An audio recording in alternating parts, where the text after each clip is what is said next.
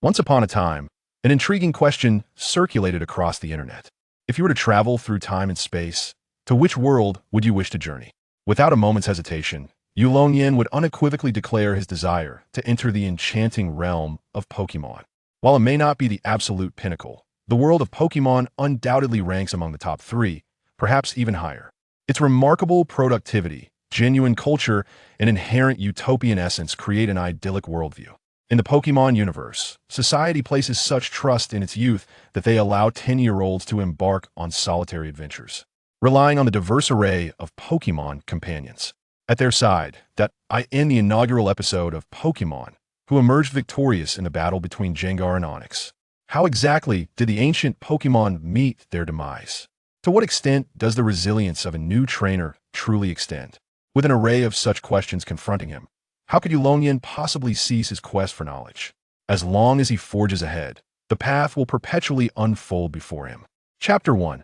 Am I to engage in hand-to-hand combat to capture Pokémon? Once upon a time, an intriguing question circulated across the internet. If you were to travel through time and space, to which world would you wish to journey? Beneath this query lay countless responses, ranging from earnest to humorous, provided by netizens with idle minds. Among these myriad answers were mentions of Blue Star OL, parallel worlds, and even the era of Liu Bei. Of course, these were merely a fraction of the responses, as the conversation ultimately gravitated back to the realm of anime and manga. After all, who among us has not fantasized about stepping into a beloved animated series or tokusatsu drama? Imagining oneself as a heroic figure, upholding justice, or perhaps as a formidable villain, seeking dominion over all. Such dreams are entirely valid, for no one can stifle the imagination of another. During this discourse, many debated the merits of their chosen worlds, yet time yielded a singular conclusion. While it may not be the finest, the world of Pokémon certainly claims a spot among the top 3, if not higher. Yulong Yan wholeheartedly concurs. With its exceptional productivity and authentic culture, the Pokémon world embodies a utopian vision that in this universe. It is commonplace for families to nurture a Pokémon who serves as both companion and kin. Is there truly a world more suited to human existence? At least upon his initial arrival in this world, Yulong Yan firmly believed so. However, upon confronting the reality of his situation, he yearned to seize a stone from the roadside and strike it against his own head, hoping to return to his former world, INA. Dense forest. The young man, named Yulong Yan, cautiously concealed himself within a patch of grass, contemplating his current predicament while evading danger. The notion of traversing dimensions may be deemed fantastical by many, yet for Yulong Yan, a typical youth steeped in the entertainment culture of the 21st century, the concept of transmigration was not particularly difficult to accept. Perhaps it was the very effect of his crossing that rendered his memories of his former life, shrouded in a thin veil. They were visible yet elusive, lacking the clarity necessary for detailed recollection. The intricacies of his personal experiences had nearly evaporated, leaving him unable to recall whether he had met his demise beneath the wheels of a construction vehicle or if he had inadvertently spilled water onto a power outlet, thus causing his electric transmigration. Only moments prior, Yulong Yan had availed himself of a nearby pool of water, utilizing it as a mirror to ascertain his present appearance. He beheld a visage that epitomized an Asian countenance, adorned with a shock of fiery red hair that appeared to be natural rather than dyed. He seemed to embody the form of a boy of approximately 7 or 8 years, with a complexion as fair as porcelain, and his features were strikingly handsome, far surpassing any mere description of attractiveness. Were he to grow his hair long or fashion it into a ponytail, he might possess an ambiguous charm that blurred the lines of gender. Yet, upon gazing at this face, Yulong Yan felt no surprise after all. It resembled his own countenance from his childhood, nearly identical to photographs from that era, save for the difference in hair color. Why, then, had his age seemingly regressed? Surely, given the occurrence of such extraordinary events as transmigration, a shift in age ought not to be so astonishing. Within a mere 3 minutes, Yulong Yan discerned the nature of the world into which he had been thrust, albeit at the cost of remaining utterly motionless within the grass. As he had just awakened from the ground, still grappling with the bewildering reality of his situation, 2 purple rodents burst forth from the adjacent underbrush, scurrying away. Into the distance, these were rattatas. Above, 2 larger brown birds, adorned with splendid feathers upon their crowns and tails, soared through the air. These were pidgeys. Nearby, a large-eared blue bat hung from the branches of a towering tree, its head devoid of any discernible eyes. This was a Zubat. Beside Yulong Yan, a patch of green grass emitted faint snores, revealing itself to be a sleeping Oddish. If these peculiar sights were not sufficient to illustrate his circumstances, the system that materialized within Yulong Yan's mind was unequivocal in its message. You have been transported to the world of Pokémon, Ultimate Pokémon Master System. Main quest: capture your first Pokémon to unlock the system's primary functions. In addition to this straightforward main task, the system graciously provided Yulong Yan with a beginner's package, which contained healing items, various berries, and a Poké Ball. At first glance, this novice gift pack appears rather unremarkable, containing only some commonplace items that align perfectly with the concept of a beginner's kit. However, wait, system, where's my initial Pokémon? Yulong Yan waited for an extended period, but he had yet to see any information regarding the selection of his initial Pokémon.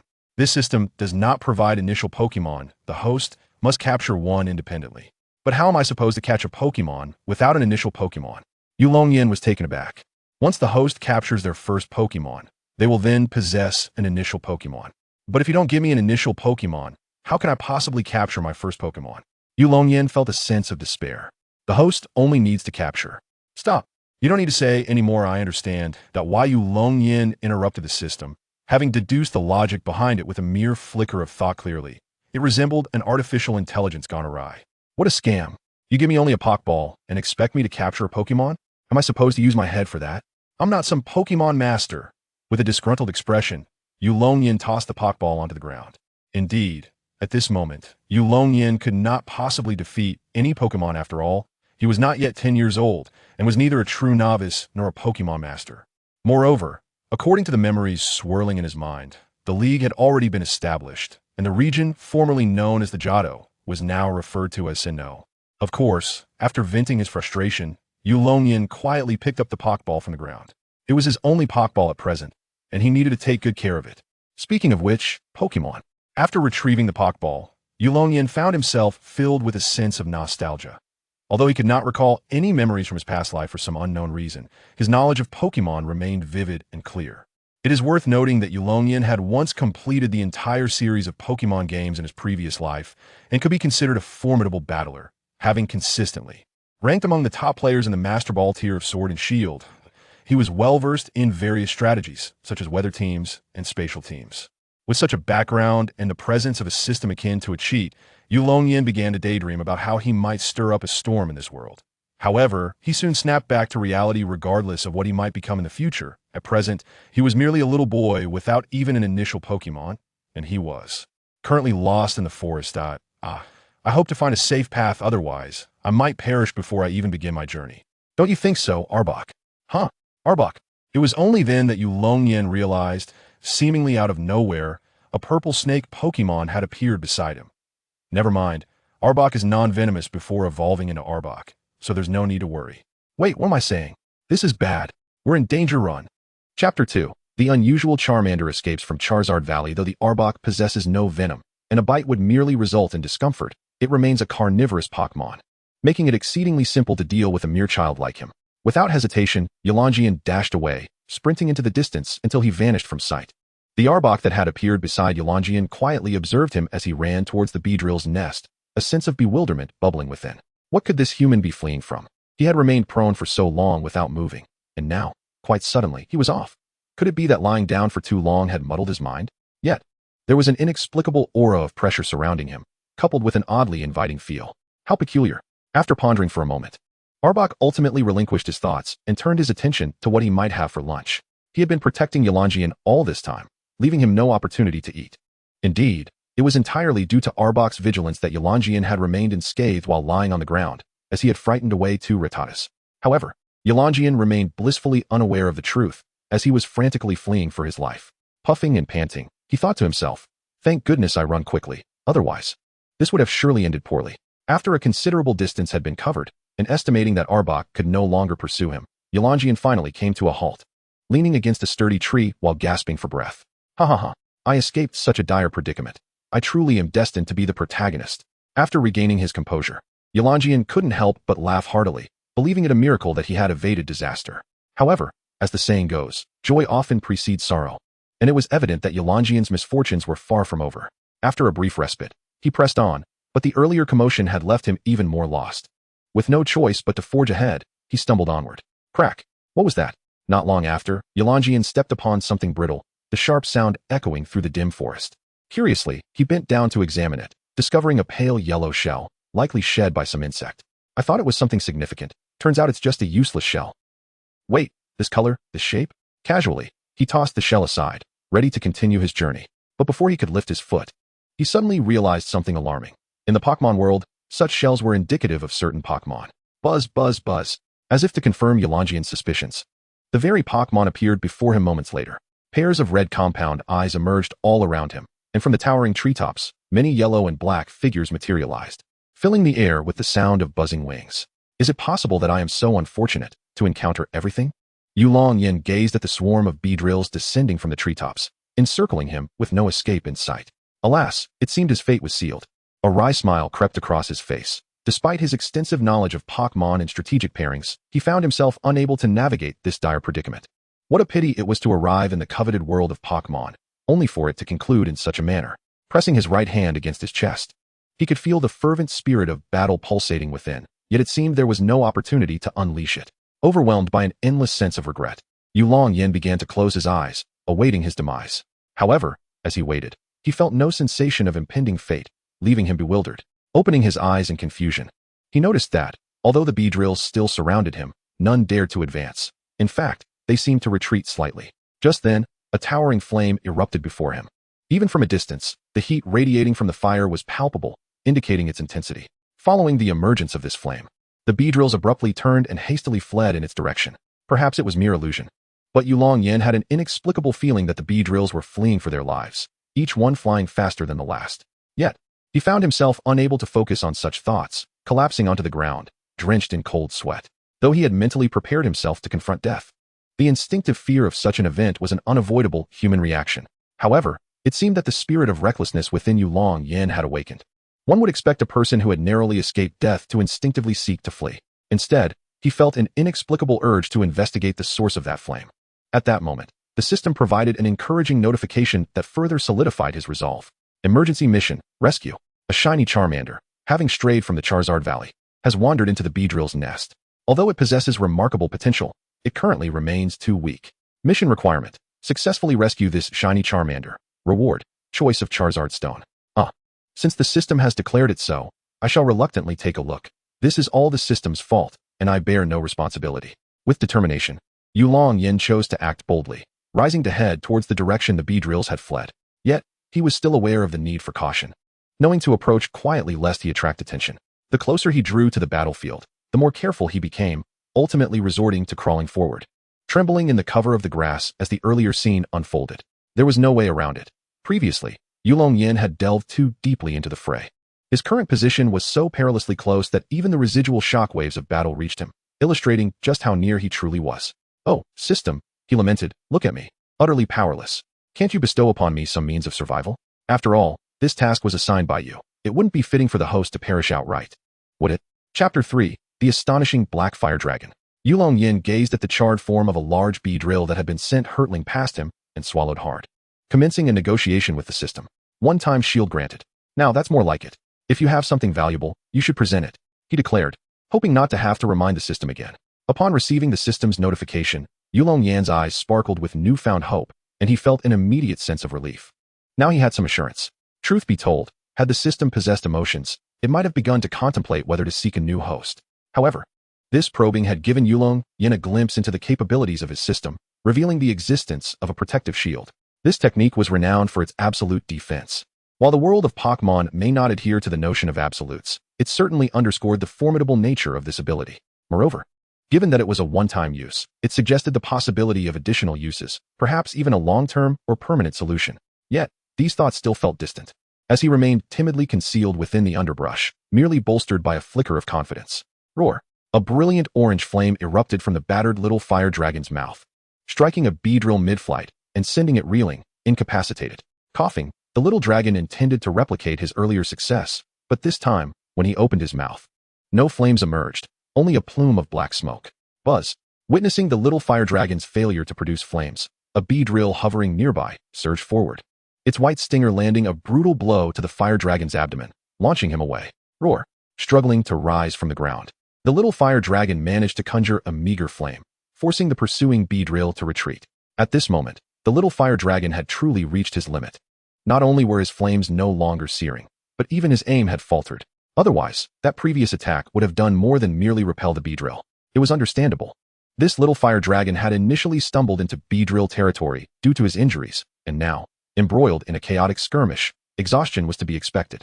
Just look at the multitude of Beedrill corpses scattered across the ground, each one a testament to the little fire dragon's explosive efforts.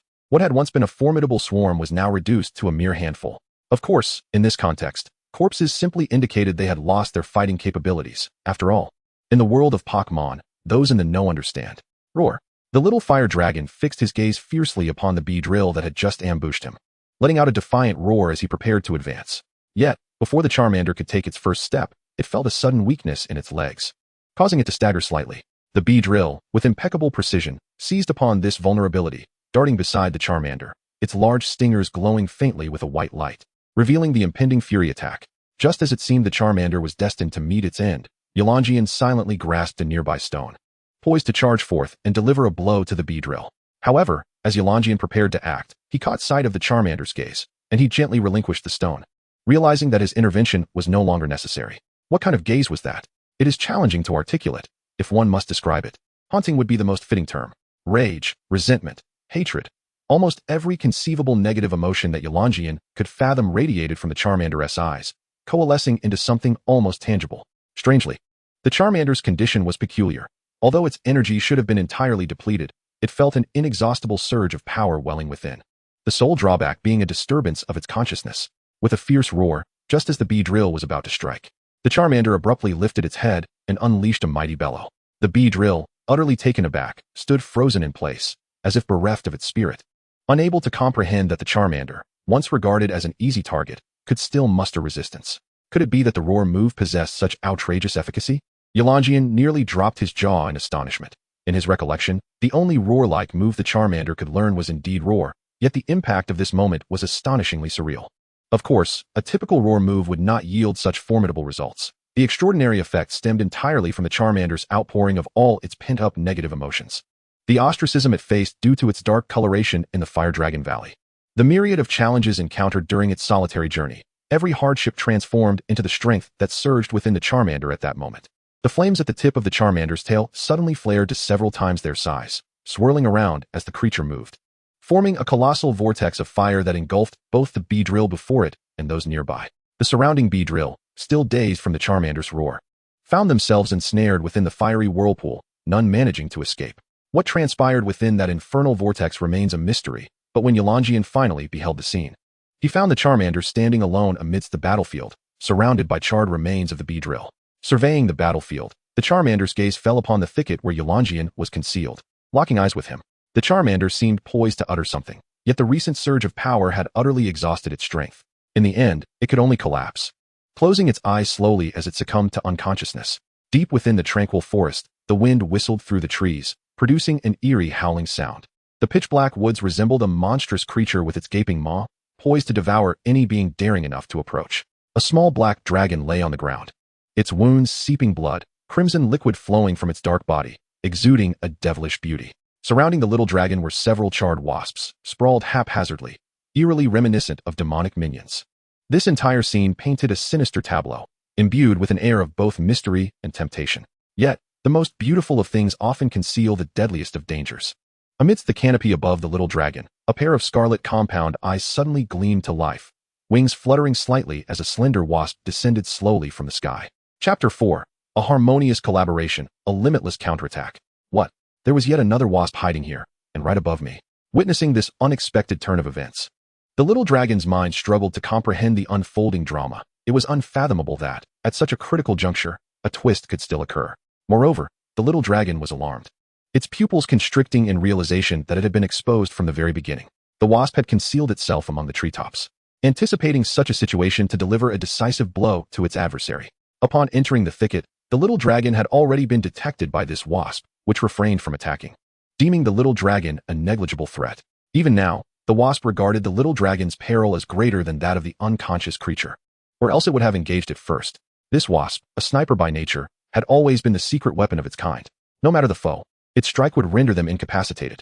Today, it held the same conviction and was prepared to act accordingly. But would events truly unfold as it envisioned? As the wasp descended, it approached the fallen little dragon, its stingers glowing ominously, poised to unleash a frenzied assault, with death imminent for the small dragon. In this dire moment, the little dragon faced two choices: to flee or to fight. A typical individual would surely opt for escape, but the little dragon was no ordinary being. The choice was influenced by a fleeting glance exchanged with the little dragon. It was a connection, a spark of understanding. Thus, the little dragon silently seized a nearby stone, preparing for action. As the blinding light at the tips of the wasp's stingers reached its zenith, and just as it was about to strike the little dragon, the seemingly unconscious creature suddenly sprang to life.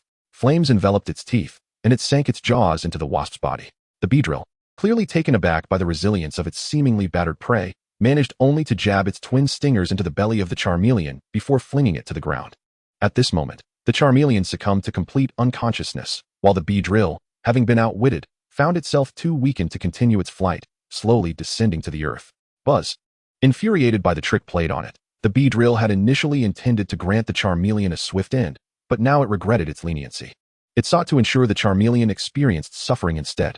Two ominous purple hues enveloped the Beedrill's stingers, revealing the infamous poison sting technique. As a poison-type Pokémon, the Beedrill was well-versed in various toxic moves. If one were to inquire about the most powerful techniques, opinions might vary. Some would advocate for dragon-type moves, while others might favor fire or rock-type techniques. However, if the question pertained to the most insidious and perilous moves, poison-type techniques would invariably reign supreme, even overshadowing the treachery of ghost-type moves, which do not carry lingering consequences. Yet, the Beedrill's poison sting would never see the light of day, for a stone, hurtling through the air, struck it down, rendering it unconscious. Remarkably, Yulong Yan marveled at the strength of his throw, gazing at his right hand in astonishment, unable to contain his admiration. Hey, you there. Yes, I'm talking to you. Where have your thoughts wandered off to? This is a serious narrative, devoid of the frivolous notions you might entertain. The reason Yulong Yan was more surprised by his strength than his accuracy was that, in the world of Pokémon, throwing a ball had become second nature.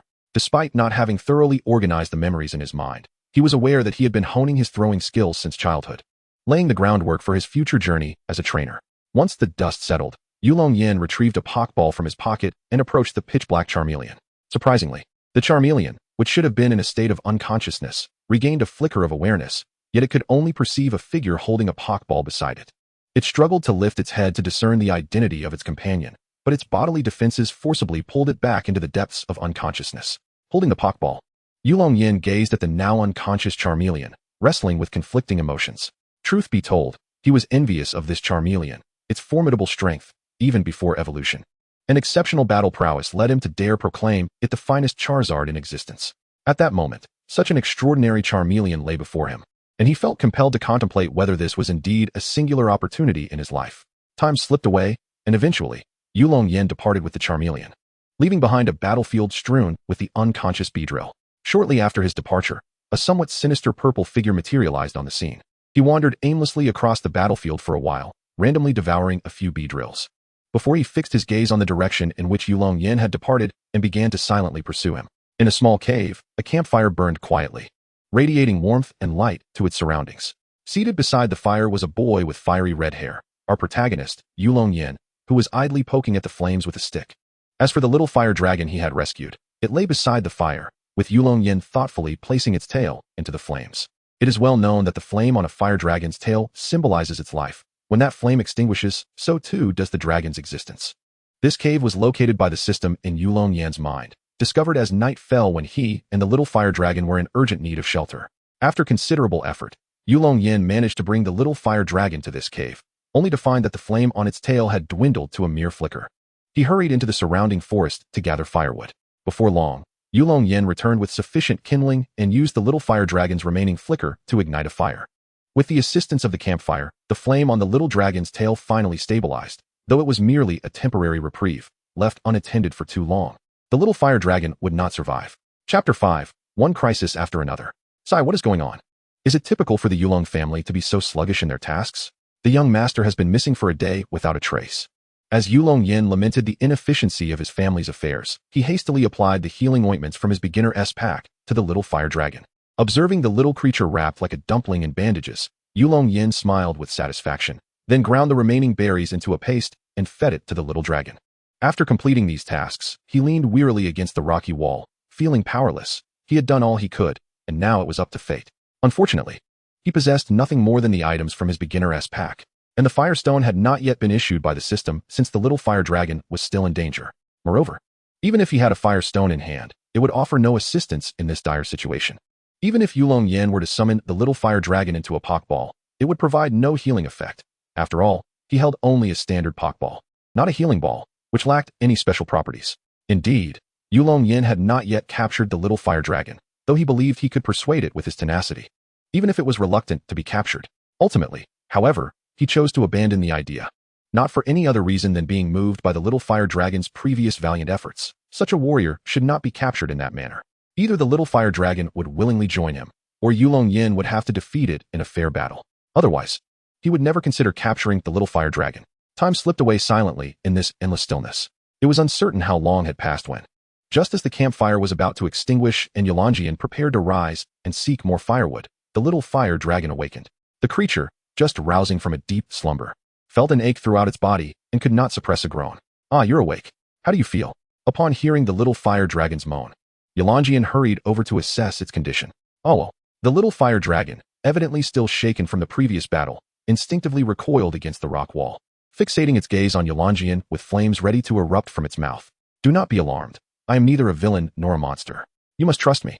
Yulong Yan, caught off guard by the little fire dragon's awakening, inadvertently saluted in a French manner while trying to clarify his intentions, but his words stumbled in the process. His attempt at reassurance only heightened the little fire dragon's wariness. As flames gathered in its throat, its body began to inch toward the cave's entrance. However, having just endured a life-and-death struggle, the little fire dragon's energy and strength had yet to recover. Yulong Yan had merely administered basic first aid to its wounds, and it stumbled after taking only a few steps before collapsing again. Oh no, the little fire dragon thought, instinctively closing its eyes as the ground approached. Yet, instead of the anticipated impact of the cold, hard earth, it found itself enveloped in a warm embrace. Opening its eyes in confusion, the little fire dragon realized it lay in Yulong Yan's arms, who had fallen to the ground, serving as a cushion. Witnessing this scene, the little fire dragon felt a flicker of emotion, its vigilance toward Yulong Yan diminishing slightly. Yulong Yan's instinctive reaction was to protect the little fire dragon, and as he caught it, he quickly rose and brought it close to the fire to examine its wounds, his voice filled with concern. "Are you all right? Honestly, knowing you're so injured, why can't you just rest? Look, your wound has reopened. Must you be so reckless?" The little fire dragon thought to itself. "If it weren't for your earlier words, I wouldn't have needed to flee." Yet, amidst Yulong Yan's reprimands, it sensed genuine care, a feeling it had rarely encountered since birth. Coupled with the comforting aura emanating from Yulong Yan, it found itself reluctant to leave his embrace. Just then, a sudden noise erupted from outside the cave, causing both Yulong Yan and the little fire dragon to become alert. They were in the wilderness after all. One was powerless, and the other was severely weakened, making caution of utmost importance. Beneath the watchful gaze of Yulong Yan and the little fire dragon, a colossal shadow emerged at the entrance of the cave.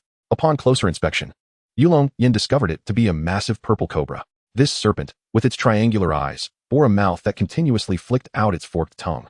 Even from such a distance, Yulong Yan could perceive a faintly sweet and acrid scent, a testament to the formidable poison capabilities of this Pokémon.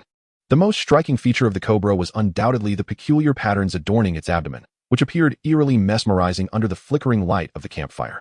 As if gazing too long might ensnare one's very soul, it seemed that upon crossing into this realm, one would encounter not divine weapons, but rather a series of perilous scenarios. Why was it that in my case, I faced one deadlock after another? The sight of this Pokémon left even Yulong Yan, with his resilient mindset, feeling on the verge of collapse. This was hardly a life suitable for a human. Encountering 3 life-threatening crises in a single day was an ordeal beyond endurance. The Pokémon at the cave's entrance was, indeed, the mysterious shadow that had previously appeared on the battlefield, now revealed as the evolved form of the previously encountered ABO snake, ABO monster. Unlike its predecessor, ABO monster was considered one of the most insidious hunters in the entire Pokémon world, posing a greater threat than the earlier swarm of Beedrills. After all, the individual strength of the Beedrills was rather unimpressive, with only the last 2 showing any significant prowess. However, the true terror of the Beedrills lay not in individual combat, but in their ability to work as a cohesive unit, presenting a formidable threat to any trainer traversing the wilderness. In stark contrast, ABO monster could easily incapacitate that entire swarm of Beedrills. After all, While a frontal assault can be met with resistance, the stealthy strike of a hidden foe is far more perilous. It is worth noting that the evolved ABO monster possesses a lethal venom. Even a mere brush with its toxin could swiftly claim the lives of both Yulong Yan and the little fire dragon. Chapter 6. A life hanging by a thread. A desperate gamble. As ABO monster made its appearance, a wave of dread surged within Yulong Yan, causing his body to tremble uncontrollably. In such dire circumstances, it is impossible for anyone to remain composed when faced with a predator capable of effortlessly extinguishing their life. At this juncture, the situation could only be described as utterly desperate. Even with Yulong Yan's cleverness, he could only contemplate how to meet his end with a modicum of dignity. After all, on one side stood a child with negligible combat prowess and a little fire dragon that had lost its ability to fight, while on the other loomed the formidable ABO monster. Anyone with a semblance of reason would deem this a hopeless predicament. Indeed, from a superficial assessment of combat capabilities, Yulong Yan seemed destined for calamity. Yet, as the ancient adage goes, the universe is composed of both fortune and misfortune, and within the remaining fraction lies a glimmer of hope. Although Yulong Yan had previously gambled on a slender chance of survival, he now approached this second wager with a sense of pessimism. He did not believe his worth could warrant such extraordinary fortune twice. As Yulong Yan gazed at the approaching Arbok monster emerging from the cave entrance, a bitter sensation enveloped his mouth, and his heart sank into despair. It seemed as if fate had conspired against him. Upon the appearance of the Arbok monster, the little fire dragon suddenly raised its head, fixating its eyes fiercely on the creature, its gaze filled with fury, yet beneath that anger lay a flicker of fear. Could it be that the little fire dragon had been wounded by this very Arbok monster? Yulong Yan distinctly sensed the little fire dragon's distress, and, recalling the wounds adorning its body, the truth dawned upon him. From earlier, he had felt an oddity. The last Beedrills' poisonous stinger had not struck the little fire dragon. How could there still be remnants of poison? Now everything was clear. The toxins had been inflicted by the Arbok monster, which had pursued the little fire dragon here. The Arbok monster was known for its vengeful nature. Once it deemed something its prey, it would relentlessly pursue it until capture was achieved. As the Arbok monster drew nearer, the little fire dragon, disregarding its grievous injuries, struggled to leap from Yulong Yan's arms, confronting the creature head-on. The Arbok monster halted 5 meters away, its cold eyes darting between the two, as if contemplating something profound. Neither Yulong Yan nor the little fire dragon dared to move, their gaze fixed upon the Arbok monster, the cave enveloped in an eerie silence. After a brief moment of contemplation, the Arbok monster lifted its head, prompting Yulong Yan and the little fire dragon to immediately focus, ready to confront any eventuality. Just as Yulong Yan prepared to draw a stone from his waist, contemplating how to strike the Arbok monster decisively, he noticed it raising its tail, pointing towards him and then towards the cave's exit. In disbelief, Yulong Yan pondered whether the Arbok monster was indicating for him to leave. Tentatively, he took a couple of steps forward, astonished to find that the Arbok monster did not obstruct him. Rather, it even conceded space, its gaze still fixed intently on the little fire dragon. In that moment, Yulong Yan grasped the situation. It seemed akin to his previous encounters with the Beedrill. Wild Pokémon typically refrained from attacking him, though he remained uncertain about the reasons behind this anomaly. It was clear that abandoning the little fire dragon was not an option. Thus, he positioned himself beside the little fire dragon, affirming his intention to stand together in solidarity. Yulong Yan's decision was not surprising. After all, the unpredictable nature of the Arbok monster warranted caution. What if it merely sought to deceive him into a trap? The stakes were too high to disregard. Upon observing Yulong Yan's actions, the Arbok monster recognized his choice, and its already chilling gaze became even more menacing. Since Yulong Yan had chosen to ignore its warning, the creature felt no obligation to show restraint. Initially, the Arbok monster had found Yulong Yan's presence comforting, especially after having consumed a morsel earlier, leading it to consider sparing him. However, since Yulong Yan chose to stand alongside his prey, he naturally positioned himself beside the creature. It was abundantly clear that negotiations had failed, and Arbok was preparing to launch an attack. The lives of Yulong Yan and the little fire dragon were now on a countdown. Little fire dragon, listen closely to my words. I will charge out and hold off Arbok. Seize the opportunity to strike. If the situation turns dire, flee without looking back. Regardless of what transpires, do not return until you have grown stronger, even if it means avenging me. Just as the little fire dragon was ready to rush forward, Yulong Yan moved swiftly, placing himself in front of the little fire dragon, his gaze freezing, intensely focused on the entrance, while he continuously urged the little fire dragon. Upon hearing Yulong Yan's words, the little fire dragon was momentarily stunned, gazing at Yulong Yan's silhouette, which suddenly appeared towering to him despite its modest stature.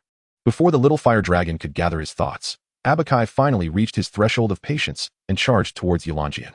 Remember my words, Yulong Yan shouted, boldly facing Arbok, swiftly hurling a stone at the creature.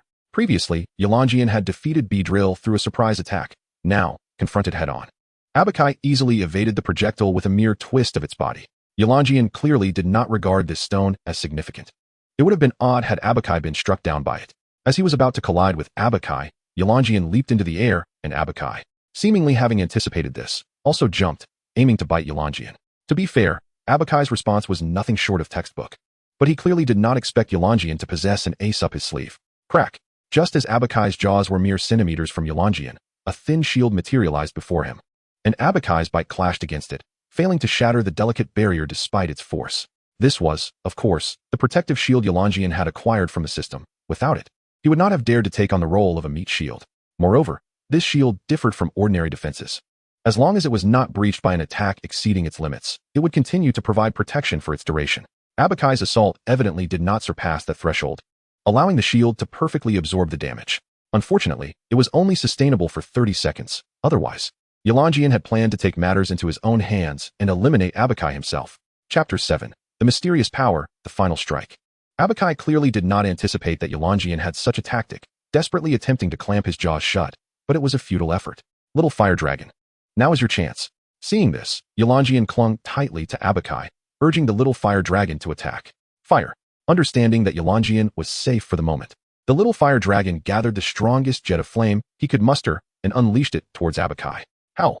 Enveloped in flames, the Arbok emitted a sorrowful wail, its body writhing violently. Although Yulong Yan had desperately clung on, he was ultimately flung away. This exemplified one of the shortcomings of defense. While it could absorb damage, it could not negate the force of impact. Regardless of whether the assault was inherent to the move or merely a physical strike, it was unavoidable. Flung through the air, Yulong Yan crashed against the rocky wall, but thanks to the protective shield, he emerged unscathed.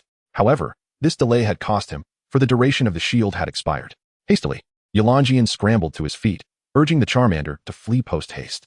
Despite the impressive display of flames unleashed by Charmander moments earlier, its potency was rather lacking.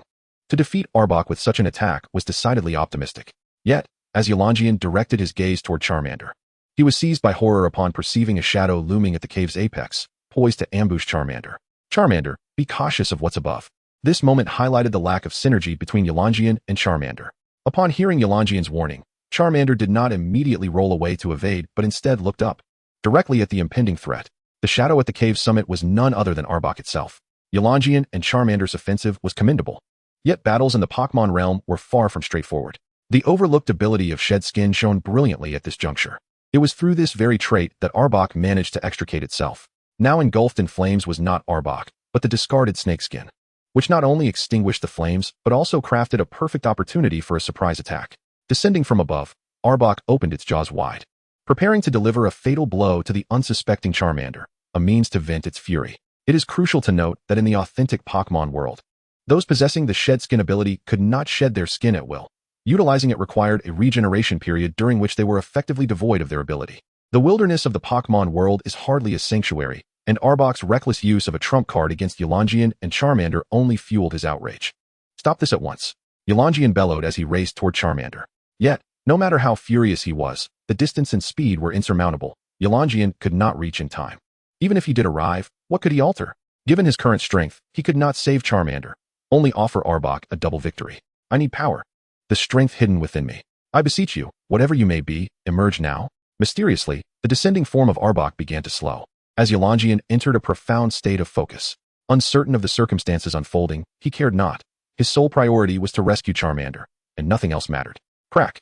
At that moment, Yulong Yan seemed to hear the sound of something shattering, as a familiar yet foreign energy surged within him, filled with both majesty and turbulence. Unsure of how to harness this sudden influx of power, he felt it instinctively flow towards the little fire dragon.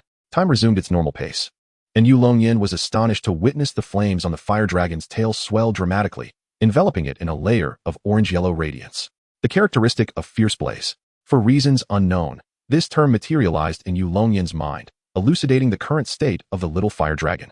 As the energy within Yulong Yan intensified, the flames on the fire dragon's tail grew even larger and deeper in hue. Arbok felt an inexplicable sense of dread, as if something that threatened its very existence had appeared. Nevertheless, with its arrow drawn, it could not refrain from attacking. Resolutely, Arbok disregarded everything else and lunged at the little fire dragon, its dark, malevolent energy coalescing into a more substantial form, an advanced version of the bite move, known as Crunch. As Arbok closed in, The little fire dragon conjured a massive fireball in its mouth, which collided violently with Arbok. A thunderous explosion ensued, sending Arbok hurtling outside the cave, where it crashed violently against a great tree, splitting the trunk in two. With a groan, Arbok struggled to rise, now a mere shadow of its former self. Every inch of its body marred and battered. Most severely damaged was its mouth, where the explosion had torn flesh and left it toothless. Fortunately, due to the remarkable healing abilities of Pokémon, despite its dire appearance, with adequate rest, Arbok could recover substantially within a week, and its teeth would eventually regrow. However, in the wild, would Arbok truly have a week to recuperate? That remained a question mark. Undoubtedly, the answer was no, leaving Arbok with but one singular thought: to lunge forward and eliminate Yulong Yan and the little fire dragon. Indeed, it sought to kill, not to devour. Having lost all its teeth and sustained grave injuries, Arbok had nearly forfeited its capacity to feed, finding itself on the precipice of death. The very reason it could still rise and not succumb to unconsciousness was its fervent desire to vanquish Yulong Yan and the little fire dragon. Little fire dragon, unleash flamethrower. Yet, before Arbok could approach the cave, a resonant voice echoed from above, as a yellow-white flame struck Arbok with ferocity, sending it flying once more. This time, Arbok could no longer endure. It collapsed to the ground, succumbing to unconsciousness. Although this flamethrower had been released in haste, its power surpassed that of the fire dragon's previous explosive display by an immeasurable margin. Chapter 8. System Unlock, the infuriating lottery feature. After effortlessly dispatching the Arbok, the Charizard in midair gradually descended to the ground. A tall man leaped from its back and swiftly turned to embrace two adorable little girls. Xiaoyan, are you alright? One of the girls, just having touched the ground, dashed towards the cave, with the other girl hurriedly following suit. Sigh, children are so easily flustered by concern, yet one must admit, she is indeed the daughter of the renowned Long Po. Possessing such potent draconic power, she must rival that lad Duji in strength. Ji Yao observed his daughter and Long Po's daughter racing towards the cave, unable to suppress a shake of his head. He reached out to accept the medical kit the Charizard offered and also rushed towards the cave. Inside the cave, Long Po Yin was tirelessly pushing aside the debris that had fallen, revealing the little Charmeleon he had shielded beneath him. The little Charmeleon had succumbed to unconsciousness once more. The wounds Long Po Yin had previously bandaged had all reopened, with new injuries emerging. In the moments following the explosion, Long Po Yin's instinct had driven him to protect the Charmeleon, fully aware that in its current state, it could not defend itself against such an explosion. As it turned out, Long Po Yin's intuition was correct. By the time he reached the side of the Charmeleon, it was already in a state of unconsciousness. The situation had been dire. In the nick of time, he had only managed to shield the Charmeleon beneath him, absorbing all the damage on his back. However, Long Po Yin himself had now reached his limit. The earlier outburst of draconic energy had already depleted his meager reserves of stamina, and that last impact had been the proverbial straw that broke the camel's back. Charmeleon Long Po Yin collapsed to the ground, desperately reaching out to grasp the Charmeleon beside him, but his vision was so blurred that he could no longer make out its form. Xiaoyan, what's wrong? Come here quickly. Just as Long Po Yin was on the verge of losing consciousness, he heard a familiar voice, inexplicably providing him with a sense of reassurance. Before his awareness finally sank into an endless void of darkness. Where am I? In the midst of the unfathomable darkness, Long Po Yin slowly opened his eyes. Though surrounded by pitch blackness, his vision remained unaffected. This is your spiritual space. At that moment, a dialogue box appeared before Long Po Yin. Having encountered numerous system narratives in his past life, he quickly comprehended his current predicament. So that's it. I see now. But why am I here? If I'm not mistaken, it must be the system that is searching for me. Intrigued, Long Po Yin surveyed his spiritual space, having never been here before. His curiosity piqued. As for his query, it was rather obvious. If not for the system's intervention, how could he possibly have arrived in this spiritual realm? Main quest completed.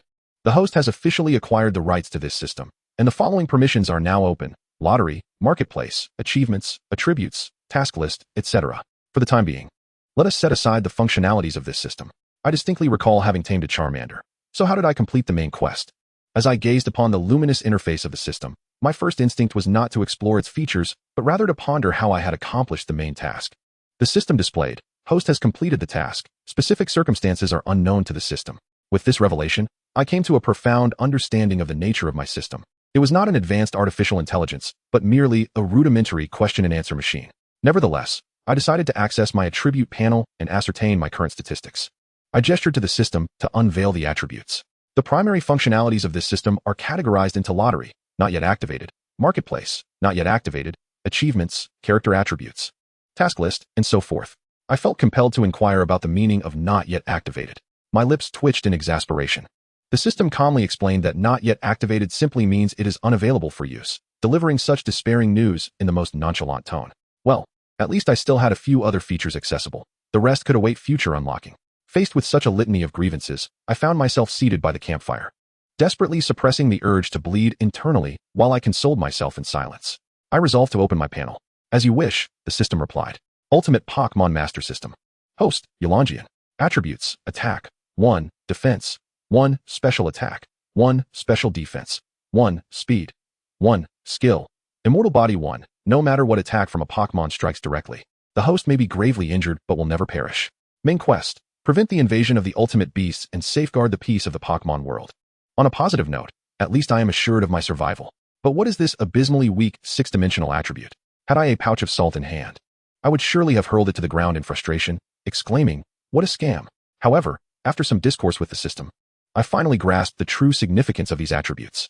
To put it simply, these are supplementary attribute points that directly enhance the foundational values. This implies that under identical enhancement conditions, my Pokémon would possess a considerable advantage over others, as these additional points also benefit from enhancements. This realization brought me some comfort. As long as I continuously acquire attribute points, my Pokémon will grow increasingly formidable, and ascending to the pinnacle of the Pokémon world will merely be a matter of time.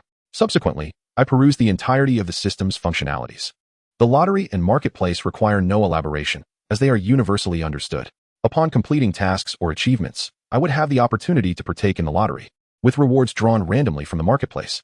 Although the system indicated that the odds of winning items from the marketplace are uniform, given the sheer volume of items available, relying on the lottery for fortune seems rather futile. Moreover, this endeavor lacks any guarantee, should one encounter an unfortunate streak of luck.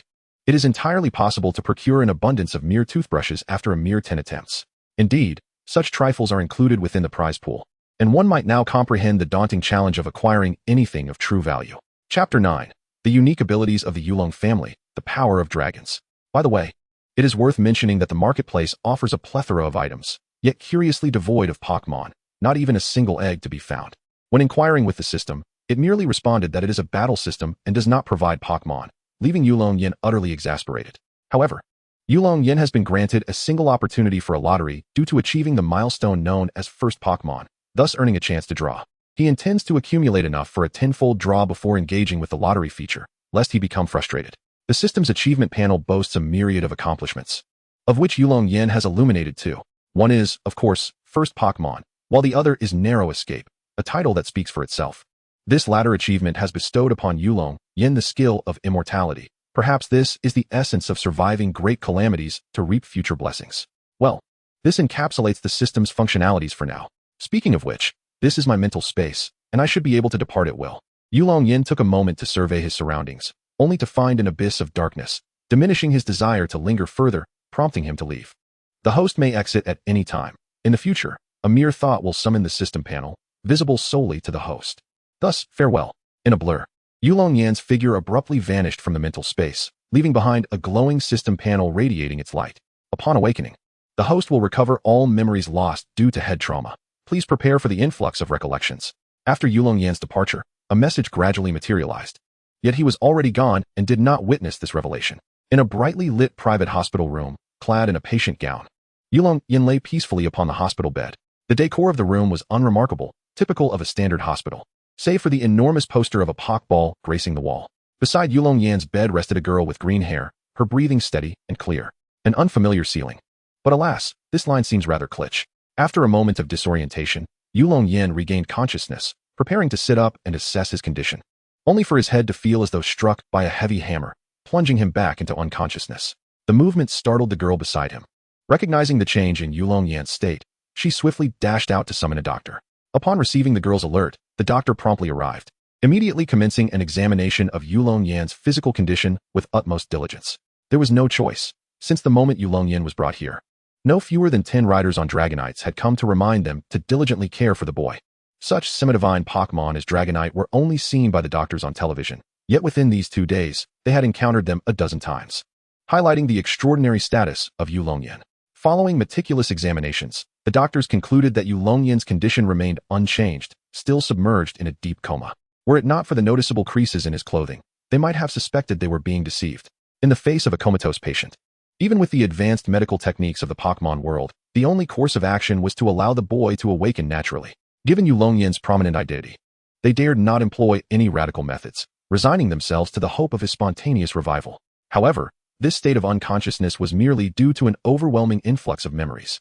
Once he assimilated them, his awakening would undoubtedly follow. After a period of adjustment, Yulong Yan finally organized the memories he had received, and the previously elusive recollections unfurled vividly before him. To recount the entire tale would be lengthy. Thus, let us condense it. In essence, Yulong Yan had knelt in his past life, only to be reborn in the Pokémon world, equipped with a system that had remained dormant for various reasons until recently. In this life, Yulong Yan could be regarded as a quintessential template of a successful individual. His father, Yulong Pa, was the current patriarch of the Yulong clan, boasting strength at the champion level. The Yulong clan stands as the largest family in the Johto region, renowned for their formidable Dragon-type Pokémon, with Dragonite being their signature Pokémon. Oh, and in this life, Yulong Yan also has a younger brother named Dato, who would become the champion of Johto and the Elite Four of Kanto, a notable figure throughout the Pokémon world.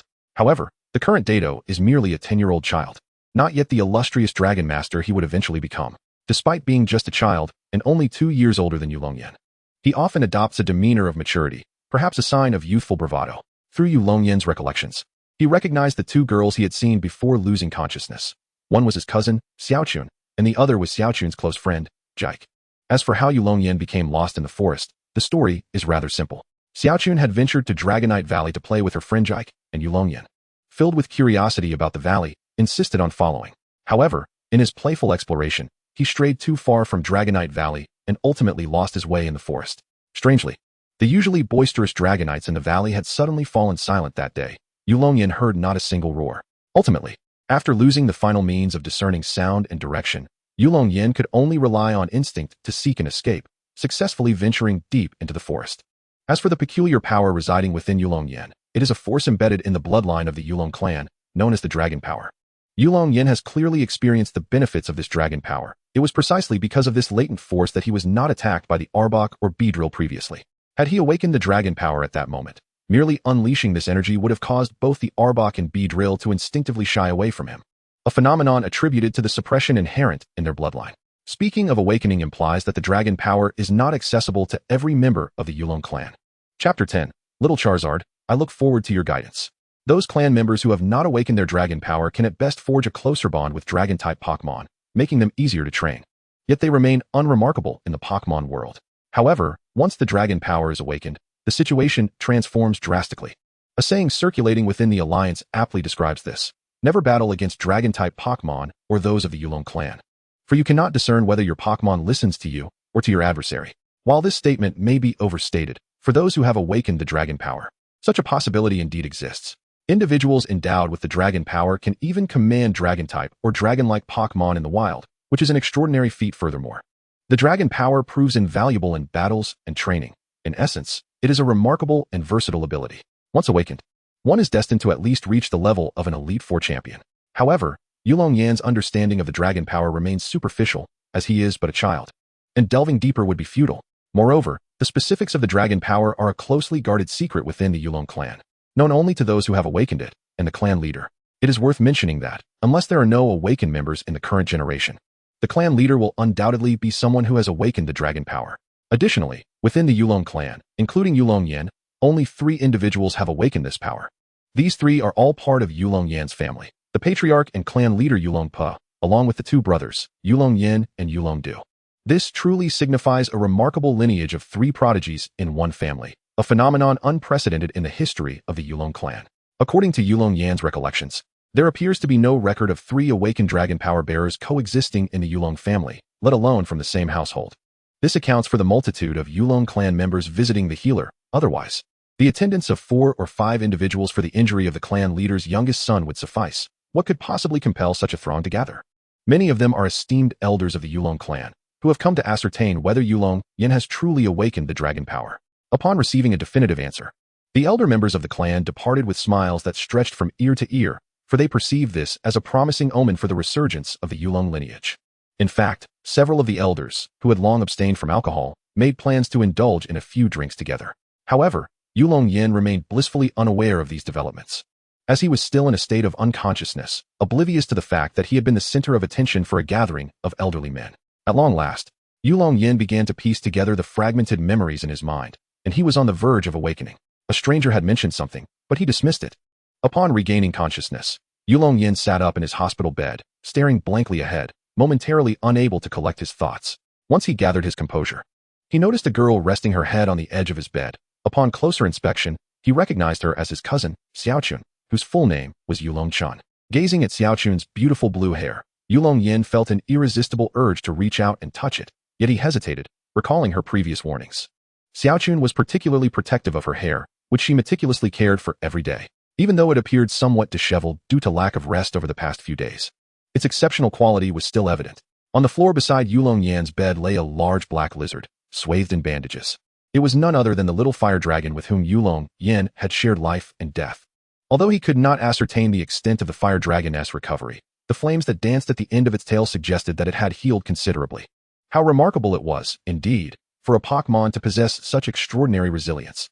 Despite its severe injuries, it seemed to be nearly restored to health. Yulong Yan found himself inexplicably envious of the fire dragon's physical condition, for although his own injuries were comparatively minor, he felt utterly drained. After pondering for a moment, he began to gently move his body, as remaining in one position for too long had caused his muscles to stiffen. However, his movements inadvertently roused Xiaochun from her slumber. She stirred, her expression one of bewilderment, her eyes bleary, and her lips slightly pursed, clearly still in a state of sleep.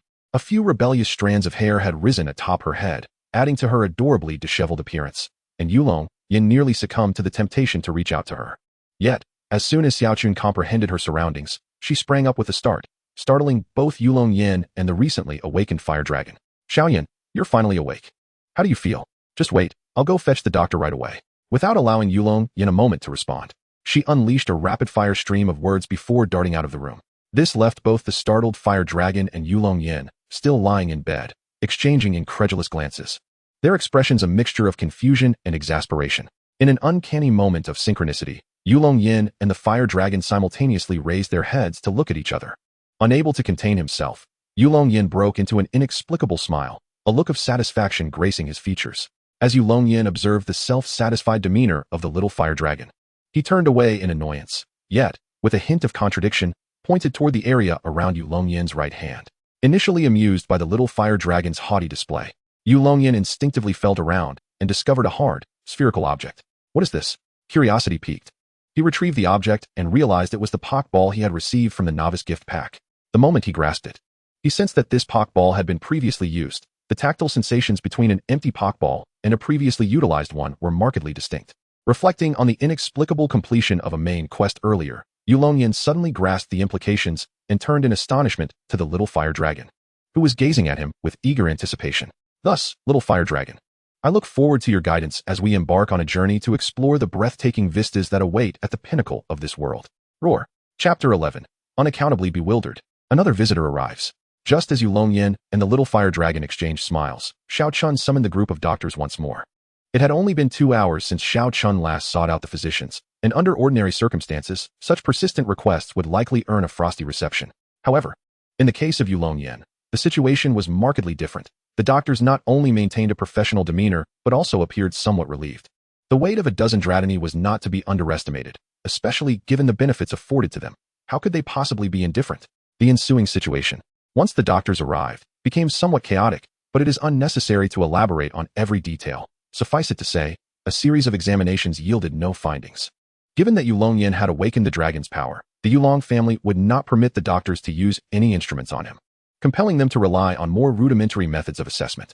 Furthermore, due to his invulnerability and the influence of the dragon's power, Yulong Yan's body exhibited remarkable vitality. Ultimately, the doctors concluded that he could be discharged at any time, though it was advisable to remain under observation for an additional day. Once the diagnosis was rendered, the doctors, exhibiting commendable discretion, departed, fully aware that the subsequent discussions in the ward were matters they ought not to overhear. With their exit, Yulong Yan finally felt a sense of relief wash over him. Perhaps it was human nature to feel a twinge of anxiety when facing physicians. However, upon regaining his composure, he couldn't help but scrutinize the exquisite features of Xiao Chun standing beside him. Her delicate features and enchanting blue eyes truly befitted the flower of the Yulong clan. Her beauty strikingly impressive. Moreover, in contrast to her hair, the depth of her blue eyes appeared even more profound, and her skin, while not fragile, was remarkably fair and healthy. Even though she is still young, she has already begun to exhibit a hint of potential for chaos. Given time, she is sure to become a striking feature of the metropolitan area. Meanwhile, Xiaochun paid no heed to Yulong Yan's gaze. Her sole concern was for his well-being. After all, she was the one who brought him to the Fire Dragon Valley, and should anything happen to him, her heart would undoubtedly be heavy with sorrow. Finally, upon receiving the doctor's assurance that Yulong Yan could be discharged at any moment, Xiaochun breathed a sigh of relief and graciously escorted the medical staff out of the ward. However, once the last doctor had exited, her expression swiftly changed. She dashed to Yulong Yan's bedside and, grasping his ear, was ready to unleash her reprimand. Oh, I was wrong. Please spare me, Sister Chun. Yulong Yan, as if anticipating the moment, immediately began to plead for mercy, adorably playing the part of the innocent. He knew that this was the way to soften Xiaochun's heart. Now, don't be foolish. Do you realize how heartbroken everyone would be if something were to happen to you? Yulong Yan's reasoning was indeed astute. Xiaochun paused, temporarily relenting. Yet, although she ceased her scolding, her tears flowed freely. Xiaochun, please don't cry. You know how much I dislike seeing girls in tears. Yulong Yan was genuinely at a loss. He would have preferred to endure her wrath than to console a weeping little girl. Although he could not recall the events of his previous life, one thing was certain. He had always been single and had no experience in comforting girls. In his moment of desperation, Yulong Yan's gaze fell upon the little fire dragon lying on the ground, hoping it might come to his aid. Yet, he quickly realized the futility of this hope. The little fire dragon had fled the Fire Dragon Valley at a young age to survive on its own, having hardly encountered anyone, let alone a girl in tears. The little fire dragon merely cast a glance at Yulong Yan before turning away, curling up against the ground, deliberately avoiding his gaze. Damn it, you little rascal. Yulong Yan silently cursed the little fire dragon, but he had no other recourse. With Xiaochun still crying at his bedside, he clumsily attempted to console her. Clearly, comforting a girl required experience. Yulong Yan racked his brain to find the right words, but his efforts were in vain. If not for the sound of a knock on the ward door, Xiaochun might have continued her weeping indefinitely. Being a girl who values her appearance, Xiaochun could afford to cry in front of her troublesome younger brother, but she still wished to maintain some semblance of composure in front of others. Thus, upon hearing the knock, she quickly stifled her sobs and tidied herself up. Yulong Yan, too, felt a sense of relief, thankful that the torment would soon come to an end. Come in, the door is unlocked. As soon as Xiaochun had tidied up, Yulong Yan finally invited the guest in. The visitor, displaying a commendable sense of decorum, did not barge in but instead knocked gently on the door, affording Xiaochun a measure of dignity. Alas, the hospital ward was far from soundproof, and Xiaochun's sobs were resounding. It was inevitable that those outside had heard, and the knock served as a gentle reminder to those within. Upon receiving an affirmative response, the door swung open to reveal a tall figure entering the room. Before Yulong Yan could discern the identity of the newcomer, a booming voice resonated in his ears. Ha ha ha, I knew you wouldn't be so easily defeated. It seems you are recovering quite swiftly. Now I want have to bear the brunt of that rascal Yulong Psire. Without needing to see the individual, Yulong Yan could ascertain the character of this person merely from his voice, a quintessential Shandong man, exuberant and devoid of malice. As the tall figure stepped inside, a petite silhouette flitted in behind him, surveying Yulong Yan, who lay on the hospital bed. Hello there. Good afternoon. You truly seem to be recovering well. Xiaochun needn't be so distressed anymore. But Dad, this is a hospital. Let us keep our voices down. Yes, my dear daughter, you are quite right. I should indeed lower my voice. Their conversation clearly indicated a father-daughter relationship, with the father exhibiting a tendency towards doting, a stark contrast to his thunderous voice. Their physical resemblance was also apparent, both sporting vibrant green hair and sharing the same eye color. These striking features served as undeniable proof of their kinship. Chapter 12, A Bunch of Layabouts. The father-daughter duo who had just entered the ward were none other than Ji Yao and Ji Ku, with the petite figure being Xiaochun's close friend and confidant, Ji Ku. As Xiaochun's best friend, Ji Ku was undoubtedly charming, her green locks framing a countenance that, while simply attired, radiated vitality. Her blue eyes, akin to Xiaochun's, though perhaps not as striking, possessed a wild beauty that promised she would soon draw attention.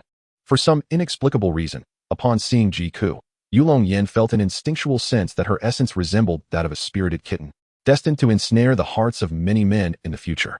As for the tall figure, he was none other than Ji Ku's father, Ji Yao, the current manager and protector of the Fire Dragon Valley, a notable figure within the entire league.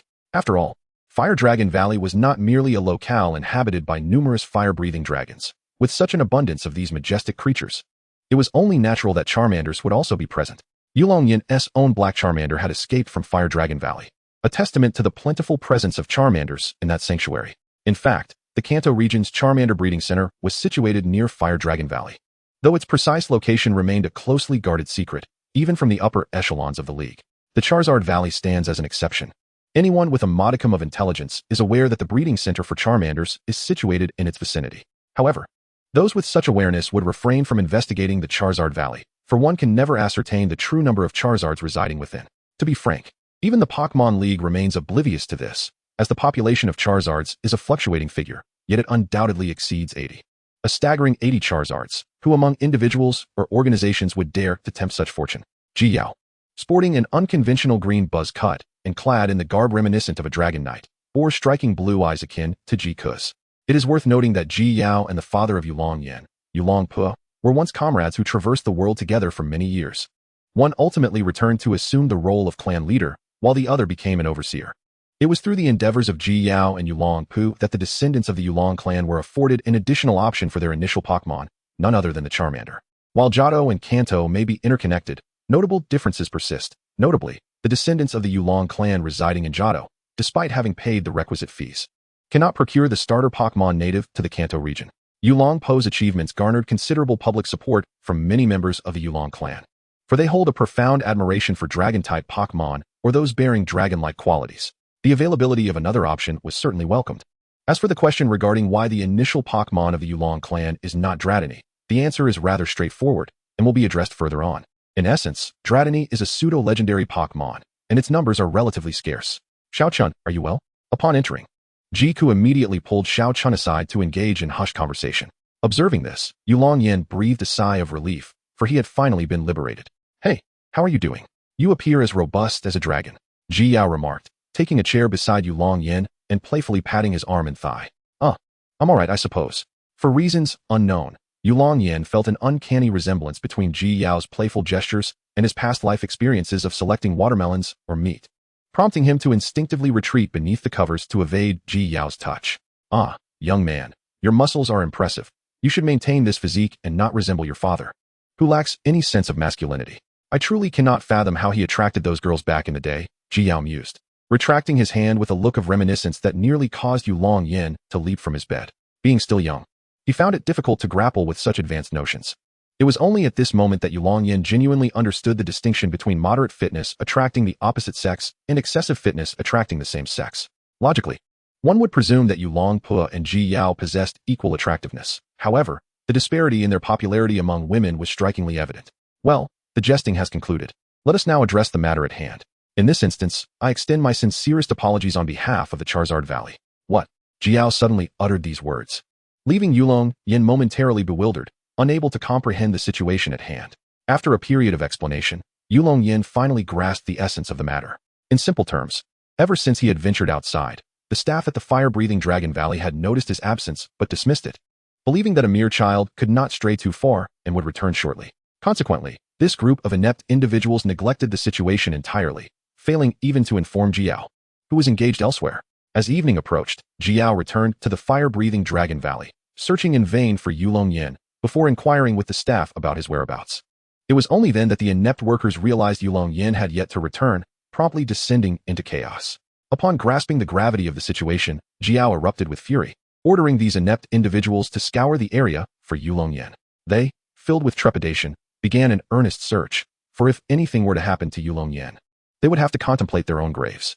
The reason they did not deny having seen Yulong Yan was simple.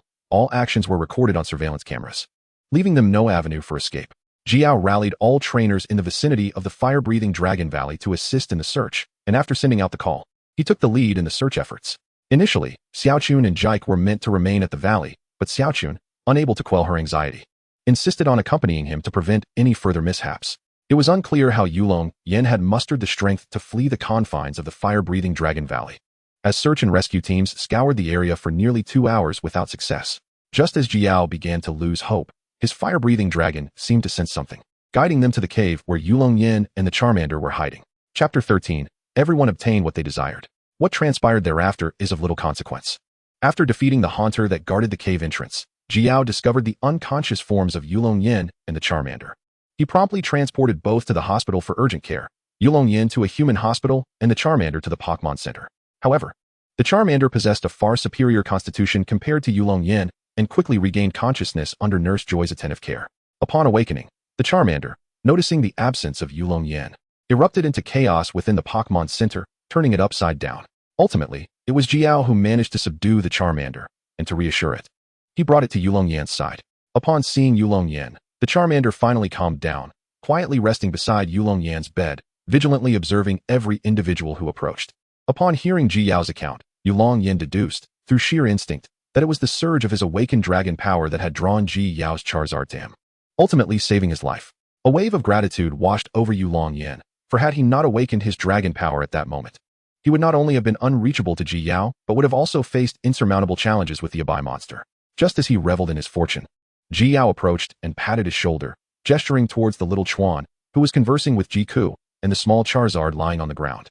You ought to express your gratitude to Chuan and Charizard, Jiao remarked. Chuan has stayed by your side since you entered the hospital, never leaving your side.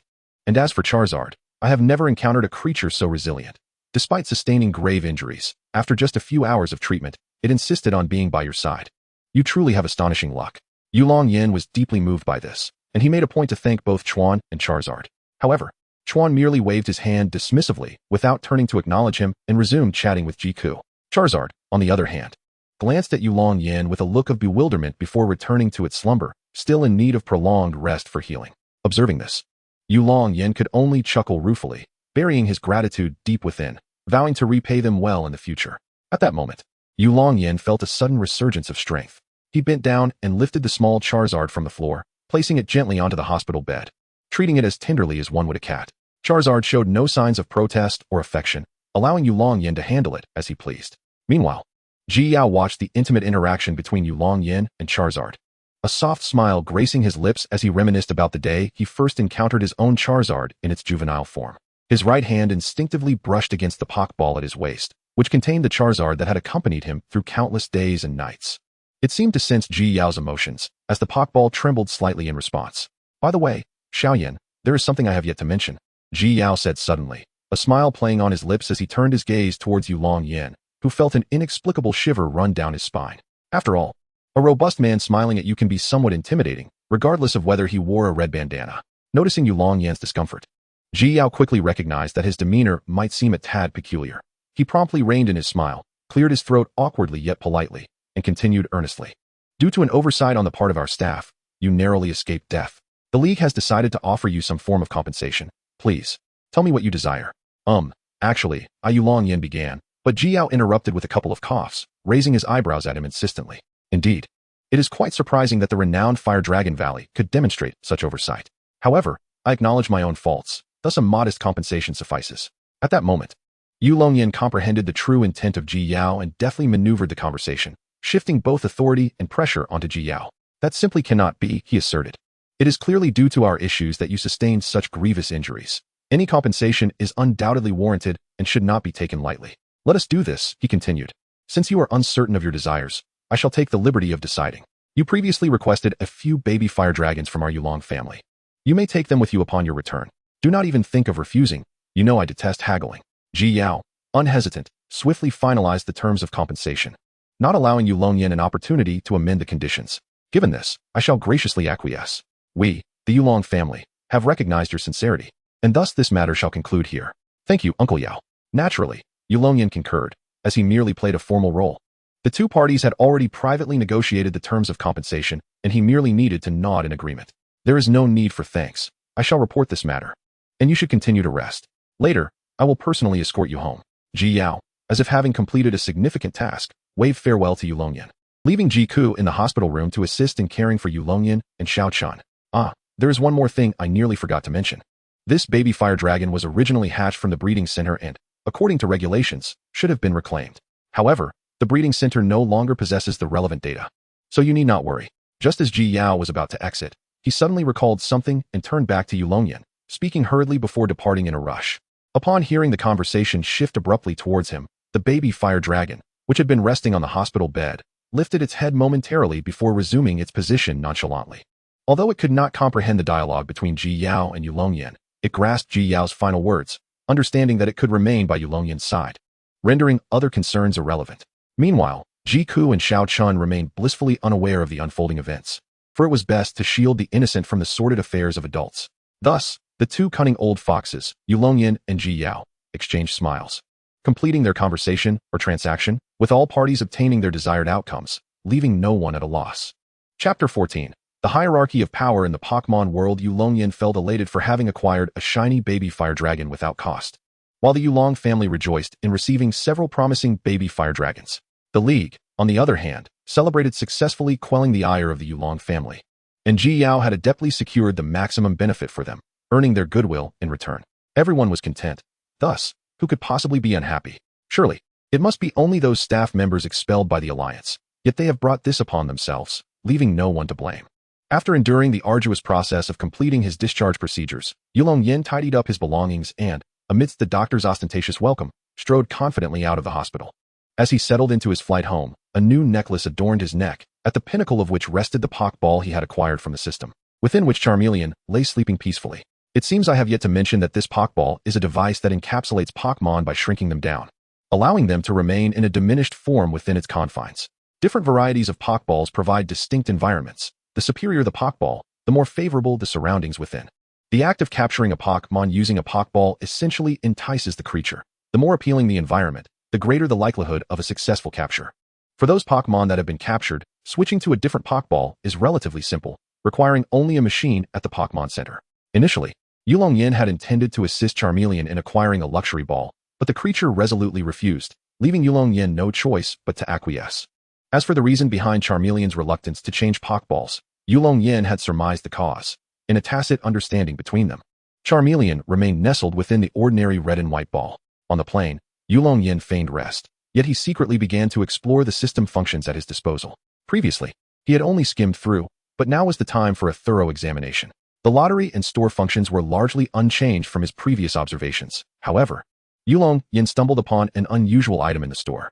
Wild Pokémon Selection Scroll allows the user to designate the next wild Pokémon encountered. Price, 100,000, at a 10% discount. Upon seeing this item, Yulong Yan was utterly astonished, and within a heartbeat, he envisioned all the legendary Pokémon he could potentially encounter. However, it became evident that his excitement was premature. In a marketplace where even a mere stone commands nearly 10 million, such a glaring loophole could not possibly exist. After meticulous examination, Yulong Yan discerned that while the selection scroll appeared remarkably powerful, it was fraught with limitations. For instance, legendary Pokémon could not be chosen, which abruptly dispelled Yulong Yan's daydreams of capturing them. Furthermore, the Pokémon selected required specific details. Merely providing a name was insufficient. He needed to specify attributes, abilities, and the moves he wished the Pokémon to learn. Additionally, the system imposed restrictions whereby the specified moves must be those that the Pokémon could inherently learn. This disqualified the shadowy canine forms he had envisioned, such as the Dark Hole Hound and the Four Sacred Sword Hound. Lastly, and most critically, the summoned Pokémon could not exceed the highest level of any Pokémon currently held by Yulong Yan. This matter is somewhat vexing, as Yulong Yan is utterly unaware of the current level of the Little Fire Dragon. Although the system provides Yulong Yan with an attribute panel that somewhat serves as a Pokédex, it does not offer the ability to view specific levels, only providing approximate tier information. For instance, a Pokémon classified at the champion tier would simply be denoted as such, and similarly for the elite tier. Based on the data supplied by the system, Yulong Yan has a rough understanding of the power classification within the Pokémon world. Pokémon at level 110 are referred to as in the juvenile stage. Typically, only freshly hatched Pokémon fall into this category, correlating with novice trainers. Pokémon at level 30 can be considered in their mature phase. Around 90% of wild Pokémon occupy this level, corresponding to regular trainers. There is little to remark upon regarding Pokémon in this level range, as even a random bug-catching youth on the roadside would fit into this segment. Pokémon at levels 50 to 60 are termed elite Pokémon, and those within this power tier have generally evolved to their final forms, capable of dominating certain terrains in the wild. The previous Arbok that attacked Yulong Yan and the Little Fire Dragon belongs to this tier, but based on Yulong Yan's analysis, that particular Arbok was likely only around level 31 or 32. Otherwise, both he and the Little Fire Dragon would not have survived. In the Alliance, trainers of this caliber are known as elite trainers, forming the backbone of the organization. Their numbers are considerable, yet not overwhelming. Pokémon at levels 60 to 70 are classified as near champion tier, representing the upper limit achievable by most wild Pokémon, with those capable of surpassing the champion tier being truly exceptional. As for the Alliance, it goes without saying that these trainers are undoubtedly near champion trainers. Such trainers either hold a position within the Alliance while continuing their travels or return to their hometowns to establish a dojo or apply for gym leader status, thereby becoming the guardians of a particular city. Levels 70 to 80 signify the champion tier, where the challenge of surpassing this level becomes increasingly formidable. At this stage, innate talent begins to play a crucial role.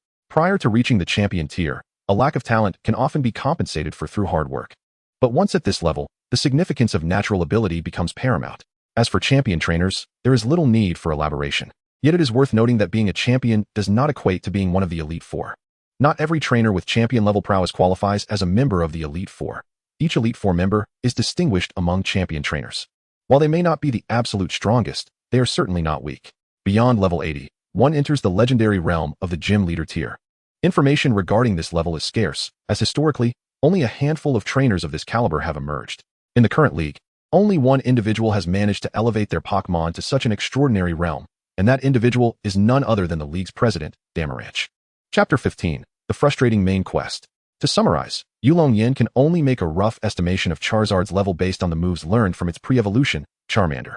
However, perhaps due to Charmander's exceptional talent, it possesses an unusually vast repertoire of moves, making it challenging for Yulong Yan to discern its level accurately. Nevertheless, pondering over it further serves little purpose. He currently lacks the funds to purchase selection scrolls, so he decides to merely observe without investing too much thought.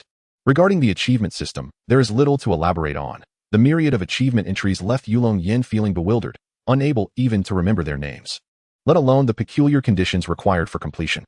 Thus, he resolved to adopt a laid-back approach, allowing achievements to come as they may, and at most, he would request a notification from the system for any significant achievements. As for the attributes panel, it not only displays Yulong Yan's own attributes, but also those of the Pokémon he possesses. While the functionality is similar to that of the Pokédex, it serves as a decent auxiliary tool in the absence of the Pokédex itself. However, for Yulong Yan, it may not be as useful as the Pokédex, as, despite having been a seasoned battler in his past life, his knowledge of Pokémon can only be deemed adequate, rather than exceptional. After all, in battles, one does not need to be familiar with the details of every Pokémon. A general understanding suffices, primarily remembering speed tiers and critical hit thresholds. With little more beyond that, when faced with relatively obscure Pokémon, Yulong Yan might even find himself at a loss. For instance, if an opponent unexpectedly unleashes a Crustle in a ranked match, anyone would be taken aback, wondering how such a creature could even make an appearance. Yet, what can one do? He might as well make do with it.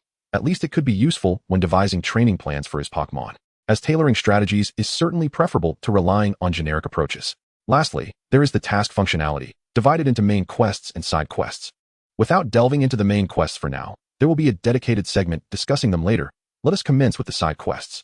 Although collectively referred to as side quests, they can be further categorized into three types: standard side quests, weekly tasks, and daily tasks.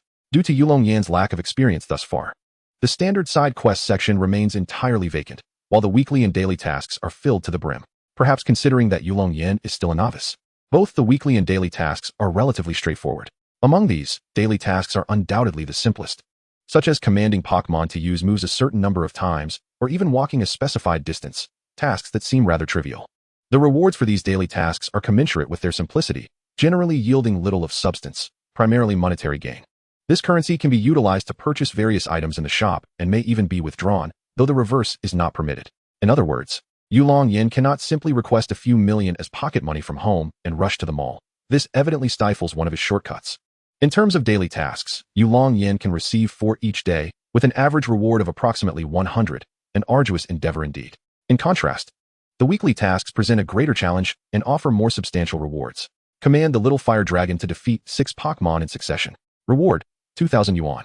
Random move machine 1. This week's task for Yulong Yan is quite formidable, not only in terms of the generous cash reward, but also the allure of the move machine, even if it is random. Upon a cursory glance, the cheapest move machine in the mall costs 1,000 yuan, thus rendering the value of this weekly task exponentially superior to that of the daily ones. However, the sole drawback is that there is only one weekly task available, refreshed promptly every Monday, with no possibility of delay or accumulation. By the way, the least expensive move machine is named Water Splash Leap, priced at 998. So, would anyone genuinely purchase such a dubious item? Surely, anyone who buys this move machine must be a fool. When Yulong Yan uttered this, he was clearly unaware that years later, he would personally buy this seemingly useless move machine to complete an achievement, inadvertently achieving the "I scold myself" accomplishment, leaving him utterly bewildered at that moment. Now that the other functions of the system have been discussed, it is time to delve into the main quest, which is of paramount importance. To summarize, the ultimate alien beasts are poised to invade this world, and the system within Yulong Yan's mind has arisen in response, selecting him as the savior. According to the system's description, the number of ultimate alien beasts within the ultimate abyss is exceedingly vast, should they invade en masse. The world would suffer devastation within 3 days. But wait, does this world not possess numerous legendary Pokémon? I recall their territorial instincts are remarkably strong.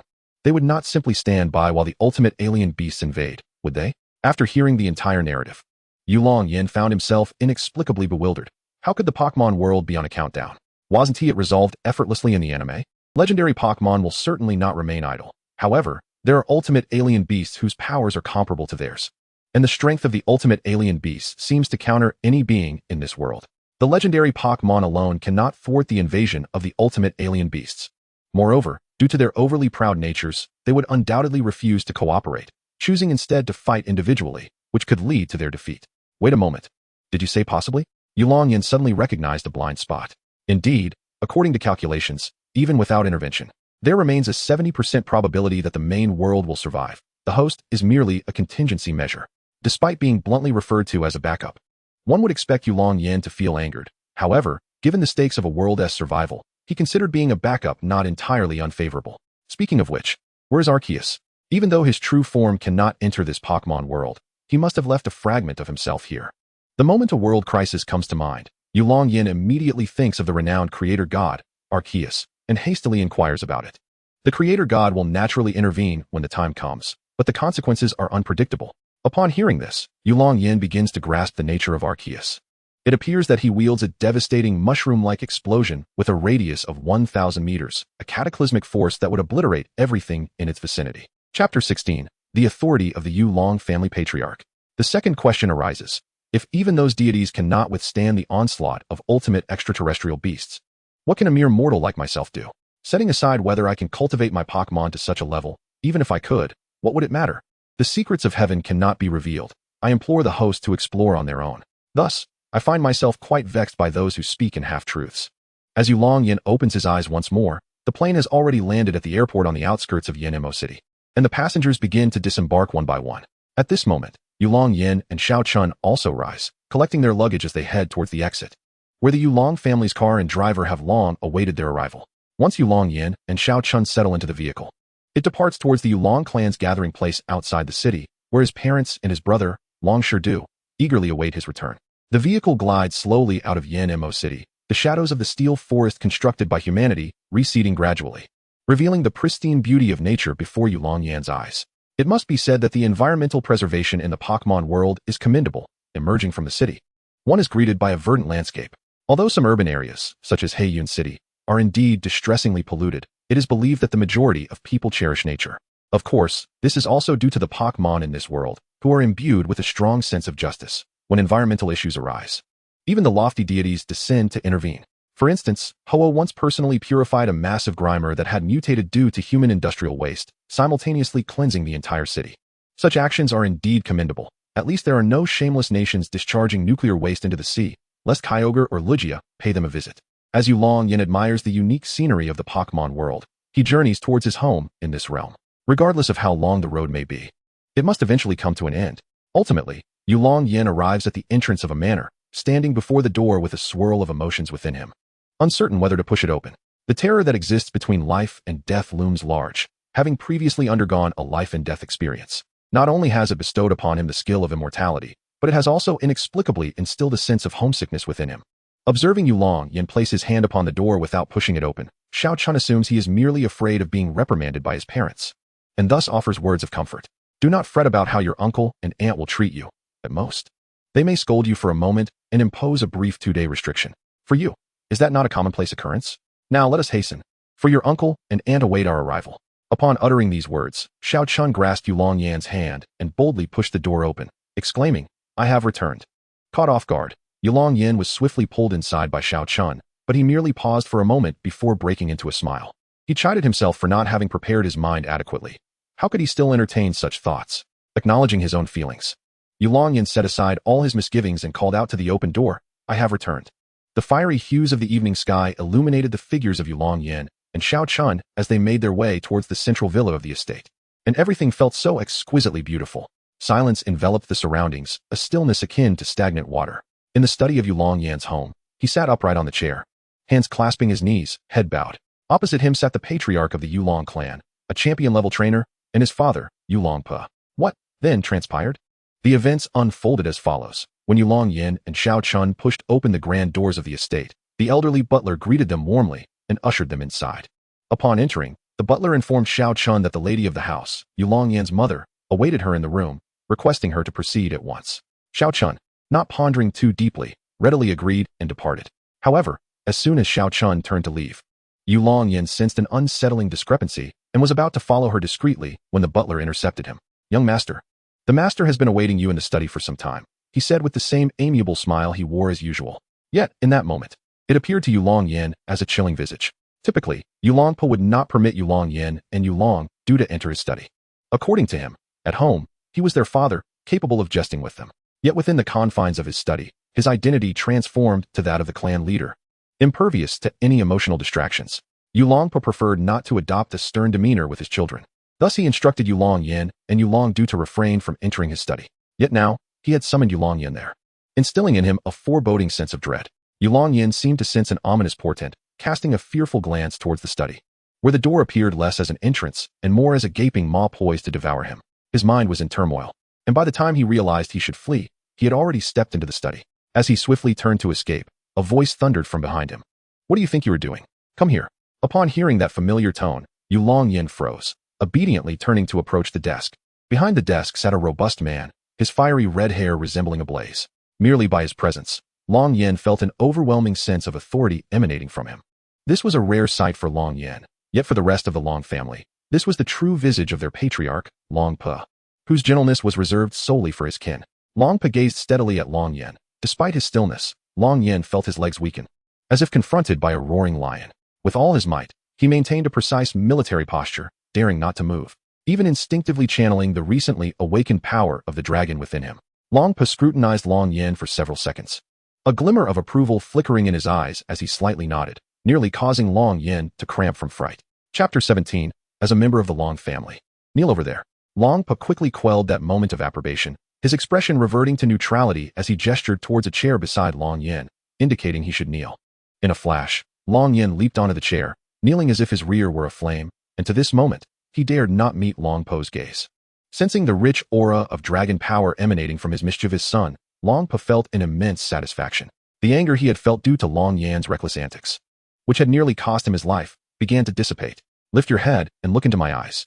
As a member of the Long family, how can you be so timid? Regardless of your missteps, you must confront them bravely. The notion of evasion should not exist in our family's lexicon." Suddenly, Long Po bellowed at Long Yan, startling him into raising his head, marking the first time since entering the study that he met Long Po's gaze directly. However, to his bewilderment, there was no trace of reproach or anger in Long Po's eyes. Rather, they reflected a profound calm. "Are you curious why I do not chastise you for your unauthorized actions?" Long Po seemed to discern Long Yan's unvoiced question, articulating it before Long Yan could respond.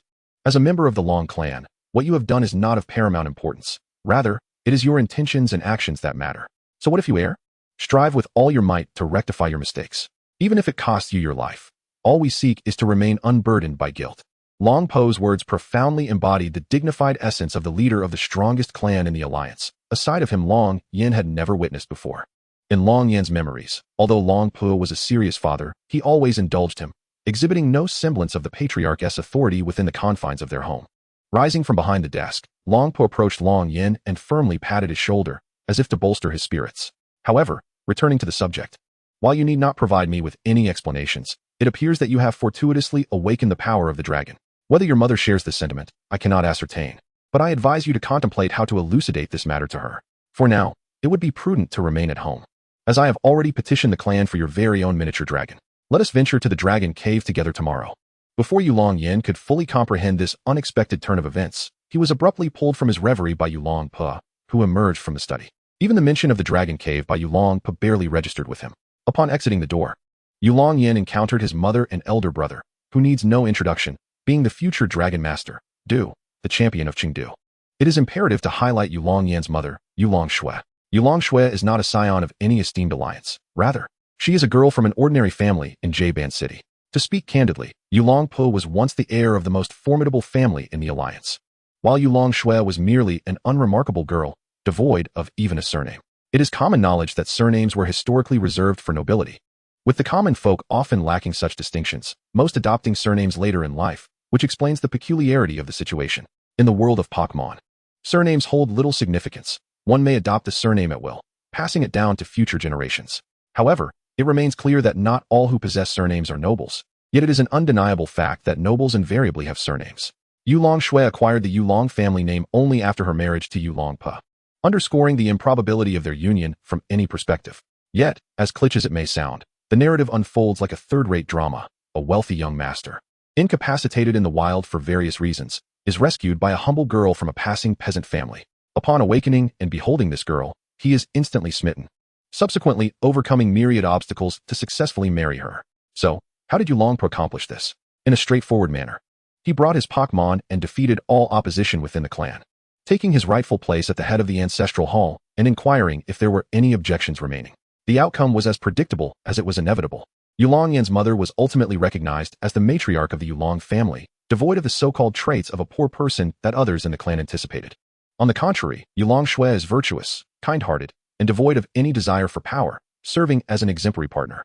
Moreover, since her marriage, she has diligently studied the etiquette of nobility, and over time, although unspoken, the clan members have come to genuinely acknowledge her as their matriarch. At this moment, however, Yulong Shui's demeanor shifted away from the gentle and gracious persona she displayed before outsiders. She cradled Yulong Yan in her arms, tears streaming down her face uncontrollably. Consequently, Yulong Yan found himself offering comfort to his mother, who was in a state akin to that of Lin Daiyu. And he came to a profound realization of the truth that women often remain children at heart. However, as the mischievous antics and humorous antics of Yulong Yan unfolded, Yulong Shui truly transformed her tears into laughter, even struggling to contain her mirth. Observing the interaction between his young son and wife, Yulong Pa could not help but reveal a faint smile. He then turned to his elder son standing beside him and remarked, "Do you not wish to converse with your younger brother? Surely, you care for him as well." In response to Yulong Po's inquiry, Du merely shook his head and replied, "Let this time be reserved for our mother. Ever since she learned of my brother's mishap, she has been unable to find peace. Had it not been for Uncle Yao assuring her that Xiao Yin was safe, she would have rushed to the hospital that very night. She has been eagerly awaiting my brother's return. Let them enjoy this moment together a while longer." When Yulong Shui finally regained her composure and the family gathered at the dining table, Yulong Yan noticed that Xiao Chun was absent. He glanced around, about to inquire. When Du spoke up, "If you are looking for Xiao Chun, she has already departed," expressing her desire not to intrude upon our family reunion and decided to return home first. "I had grandfather Butler escort her back." With that clarification, Yulong Yan felt at ease, and the family sat together to enjoy a delightful dinner. Chapter 18. The Dragon Cave of the Yulong Family. After consuming his share of Pokémon food, the little fire dragon was taken by the old butler to a nearby estate.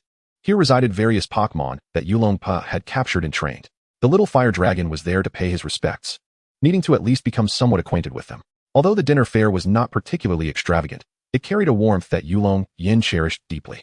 Once the meal was concluded, Yulong Pa shared the news that he would take Yulong Yan to the Dragon Cave the following day to select a mini dragon.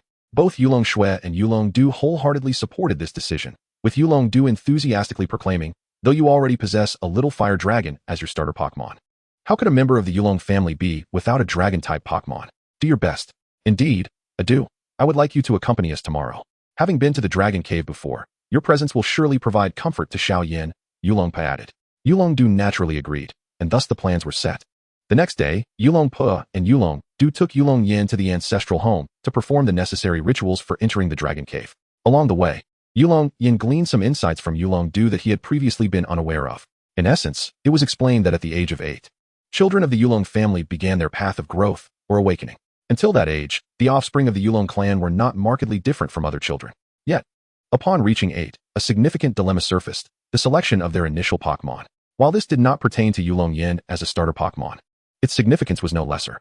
The Dragon Clan, despite being the most formidable family within the Alliance, is characterized by its sparse population. Thus, it is exceedingly rare to find families like that of Yulong Pa, who have 2 children. Consequently, when it comes to selecting a starter Pokémon, their approach diverges significantly from that of other children, who might casually capture a Pokémon in the wild or receive one from the Alliance by paying a fee annually upon turning 10. The previously mentioned Charmeleon Breeding Center serves as the official organization that supplies starter Pokémon to the Alliance each year. The Alliance has several payment tiers, and only families that pay the highest fees are entitled to receive the coveted starter trio. Otherwise, they are relegated to obtaining lesser Pokémon. In contrast, the children of the Dragon Clan receive their starter Pokémon through special family provisions. The name Dragon is derived from the long-standing tradition of all trainers from the Yulong family, who have always been accompanied by a cadre of dragon-type Pokémon. On their 8th birthday, children of the Yulong family are bestowed their first Pokémon, a Dratini, a creature that is highly sought after in the outside world. The rarity of Dragonites makes Dratini, as its initial form, particularly precious. However, it is customary for the members of the Yulong family to have Dratini as their starter Pokémon. Had Yulong Yan possessed a Pokémon prior, his journey may not have been fraught with peril. In truth, Yulong Yan had not yet reached the age of 8. However, due to an earlier incident combined with his awakening of the dragon power, he was granted special permission to obtain a Dratini ahead of time. Upon arriving at the ancestral home, the elders of the family awaited them, and even the usually indulgent clan leader, Yulong Pu, appeared notably solemn. The living room was filled with family members, and Yulong Yan understood the gravity of the occasion, adopting a serious demeanor. After participating in a rather peculiar ancestral worship ceremony, which left him quite bewildered, he finally found relief. The subsequent proceedings were straightforward. Guided by Yulong Pu and Yulong Du, Yulong Yan made his way toward the forbidden area behind the ancestral home, known to outsiders as the Dragon Cave. This cave serves as the sacred ground of the Yulong family and is integral to their prosperity and strength. Concealed beneath the earth, this sacred site connects to a secluded lake, and the trio entered the sanctum through a tunnel from the ancestral home. As they traversed the dimly lit cave, Yulong Du, acting as the elder brother, began to recount the origins of the Dragon Cave while earnestly reminding Yulong Yan of the seriousness of selecting a starter Pokémon. Once chosen, it cannot be changed. The cavern was shrouded in darkness, with Yulong Pu leading the way holding a torch, while Yulong Yan followed cautiously behind his father, and Yulong Du brought up the rear. After an estimated 10 minutes of walking, the trio arrived at a vast cavern, where they beheld a magnificent Dragonite resting atop a colossal rock, a creature known in the outside world as a Mutuo. As the three entered the cavern, the Dragonite, which had been dozing, slightly lifted its head to regard them. Noticing the gaze directed towards them, Yulong Pu and Yulong Du bowed respectfully to the Dragonite, greeting it with the words, "We apologize for the intrusion." Yulong Yan appeared utterly astonished beside him. As for Du, there was no need to elaborate. After all, Yulong Pu was the leader of their clan. How could he be so dazed? "What are you dawdling for, you rascal? Hurry and pay your respects to our ancestor." Upon seeing Yulong Yan staring blankly at the two of them, Yulong Pu gave him a light smack, while Du chuckled helplessly from the side. Feeling the sting, Yulong Yan immediately bowed and proclaimed loudly, "I beg your pardon." Yulong Yan had grasped some understanding of Sinnoh, yet he still found it somewhat peculiar. Surely, even a revered ancestor's Pokémon did not warrant such profound respect? Yulong Pu shot Yulong Yan an exasperated glare and turned to the Dragonite lounging on the rock, saying, "Today is my son's day to select a Pokémon. I appreciate your assistance." The Dragonite scrutinized Yulong Yan closely in response, and Yulong Yan, in turn, curiously examined the creature. To be frank, though rumors suggested that Dragonite possessed extraordinary power, making it the dream Pokémon of every trainer, its appearance did not exude any dominance.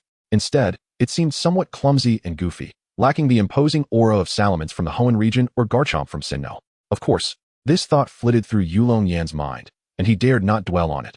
Otherwise, his ability to exit the dragon's lair, let alone retain his life, would be in jeopardy. Despite its seemingly silly exterior, Dragonite was a dragon-type Pokémon, known for its formidable temperament. Chapter 19. The Selection of the Mini Dratini Egg. This Dragonite was the Pokémon of our great-grandfather, who had guarded our family's forbidden ground, the Dragon Lair, for nearly 3 centuries since his passing. Therefore, one must approach it with utmost reverence. Every member of the Yulong family must respect it without fail. Du cautiously approached Yulong Yan and whispered an explanation of the necessity for such decorum. Upon hearing this, Yulong Yan's eyes widened in disbelief as he gazed at the Dragonite before him. Goodness, a Dragonite that has lived for at least 3 centuries. No wonder Yulong Pu, the clan leader, shows such respect. Just then, Yulong Yan seemed to recall something and quickly inquired of Yulong Du, "What about that Dragonite in the sacred grounds?" "That Dragonite belongs to our grandfather. After his death, it remained within the sacred grounds. Remember, the sacred grounds are accessible for outsiders to train, but the Dragon Lair is not. Even one's father cannot enter without permission. Moreover, if we trace the lineage, that Dragonite is actually a descendant of this one." Du did not withhold any information and proceeded to enlighten Yulong Yan about their family history, hoping he would gain a deeper understanding of his lineage and not remain ignorant of such fundamental knowledge. Yulong Yan felt a sense of helplessness regarding this. Who would share such matters with a mere child? Even if he wished to know, there was no avenue for him to acquire such information. Upon sensing the overwhelming aura of draconic power emanating from the elder Dragonite, the old Dragonite nodded slightly, as if acknowledging him, and turned to emit a low, rumbling roar towards the pond below the rocks. The sound of Dragonite's call was somewhat incongruous with its esteemed reputation. Rather than exuding an air of dominance, it instead conveyed a surprisingly approachable demeanor. It is indeed fitting for a Pokémon known for guiding ships trapped in storms to safety and rescuing those who find themselves drowning at sea. The actions of Dragonite also brought a sigh of relief to both Du and Yulong Yan, as it indicated that Dragonite had recognized Yulong Yan's worthiness. For the offspring of the Yulong clan to acquire a Dratini in the Dragon's Cave, they must first gain the approval of this Dragonite. Otherwise, it would be a futile endeavor. Without such acknowledgement, one must continue to strive, essentially playing the role of an eager servant to this ancient Dragonite, which had lived for over 1,000 years. Only upon receiving the Elder's endorsement can they obtain their initial Pokémon from the cavern. Should they fail to earn this recognition, they must watch and hope that their family's Dragonite may have offspring. If all else fails, there exists some Dragon-type Pokémon, or those that evolve into Dragon types, dwelling near the sacred grounds, from which they could select their initial Pokémon. In truth, these Pokémon are exceedingly rare in the outside world, for any creature with even a hint of draconic lineage possesses great strength. However, in comparison to Dragonite, the disparity is considerable. While one might encounter these Pokémon outside, finding a Dratini is nearly impossible. As the echo of the elder Dragonite's voice faded, the previously serene pond erupted in vigorous ripples. Shortly thereafter, 2 Dragonair emerged, their tails delicately coiling around several Pokémon eggs adorned with white and blue patterns, which they gently placed on the ground, gazing expectantly at Yulong Yan, awaiting his choice. Though it is ideal for Pokémon to be companions of children from a young age, very small children often unintentionally harm them. Hence, the Yulong family has established the age of 8 as the appropriate time for acquiring an initial Pokémon, as children at this stage can forge a deeper bond with their Pokémon companions. It is preferable for a Pokémon to be kept close even before it hatches, nurturing it until it emerges, growing alongside the child. The growth cycle of Dratini is lengthy, and if training commences at 8, by the time the child embarks on their journey at 10, Dratini should have evolved into Dragonair, possessing a degree of self-defense capability. Yulong Du explained to Yulong Yan the rationale behind selecting a Pokémon egg rather than directly choosing a hatched Dratini. An additional reason, which Yulong Du did not explicitly state, is that a Dratini may refuse to bond if chosen directly. Selecting an egg alleviates this concern. Go ahead. Choose your partner based on your instincts. This companion will stand by you for a lifetime, even a century hence, unwavering and steadfast, your truest ally. Trust your feelings and let them guide your choice. Yulong Pa quietly observed as Yulong Du explained everything to Yulong Yan. Initially, it was he who had elucidated these matters to Du, and now the responsibility had shifted to Du once Du had concluded his explanation. Yulong Pa spoke his first words. Remember to fully emanate the essence of your dragon power. Let us see which Pokémon egg resonates most profoundly with you. The one with the strongest resonance is undoubtedly the most suitable for you. In the past, Du had selected a Pokémon egg that resonated deeply with him. And when that mini dragon hatched, the dragon power within him awakened as well. Following Yulong Po's guidance, Yulong Yan instinctively activated his dragon power, directing it towards the Pokémon eggs before him. Perhaps his lifelong companion was hidden among these eggs. With all his might, Yulong Yan unleashed his dragon power, yearning to identify the most gifted egg among them. It is worth noting that even among Pokémon hatched in the same batch, their potential can vary significantly. Even the coveted mini-dragons, which might be fiercely contested in the outside world, can have both superior and inferior qualities. While one's innate aptitude does not ultimately determine a Pokémon's strength or achievements, possessing a strong foundation undoubtedly facilitates greater success. Selecting an initial Pokémon from the Dragon Cave follows a similar principle. The quality of one's selection often hinges on luck. Unless one is fortunate like Yulong Yan, and Du Yulong Yan relied on the dragon power that had previously awakened within him, while Du, at that time, did not depend on dragon power nor his inherent Tokiwa power, but rather on destiny itself. The significance of aptitude cannot be overstated. For instance, Du's Dragonite is exceptionally powerful, and it is precisely due to this strength that he ascended to the position of the Chengdu Elite Four at the tender age of 18. When he chose his initial Pokémon, perhaps guided by intuition, one of the eggs rolled naturally to his feet, leading Du to make a decisive selection. Chapter 20. The Emergence of the Divine Dragon and the True Power of Dragons. Ultimately, the validity of Du's choice was confirmed. The hatching mini-dragon not only possessed remarkable potential, but also successfully awakened the dragon power within Du, laying a solid foundation for his future ascent. Furthermore, this mini-dragon, despite being only 2 years old, exhibited strength far surpassing that of its contemporaries, hinting at the formidable prowess of its future evolution into Dragonite. Even Yulong Pa had remarked that once Du's mini-dragon evolves into Dragonite, with appropriate training, it would soon rival his own Dragonite. It is essential to recognize that Yulong Pa is among the pinnacle of strength in this world, and his Dragonite is widely acknowledged as the strongest. This illustrates the formidable aptitude of Du's Dragonite. Of course, this so-called strongest designation is akin to the claims surrounding the third Hokage, often propagated by those who have yet to witness the prowess of their predecessors. However, The consensus among the majority attests to the remarkable capabilities of Yulong Po's Dragonite, undoubtedly indicating its formidable strength. Thus, Yulong Yan eagerly anticipated the strength of the mini-dragon that could resonate with him, fully unleashing the dragon power within. As Yulong Yan moved, the nearby Pokémon eggs began to tremble incessantly, seemingly yearning to rush to his side. This spectacle filled Yulong Po and Adu with unexpected delight. The behavior of these Pokémon eggs was a clear indication of Yulong Yan's formidable dragon power, promising the selection of the most qualified Pokémon egg. Upon witnessing the reaction of the eggs, Yulong Yan felt immense joy, eager to discern which egg possessed the highest potential. However, at that moment, a notification from the system in his mind abruptly emerged, urging him to further amplify his dragon power output. Please, host, continue to increase the output of your dragon power. There may be hidden effects. Yulong Yan found this quite peculiar, yet he trusted the system would not lead him astray, and thus he continued to channel his dragon power. Yulong Po and Adu, observing that Yulong Yan showed no signs of ceasing, felt a sense of curiosity and were about to inquire when an unexpected occurrence transpired. Dragon power, in essence, was merely a unique ability, lacking any grand display during activation or utilization, often just emanating a gentle glow akin to the power of aura.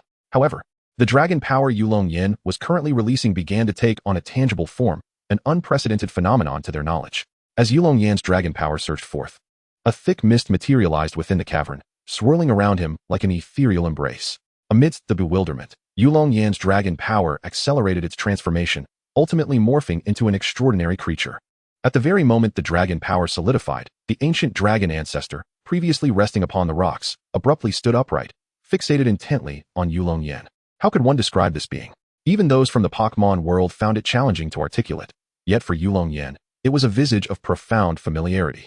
Its head resembles that of a camel, its horns akin to a deer, its eyes like those of a rabbit, its ears reminiscent of an ox, its neck like a serpent, its belly akin to a mythical beast, its scales like those of a carp, its claws like an eagle's, and its paws like a tiger's. Moreover, its back is adorned with 81 scales, embodying the number 99 in Yang. Its roar resonates like the clash of bronze, with whiskers by its mouth, a pearl beneath its jaw, and reverse scales beneath its throat. Atop its head lies the Bashan, also known as the ruler of wood. Without the ruler of wood, a dragon cannot ascend to the heavens. Its breath conjures clouds, capable of transforming into water and fire. Congratulations, host, your dragon power has fully awakened. As a descendant of dragons, your reputation is indeed well-deserved. Indeed, the peculiar creature materializing behind Yulong Yan was none other than the totem of the Chinese people, the dragon. Unlike the Western dragons, which were often depicted as great lizards, this dragon commanded the elements from birth, holding the title of divine beast in every legend. Yulong Yan gazed at the dragon entwined around him. A profound sense of kinship surged from his very core, compelling him to reach out and make contact.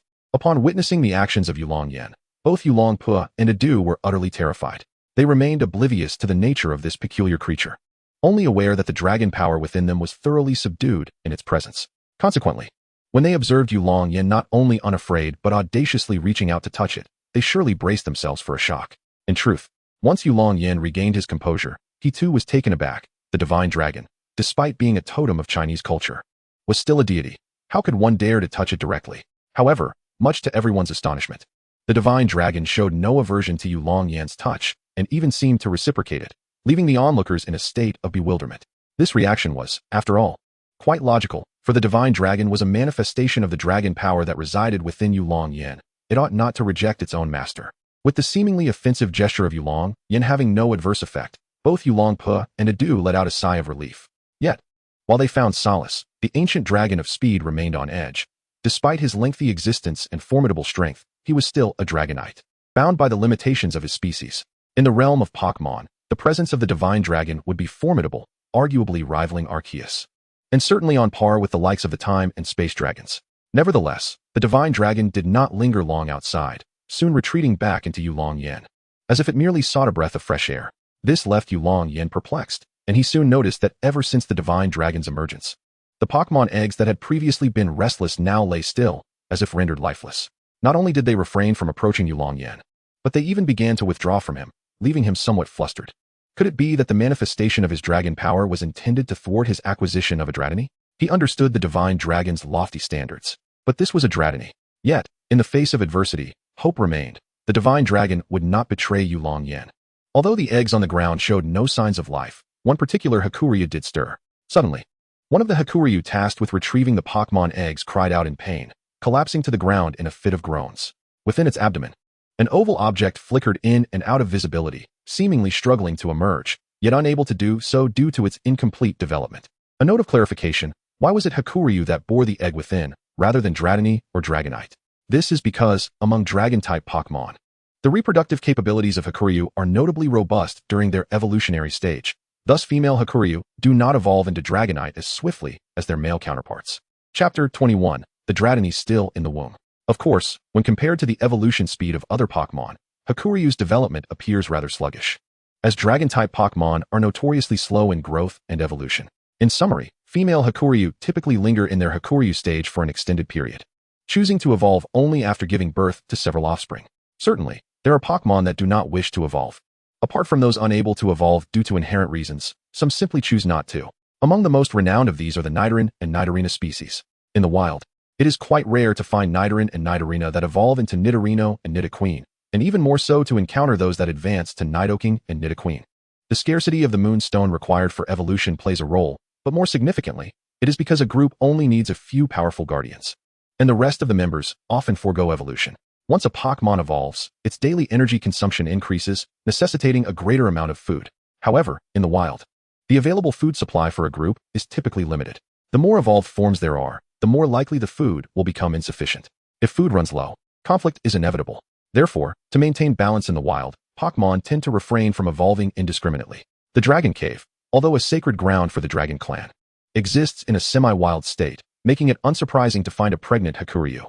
Upon hearing the anguished cries of the Hakuryu, the elder lizard dragon was too preoccupied to notice the changes in Yulong Yan. With an overwhelming aura of dragon power, it swiftly approached the distressed Hakuryu. Extending its right hand, the elder lizard dragon cautiously touched the Hakuryu, channeling its draconic energy into her. As the elder's energy flowed, the Pokémon egg within the Hakuryu stabilized. After addressing the Hakuryu's predicament, the elder lizard dragon turned its gaze toward Yulong Yan and his companions, its eyes radiating an unsettling intensity. The three were momentarily unnerved by this stare, when suddenly, a voice resonated in their minds. "You may depart for now. Once this child is born, I shall deliver it to this young one." As the words faded, the wings of the lizard dragon flapped vigorously, and Yulong Yan and his companions were expelled from the cave, landing on the grassy expanse outside. As they landed on the grass, Yulong Yan and his companions exchanged glances. But with no alternative, they returned home, awaiting the elder lizard dragon to deliver the Pokémon egg of the Minryu. Upon their return, Yulong Shui, who had been anxiously waiting at home, rushed out to greet her husband and child. "You're back. How did it go? Did Xiaoyan obtain his partner?" When Yulong Shui noticed that Yulong Yan was not cradling a Pokémon egg, her expression shifted slightly. She hurriedly embraced Yulong Yan, offering words of comfort. "It's all right if you didn't obtain the Minryu from the Dragon Cave. There will be other opportunities. If necessary, your father's lizard dragon has a promising offspring as well, so do not worry." Though Yulong Yan felt somewhat embarrassed being held, a warm current surged within his heart. He hastily began to explain. "No, I have gained the acknowledgement of the esteemed ancestor of Dragonite, and I have also established a connection with the Dratini. However, this particular Dratini exhibits a somewhat unusual state, which is why I have yet to bring it back. In due time, the venerable Dragonite will escort it to my side." After hearing the explanation from Yulong Yan, Yulong Shui finally felt at ease and called everyone back to the room. Yet, upon returning home, Yulong Yan found himself unable to remain idle. After briefly informing his parents, he dashed out to seek the little Charizard residing in the estate. Observing Yulong Yan's actions, Du could only smile helplessly. After apologizing to his parents, he too ran outside. Du is over 2 years older than Yulong Yan, having acquired his Dratini nearly 2 years ago. Through his diligent nurturing, the Dratini has begun to show signs of evolution. Consequently, Yulong Du has been consistently by his Dratini's side, maintaining appropriate training while awaiting its evolution. Though it may appear that Du's Dratini took 2 years to evolve, leading one to believe that the evolution rate of Dragon-type Pokémon is exceedingly slow, that would be a misconception. In fact, Du's Dratini is among the fastest to evolve recorded in the Yulong family lineage. The rapid evolution of Du's Dratini can be attributed to the prolonged cultivation using dragon power. In contrast, Dratini of the same age require at least another year to evolve into Dragonair. Take, for instance, the Dragonair found in the hunting grounds 30 years ago by Mr. Caesar. She was discovered as a Dratini, and, even after 3 decades, remained merely a Dragonair. While there are factors such as the necessity of producing Dratini that may have contributed to her maintaining the Dragonair form, it nonetheless illustrates the extensive duration required for her evolution. This exemplifies the sluggish growth rate of Dragon-type Pokémon. However, It is indeed miraculous to have a Pokémon trained by a trainer, as those nurtured by trainers or breeders tend to grow at a much quicker pace than their wild counterparts. Besides the fact that Pokémon in the hands of trainers seldom experience hunger, the bond between a Pokémon and its trainer significantly enhances its growth and potential for evolution. This holds true even for ordinary trainers. One can only imagine the advantages for Yulong Du, the second son of the illustrious Yulong clan. While typical trainers must meticulously manage their resources, occasionally providing their Pokémon with premium food, Du perceives such food as far too inferior. The nourishment he prepares for his Dratini is bespoke, meticulously tailored to its needs, as ordinary trainers are still exploring or seeking guidance on how to nurture their Pokémon. Du has access to the comprehensive methodologies and experiences of Pokémon cultivation that span the history of the Yulong family, allowing him to train his Pokémon using the most scientific approaches. Not to mention, Du possesses the extraordinary power of Dragon Power, and it is under these remarkable conditions that his Dratini shows signs of rapid evolution. But do you think this is merely an embellishment of Du's prowess? No. What Du possesses, Yulong Yan also possesses, and even Yulong Yan has the system as an external aid. Chapter 22. The Mighty Fire-Breathing Dragon. Yulong Pu, observing that both of his sons had rushed outside, felt a swell of pride for having such talented offspring, yet a tinge of worry lingered in his heart. With a sigh, he turned and returned to his study to organize the various affairs of the clan. Yulong Shui, gazing at Yulong Pai's retreating figure, wished to voice her thoughts, but ultimately remained silent, her eyes filled with concern as they lingered on the door. After Yulong Yan dashed out of his room, he sprinted toward the location of the little fire dragon. According to the butler, the little fire dragon was there visiting Yulong Pu's Pokémon. After running for about 10 minutes, Yulong Yan felt the temperature around him rising steadily, confirming he was indeed headed in the right direction, prompting him to quicken his pace.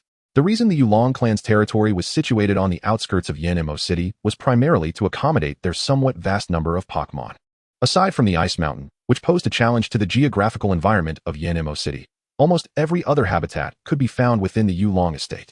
In fact, in a secluded corner of the estate, there existed a haunted house, designated for the spirits of ghost-type Pokémon. The children of the current generation of Yulong had once ventured to the haunted house, only to narrowly escape disaster. These ghost-type Pokémon, raised by the Yulong family, were not harmful. The so-called disaster was merely a collective fright that left them huddled at the entrance of the haunted house. As for the sole survivor, that honor naturally fell to Yulong Yan, who, despite everything, had never encountered such terrifying tales. Unbeknownst to him, he had subconsciously revisited horror films like The Shining, which sent the ghost-type Pokémon into a frenzy. In the end, Yulong Yan managed to return each of his little companions to their respective homes, leaving their parents thoroughly alarmed. Initially, the adults intended to confront the ghost-type Pokémon, only to find that those who needed psychological counseling were indeed the spirits themselves. Consequently, Yulong Yan was strictly forbidden from approaching the vicinity of the haunted house, lest the ghost-type Pokémon rise in rebellion. To cut a long story short, Yulong Yan finally spotted the little fire dragon at the foot of a small volcano. However, the little fire dragon appeared somewhat disheveled. Although it bore no significant wounds, its stamina had reached its limits. At that moment, the little fire dragon was charging at a Pokémon leaning against a rock, while the latter merely adjusted its position and, with a few powerful flaps of its large wings, sent the little fire dragon soaring away. This Pokémon boasted enormous wings, with the front of vibrant teal and the back of fiery orange, possessing a body reminiscent of a western dragon, complete with a long, flame-tipped tail. At the tips of its claws, sharp talons extend, complemented by a long neck and two prominent horns protruding from its head, while its abdomen and the undersides of its feet are a creamy hue. At this point, it is likely that everyone recognizes this Pokémon. Indeed, it is the final evolution of Charmander, known as Charizard. It is worth noting that evolution and bond evolution are not included in the standard evolutionary process, and currently, those two forms of evolution remain elusive. Even the Kalos region, which is reputed to be the first to discover evolution, lacks concrete information regarding it.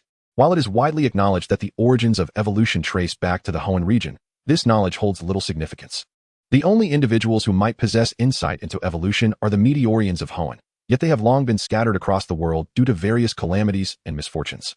The colossal stone residing within Meteor Falls has also vanished without a trace. That stone is indeed the origin of evolution. Yulong Yan remains unaware of the ultimate fate of that meteorite, and the time for its true emergence has yet to come, awaiting the arrival of an individual named Gongsun Yan to unveil this tale. As for the Charizard attacking Charmander, Yulong Yan is acquainted with it. It is one of the mainstays of Yulong Pu, ranking consistently among the top 3 Pokémon in terms of strength. Upon Yulong Yan's emergence, Charizard glanced in his direction, tilting its head slightly to signal him to stay aside. Yulong Yan, understanding immediately, deftly moved aside to join the other Pokémon that naturally inhabit this volcano and watch the spectacle unfold. So, why is Yulong Yan unconcerned for Charmander? On one hand, this Charizard is a Pokémon belonging to his father, and it knows its own strength. On the other hand, despite its fierce competitive spirit and fondness for battle, Charizard embodies a commendable sense of sportsmanship. It would never attack a weaker opponent unless provoked or commanded by its trainer. Thus, it can be inferred that Charizard merely seeks to test Charmander's limits, hence engaging in a battle with it. Of course, what is termed as a battle is more of a gentle sparring. Otherwise, Charmander would not stand a chance against even the most casual of Charizard's attacks. However, leniency does not imply a lack of earnestness on Charizard's part. After all, should it inadvertently injure Charmander severely, what then?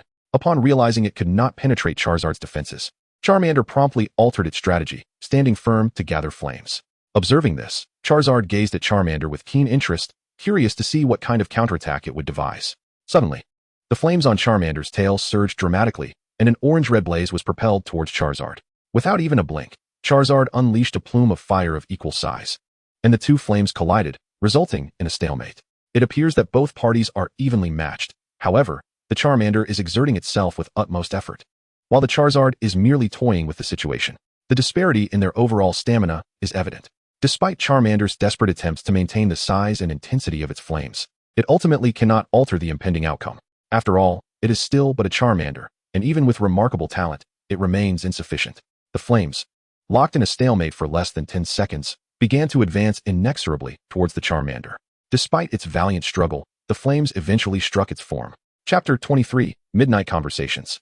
Just as the flames were about to engulf the Charmander, Charizard suddenly reigned in its power, allowing the flames to explode before the Charmander. Most of the energy contained within the flames was dissipated in the explosion, leaving only enough force to send the Charmander tumbling backward, unharmed. As the Charmander soared through the air, it braced itself for impact, only to find itself cradled in a familiar yet foreign embrace. The owner of this embrace, however, was evidently unable to withstand the force of the Charmander's momentum and fell to the ground alongside it, rolling upon the dry earth and becoming covered in dirt. The one who rushed forth to catch the Charmander was none other than Yulong Yan, who had anticipated the Charmander's defeat. As soon as the Charmander was propelled backward, he dashed forward to intercept it. Initially, Yulong Yan envisioned himself gracefully catching the falling Charmander, executing a superhero-style landing. Yet, he had completely forgotten the frailty of his current form, resulting in an awkward tumble to the ground. After landing, both Yulong Yan and Charmander quickly rose to their feet and exchanged glances, bursting into laughter in unison. The scene was reminiscent of their first encounter, one covered in dirt, the other utterly exhausted. The only notable differences were that the Charmander bore no grievous wounds, and they had forged a fundamental yet profound bond. Charizard observed the antics of Charmander and Yulong Yan from a distance, a slight smile gracing its lips, as if recalling something. However, as a group of curious Pokémon emerged from behind the rocks, Charizard promptly suppressed its smile, reverting to its usual aloof demeanor. Yulong Yan and Charmander did not linger on the ground for long. They quickly stood and approached Charizard, gazing up at it. Charizard regarded its younger companions with a nod of approval, signifying its acceptance of Charmander. It then let out a commanding roar directed at Charmander, conveying the message that it was to come here every morning for training under its guidance. Observing the exchange between Charizard and Charmander, Yulong Yan, though unable to comprehend the specifics, inferred that Charizard intended to personally mentor Charmander, and he felt a swell of joy for his companion. It is not that Yulong Yan desires to shirk his responsibilities regarding the training of the little fire dragon. Rather, he currently lacks the understanding of how to properly instruct the petite creature. Thus, he hesitates to take action, fearful that a moment of impulsiveness could irrevocably alter the course of the little fire dragon's life. However, with the presence of the formidable Charizard, Yulong Yan can finally find solace. Yet, he does not simply stand idly by as Charizard trains the little fire dragon. As a trainer himself, he must also engage in the training. Subsequently, Charizard adopts the demeanor of a strict teacher, relentlessly pushing the little fire dragon to enhance its physical capabilities, for one must possess a robust physique to grow stronger. Naturally, Yulong Yan, as the trainer, cannot escape the fate of rigorous training. While the little fire dragon is honing its stamina, Yulong Yan accompanies it in running alongside. After all, for a trainer, how can one embark on grand adventures without a sound constitution? Like a fool, one cannot simply leap into any challenge, be it a snow-capped peak or a volcanic summit, without the fortitude to match, even if blessed with the body of a true prodigy. Though the emergence of the super-wash green man has cast some doubt upon the prowess of such prodigious physiques, it underscores the significance of physicality. In the Sinnoh region, should one lack adequate fitness, they may very well be swept away by the fiery steed lurking at the entrance. By the end of this day of intensive training, Both Yulong Yan and the little fire dragon return home utterly exhausted. After mustering the energy to finish dinner, they quickly retreat to their respective rooms, collapsing onto their beds. And within mere seconds, the sound of their slumber fills the air. Meanwhile, as Yulong Yan and the little fire dragon drift into peaceful sleep, Yulongpo finds himself lost in contemplation on the balcony. What troubles him? The balcony door behind him creaks open, yet he shows no inclination to turn around. For he knows that at this hour, the only one who would appear behind him, concerned for his well-being, is none other than Yulangshu. It's nothing. Merely a trivial concern, he replies gently, gazing at her as she stands beside him, extending his right arm to draw her into his embrace, holding his beloved close. Yulongpo's previously agitated heart finds tranquility. You know me well. If it were not something particularly troubling, you wouldn't tea were such an expression. What has transpired? Does it involve Du and Xiaoyan? Yulangshu rests her head on Yulongpo's shoulder, appearing delicate and demure, yet deftly unmasking his pretense. Alas, it seems I cannot hide anything from you. Indeed, it pertains to them, but Yulongpo feels a mix of joy and helplessness. Truly, she knows him too well. Yet, he grapples with whether he should articulate the thoughts weighing on his mind, for doing so may prove somewhat cruel to Yulangshu. You would do well to inform me now rather than allowing me to discover it on my own later. Worry not, I can endure this. Although Yulong Shui appears gentle, she possesses a stubborn side, especially since she can challenge Yulongpo's appetite. Alas, there is no other choice. I shall confide in you. But do remember not to disclose this to Adu and Xiaoyan. Such matters should not burden them. Yulongpo evidently finds himself at a loss with his wife, compounded by his genuine need for someone to confide in. Thus he has shared the unfolding events. The origin of this predicament lies in Xiaoyan's awakening of dragon power, which has given rise to certain murmurs within the clan. What is the matter? Is not Xiaoyan's awakening of dragon power a cause for celebration? Yulong Shui, having married into the Yulong family, lacks a complete understanding of the dynamics within such a prominent lineage. Indeed, it is a cause for joy from his personal perspective. No doubt. Chapter 24. The difficult choice, the unknown fate. Yes, it is indeed a matter worthy of joy from his personal standpoint. Yulongpo let out a deep sigh, recalling the rumors he had inadvertently overheard in recent days, feeling an inexplicable sense of helplessness. What is the meaning of this? How can it be that from Xiaoyan's personal perspective, it is such, when from a familial standpoint, it should not be regarded as a grand fortune? Yulong Shui expressed her inability to comprehend the situation. It was clearly a matter that appeared exceedingly favorable, yet it seemed to harbor hidden dangers. Alas, Shui, do you understand why, despite the Yulong family's indifference toward the marriages of its offspring, there was such overwhelming opposition when I sought to take you as my bride? Even resorting to force in the end? Yulongpo held his beloved woman close, reminiscing about his former self. It was precisely due to my awakening of dragon power, being the sole individual within the clan to do so at that time, that, according to ancestral edicts, I became the next in line to be clan leader. As the clan leader, one cannot fully control one's choice of spouse. However, the crux of the issue does not lie solely there. Is it the ancestral edict that is the focal point? Yulong Shui, not lacking in intelligence, keenly discerned the emphasis in Yulongpo's words, the ancestral edict. Indeed, the ancestral edict of the Yulong family states that anyone who awakens dragon power shall inevitably become the next clan leader of the Yulong lineage. Yulongpo sighed deeply, feeling the familiar pain in his trigeminal nerve returning. While he could assert authority over other matters, the ancestral edict was something even he could not alter. Yet, surely this should not trouble you so greatly. Has the Yulong family never faced such a situation before? No, if that were the case, I would not be in such distress. It has been previously stated that the Yulong family has never had 3 individuals who awaken dragon power simultaneously, let alone those 3 being from the same family. Yulong Shui felt equally troubled. Had it been any other clan member awakening dragon power, they would have shown no emotional turmoil and would not have taken the initiative to assist their offspring. Each would simply rely on their own abilities. However, the crux of the matter lies in the fact that these 2 individuals are both of our own flesh and blood. They are not merely inclined towards one side. Even maintaining neutrality could render them the targets of resentment from either party. Long before Adu awakened the power of the dragon, the elders of the clan had already regarded him as the next chieftain. Otherwise, how could he have been granted multiple opportunities to enter the dragon's lair? Yet, who could have anticipated that, in less than 2 years, Xiaoyan would also awaken the dragon's power, causing the elders to waver in their decisions? Yulongpo reminisced about the clan meeting held that afternoon in the ancestral home, feeling an inexplicable urge to indulge in drink to escape the burden of choice. After all, while avoidance may be shameful, it is undeniably effective. So, what was the consensus within the clan? Yulong Shui, feeling somewhat flustered, inquired about further details. Currently, half of the voices within the clan advocated for upholding the previous decision, appointing Adu as chieftain and having Xiaoyan assist him. Conversely, the other half proposed offering support to both, culminating in a duel between the 2, with the victor ascending as chieftain and the vanquished serving as their aide. Yulong Po articulated the two most contentious proposals within the clan, clearly leaning towards the execution of one of them. Both proposals possessed merit, yet I believe the first option to be more favorable. After all, the second could easily lead to an irreparable rift between the two children. Upon hearing both options, Yulong Shui promptly chose the first, as she wished to avert the latter scenario. However, I must contest your assertion. Either option holds the potential to incite animosity between them. You are well aware of how intoxicating power can be, and even now, there are many within the clan eager to usurp my position as chieftain. Do they not realize how slim the chances of success are? Of course they do. Yet the allure of power is far too compelling for them to relinquish.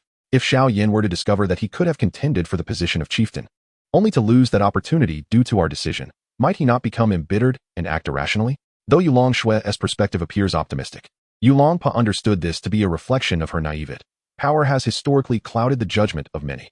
Did those illustrious figures of history truly believe their odds of success were high? Certainly not. Yet, in the face of immense potential rewards, they were blinded. It is akin to the phenomenon of World Cup betting. Why do so many lose everything?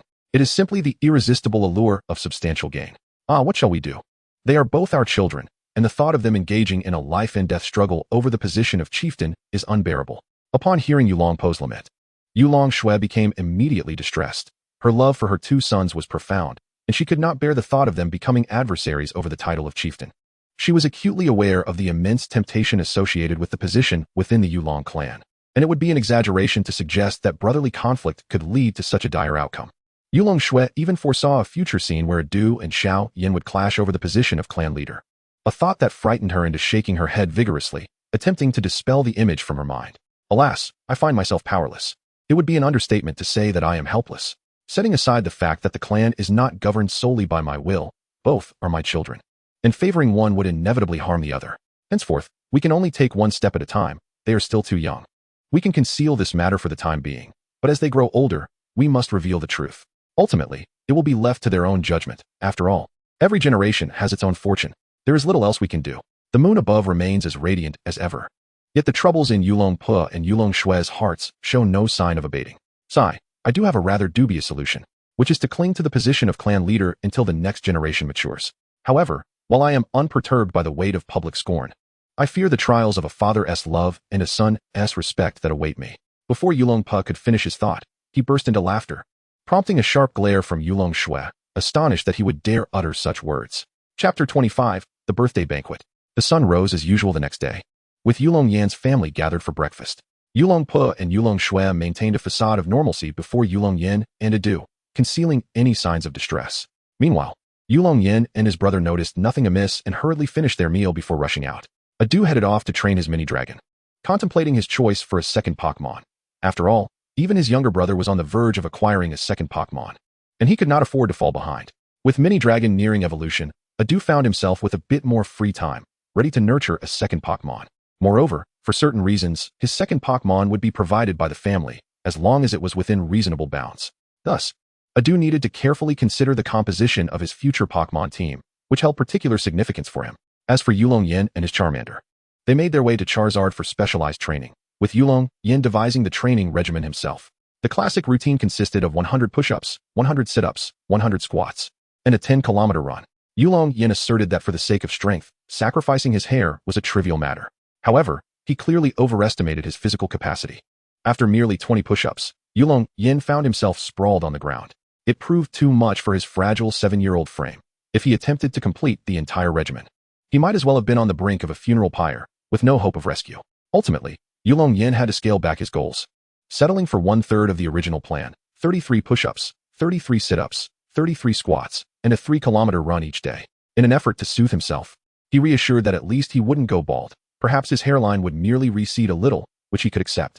Thus, Yulong Yan and the little fire dragon commenced their specialized training, although this period was rather brief, as the significant day was swiftly approaching. As time flew by, 3 months elapsed in the blink of an eye. This morning bore no distinction from any other. Yulong Yan's family was once again gathered around the dining table for their meal. However, as Yulong Yan finished his breakfast and prepared to train alongside the now robust little fire dragon, Yulong Shui called out to him just as he was about to dash out the door. With a perplexed expression on his face, Yulong Yan turned.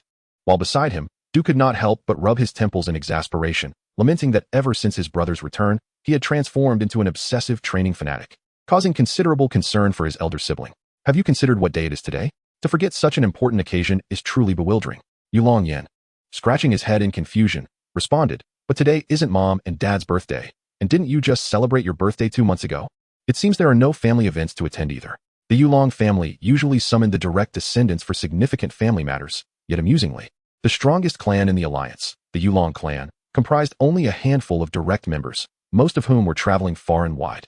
As one of the future heirs of the Yulong family, Yulong Yan was inescapably bound to participate. He had to be present every time. Even if he did not comprehend it all, he needed to gradually learn and adapt. Today is your 8th birthday. Have you truly become so enraptured by training that you forgot? The other children in the clan are eagerly anticipating this day, yet here you are, oblivious to it. Unable to contain himself, Yulongpa remarked, "My son, though you are commendably diligent in your training, it seems you have neglected your wits in the process." Observing Yulong Yan's dawning realization, Yulongpa felt a mix of amusement and frustration, yet a flicker of concern crossed his mind. Would his child, so enamored with strength, lose sight of what truly matters? Despite his tumultuous feelings, Yulongpa did not display them overtly, merely urging Yulong Yan to hasten to the family estate designated for receiving guests. Once Yulong Yan departed, he discovered that the entire clan was enveloped in a joyous atmosphere, with passers-by greeting him warmly. The second son of the Yulong family was about to celebrate his 8th birthday, which filled the household with exuberance. The family became a flurry of activity, preparing banquets and welcoming guests. It is worth noting that in the Pokémon world, birthdays are indeed celebrated annually. However, since the age of 10 marks the commencement of travel, it is customary to celebrate the 10th birthday at 8 instead.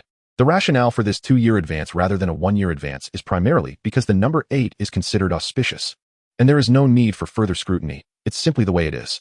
Furthermore, Yulong Yan's birthday was not merely an ordinary celebration. It served as an occasion for families from various regions to strengthen their bonds.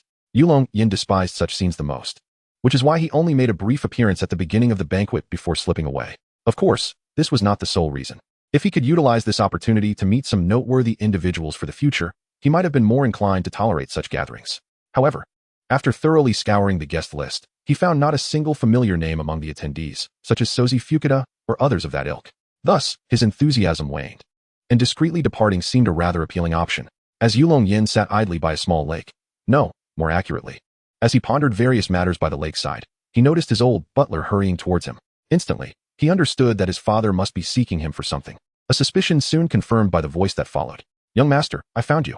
The master requests your presence at the ancestral home," the butler panted, catching his breath. The ancestral home. Yulong Yan felt a wave of bewilderment wash over him. What could possibly be happening that warranted a summons to the ancestral home? Was it possible that the elders were deliberating some significant matter? His thoughts raced. It seems a very important guest has arrived. The clan leader is currently receiving her at the ancestral home and has instructed me to fetch you, the butler finally managed to explain. Her? Who is she? Never mind. I shall find out for myself. Thank you, dear butler, Yulong Yan replied, springing to his feet with the agility of a fish leaping from water. He dusted off his trousers and made his way towards the ancestral home. Chapter 26. Cynthia, Yulong clan leader, I wonder if our initial agreement still stands? Just as Yulong Yan reached the threshold of the ancestral home, he heard a gentle voice that seemed oddly familiar. For some inexplicable reason, he felt a sense of recognition. Yet he could not place the voice. Instinctively, his hand rapped on the door. Knock, knock, knock. Come in. Yulong Yan softly opened the door and whispered an apology for the intrusion before stepping inside the ancestral home. There was no alternative. Such were the customs of the ancestral home. Although Yulong Yan found these traditions rather absurd, he felt compelled to adhere to them. Once he fully entered the room, he took a moment to observe the occupants.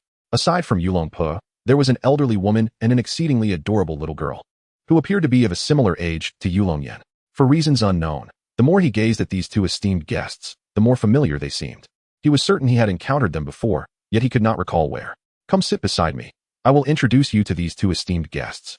Yulong Po gestured towards the empty space beside him. Yulong Yan promptly crossed over and settled down cross-legged on the cushion. Once Yulong Yan was comfortably seated, Yulong Po signaled him to behave and began the introduction. This lady is a friend your grandfather met during his travels. You should greet her as Grandma. Grandma. Yulong Yan promptly stood up and respectfully addressed her, complying with the introduction. Ah, how delightful. I never anticipated that the rather austere elder of the Yulong Peak would possess a grandson so sprightly, nearly comparable to my dear little Sharona. The old woman chuckled amiably in agreement, having taken a playful jab at the esteemed Yulong Yan's grandfather, yet she did not forget to extol the virtues of Yulong Yan, albeit the descriptor made him feel somewhat uncomfortable. After all, he was a young man, albeit still a boy, Surely sprightly was not an appropriate characterization. Nevertheless, such trivialities were soon cast aside by Yulong Yan, for the old woman's address of the petite girl beside him was evidently far more sensational. Sharona, or perhaps Julian. These names are surely familiar to any reader of this tale. The champion of the Sinnoh region, a fierce Garchomp that has triumphed over all challengers. Moreover, Sharona not only possesses formidable strength, but also boasts a beauty that is undeniably exceptional, a frequent darling of admirers. Reflecting on this, Yulong Yan began to discreetly observe Sharona seated across from him, only to be astonished to discover that she too was stealing glances in his direction. Ha ha ha. You certainly have a way with words, my dear, but I am merely an unremarkable child unworthy of such praise. Upon hearing the elderly gentleman's reference to his father, Yulong Pum managed an awkward smile, unsure of how to respond. After all, there had long been rumors suggesting a connection between his father and the lady before him, and it seemed that the fault lay with his father. Well then, let us return to the matter at hand. The sacred temple should ideally be off limits to outsiders. However, since my father made an arrangement with you, I feel it would be inappropriate to intervene. Whether this child can thrive within the sacred grounds ultimately rests upon her own capabilities, as the Yulong family cannot provide any guarantees. Following a brief introduction, Yulong Pei swiftly redirected the conversation towards serious matters, anxious that the other party might utter something truly outrageous.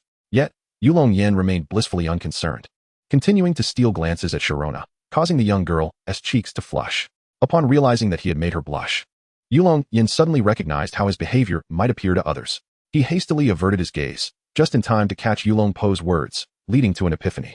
It was no wonder they had convened in the ancestral home. It was indeed for the purpose of discussing the sacred temple. Such matters certainly required a suitable venue for discourse. As for what the sacred temple entailed, it had been briefly mentioned before. It is indeed the temple that enshrines the dragon's Fong, a location that has appeared in the anime. This site is regarded as a veritable treasure trove of geomantic fortune.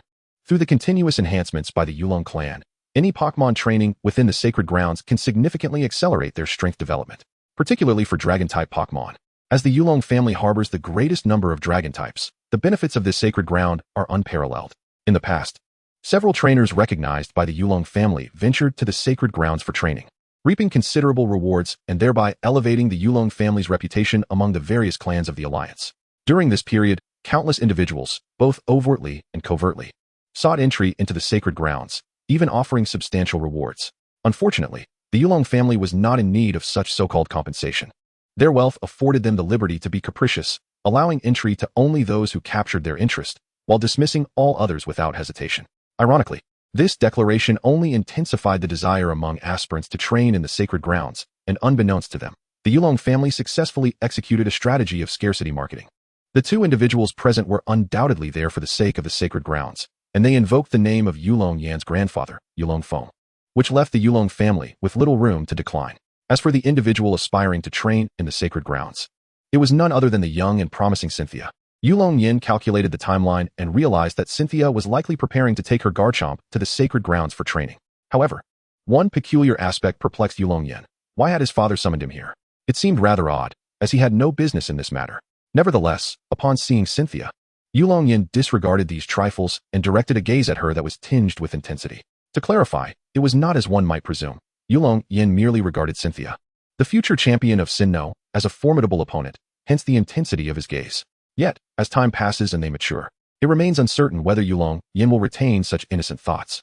Cynthia, who had finally recovered from her earlier embarrassment, noticed that Yulong Yan's gaze had grown even more aggressive, prompting her to adopt an ostrich-like response by lowering her head. Ah, the leader of the Yulong clan certainly enjoys jesting. I had thought you would be as unreliable as that old coot Yulong Feng, yet it appears you possess a modicum of integrity. Initially, she had contemplated causing a ruckus at the Yulong family should they refuse to acknowledge their promise, but it seemed that would not be necessary. Chapter 27. On the Importance of Family Education. Ha ha ha, you still delight in humor.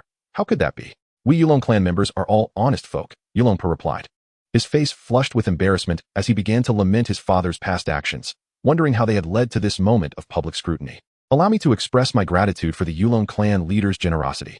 Cynthia, come forth and thank your uncle Yulong. The elderly lady offered a cold smile, but still beckoned Cynthia to express her gratitude, for if the Yulong family chose to renege, they could easily do so. When Yulong Feng made this promise, the circumstances were somewhat inappropriate, and there were no witnesses to the agreement. Thus, the Yulong family could feign ignorance of the event. But for reasons too delicate to articulate, they begrudgingly accepted the obligation. Despite this, the old woman acquiesced to the favor.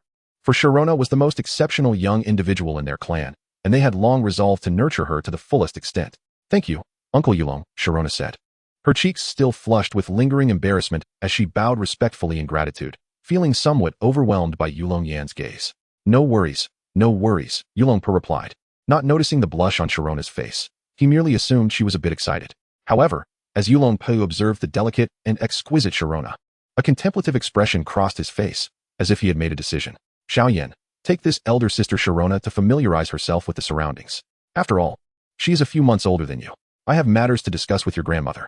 With a smile, Yulong Po nudged Yulong Yan towards Sharona and discreetly gestured to him when the two were out of sight. "Oh, all right," Yulong Yan responded, feeling an unexplainable resemblance to the antics of his friends from a past life who had urged him to pursue a crush. Nonetheless, he did not dwell on it too much. His mind had matured, and he regarded Sharona as a child, untouched by worldly desires. Thus, he boldly approached her, grasping her right hand and leading her away from the ancestral home. This sequence of actions unfolded seamlessly, leaving the other three present momentarily stunned, including Sharona herself. When Yulong Yan took her hand, Sharona's mind momentarily ceased to function. It was only upon exiting the ancestral home that she realized what had transpired. Forcefully shaking off his hand, her face instantly turning crimson. Meanwhile, the old woman still within the ancestral home regarded Yulong Po with a rather peculiar gaze, beginning to question the upbringing of the Yulong family, as it seemed eerily reminiscent of her own youthful experiences.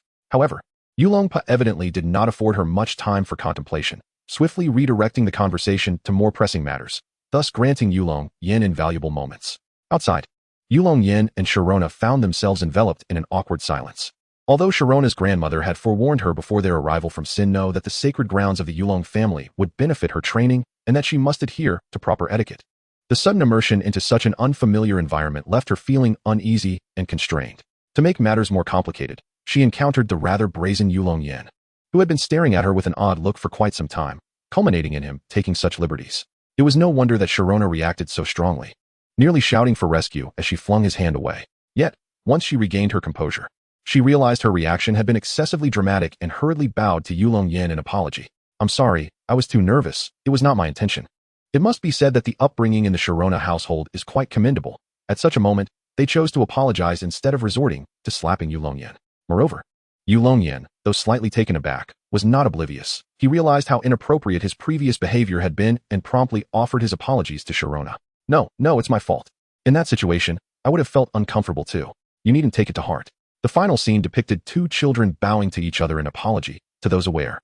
It was a gesture of contrition, while to the unaware, it might have seemed like a wedding ceremony. Yulong Yan evidently recognized the peculiarity of the situation and quickly interrupted the awkward cycle, initiating conversation. The person in the room must be your grandmother, right? You two share a wonderful bond." Upon uttering this, Yulong Yan immediately wished to slap himself. What a curious topic to bring up. It was bound to invite trouble. Indeed, my grandmother adores me. Whenever she has the time, she comes to tell me bedtime stories. Fortunately, Sharona did not perceive anything amiss and continued the conversation along this thread. "Really? That sounds delightful. My situation is quite different. I don't think I've seen my grandfather more than a few times since birth," Yulong Yan remarked with a hint of regret. As for the whereabouts of Yulong Yan's grandfather, the official explanation stated that he was cultivating his strength in distant lands.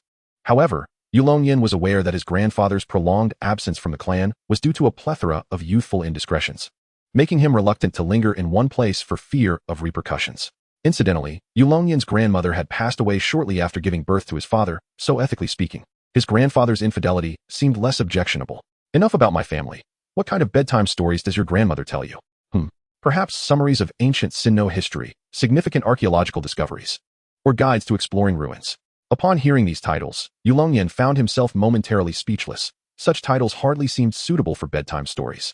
Yet, this also elucidated why Sharona would later become so engrossed in archaeology. Given her background, not pursuing archaeology would be a tremendous waste. How about we change the subject? Let me take you on a tour of the Yulong clan's territory. I assure you, it will be an eye-opening experience. That sounds great. Sharona had long been curious about the Yulong clan's lands, and since Yulong Yan was willing to show her around, she certainly would not decline. Chapter 28. This is Youth. Yulong Yan guided Sharona through nearly every corner of the Yulong clan's territory, save for a few areas not typically open to outsiders. At some point, unbeknownst to them, their hands found each other once again, this time initiated by Sharona. Unconsciously, they wandered from noon until dusk, though both felt fatigued. Their spirits were remarkably invigorated. I am aware of a splendid location to witness the sunset. Would you care to join me? Of course, let us go. After a brief exchange, Yulong Yan and Sharona clasped each other's hands, racing towards a gentle hill. It was uncertain whether Yulong Yan was leading Sharona or vice versa. Upon reaching the summit, they were greeted by the sunset in its most resplendent form. Sharona had never laid eyes upon such a breathtaking vista, and for a moment, she was entranced. While Sharona was absorbed in the scenery, Yulong Yan found himself captivated by Sharona, perhaps due to the peculiarities of his rebirth. A flicker of emotion stirred within him, one so subtle that he failed to recognize it as anything significant. He merely thought the view was exquisite. Little did he know that even the mightiest dam could be breached by a mere ant, and no matter how robust a barrier, the emergence of a single crack could herald its collapse. Years later, as Yulong Yan reminisced about this moment, he would come to realize that a seed had been planted in his heart, a seed that had since burgeoned into a towering tree. At that moment, he believed he was merely stealing a glance, unaware that this glance would shape the entirety of his life. The twilight was fleeting, and the sun soon dipped below the horizon, taking with it the beautiful scenery, now forever lost to them. Thank you for bringing me to such a magnificent sight. Sharona finally came to her senses, expressing her heartfelt gratitude to Yulong Yan. Ha ha ha, it was my pleasure. If you truly wish to thank me, how about a kiss? Yulong Yan, who had been discreetly stealing glances at Sharona, found himself flustered when she unexpectedly met his gaze, instinctively uttering a line he had heard somewhere before. Softly, the flute of parting plays. Even the summer insects fall silent for me, and silence envelopes this little hill tonight. Mortified by his own slip of the tongue, Yulong Yan wished he could sew his mouth shut. What was wrong with him today, constantly fumbling his words? I was merely jesting. You needn't take it to heart. Well, the time is drawing near. We should return, lest your grandmother grows concerned. In a bid to divert the awkwardness, Yulong Yan hastily shifted the topic, sensing that lingering any longer would only lead to further blunders. Moi? However, Yulong Yan was taken aback when, just as he was about to lead Sharona away, she suddenly leaned in and planted a kiss on his cheek. Don't get the wrong idea. I just think of you as a good little brother. Not quite. I'm just grateful for your company this afternoon. This isn't a reward or anything. In any case, let us hurry. Flushed with embarrassment from her unexpected boldness, Sharona hurriedly uttered a barrage of incoherent words and dashed away. Hey, you're going the wrong way. This is not the path back. Caught in the reverie of that fleeting touch, Yulong Yan abruptly realized Sharona was headed in the wrong direction and, with no time to ponder, swiftly chased after her. I never expected that the illustrious Yulong clan would impart such unconventional teachings to their children. It truly has broadened my horizons. In the shadows, Sharona's grandmother observed her granddaughter being ensnared, emanating an aura of palpable anger. Ahem, it's merely the affairs of the younger generation. There is no need for you to be so concerned. It's just a bit of fun. Yulongpo was also taken aback by his son's understanding, having navigated such a multitude of processes in a mere span of time, which prompted him to question whether his approach to parenting had indeed faltered. However, it was evident that this was not the time for such introspection. He had to keep a vigilant eye on Sharona's grandmother. Had he not been present, she would no doubt have charged forward. To protect his son, Yulongpo found himself reluctantly bearing the brunt of her ire. I shall not concern myself with this young one, but rather, I shall witness the caliber of your fathering. Come forth, psychic golem. I kindly ask that you refrain from holding grudges against the children. If you wish to battle, I shall gladly oblige. Arise, Dragonite. In the blink of an eye, several days had passed, and Sharona had spent some time at the Yulong residence. After merely a day, her grandmother departed, and it was said that the old woman left with a countenance as dark as a storm cloud. In stark contrast, Yulongpo appeared quite cheerful, even humming a little tune while walking, leaving many to wonder what had sparked such joy. With her grandmother gone, Sharona mourned for a while, but thankfully, being a child, she was quick to forget. Moreover, with Yulong Yan nearby, feigning ignorance and playfulness, she soon regained her spirits. Presently, Sharona was perched beside a table, glaring at Yulong Yan with an indignant expression, her slightly puffed cheeks and delicate nose revealing her displeasure. Xiao Yan, take me out to play? No, I am quite busy. You should entertain yourself. If you find it dull, you can continue your training at the sacred ground. Such a precious opportunity should not be squandered. Also, either call me Xiao Yan or use my full name. Please refrain from using Xiao Yan as I cannot endure it. In response to Sharona's playful invitation, Yulong Yan, engrossed in his training regimen for mini dragons, expressed his disinterest in indulging her. Uncle Yulong said that my recent training progress has been excellent, and I can afford to take a slight break. Balance between work and rest is the best approach to training. So hurry and take me out to play. Yulong Yan's reply evidently did not sit well with Sharona, who, with a frown, slammed her hands on the table and leaned in closer to him, positioning herself between him and his book. The truth oft reveals a universal principle. One should never attempt to reason with children or girls, and especially not when the two are combined. Chapter 29, The Successful Sharona. Be good. Do not cause a ruckus. Let me finish this chapter first. Impossible. Hurry and accompany me outside. With a disgruntled expression, Sharona took the mini dragon that had been draped around Yulong Yan's neck like a scarf and placed it around her own, tugging at him in an attempt to drag him outside. Due to an interruption in his thoughts, Yulong Yan felt a pang of irritation. However, given his previous actions, he found himself at a disadvantage before Sharona, ultimately yielding to her whims. Meanwhile, the mini dragon, regarded merely as a decorative creature, opened its eyes slightly, only to discover it was perched upon Sharona's neck before drifting back into slumber. Recently hatched, it required ample sleep, and the interactions between its master and mistress had long ceased to surprise it. Indeed, the mini dragon had instinctively come to view Sharona as its mistress, as she was the first figure it beheld upon hatching, alongside Yulong Yan. As for the origin of the mini dragon, it was the previously unborn creature. On the day following Yulong Yan's birthday, when he and Sharona were taken to the sacred land, it was there that a dragonite from the sacred land entrusted Yulong Yan with the Pokémon egg of the mini dragon. The dragonite had declared that even if Yulong Yan did not arrive that day, he would personally deliver the egg into Yulong Yan's hands. When Yulong Yan received the egg, he instinctively infused it with his dragon power. According to the records of the Yulong clan, if dragon power were to nourish the Pokémon egg before hatching, it could enhance the potential of the resulting dragon-type Pokémon. Whether or not this was true, Yulong Yan acted on instinct, and as soon as his dragon power touched the egg, it emitted a brilliant light. When Yulong Yan and Sharona regained their senses, they noticed a blue scarf adorning Yulong Yan's neck. Indeed, the mini dragon had eagerly hatched the moment the egg reached Yulong Yan, revealing its fervent desire to meet him. As for why Yulong Yan accompanied Sharona to the sacred land, a certain anonymous member of the Yulong clan suggested it was for Yulong Yan's own good. Yulong Yan himself was uncertain, hesitant to inquire further, as some matters were best left unspoken, fraught with peril. Thus, amidst this confusion, the relationship between Yulong Yan and Sharona began to take peculiar twists and turns. Observing the determination in Sharona's gaze, Yulong Yan sighed in resignation and asked, "Very well. My lady, what would you like to do?" That is more like it. Let me think. I might want to go shopping and buy ice cream." At the mention of ice cream, Sharona's eyes sparkled with delight, her excitement palpable as she began to dance with glee. "Oh, my lady," Yulong Yan exclaimed in despair. "Do you realize that our ancestral home is several hours' journey from the nearest Yamok city?" "Of course. I knew that when I came here. Which is precisely why I want you to accompany me," Sharona replied with an air of nonchalance. Perhaps fearing Yulong Yan might have second thoughts, she added firmly, "This is my uncle's directive." Yulong Yan, feeling utterly helpless, opened his mouth as if to speak, yet found himself akin to a mute savoring bitter gall, unable to articulate his woes. This old man certainly knew how to complicate matters. Was it truly necessary to embark on a lengthy journey just to procure an ice cream? And to return on foot as well? One must acknowledge that there exists no public transportation from the Yulong family estate to Yanmo City. After all, the denizens of the Yulong clan typically utilized Pokémon as their means of conveyance. However, both Yulong Yan and Sharona possessed no Pokémon suited for such travel, rendering their predicament particularly awkward. In an effort to dissuade Sharona from her whimsical notion, Yulong Yan resorted to dousing her enthusiasm with cold water. "It's an exceedingly long trek to the town. Aren't you concerned about the fatigue?" "Not at all. Besides, the prospect of indulging in ice cream makes any exhaustion worthwhile. But we must return on foot as well. And the journey is fraught with the danger of wild Pokémon attacks. It's perilous." "I'm not afraid. My Garchomp will protect us." Before Yulong Yan could muster a retort, Sharona promptly inquired, "So, are you going or not?" 10 minutes later, the despondent Yulong Yan and Sharona walked side by side along the road to Yanmo City. To compensate Yulong Yan and express her gratitude, Sharona allowed him to hold her hand as they walked, though it was a frequent occurrence. As they traversed the path, Sharona chattered gleefully, her excitement palpable, while Yulong Yan found himself bemused by the absurdity of their undertaking, walking for hours merely to savor ice cream. At the tender age of 8, he questioned the necessity of enduring such a trial. Surely, this constituted child abuse. Ironically, the perpetrator of this supposed maltreatment was merely another child of the same age.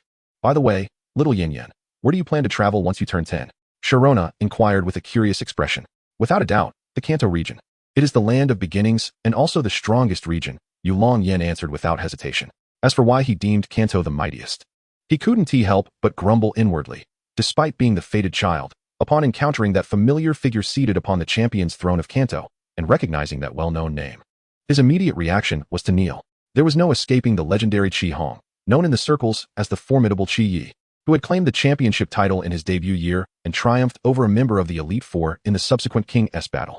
The very next year, he ascended to the championship seat of the Kanto region. Such an extraordinary tale felt almost too grand to be true, rivaling the narratives of protagonists in sensationalist literature.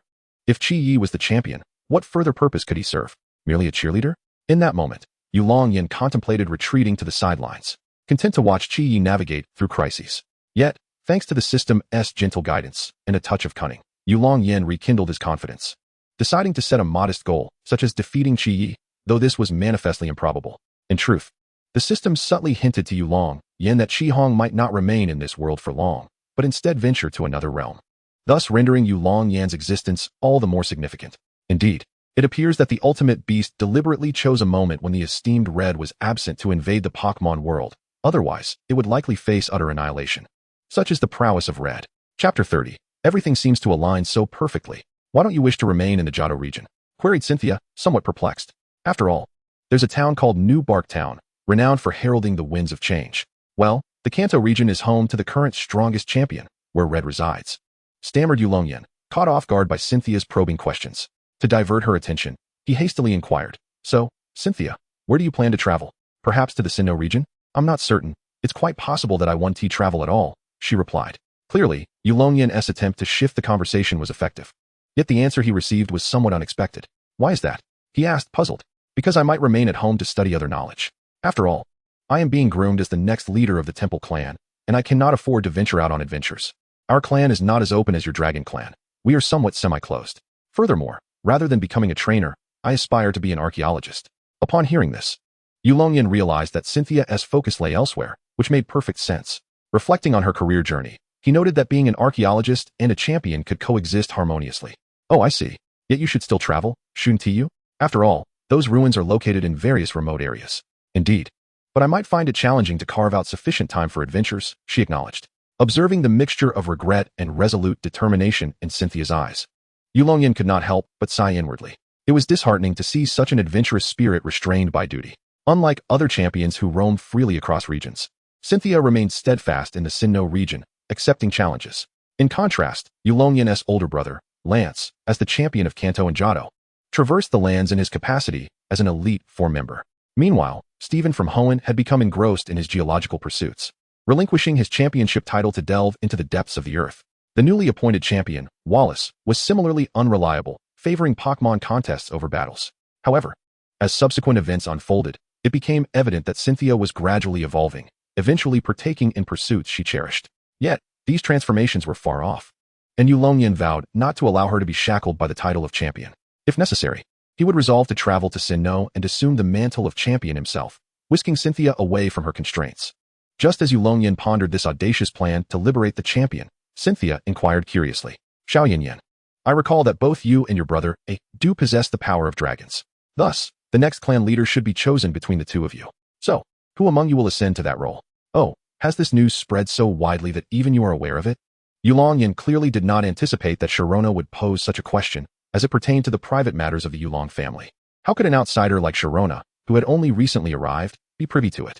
However, upon reflecting on the peculiar atmosphere within the family lately, Yulong Yan suddenly felt disinclined to ponder the circumstances that led to this.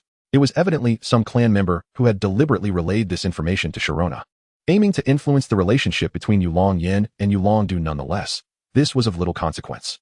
After hearing Sharona's inquiry, Yulong Yan couldn't help but sigh, as he too was troubled by this matter. His existence was, in fact, an unforeseen occurrence. Originally, Du was meant to be the sole candidate for clan leader, yet his presence had disrupted everything. Already, certain elders within the clan had subtly expressed their desire for him to vie with Du for the position and incessantly extolled the benefits of becoming the clan leader. Yet, these individuals clearly had not done their homework, as Yulong Yan had no aspirations of assuming such a role. If it were a task that only he could undertake, he would undoubtedly feel compelled to accept. However, if others were capable, he would certainly not be found in the fray. Seeing that Yulong Yan remained silent, Sharona realized she might have posed an inappropriate question and promptly chose to fall silent, continuing on her way without uttering another word. After approximately 3 hours, the outline of Yan Mo City finally came into view for both Yulong Yan and Sharona. Upon witnessing the towering edifices, Yulong Yan nearly succumbed to tears. He had lost track of how he had traversed the distance over those 3 hours. However, observing Sharona joyfully relishing her ice cream, he found it somewhat easier to accept the situation. After all, ice cream was indeed delightful, wasn't it? Slurp, licking the ice cream. Truly delectable. The mini dragon perched on Yulong Yan's shoulder, witnessing his enjoyment, clamored for a taste as well. unable to deny its request. He purchased 2 exorbitantly priced cloud ice creams suitable for young Pokémon. Yet, when Yulong Yan placed one of the cloud ice creams on the table for the mini dragon, Sharona suddenly fixed her gaze intently on it, nearly startling the little creature. Just as Sharona turned her head to speak, Yulong Yan presented the other cloud ice cream, which he had hidden behind his back, to her with a smile, saying, "I would never forget you, my dear lady. Do indulge." At that moment, the sunlight illuminated Yulong Yan's profile, causing Sharona to momentarily lose her focus. Silently accepting the ice cream and lowering her head to savor it, Yulong Yan mused that, were this a game, numerous indicators of increased affection would surely be appearing above Sharona's head, unbeknownst to them, due to the fortuitous alignment of time, place, and circumstance. A sign indicating at least a 10-point increase in favorability appeared above Shiona's head. On this sun-drenched afternoon, seated at a quaint ice cream parlor, a handsome boy gazed at the girl before him with a hint of a smile. The girl, however, kept her head bowed, striving to conceal her already flushed cheeks, silently savoring her ice cream while a cute little dragon perched on the table. Everything about this moment seemed exquisite, yet, all beautiful things are often ephemeral. The forthcoming training would prove to be exceedingly harsh, a challenge that Yulong Yan must inevitably face. Chapter 31, A Heart-to-Heart Between Father and Son. Such delightful moments are fleeting. After finishing their ice cream, Yulong Yan, Sharona, and the little dragon found themselves contemplating their return. It is crucial to note that their journey here was fueled by youthful vigor and the desire for ice cream, which had propelled them forward. However, the return journey presented a different narrative, weary bodies devoid of energy, and hearts content, yet yearning for rest. Thus, the outcome was all too evident. "Hey, big brother. Help me. Thank you for rescuing me," Yulong Yan chuckled. At that moment, Edu, summoned by a call from Yulong Yan, found himself glaring at his younger brother with an expression akin to that of a dead fish, his desire to curse mounting. Yet, upon noticing Sharona hiding behind his brother, he refrained from voicing his thoughts. After observing the dynamics over the past few days, he had come to understand his brother's intentions. Edu could only think, "As expected of my brother, well done." Ultimately, he said nothing, instead offering Sharona a smile before ushering them into the car. "Ah, little Yin, I'm tired. Wake me when we arrive." Barely settled in the car for the return trip, Sharona leaned against Yulong Yan, adorably stifling a yawn, and soon fell asleep on his shoulder. While this might have seemed innocuous, her sleeping posture quickly became precarious, as she ended up resting on Yulong Yan's lap. Not only that, but her arms draped around his waist. How precarious was the situation? Yulong Yan dared not move, silently reciting the Tao Te Ching in his mind as a means of composure.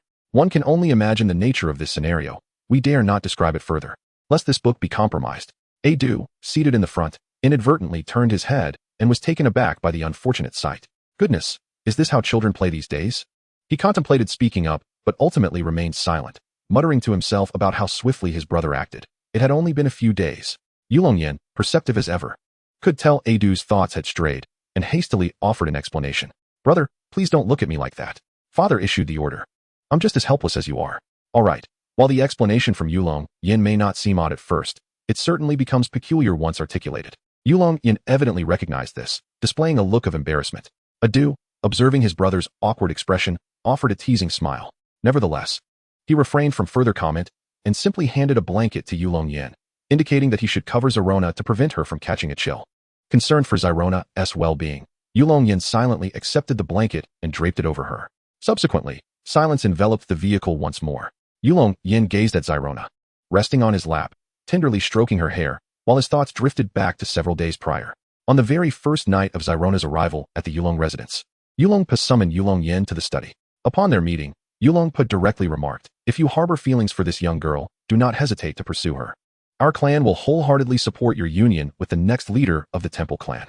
Initially intending to lighten the atmosphere with a few words, Yulong Yan's countenance darkened instantaneously upon hearing Yulong Po's declaration.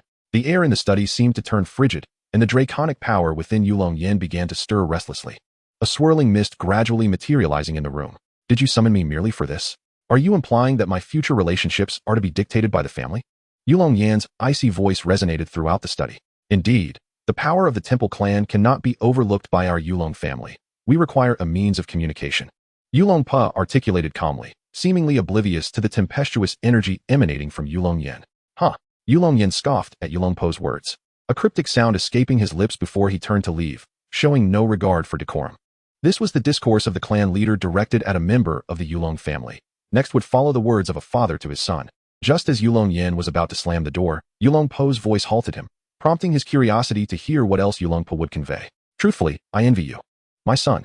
Yulong Po's opening statement felt like a bombshell in Yulong Yan's heart, leaving him momentarily speechless, while Yulong Po continued. The person you cherish is one whom the family will not oppose. In fact, they will support you. My circumstances, however, are different. Although your mother has now integrated into the Yulong family, she endured considerable hardships in the past, and each time I reflect on it, I feel a pang of guilt. For various reasons, Yulong Po had never shared the story of his past with Yulong Shui, meaning that neither Yulong Yan nor his brother Yulong Du had ever heard this tale. Yulong Yan quietly approached his father, eager to listen to the narrative of Yulong Po and Yulong Shui's history. That evening, they engaged in a lengthy conversation, the specifics of which remain unknown, yet ultimately, Yulong Yan accepted his father's perspective. After all, Yulong Yan is not as oblivious as one might think, having been immersed in the digital age of the 21st century. He is quite familiar with the intricacies of such matters. If one enjoys the privileges bestowed by their family, one must also shoulder the corresponding responsibilities and obligations. No one can solely indulge in benefits without contributing in return. Moreover, Yulong Yan's current circumstances are far less dire than those of Yulong Po in the past. Not only does he have a father who serves as the clan leader, but he also has an equally capable older brother who stands in front of him as a shield. Thus, Yulong Yan need not concern himself with trivialities.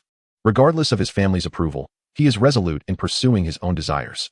If necessary, he could emulate Yulong Po and overpower anyone who dares voice dissent. Chapter 32. Yulong Yan's decision. Of course, Yulong Yan understands the struggles faced by Yulong Po, yet a touch of revenge seems justifiable, does it not? The following day, Yulong Po, the patriarch of the Yulong clan, remarkably refrained from addressing various incidents and instead found himself kneeling on a washboard.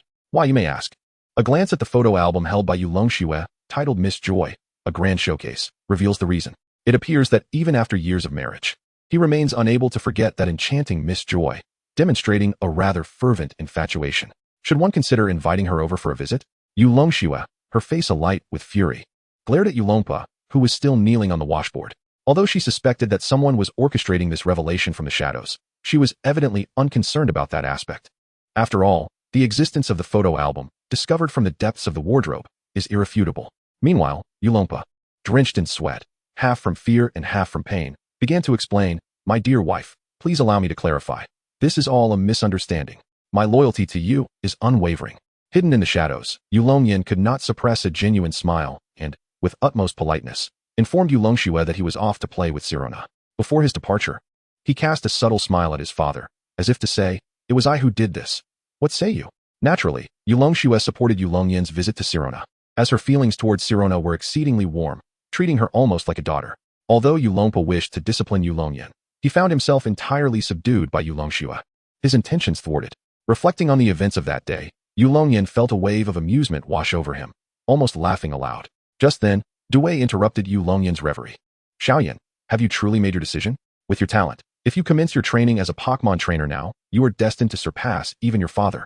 Perhaps even achieving the prowess of that esteemed president. Brother, you needn't elaborate." Before Dui could finish, Yulong Yan interjected, reiterating the sentiments he had expressed countless times over the past few days. "I believe that being a researcher is a commendable profession, as it not only allows for travel but also offers the opportunity to explore places that trainers cannot reach. Overall, I feel that I am reaping the benefits. However, once one decides to become a researcher, there seems to be a hesitance.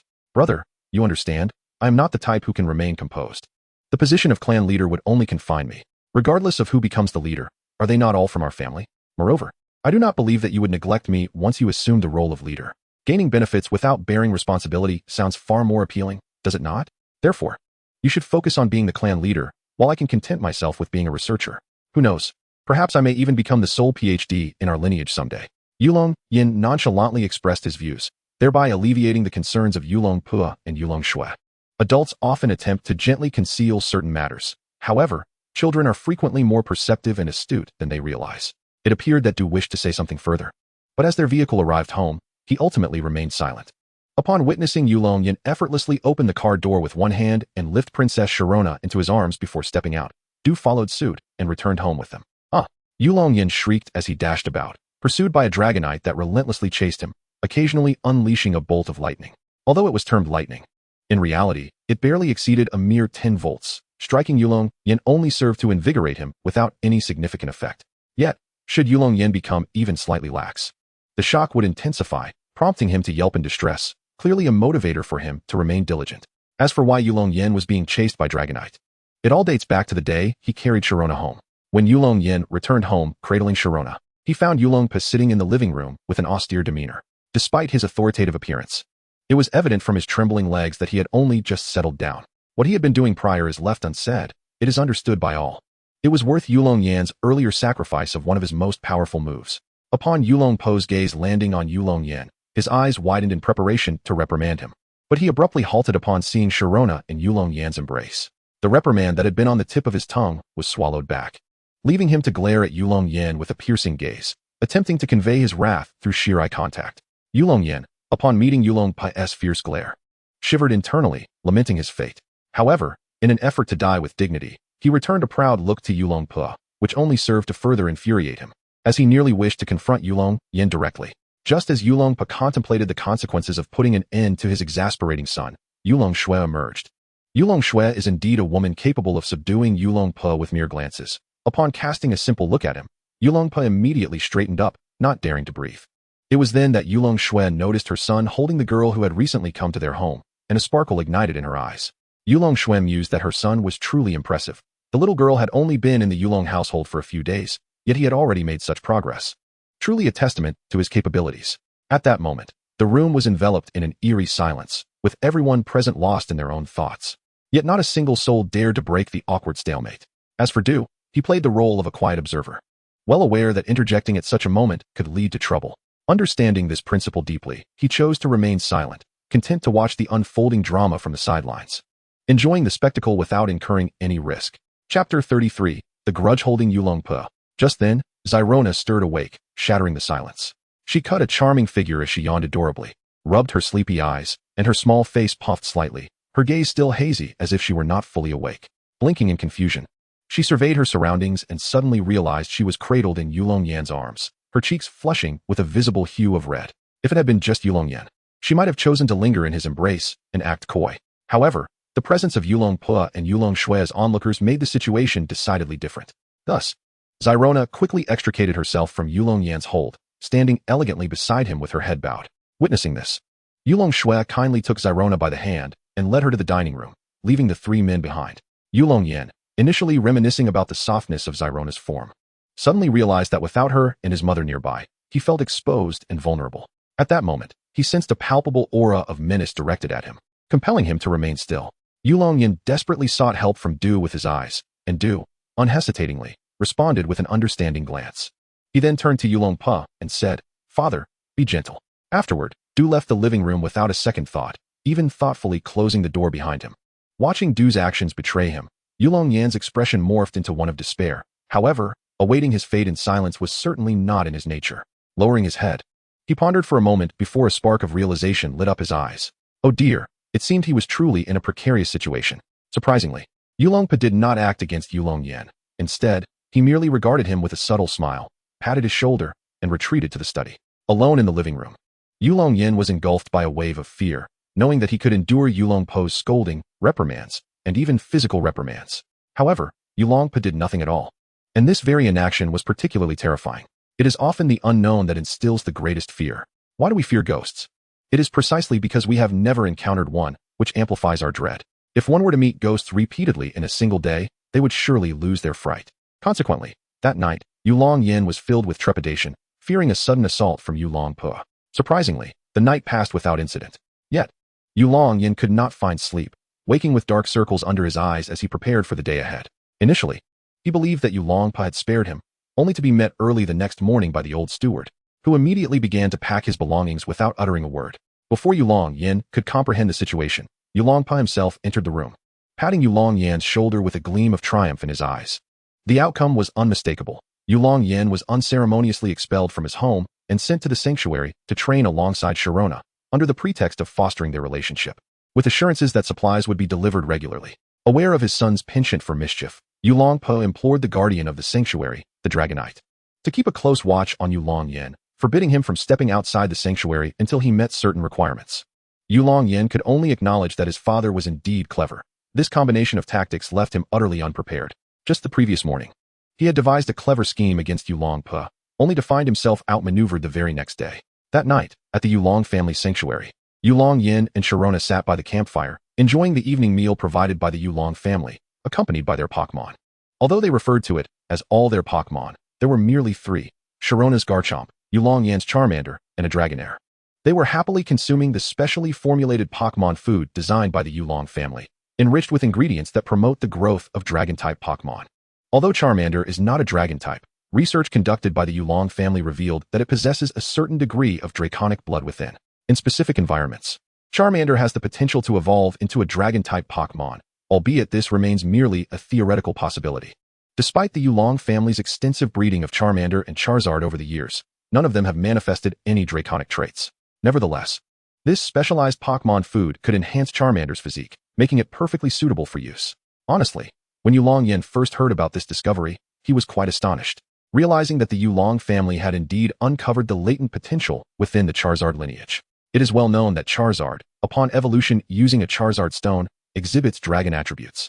The essence of evolution is, after all, the unearthing of the latent power residing within a Pokémon. Thus it appears that the Yulong clan's research has genuinely touched upon the very core of Charizard's being. Regrettably, the Dragon clan has found its efforts largely misguided due to a lack of essential knowledge, rendering their attempts to imbue the Fire Dragon with true draconic attributes futile. Nevertheless, this research has proven beneficial to Yulong Yan, as he possesses a Fire Dragon stone in his possession. Let us not forget that he had previously accepted a mission to rescue a little Fire Dragon, with the reward being a choice of Fire Dragon stones. After a discussion with the little Fire Dragon, they reached a mutual understanding regarding their goals. Although Yulong Yan's little Fire Dragon excels in utilizing flames for attacks, its true prowess lies in close combat, evidenced by its acquisition of the move known as Fire Fang. As Sharona observed Yulong Yan tremble in pain with each bite of food, concern etched across her face, she could no longer refrain from expressing her worries. Are you alright? If it becomes too much, perhaps you should speak to your uncle. Continuing like this could lead to trouble. It's fine, you need not worry about me.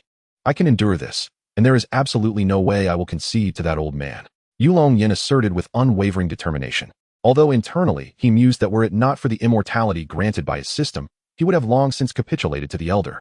For surely one's life holds greater value than mere pride. Chapter 34. Data on the Little Fire Dragon and Mini Dragon. However, your current state hardly suggests that everything is fine. Everything is alright, I assure you. Sharona found it increasingly difficult to watch Yulong Yan in such a condition. Yet he remained obstinately defiant. His stubbornness could rival that of a certain Master Wong, as it seemed that what remained after his fiery trials was not merely ashes, but rather his unyielding tongue. Perhaps you should retire early. Otherwise, you will be unable to continue your training tomorrow. Sharona reluctantly conceded to Yulong Yan's assertions, yet insisted he take rest immediately. Very well, you should also retire early. While you may not be forced to train as I am, your own practice will deplete your energy, so rest is advisable. Moreover, insufficient sleep is a formidable foe for young women. Off you go. Everything will be tidied up by someone else tomorrow. Acknowledging his fatigue, Yulong Yan made his way toward his tent, gently persuading Sharona to join him in rest. She readily acquiesced, and after finishing her meal and attending to her appearance, she retired, as young ladies tend to hold their beauty in high regard. It is worth noting that Yulong Yan and Sharona did not share the same tent. They simply erected 2 separate tents within the sanctum. After all, Sharona had come to the Yulong household to train, not to be sent as a child bride. Although Yulong Yan harbored a slight interest in her, he was keenly aware of the need to maintain a facade, for should Sharona return and speak of it, the Celestial clan might very well come to the Yulong family demanding answers. As Yulong Yan lay within his tent, he gazed silently at the fabric above, deep in contemplation. While the little Fire Dragon and Mini Dragon beside him succumbed to slumber, worn out from the day's exertions, Yulong Yan glanced at the small Fire Dragon and Mini Dragon lying beside him, a gentle smile unconsciously gracing his lips. He soon diverted his gaze. For the first time in days, aside from completing his daily tasks, he decided to access the system. System, are you there? I am always here. What can I assist you with? Please open the attribute panels for the small Fire Dragon and Mini Dragon. Understood. No sooner had Yulong Yan's words left his mouth than 2 luminous screens appeared before him, one for the small Fire Dragon and the other for the Mini Dragon. Sighing, he thought to himself how, despite having viewed this attribute panel several times, he still found it difficult to accept its template, reminiscent of a subpar online game's character interface. Nevertheless, he shrugged it off, reasoning that as long as it was functional, he wouldn't be overly critical. As he grumbled, he clicked on the small Fire Dragon S panel, causing the Mini Dragon S screen to shrink significantly, while the small Fire Dragon S display suddenly occupied the majority of the screen. Small Fire Dragon, shiny. Height, 0. 6m. Weight, 8 kilograms. Gender, male. Type, fire.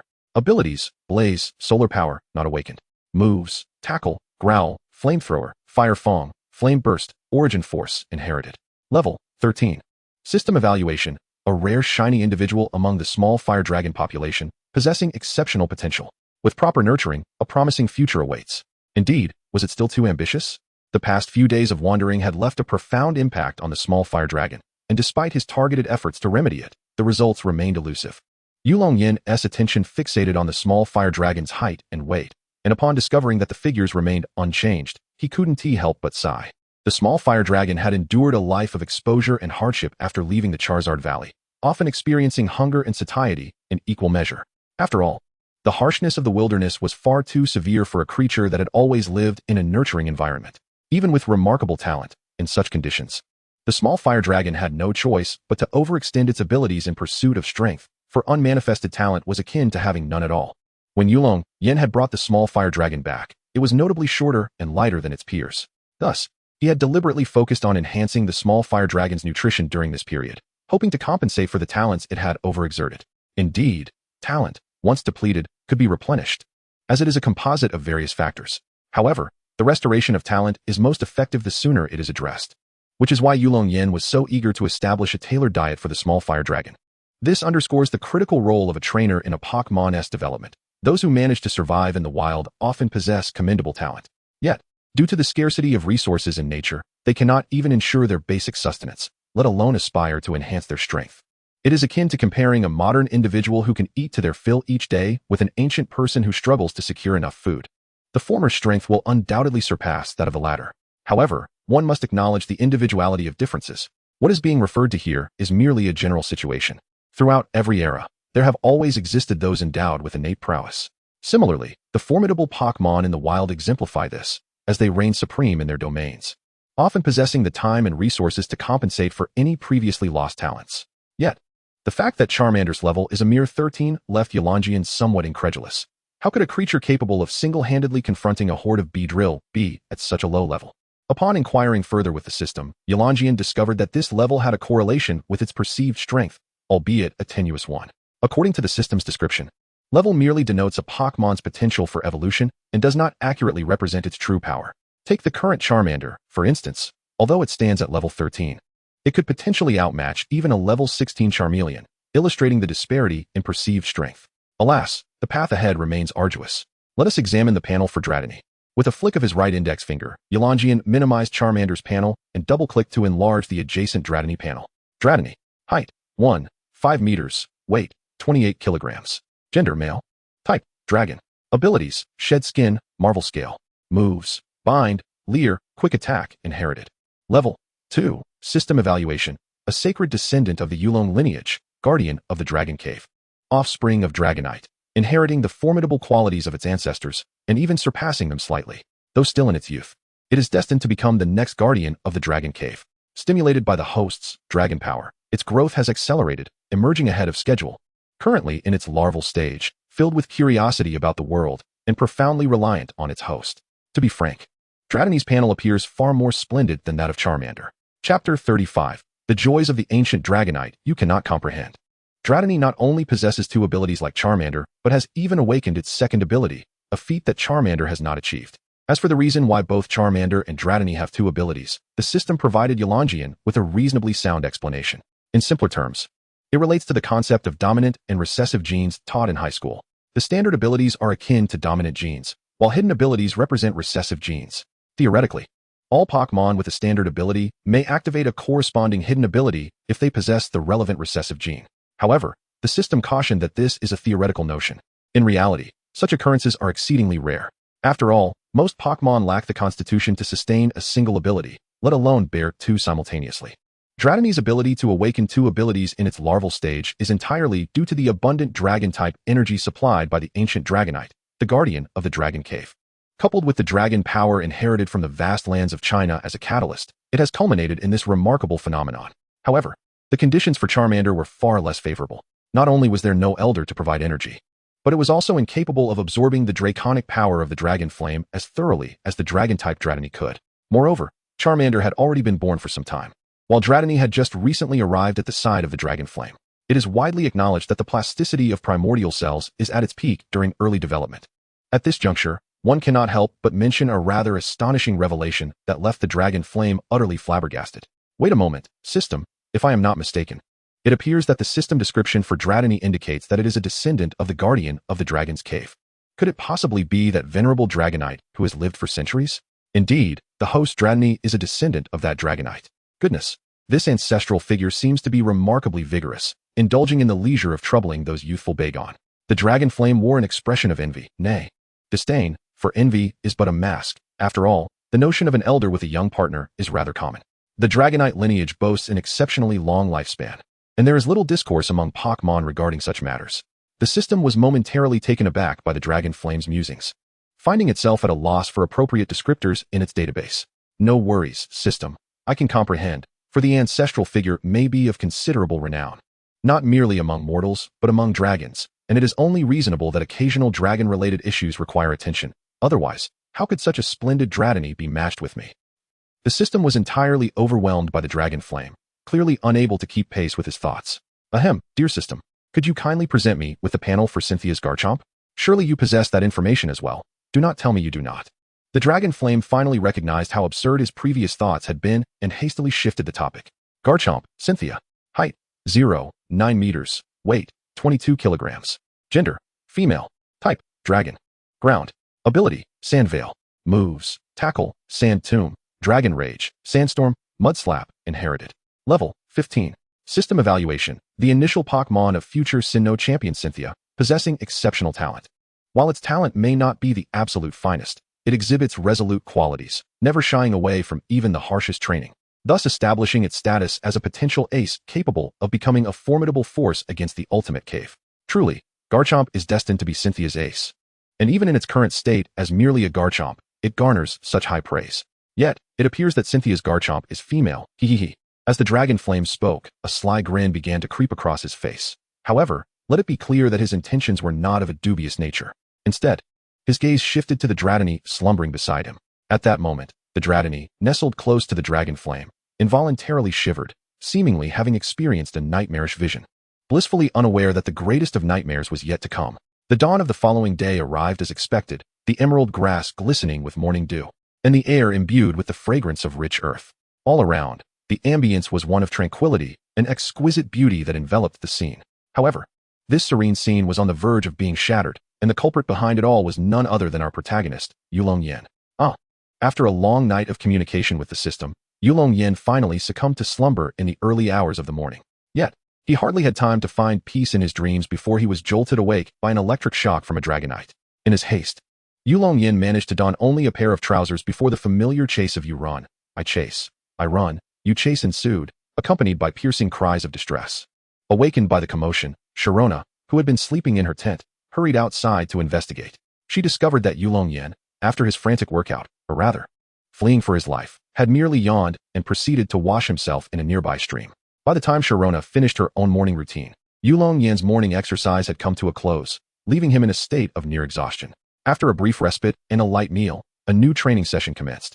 The sole consolation for Yulong Yan was that this time, the focus of training shifted from physical endurance to the mastery of dragon power. Through years of tradition, the Yulong family had honed their control over dragon power to an extraordinary level. They even possessed a standardized learning process, along with a set of exam questions regarding dragon power, left behind by some long-forgotten ancestor, which utterly transformed Yulong Yan's worldview. Initially, Yulong Yan believed that dragon power was merely a supportive ability, sufficient to enhance Pokémon during battles. However, after perusing the Yulong family's training manual, he realized the profound potential it held. Who would have thought to envelop oneself in dragon power, creating an aura that could intimidate weaker Pokémon in the wild? With mastery, it could even be wielded without expending physical energy, leaving Yulong Yan astonished. Was this not akin to a permanent pest repellent? Moreover, applying dragon power to a rival's dragon-type Pokémon, or those with even a slight lineage of dragon blood, could suppress their combat abilities. This functioned as a form of pressure specifically targeting dragon types, proving even more effective than the actual pressure ability. Chapter 36, Dragon Power, Spirit Realm. The myriad applications of dragon power highlighted its immense amplification effects on dragon-type Pokémon, rendering the concept less remarkable. Yet, let us not forget that this was indeed the most prominent capability of dragon power. Once Yulong Yan truly comprehended the significant enhancement dragon power offered to Pokémon with draconic lineage, he finally understood why DUI was regarded as the strongest champion of the Kanto region. The sheer might of dragon power was unparalleled. Honestly, had it not been for the formidable Canadian, DUI might have been the dual champion of both the Kanto and Johto regions at that time. Of course, it was also due to the aging Kiku, who was reluctant to occupy the champion's position for too long, seeking merely to find a successor, which prevented him from becoming the champion of the Kanto region. After all, even in the realm of Pokémon, experience remains invaluable. Jiang is, after all, a genius trainer of the same caliber as Professor Oak, and her prowess cannot be underestimated. Moreover, one must not forget the type of champion Kiku is. While other champions may see their capabilities wane as their primary Pokémon age, Ghost-type Pokémon, having already transcended mortality, are indifferent to the passage of time. According to the records of the Yulong family, Kiku's lineage boasts a ghastly that predates even the ancient ancestors of the Dragon Caves, its strength unfathomable. However, this particular ghastly is unbound by the commands of any trainer, adhering solely to the pact made with its former trainer, serving as a guardian in its designated realm. Although many within the league find Ghost-type Pokémon unsettling, they hold great reverence for the ghostly families that have persisted through the ages, for they collectively form the first line of defense in the Pokémon world. It is well known that a spiritual realm exists within this universe, inhabited by many formidable Ghost-type Pokémon. However, the majority of these beings harbor little affection for the living, a prime example being the Litwick, a Pokémon that naturally dwells in the spirit world, siphoning the life force of nearby humans and Pokémon to fuel the flicker of its flame. To the denizens of the spirit realm, the life energy of the living is akin to an elixir, prompting an enduring desire to establish a permanent conduit between the spirit world and the Pokémon realm. It was the proactive guardianship of Ghost-type families stationed at weak points in the fabric of space that enabled humanity, then embroiled in disunity, to achieve their current strength. Although the League now stands resilient against any threats from the spirit realm, this does not diminish the contributions of these ghostly families. It is worth noting that some Ghost-type Pokémon within the spirit realm exhibit a more benevolent disposition towards the living. They actively intercept malevolent Ghost-type entities attempting to breach into the Pokémon world, including some ancient and immensely powerful beings. The League has engaged in dialogue with these benevolent spirits, discovering that many have experienced life in the Pokémon world or were originally sent by ancient kingdoms to guard the spirit realm.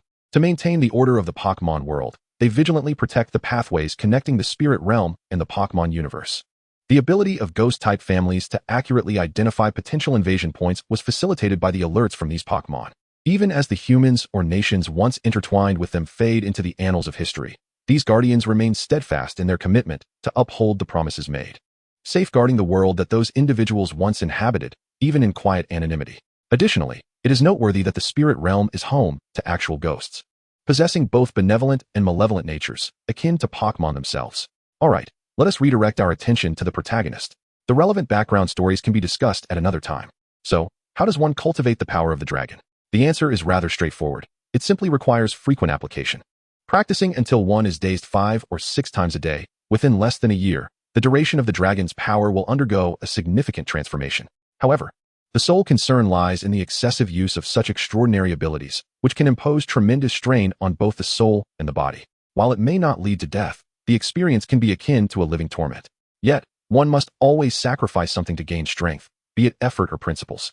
The more one exercises the dragon's power, the closer one becomes to the essence of Pokémon, rendering the prospect of engaging in unarmed combat with them no mere fantasy. Thus, after a brief moment of contemplation, the protagonist resolved that the more one practices, the more apparent the limitations of human capability become. Hence, he would abandon his humanity. Amidst the intense and exhilarating learning process, the morning hours slipped away. Following a brief respite after lunch, new tasks awaited completion. If the early hours were dedicated to physical training and the morning driven by interest, then the afternoon was assuredly a mental torment. As afternoon approached, the protagonist needed to study the various notes passed down through generations of the dragon family, encompassing not only combat strategies, but a myriad of other topics as well. Choosing the path of a researcher, he was required to peruse the entire collection of the dragon family's library multiple times, ideally committing them to memory. As one could never predict when such knowledge might become useful, given that these texts were often unique manuscripts, he had to return each book before borrowing the next. Although he could enlist the system's assistance to record this knowledge, the rigid constraints had rendered that option unfeasible. Fortunately, the protagonist harbored a fondness for reading, allowing him to remain composed and complete his studies despite the challenges. At times, the act of reading could become addictive. As time passed, he grew to cherish it, often discovering delightful surprises within the notes of his predecessors. For instance, one predecessor chronicled an incident wherein his Dragonite had once rescued a group of Magikarp and Gyarados fleeing from a rampaging Gyarados. Due to the urgency of the situation, the Dragonite unleashed a whirlwind, inadvertently sucking both the Gyarados and the Magikarp into its vortex. Remarkably, they later discovered that the Magikarp and Gyarados emerged unscathed, which undoubtedly piqued the predecessor's interest. However, being engaged in another mission at the time, he did not delve deeper into the matter, merely recording it as a travelogue in his notes. Chapter 37. The Affection Enhancement Strategy of the Protagonist. Within the casually pinned observations of this predecessor, the protagonist discerned the shadow of the fairy type, a natural nemesis of the dragon type. While others might assume a misinterpretation upon reading this tale, the protagonist was acutely aware of the fairy type's existence. It was during this moment that Yulong Yan realized the rationale behind presenting the knowledge residing in his mind. Contemplating this, he concluded that the profession of a researcher suited him perfectly. Once he established his reputation, the subsequent endeavors would pose no challenge. However, although Yulong Yan considered the fairy type, he did not intend to pursue it as his research focus. As a member of the Long clan, renowned as the most formidable family in the alliance, their strength stemmed from the formidable prowess of dragon-type Pokémon. Should the fairy type emerge prematurely, it would undoubtedly disrupt all dragon-type families, and Yulong Yan certainly did not wish to find himself at the mercy of such a fate. In truth, the influence of the fairy type was not as overwhelming as it seemed. While fairy-type Pokémon were immune to dragon-type moves, the adoration for dragon-type Pokémon was not solely based on their moves. Beyond their own type's techniques, dragon-type Pokémon could learn nearly every other attribute's moves, providing them with an extensive array of offensive options. Furthermore, the majority of fairy-type Pokémon were not combat-oriented. Anyone who believed that capturing 6 fairy-type Pokémon could easily conquer trainers of dragon-type Pokémon would surely face a harsh reality. Take, for instance, the widely recognized Machamp, a notorious dragon slayer, celebrated in both anime and games alike. Pokémon such as Dragonite, Garchomp, and Salamence would be met with ease, each falling to a single blow. Yet in the Pokémon world, should one pit Machamp against these 3 Pokémon, even Yulong Yan could devise no less than 3 strategies for a flawless victory. The advantage of air superiority against ground forces was insurmountable. He could engage from a distance, avoiding close combat altogether, as Machamp's ability would not influence its special attack. Indeed, the Pokémon world differs vastly from mere games. Once a Pokémon capable of flight ascends into the sky, victory is nearly assured due to the overwhelming advantage. Yulong Yan was also aware that even if he refrained from revealing the fairy type, it would eventually come to light. However, by delaying its disclosure, he could afford his family ample time to prepare. Otherwise, they might be blindsided by a serendipitous trainer boasting a team of fairy-type Pokémon. Even a single oversight could lead to repeated defeats, and the world would remember only that singular failure, a devastating blow to the reputation of the Long clan. Moreover, with such a wealth of Pokémon knowledge at his disposal, Yulong Yan did not require this particular research direction. Relinquishing it would bear no consequence. After completing his studies in the afternoon, the evening was reserved for rest. During this time, Yulong Yan often chose to enhance his rapport with Cynthia, laying a solid foundation for his aspirations. As for his sleep, he engaged in dialogue with the system, seeking ways to maximize the average battle prowess of the Pokémon world. After all, to withstand the threat posed by the Ultra Wormhole, relying solely on himself was an impossibility. He must elevate the combat strength of the entire Pokémon realm. In pursuit of this goal, Yulong Yan dedicated himself diligently to the study of various peculiar knowledge. It is worth mentioning that perhaps due to Yulong Yan's enrollment in intensive training, the system has recently provided daily and weekly tasks related to training and reading, resulting in a continuous increase in his balance within the system. Thus, over the course of the following year, Yulong Yan's life became exceedingly fulfilling, leaving him with scant free time. Even during the rare moments of leisure, he chose to cultivate his relationship with Sharona. Yulong Yan even went so far as to bribe his Dragonite, the one he was training, to utilize Ice-type moves to assist him in crafting ice cream to win Sharona's favor. Truly, Yulong Yan exerted himself to the utmost, striving to satisfy Sharona's desires to the greatest extent possible under limited circumstances. His efforts bore fruit, as Sharona indeed grew closer to him, to the point that they occasionally shared a tent, albeit in separate sleeping bags. As time progressed, only a single phrase stood between Yulong Yan and Sharona, yet Sharona, being but a young girl, felt too shy to voice it. As for Yulong Yan, although he possessed ample theoretical knowledge, his practical experience was virtually non-existent, and his inherent timidity rendered him hesitant to take the initiative. Consequently, the relationship between Yulong Yan and Sharona remained in an awkward limbo, commonly referred to as more than friends, but less than lovers. If their current state could persist indefinitely, it would be acceptable. However, Sharona's time at the Yulong household for training was limited to just a year. As the moment of her departure drew nearer, Yulong Yan still failed to seize the opportunity, causing his onlookers, Yulongpo and Yulangshu, to become increasingly anxious. Indeed, Yulong Yan believed that he and Sharona were entirely free to roam within the sanctum, but given its designation as a sacred place, how could it possibly lack oversight? As the clan leader, Yulongpo received all intelligence regarding the sanctum, meaning that Yulongjian's every action was observed under his vigilant gaze. However, despite Yulongpo and Yulongshu's growing impatience, they could not intervene directly, lest the nature of the situation change. What might once have been seen as two children sharing common interests could become quite unseemly should adults intrude. While any sensible person could discern the Yulong family's ulterior motives, as long as they did not overstep, the veil of discretion would remain intact. As time inexorably marched on, the final day of Sharona's training at the Yulong household's sanctum arrived. Compared to a year prior, both Yulongjian and Sharona had undergone remarkable transformations in both demeanor and appearance. Despite being merely 9 years old, outsiders would likely mistake them for 15, for in the world of Pokémon, individuals tend to mature rather early, often resembling 18-year-olds from other realms by the age of 15. In the realm of Pokémon, one reaches adulthood at the tender age of 15, so rest assured, Yulong Yan is not as wild as one might fear. Chapter 38, a rather harsh farewell.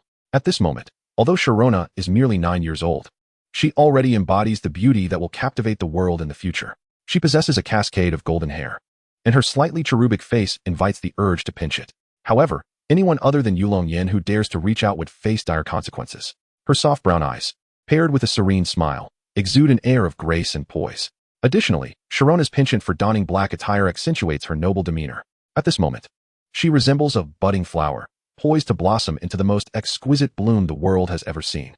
Standing beside Sharona, Yulong Yan is equally impressive, with his fiery red hair radiating vitality. His resolute gaze suggests that nothing in this world can thwart him.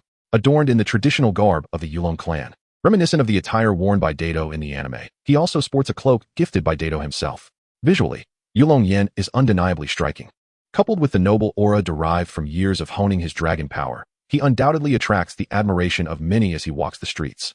This dynamic causes Yulong Yan's presence to overshadow Sharona's somewhat, though to the outside observer, the harmony between the two is undeniable, presenting a perfect pair from any angle. Moreover, Yulong Yan resembles a youthful version of Dato, and it is easy to predict that he will amass a legion of admirers, perhaps even more than Dato. An advantage Yulong Yan possesses over Dato is his height.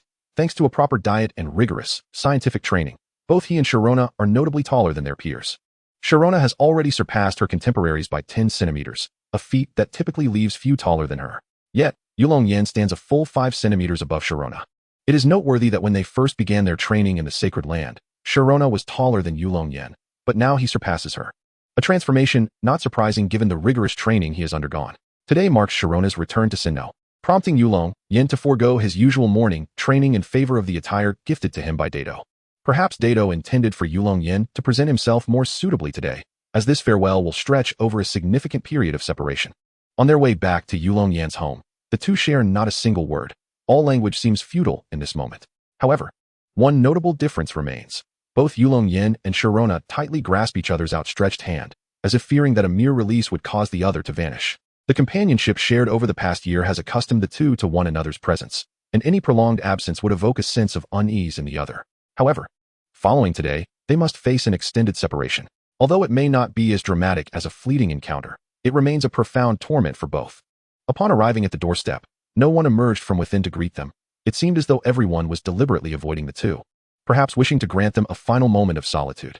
Yulong Yan and Sharona appeared to sense the underlying tension, opting not to linger at the entrance, but instead proceeding directly to the living room. They sat side by side, gazing into each other's eyes, at a loss for words and uncertain of their next actions. At this juncture, it was Yulong Yan's emotional management that faltered first as he broke the silence. Sharona, He opened his mouth, yet the words he intended to articulate eluded him. His heart ached as he beheld the girl he cherished, the weight of his feelings overwhelming. In truth, Yulong Yan had rehearsed his confession to Sharona countless times in private, yet when the moment arrived, his usual sharp wit seemed to have vanished.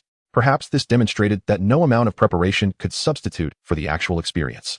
One must be able to perform under the pressure of reality. At present, Yulong Yan found himself akin to a ruler in his domain, yet utterly lost upon entering the examination room. Finally, with a sigh, he grasped Sharona's right hand, holding it firmly in his own. At his touch, Sharona's body trembled slightly, her cheeks flushing with shyness as she lowered her gaze, yet she showed no inclination to withdraw her hand. Thus, the two remained together, hands entwined, relishing their fleeting moment of intimacy. However, such precious moments are invariably short-lived. Despite Yulong Yan and his companion's desire to prolong their time together, the impending flight loomed. Indifferent to their wishes, they were compelled to escort the two to the airport, where Sharona's awaiting companions had already arrived. Before long, the time for Sharona to board the plane approached, and with reluctance, they began to part ways. At the instant Sharona turned to leave, Yulong Yan could no longer contain his intense emotions and rushed forward to embrace her. Sharona paused, neither struggling nor turning away. They stood there in silence, enveloped in the moment. Observing this, Yulong Yan's companions, along with those there to receive Sharona, discreetly stepped aside, granting them a semblance of privacy. Yulong Yan, trembling as he held Sharona, finally managed to utter in a quivering voice, "I will come find you. I will wait for you." Upon hearing Sharona's response, he abruptly released her, turning away with a shudder, and in his most composed voice, urged, "You should go now. It will be too late if you delay any further." Were Yulong Yan to reflect upon his own words in that moment, he might gain a deeper understanding of the essence of calmness. The sentiment conveyed by the words seemed entirely detached from calmness. It struck Yulong Yan as improbable that he would ever utter such emotionally charged phrases again in his lifetime. Upon hearing Yulong Yan's forced attempt at composure, Sharona silently approached the boarding gate. Neither dared to glance back, for the moment they did, they would undoubtedly wish to remain together. Yet, both were bound by their respective duties, making this farewell inevitable. Albeit their first parting in life, it felt rather cruel. However, there is no need for concern. They shall meet again. Each sorrowful departure paves the way for a joyous reunion. Chapter 39. The Mastery of Yulong Yan. Time flowed like a gentle stream, gradually slipping away. A year later, at the entrance of the Yulong family's sacred grounds, a youth, appearing around 15 or 16, emerged from the sanctum. He cast a lingering glance back at the place he had called home for 2 years, a hint of reluctance flickering across his face. The boy bore a resolute countenance. Markedly different from others his age, he exuded an air of worldly experience. His fiery red hair was somewhat disheveled, and his attire appeared rather unkempt. This youth was none other than Yulong Yan, who had returned to the sacred grounds to continue his training after Sharona's departure. In an effort to alleviate his sorrow, he had plunged into rigorous training immediately after seeing Sharona off to her flight. By today, Yulong Yan had completed all his training in the sanctum. Further isolation would serve no purpose. Both trainers and researchers must venture forth to broaden their horizons. Thus Yulong Yan chose to depart. It was also time to visit a place he had long desired to see.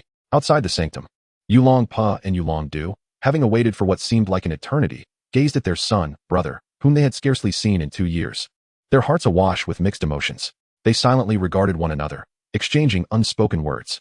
After a brief pause, Yulong Yan broke the silence with a radiant smile, exclaiming, "I'm back." Du reciprocated with a smile, opening his arms wide to envelop Yulong Yan in a warm embrace, replying, "Welcome back." Yulong Pa also nodded at Yulong Yan, his eyes reflecting a glimmer of moisture that quickly vanished. Perhaps the dialogue between men is as simple as this. A straightforward phrase and a heartfelt embrace suffice. As Yulong Yan sat aboard the ascending airplane, watching the figures of Yulong Pa and Yulong Shui gradually diminish, a sense of reluctance filled his heart. Barely a day had passed since his emergence from the sanctum, yet he was once again departing for his next destination. I wonder if Ash's mother felt similarly when she bid her son farewell on his journey. My apologies, dear parents. Once I have completed my training, I promise to spend quality time by your side. Yet, Yulong Yan could not foresee that many years hence, he would still be a wandering soul, often returning home, but lacking the time to truly be with his parents. Perhaps this embodies the essence of the Pokémon world, a journey that permeates the entirety of life. However, this did not affect the direction in which Yulong Yan was headed. Yet, as he reflected upon the series of events that transpired upon his return home last night, an involuntary shiver coursed through him, swiftly dispersing any lingering feelings of reluctance. What exactly had occurred? Let us rewind to the previous evening. After Yulong Pa and Du received Yulong Yan, they made their way home, continuously sharing recent happenings with him along the route. By the way, Mother was absolutely thrilled upon learning of your return. You must brace yourself for it. Suddenly, Du appeared to recall something, deliberately turning to Yulong Yan with a broad smile to divulge a particular piece of information. Huh, did I not ask you to keep it a secret? Why did you inform Mother? Upon hearing Du's words, Yulong Yan felt as though he had touched a live wire, startled to the core. There's no helping it. You haven't been home much these past 2 years, and Mother truly misses you. She constantly laments your infrequent visits. We're nearly overwhelmed by her longing for her little son. You can ask Father if you doubt it. As Du spoke, he gestured towards Yulong Pa, who nodded in agreement, indicating that both had indeed suffered under the weight of Yulong Shui's complaints. Upon receiving this news, Yulong Yan suddenly perceived his home in the distance as akin to the entrance of a hellish realm. He immediately wished to flee. However, Du and Yulong Pa were well prepared, flanking him on either side and gently ushering him to the doorstep, their faces radiating benevolence. Mother has been waiting for quite some time. Should you attempt to escape now, it would not bode well for us, so we kindly request your cooperation. It's merely that she hasn't seen you in ages. She won't do anything drastic, Perhaps just hold you and weep for a few hours. We believe in your resilience. This was undeniably the most terrifying prospect. He was not adept at comforting women, and nothing frightened him more than a girl in tears. Fear not. You are quite charming to the ladies, are you not? Otherwise, how could you have won over that girl? We have faith in you. Just remember to console your mother. Yulong Po remarked with calmness, as he and Du collaborated to propel Yulong Yan into the house, promptly closing the door behind him to prevent any chance of escape. After executing this series of maneuvers, Yulong Po and Du exchanged knowing glances, their expressions betraying a sense of mischief and schadenfreude. They had endured considerable torment from Yulong Shui over the past year. It felt wrong not to have some fun at Yulong Yan's expense. Why would Yulong Po, the patriarch of the Yulong family, make such a decision to play tricks on his son? Because, as the saying goes, a man remains a boy until death, and in the spirit of youth. Such antics were hardly surprising. When Yulong Po and Du returned after their leisurely stroll, they found Yulong Shui with tear-red eyes, holding Yulong Yan, who was busy cracking jokes, successfully bringing a smile to her face. Afterward, Yulong Yan glanced at his now tear-soaked clothing and shot an exasperated glare at the mischievous duo lingering at the door. The two father and son, Yulong Po and Yulong Du, entered their home as if nothing had transpired, casting not even a glance at Yulong Yan. Observing this scene, an immature thought flickered in Yulong Yan's mind, prompting him to contemplate a form of reprisal against the pair. However, he reasoned that Du could be forgiven this once, given the assistance he had rendered over the past 2 years. Yet, his own father, the one who had forsaken him, would not escape unscathed. As Yulong Yan recalled the items he had left for his mother during the flight, a wicked smile crept across his face, accompanied by an equally sinister chuckle. After escorting Yulong Yan, Yulong Po and the others returned home. Upon entering, Du recalled a remark made by his younger brother just before boarding the plane. Brother, hurry and hide in your room when we get home. Initially dismissive of the advice, Du suddenly remembered his brother's notorious mischief and promptly excused himself to his parents before retreating to his room. Chapter 40, The Omnibus Research Institute. Upon returning, Yulong Po retreated to his study to peruse his books, while Yulong Shui returned to the bedroom, only to discover a letter placed on her bedside table, addressed in the familiar script of her son, Yulong Yan. Without a second thought, she opened the letter, and upon reading its contents, her composure shattered. Yulong Shui burst into the study, startling Yulong Po, who nearly drew a pockball in alarm at the sudden intrusion. Once he realized it was his wife, he relaxed, intending to inquire about the matter at hand. Yet, before he could utter a word, his soul nearly fled his body as he witnessed a vase, cherished for the long search it had taken to acquire, hurtling towards him as a projectile. Is it you who left our son in the Holy Land for so many years? I had been puzzled as to why he never returned. Now it becomes clear that you had that Dragonite watch over him, preventing him from leaving. You scoundrel! I shall have my revenge. After reading Yulong Yan's embellished letter, the torrent of emotions within Yulong Shui erupted. The thought of her son being absent for so long, while Yulong Po feigned innocence before her, ignited her fury. Unable to contain her wrath, she seized the treasures scattered about the study and unleashed her fury upon Yulong Po, nearly terrifying him to death. Darling, please stop. Those are precious to me. Wait, my love, let me explain. It's all Yin Yan's doing. How dare you shift the blame? Today, the entire Yulong household descended into chaos, with the servants bewildered by the sudden outburst from their typically graceful mistress, who had transformed into a fearsome harpy, shattering the master's prized possessions while relentlessly pursuing him. Hiding in his room, Du overheard the tumult outside and resolved not to emerge until the matter was resolved, silently applauding his younger brother for his cleverness. Years of acting as a messenger had not been in vain. Today was destined to be an extraordinary day, as even the offshoots of the Yulong family had arrived.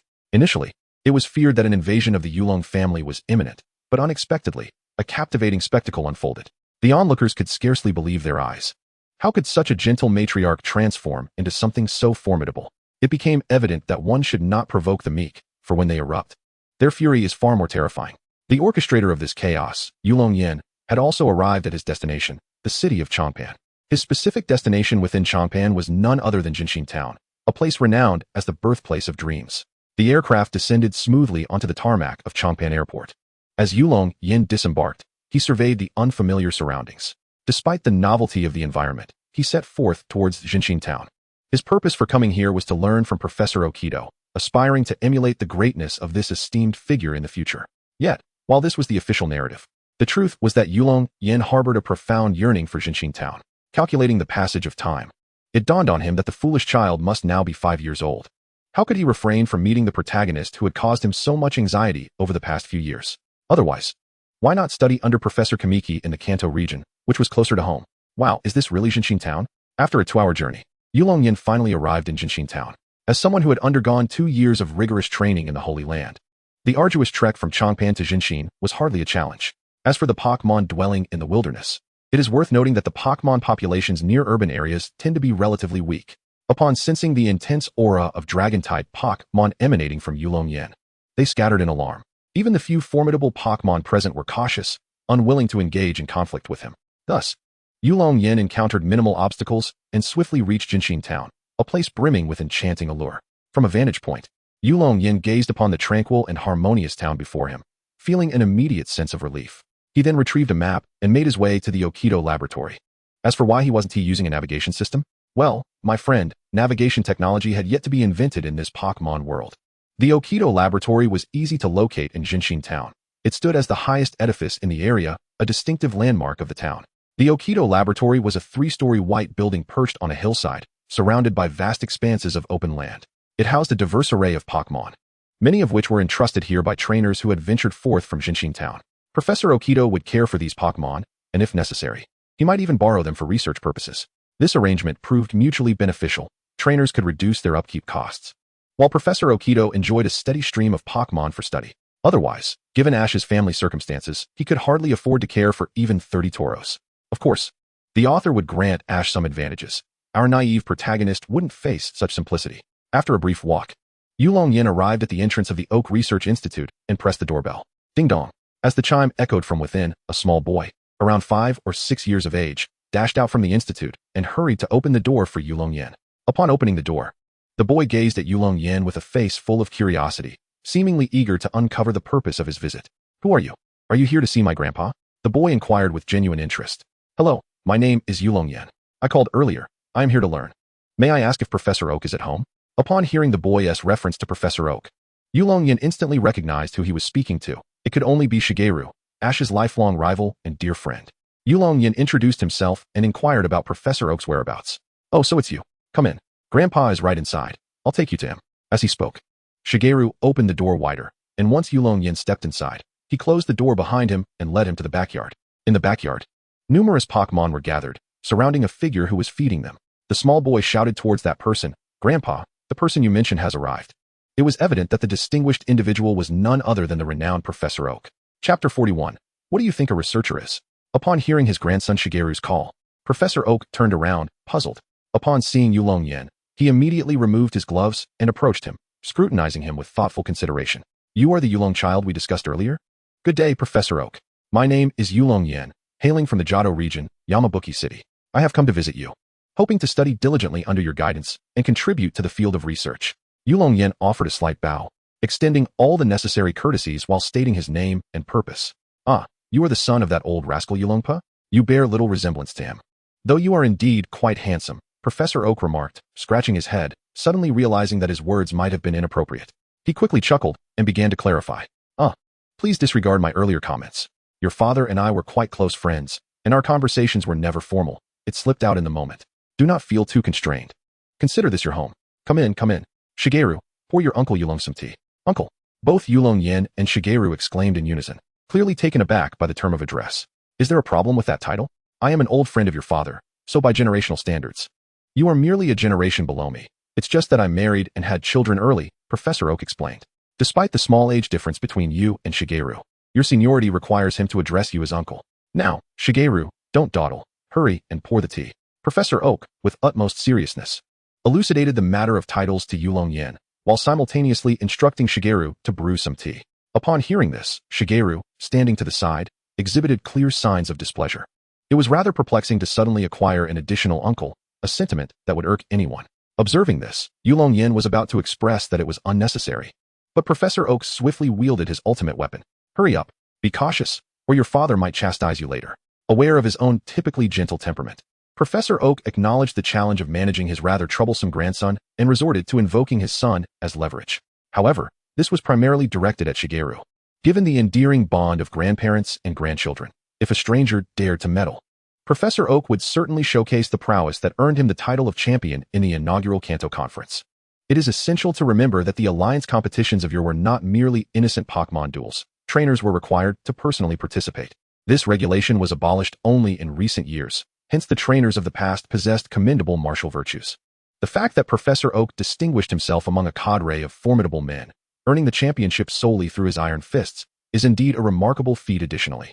It is worth noting that the professor's ace, his beloved Snorlax, was captured by his own hand, as Pokémon battles were prohibited within the confines of the Pokémon protection area.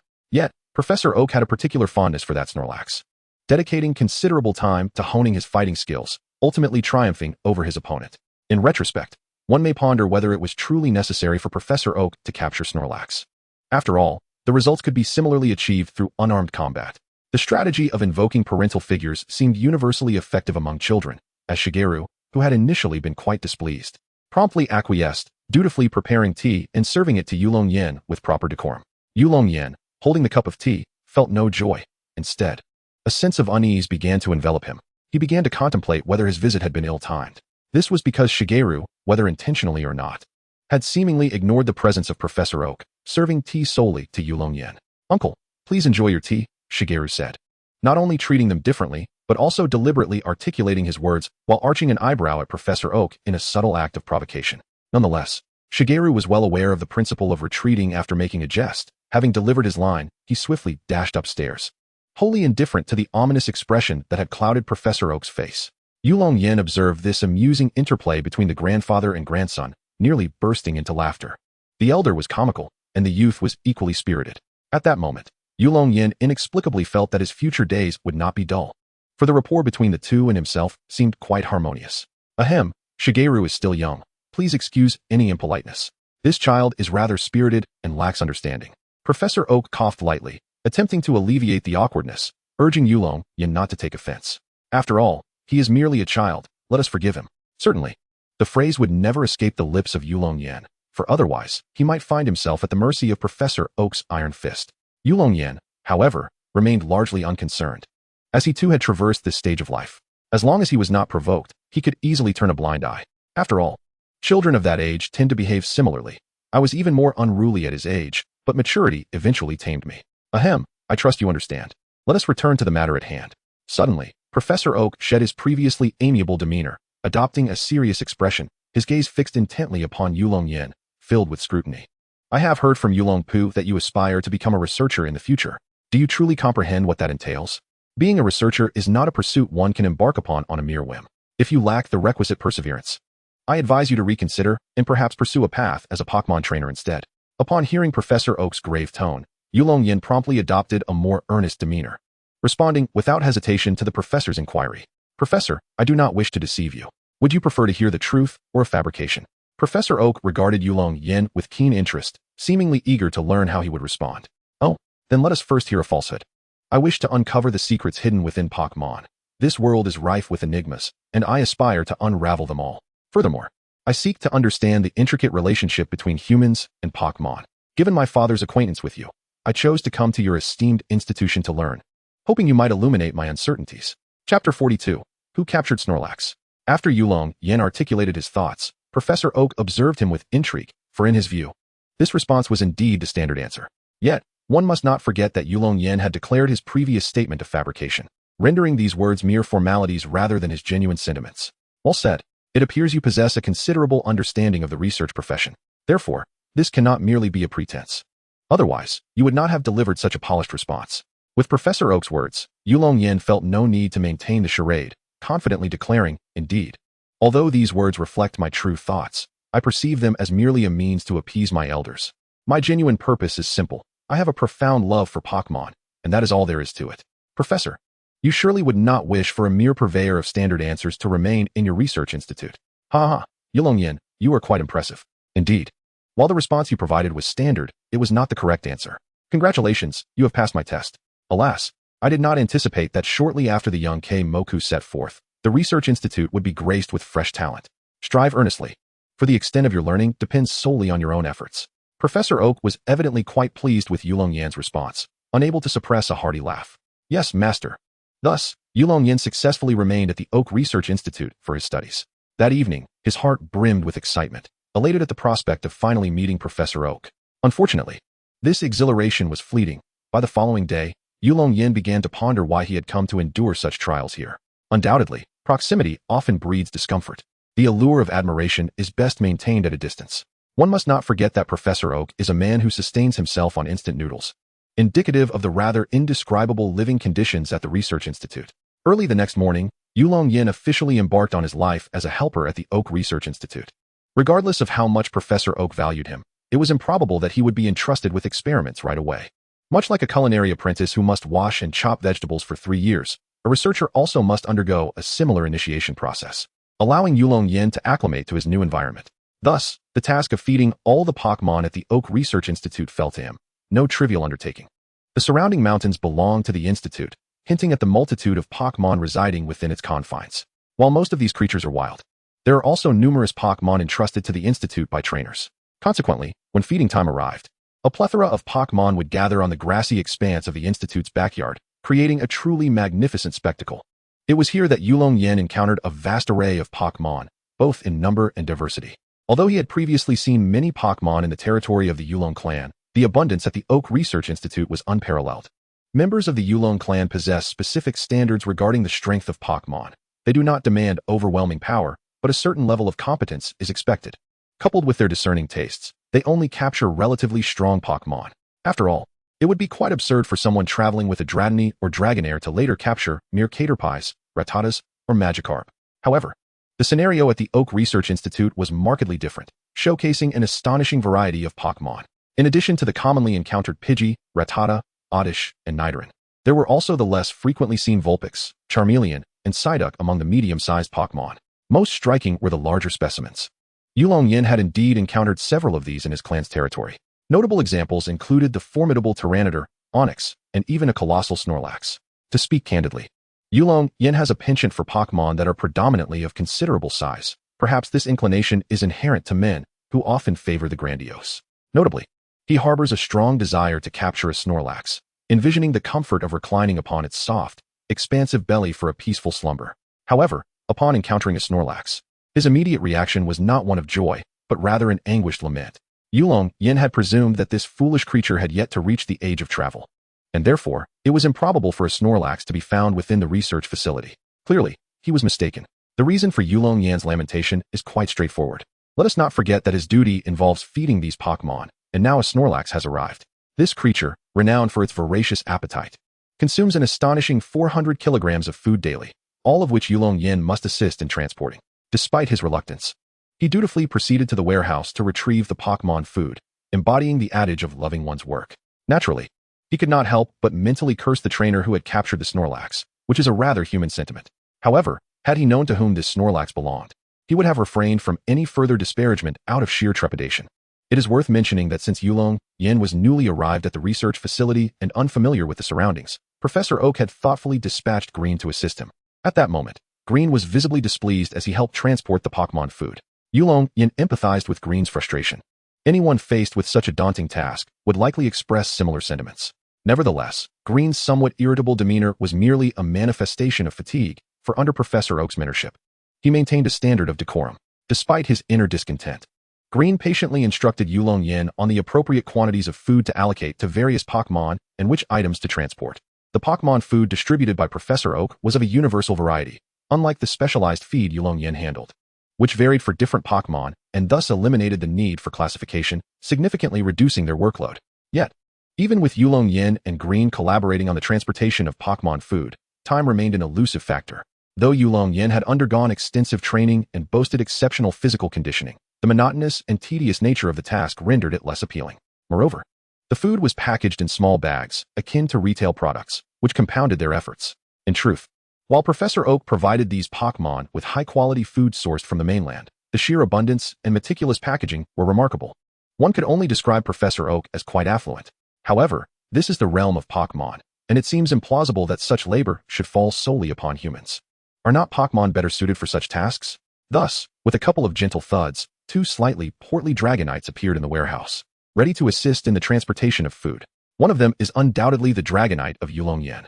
Under his meticulous care and the boundless supply of draconic energy, within a mere span of 2 years, the miniature dragon miraculously achieved a double leap and transformed into a Dragonite. Both Yulong Pu and Yulong Du expressed their understanding, albeit perplexed at this development, acknowledging it as reasonable. After all, Dragonite is a descendant of that venerable ancestor, and it is only natural for it to possess high innate talent and evolve rapidly.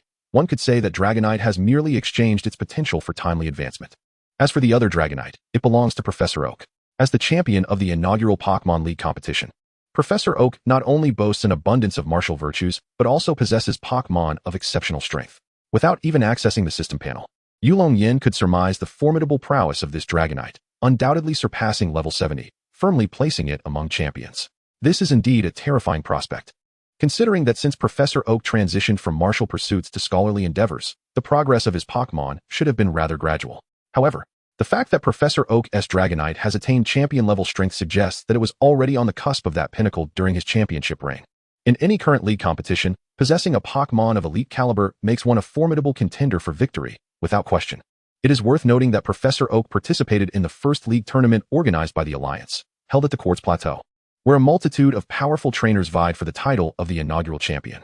The brutality of that competition was evidently unmatched by the current league tournaments. Reports indicate that all 16 finalists in that tournament possessed more than one elite Pokémon, making victory nearly assured for them in today's context. This underscores the substantial significance of Professor Oak's championship. He truly dominated an era. Even Yulong Yan's father, Yulong Pu, once remarked that had he not harnessed the draconic energy within him, his Dragonite would not stand a chance against Professor Oak's. Of course, in a current battle, Yulong Pu's Dragonite would undoubtedly triumph over Professor Oak's, as he has not squandered the years like this particular Dragonite. It is noteworthy that the runner-up at that time was champion Kikuko, who narrowly lost to Professor Oak in the finals, yet managed to give him a considerable challenge. This challenge stemmed largely from Kikuko being a ghost-type trainer, which prevented Professor Oak from fully showcasing his martial excellence. Nevertheless, in the end, Professor Oak resorted to his physical prowess, dispatching Kikuko with a decisive punch and grapple, which is why she has continued to reminisce about their encounter over the years. As for Yulong Yan's Dragonite, being younger, even with Yulong Yan's assistance, it has merely reached the threshold of an elite Pokémon.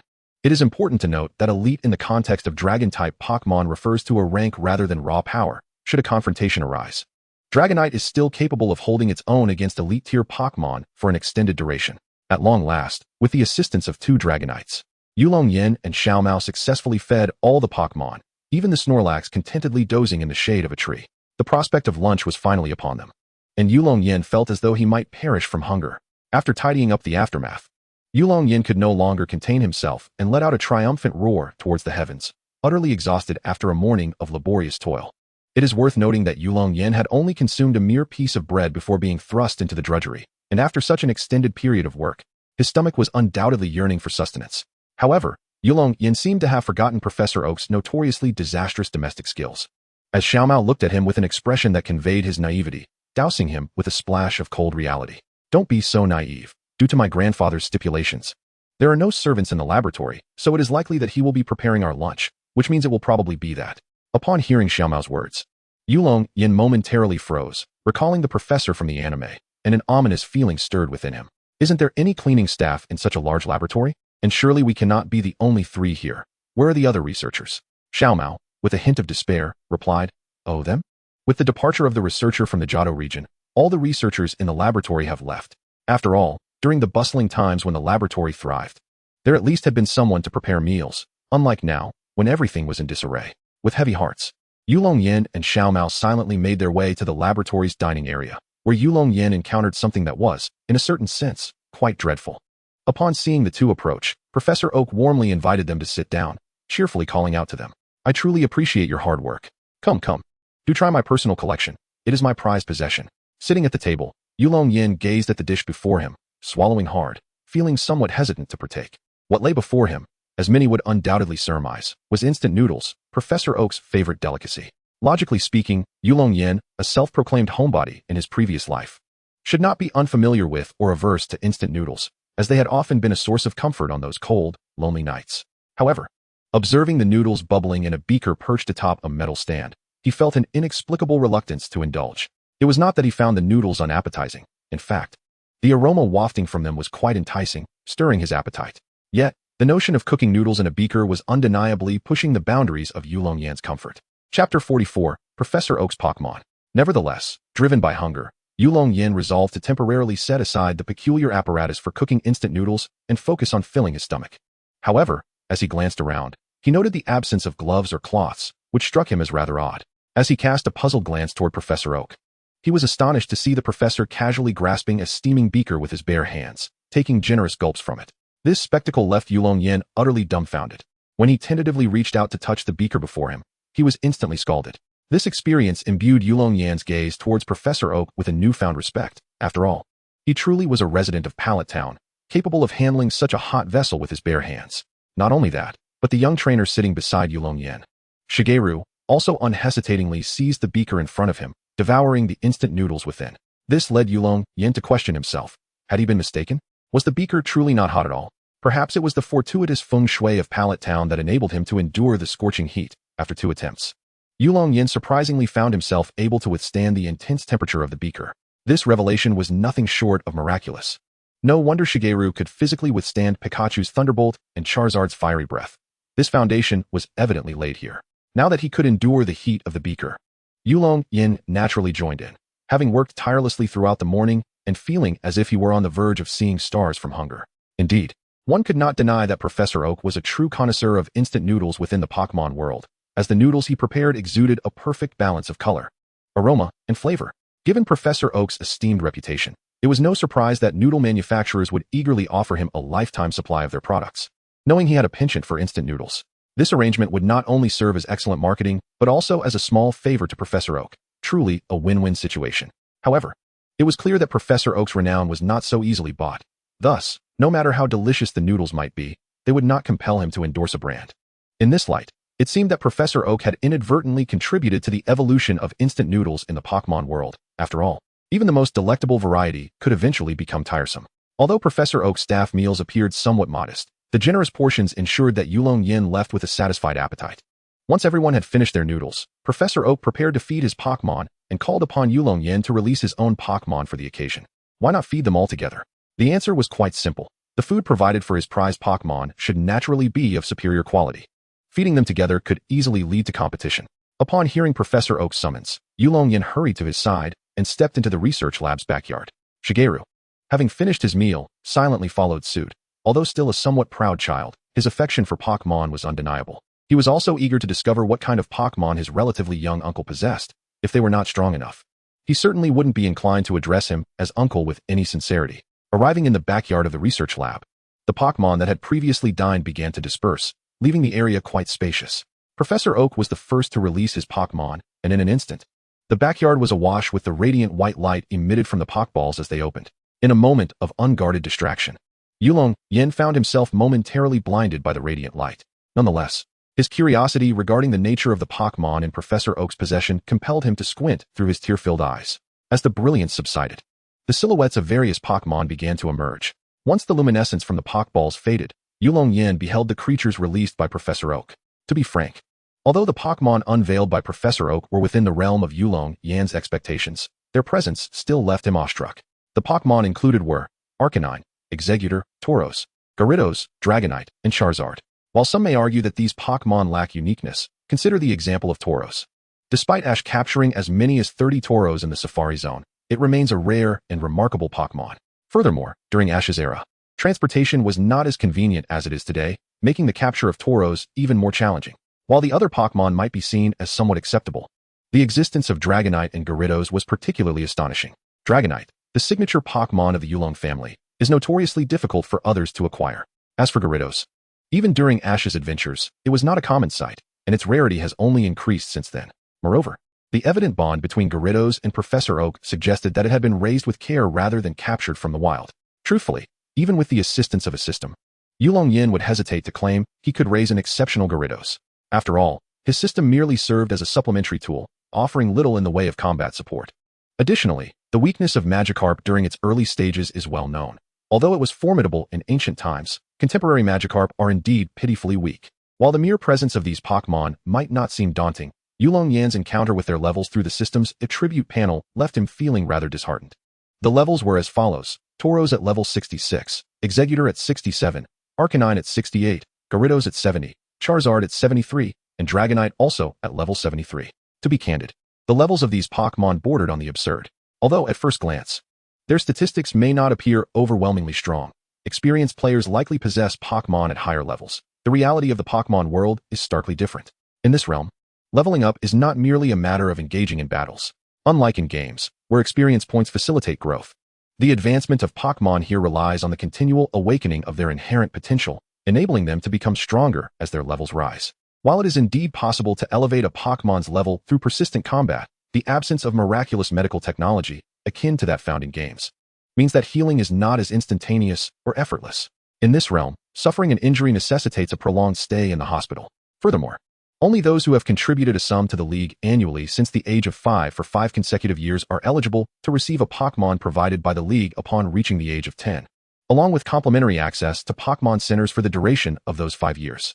Otherwise, the costs associated with healing Pokémon can be a significant burden for the majority of trainers. Chapter 45. The Three Titans of the Kanto region. If one has not made the requisite payments, alas, not only will they be deprived of the initial Pokémon distributed by the League, but they will also forfeit the privilege of free services at the Pokémon centers. Nevertheless, the League is not entirely devoid of compassion. Traveling Pokémon trainers may obtain a 50% discount at Pokémon centers for 5 years by presenting proof of employment from their parents. However, should one find themselves undocumented or affiliated with a nefarious organization, they will be at a distinct disadvantage, as they cannot receive assistance from Pokémon centers, and if discovered, they will be pursued by Ms. Junsha. Do not be deceived by the portrayal of Ms. Junsha in the anime. The reality of her capabilities is far more formidable. While a Growlithe may be her standard Pokémon, it does not imply that she possesses solely that one Pokémon. Moreover, Ms. Junsha has the authority to summon nearby trainers, issuing a call for reinforcements before she arrives at the scene of any incident. Thus, if one believes that their only adversary is Ms. Junsha, they are gravely mistaken, for countless supporters may be en route to assist her. Additionally, not every troublemaker possesses the prowess of the 4 executives of Team Rocket. The lower-ranked members are merely of average trainer strength. Faced with Ms. Junsha, even her Growlithe may prove to be a challenge, as it is a trained officer, earning its keep. Returning to the subject of Professor Oak's Pokémon, even the lowest-level Tauros among them is a Pokémon of elite status, let alone the higher-tier Charizard and Dragonite. Even now, the Dragonite and Charizard of the Pokémon Master in the Dragon's Den do not surpass those of Professor Oak by many levels. In fact, within the perception of the Dragon Master, the strengths of both parties appear nearly equal. This is indeed alarming, as Champion Kiku has often mocked Professor Oak for his cowardice in battle, suggesting he lacks the fortitude of a man. However, it seems that even in his current self-imposed limitations, Professor Oak remains a formidable opponent for Kiku, which is quite thought-provoking. Without delving further into the matter, considering Professor Oak's current strength, he could easily ascend to the Elite Four at the League headquarters, and aspiring to become a champion would not pose an issue. Of course, the champion here is not the one from the Kanto region, as that man, accompanied by his Pikachu, defies the very definition of invincibility. Interestingly, both Professor Oak and Red hailed from Pallet Town, having dominated all other trainers of their respective eras with an iron fist, a testament to their ferocity. Before Professor Oak and Ash Ketchum, there existed a formidable figure who dominated all trainers of his era, Chairman Damaranch. While many may still be unfamiliar with him, he made numerous appearances in the anime as the overseer of the Pokémon League's Sacred Flame. He once joined forces with Ash to reclaim the Sacred Flame and shared the experience of witnessing the Lily of the Valley Conference alongside Cynthia. This eminent individual's singular achievement was the establishment of the League itself. Indeed, this seemingly amiable elder, during a time when various regions operated independently, employed an iron-fisted approach and unparalleled strength to unify all regions under the League's jurisdiction. He stands as the undisputed leader of the League and the only individual to have ascended to the status of a champion. Furthermore, he was the architect of the League Championships, which he successfully promoted across all regions, transforming it into an annual highlight. In contrast, due to age and a timeline that predates the creation of Mutwo, our dear Ash currently occupies the pinnacle of champions. Observing this lineage of greatness, one cannot help but acknowledge that the Kanto region indeed deserves its reputation as a cradle of talent, having produced 3 extraordinary figures in succession. Regrettably, the subsequent years saw the Kanto region decline, with each successive generation seemingly weaker than the last. Perhaps they have exhausted their potential, having already birthed 3 prodigies. It is only natural that the current roster seems less impressive. However, as Ash gazed upon the 6 Pokémon before him, he found himself perplexed. Logically, Professor Oak should possess more than just these 6 Pokémon. Without hesitation, Ash voiced his curiosity, eagerly awaiting the professor's response. About that, Professor Oak began, a hint of nostalgia flickering in his eyes. I never captured a vast number of Pokémon, and with the years of stability, several of my old companions have returned to their homelands. This revelation hinted at the professor's own fond memories of his adventurous travels with Pokémon, a time when he could explore alongside them. Yet, having chosen the path of research, he bore no regrets, though a sense of longing was unavoidable. Ash found Professor Oak's account believable, considering that the Pokémon transportation system had yet to be invented. regardless of how many Pokémon trainers caught during their journeys. They had to carry them along, which inherently limited their numbers. Some might argue that this constraint is beneficial. Having fewer Pokémon to manage ensures safety. However, practicality raises its own concerns. Food supply becomes a significant issue. At that time, the technological advancements in space management were not as developed, making it challenging for trainers to carry ample provisions. It was a stark contrast to Ash's era, where Brock could fit enough food for their trio's week-long journey, along with furniture, into a mere backpack, a rather absurd feat, indeed. The sensation of hunger is undoubtedly the most intolerable. Those Pokémon with deeper bonds may endure it, but the newly captured Pokémon might very well contemplate rebellion at such a moment. Alas, I perceive that contemporary trainers carry an excessive number of Pokémon. This abundance not only imposes significant stress on the trainers, but also proves detrimental to the Pokémon themselves. Professor Oak shares a similar sentiment, indicating that the limitation of 6 Pokémon per trainer in the Pokédex was not a whimsical decision, but rather a premeditated one. Initially, I had intended to propose to the League that all future trainers should be allowed to carry only 6 Pokémon. However, the logistics of Pokémon transportation pose a considerable challenge. Nevertheless, I have heard that an esteemed researcher named Jing Hui in Hualan City is developing a Pokémon storage and transmission system, and he has recently made some progress. Once this system is completed, I shall formally submit my application to the League. Chapter 46, Charizard and Dragonite. When discussing this topic, a glimmer of excitement sparkled in Professor Oak's eyes, underscoring the significance of this matter to him. Meanwhile, Yulong Yan was taken aback to learn that someone was already working on the Pokémon transmission system.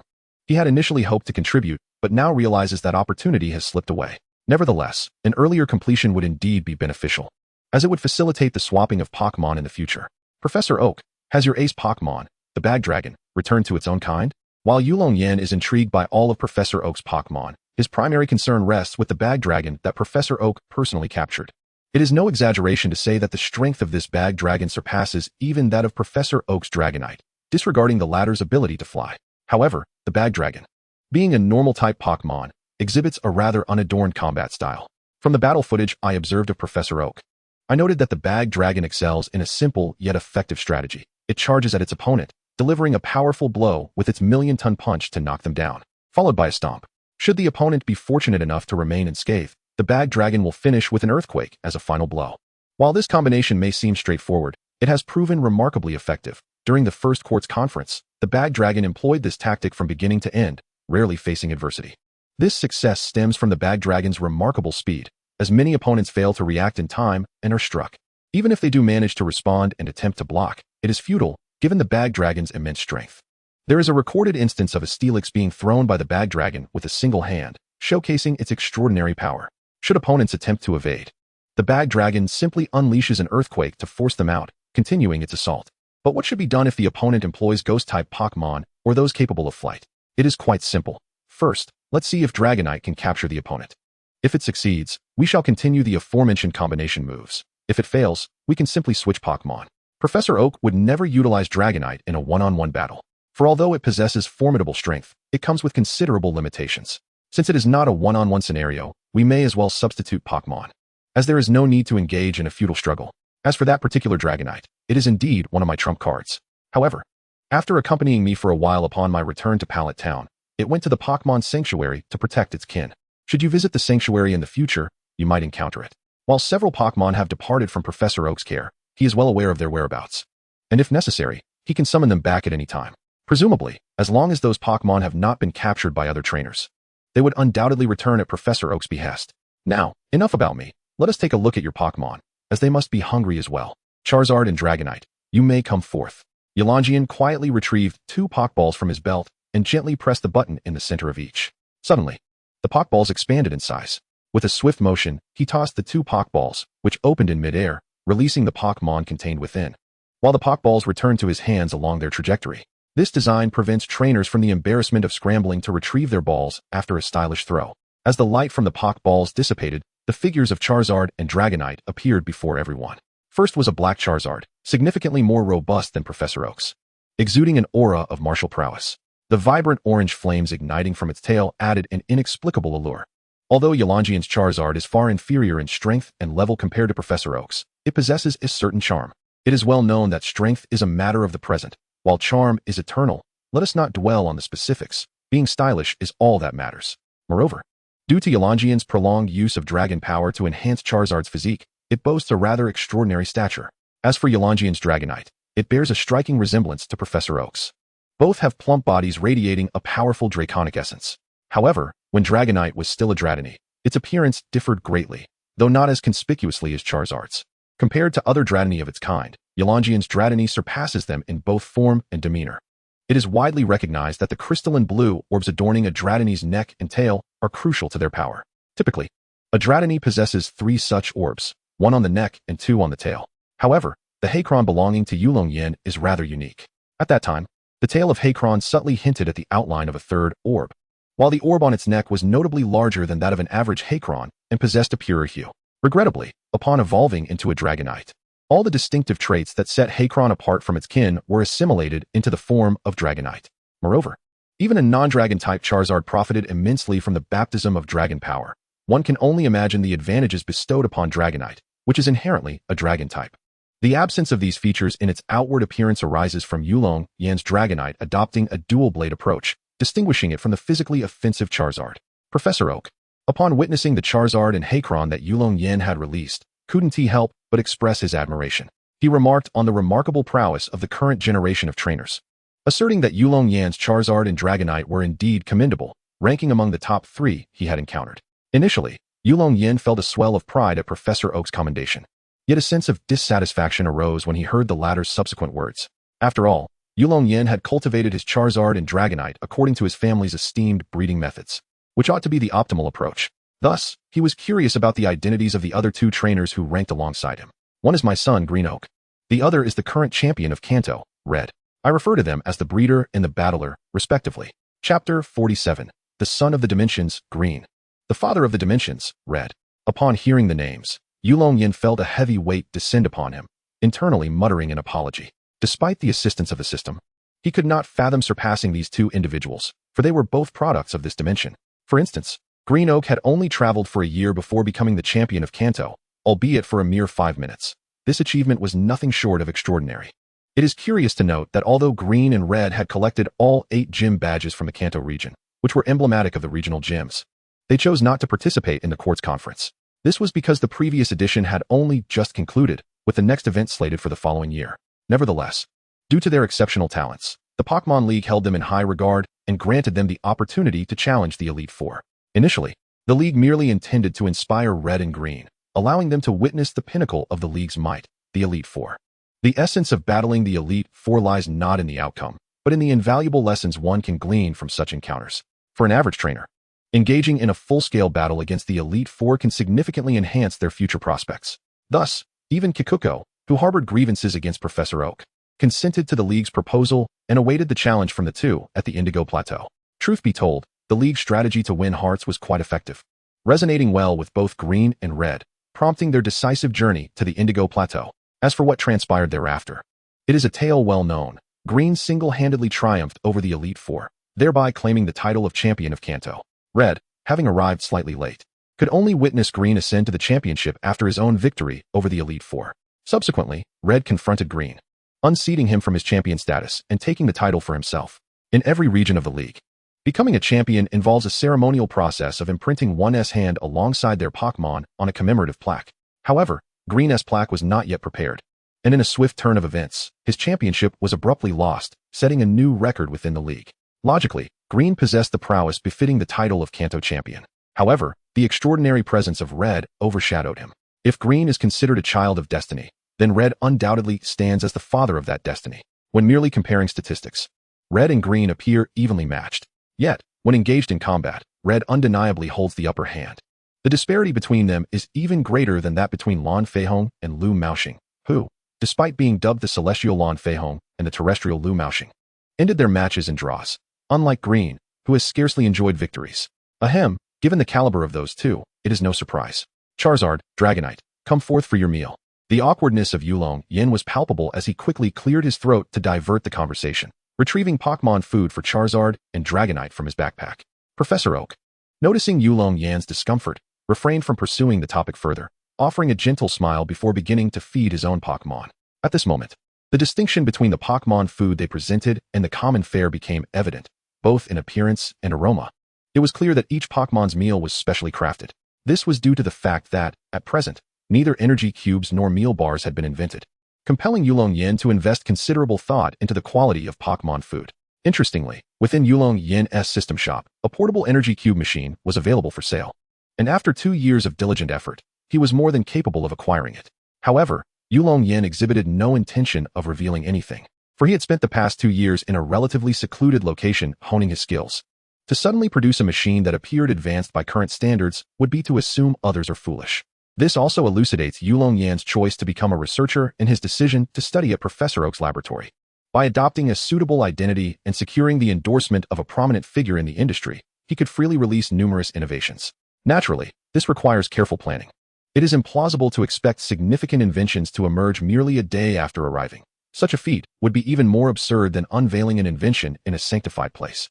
Observing the delight of the Dragonite and Charizard as they indulged, Yulong Yan smiled appreciatively and opened the panels of the 2 Pokémon, Charizard, Shiny. Height, 2. Weight, 100. Gender, male. Types, Fire, Flying, Dragon. Abilities, Blaze, Solar Power. Moves, Flamethrower, Fire Fong, Flame Burst, Sunny Day, Dragon Claw, Wing Attack, Steel Wing, Dragon Dive, Dragon Rage, Dragon Breath. Dragon Pulse, Outrage, Primordial Force, Inherited. Level, 43. Held item, Charizardite.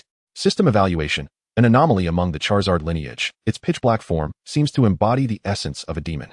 Under the influence of its host, the draconic power contained within is gradually awakening. It is highly likely to become the first Charizard with the trifecta of Dragon, Flying, and Fire types, having mastered numerous draconic techniques over many years of training in the sacred grounds of the Yulong family. It is evident that under Yulong Yan's meticulous nurturing over the past 2 years, Charizard had made little progress in its Fire-type abilities, showing scarcely any improvement compared to its earlier form as a Charmander. This explains why, despite the passage of time, the flames on Charizard's tail remained a standard orange, with no signs of transformation into other hues. Conversely, Charizard's advancements in Dragon-type abilities had reached an astonishing level, surpassing what most true Dragon-type Pokémon could attain. This outcome stemmed from the communication between Yulong Yan and Charizard. It was clear that Yulong Yan's draconic prowess provided a greater enhancement to Dragon-type moves than to Fire-type ones. However, this did not imply that Charizard abandoned its characteristic flames. It had still made technical strides, albeit without an increase in intensity. Chapter 48. The Cherished Dragonite. Once Charizard utilized the Charizardite to evolve into Mega Charizard, its flames would also undergo a transformation, and its power would consequently escalate. Regardless, Charizard had made its choice, prioritizing the development of Dragon-type abilities, thereby ensuring that its Dragon-type moves would be stronger. The choice between emphasizing Fire-type moves and focusing on Dragon-type moves is difficult to evaluate in terms of superiority. It merely reflects which path is more suitable given the current circumstances. In any case, as Charizard deepened its understanding and application of Dragon-type moves, its draconic lineage began to manifest more distinctly. While it did not grant Charizard an additional type, it did enhance its synergy with Yulong Yan's draconic power. According to the system's description, Charizard seems to be traversing a path of righteousness, one that awaits only the culmination of its journey. In retrospect, the previous research by the Yulong family appears somewhat naive, under the extensive cultivation of Yulong Yan's countless dragon powers. Charizard has begun to show signs of awakening its dragon affinity. The other Charizards within the clan striving to awaken their dragon lineage find themselves in a realm of fanciful dreams, a notion bordering on the abstract. However, this endeavor does not seem entirely fruitless. Should Yulong Yan's Charizard awaken its dragon essence, the potential for it to mate with other dragon-type Pokémon could yield offspring that, through successive generations, might stabilize the dragon lineage. While this may not lead to the emergence of an entirely new Pokémon, it could certainly establish a variant of Charmander, one primarily characterized by its dragon attributes.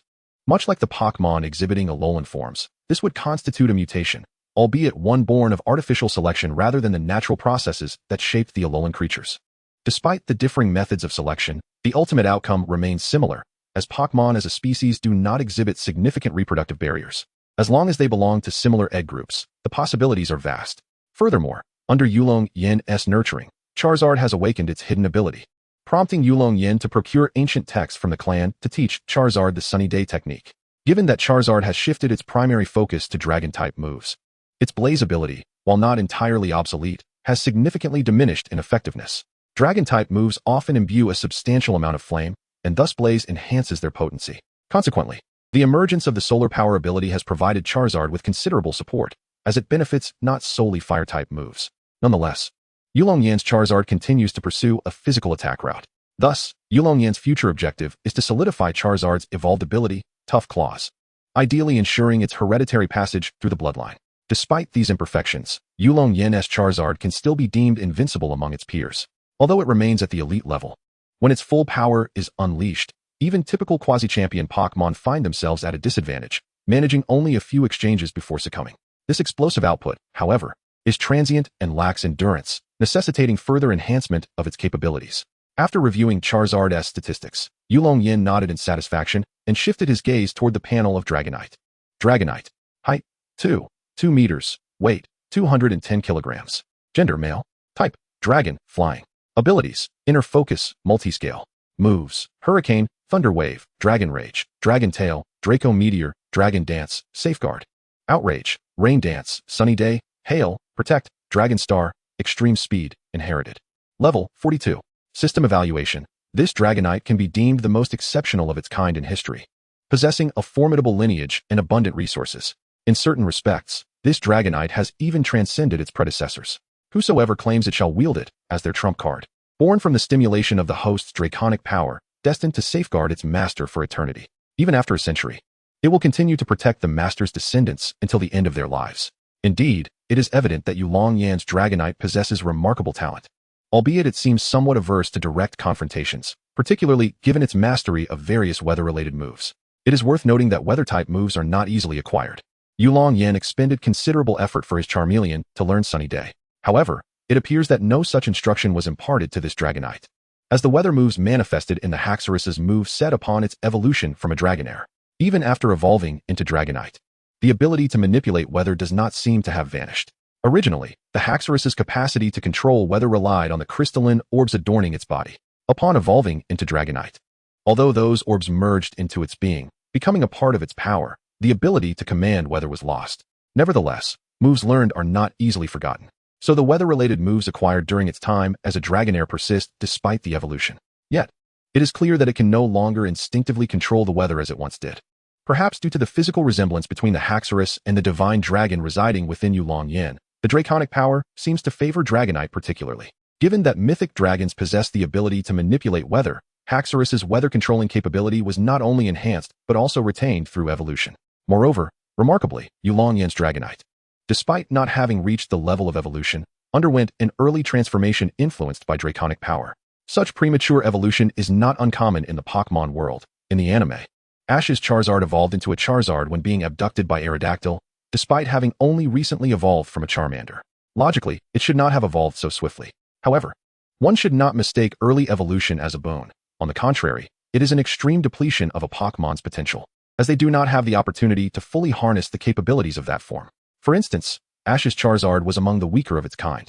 Despite its formidable presence at the time, within the Charizard Valley, it was unquestionably an underdog. This is fortunate given Ash's Charizard's exceptional talent, which, even with the significant loss of potential, was still sufficient for it to become a formidable force in the future.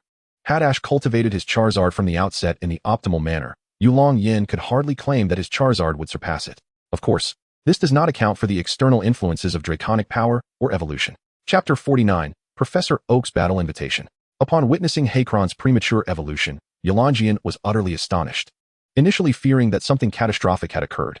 In his alarm, he hastily departed from the sacred grounds, resorting to the medical apparatus of his family to conduct a thorough examination of the Dragonite's condition.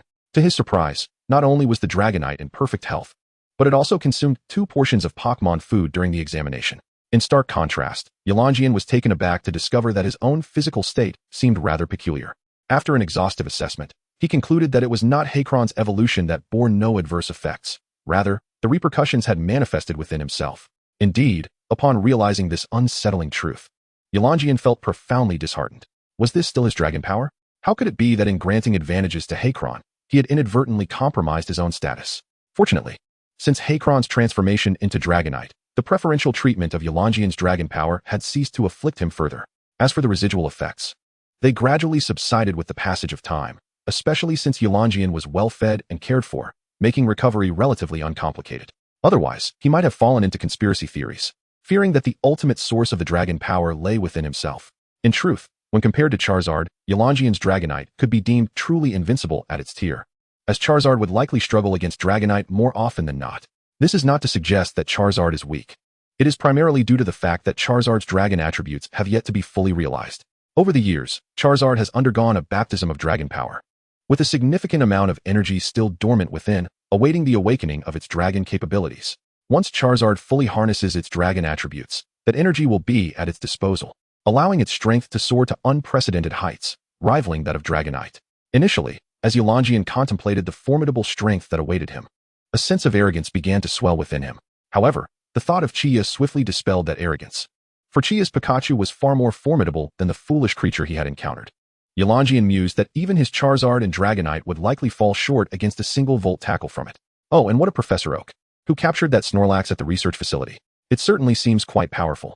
Why does the trainer not keep it by their side? At that moment, Yulong Yan recalled the Snorlax that had tormented him earlier that morning and turned to inquire of Professor Oak.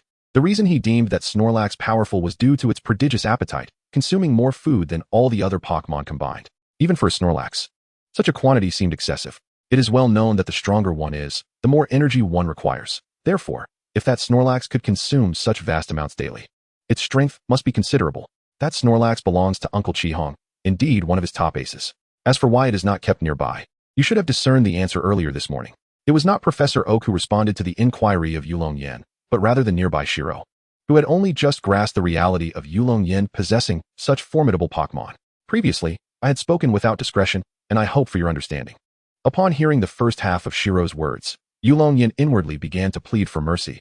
The presence of so many people outside rendered the situation unsuitable, and in his mind, he had already knelt down. Setting aside Yulong Yan's heartfelt gesture, the absence of Snorlax by his side was naturally due to the need for sustenance. Even though Akihiko was the champion of Kanto, he could not conjure food out of thin air. To alleviate his burden slightly, Akihiko had left his Snorlax at Professor Oak's lab, both to partake in meals and to safeguard the research facility.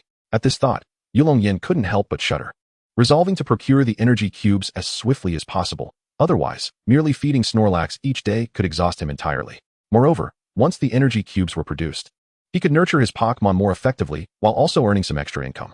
As for the production of the energy cubes, they would naturally be registered under Professor Oak's name, thereby circumventing unnecessary complications. Furthermore, Professor Oak held the honorary title of director at Sylph Company, which meant that he wouldn't even have to concern himself with sales channels. Truly a perfect arrangement, given that transportation between the various regions of the Alliance was still underdeveloped. The illustrious corporations of the future had yet to fully materialize. Besides Sylph, which had emerged early as a giant, the only other company was Devon Corporation from Hoenn. However, at this time, Devon was merely a small enterprise, far from the formidable rival it would later become to Sylph. Thus, if Yulong Yan wished to promote the energy cubes swiftly, Sylph Company was his sole option. Just as he was envisioning a bright future, Professor Oak had finished feeding his Pokémon and approached Yulong Yan. Now that our Pokémon have had their meal, how about a battle to aid digestion? It would be an excellent opportunity for me to witness your prowess. Research cannot be conducted in isolation. One must venture forth and hone their battle abilities. Upon hearing Professor Oak's invitation to battle, Yulong Yan was momentarily taken aback, unsure whether to feel exhilarated or intimidated.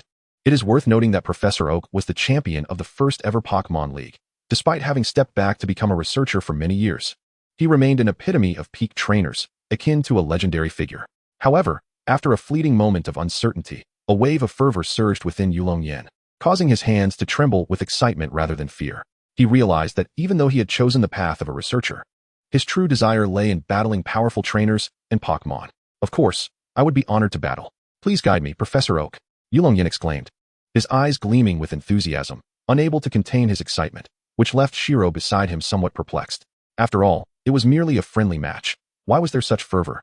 This is where Xiao Mao finds himself perplexed. For someone like Yulong Yan, the opportunity to engage in a battle with a figure of Dr. Okito's stature, who stands at the pinnacle of prowess, is simply exhilarating. Well, I have some matters to attend to after lunch, so to save a bit of time, let us proceed with a one-on-one match. You may choose from my old companions, but I must caution you, they are far from ordinary. Chapter 50, Charizard Doctor. I shall select this Charizard. Despite Dr. Okito allowing Yulong Yan to make his choice, he exhibited no hesitation, directly pointing to Dr. Okito's Charizard. Oh, are you certain? The strength of this old companion of mine ranks among the finest. Are you sure you do not wish to select another? Dr. Okito gazed at Yulong Yan with keen interest, seemingly astonished by his discerning eye, as he effortlessly identified the second strongest opponent before him. As if to validate Dr. Okito's assertion, the Charizard let out a thunderous roar, unleashing a colossal blaze from its maw. The size and power of this flame far surpassed Yulong Yan's own Charizard by numerous degrees. Moreover, under Dr. Okito's meticulous training, the flames emitted by this Charizard were not the typical orange hue, but rather a brilliant yellow-white, indicating a significantly higher temperature. There was even a faint bluish tint within the flames, suggesting their intensity was nothing short of extraordinary. I understood that regardless of which Pokémon I chose, victory was unlikely. Thus, I resolved to challenge the strongest among them. I have made my decision. Charizard, rise to the challenge against this esteemed predecessor. Upon hearing Dr. Okito's words, Yulong Yan displayed no sign of wavering. His gaze remained steadfast as ever. Dr. Okito's Charizard had nearly reached the pinnacle of what a Charizard could achieve. Even the future champion's Charizard might not surpass it. Dr. Okito's Charizard represented the most authentic lineage of its kind, dedicating all its energy to enhancing the potency of its flames. However, within the Yulong family, such a traditional Charizard was indeed absent, as the family heritage revolved around Dragon-type Pokémon, naturally favoring that lineage.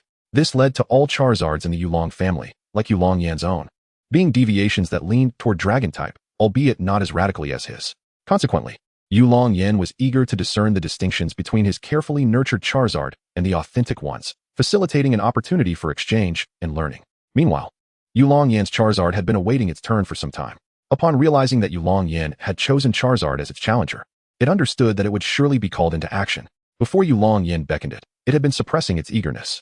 But as soon as Yulong Yan summoned it, it dashed forth into the open space before him. Roar! In response to the earlier blaze, Yulong Yan's Charizard also let out a mighty roar, yet what emerged from its mouth was not flame, but a vibrant emerald dragon breath. This can be considered a customary ritual before the battle of Charizards. After declaring war, the Charizard, brimming with fighting spirit, fixed its intense gaze upon Professor Oak's Charizard. Upon noticing such provocation from this younger rival, Professor Oak's Charizard charged forward, positioning itself defiantly in front of its trainer, releasing a small puff of smoke that emitted 2 wisps of flame from its nostrils. Observing the rare display of battle readiness in his Charizard, Professor Oak chuckled softly and took a couple of steps back, ensuring a safe distance was maintained. In response to Professor Oak's movement, Yulong Yan also hastily retreated a few steps, creating an ideal arena for their duel. On the grassy expanse of the laboratory's backyard, one Charizard stood to the left and the other to the right, their eyes locking in the air, as if sparking flashes of lightning between them. Behind each Charizard stood their respective trainers. Professor Oak appeared relaxed on the left, accompanied by his initial Pokémon and one of his aces, the Charizard. On the right stood the impassioned Yulong Yan, with his own initial Pokémon, a shiny Charizard, positioned proudly before him. It is worth noting that Professor Oak was not surprised by Yulong Yan's shiny Charizard, primarily due to his extensive experience. Upon seeing it, he merely felt a fleeting curiosity. At this moment, both Yulong Yan and Professor Oak were fixated on each other, neither willing to make the first move. Nearby, Shigeru alternated his gaze between his grandfather and Yulong Yan, perplexed as to why the two merely stared at one another without launching an attack. As Shigeru observed the tense standoff for several seconds, he could no longer contain himself and was about to interrupt their silent duel when a gentle breeze swept through the air, prompting both Professor Oak and Yulong Yan to shout in unison, "Charizard, unleash Flamethrower Dragon Pulse." The 2 long-waiting Charizards simultaneously unleashed their attacks. Professor Oak's Charizard expelled flames, while Yulong Yan's Charizard released a dark purple Dragon Pulse. The Flamethrower and Dragon Pulse collided mid-air, momentarily reaching a stalemate. Although historically, the left side is often deemed weaker, the disparity in their strengths was overwhelmingly pronounced. The Dragon Pulse was utterly overmatched by the Flamethrower. Not only was the base damage of Flamethrower 5 points higher than that of Dragon Pulse, but Charizard also received a type advantage when utilizing Fire-type moves, while the same could not be said for Dragon-type moves. With such a significant gap in power and no type advantage, the stalemate lasted only a few seconds before being shattered. In a dramatic turn, the Flamethrower forcefully pushed the Dragon Pulse back toward Yulong Yan's Charizard. Charizard, ascend into the air and use Dragon Rage. Yulong Yan, recognizing the futility of resisting the onslaught, commanded his Charizard to evade and prepare for a counterattack. Upon receiving Yulong Yan's directive, Charizard flapped its wings vigorously, soaring into the sky. The unimpeded jet of flames surged forth from beneath the body of the Charizard, crashing into the nearby ground. At that moment, the Charizard soaring in the sky held within its maw a searing, spherical fireball, which it directed towards Professor Oak's Charizard. Charizard, evade. Despite the impending threat of Dragon Rage drawing ever closer, neither Professor Oak nor his Charizard exhibited any signs of panic. In fact, the professor's commanding tone was remarkably composed.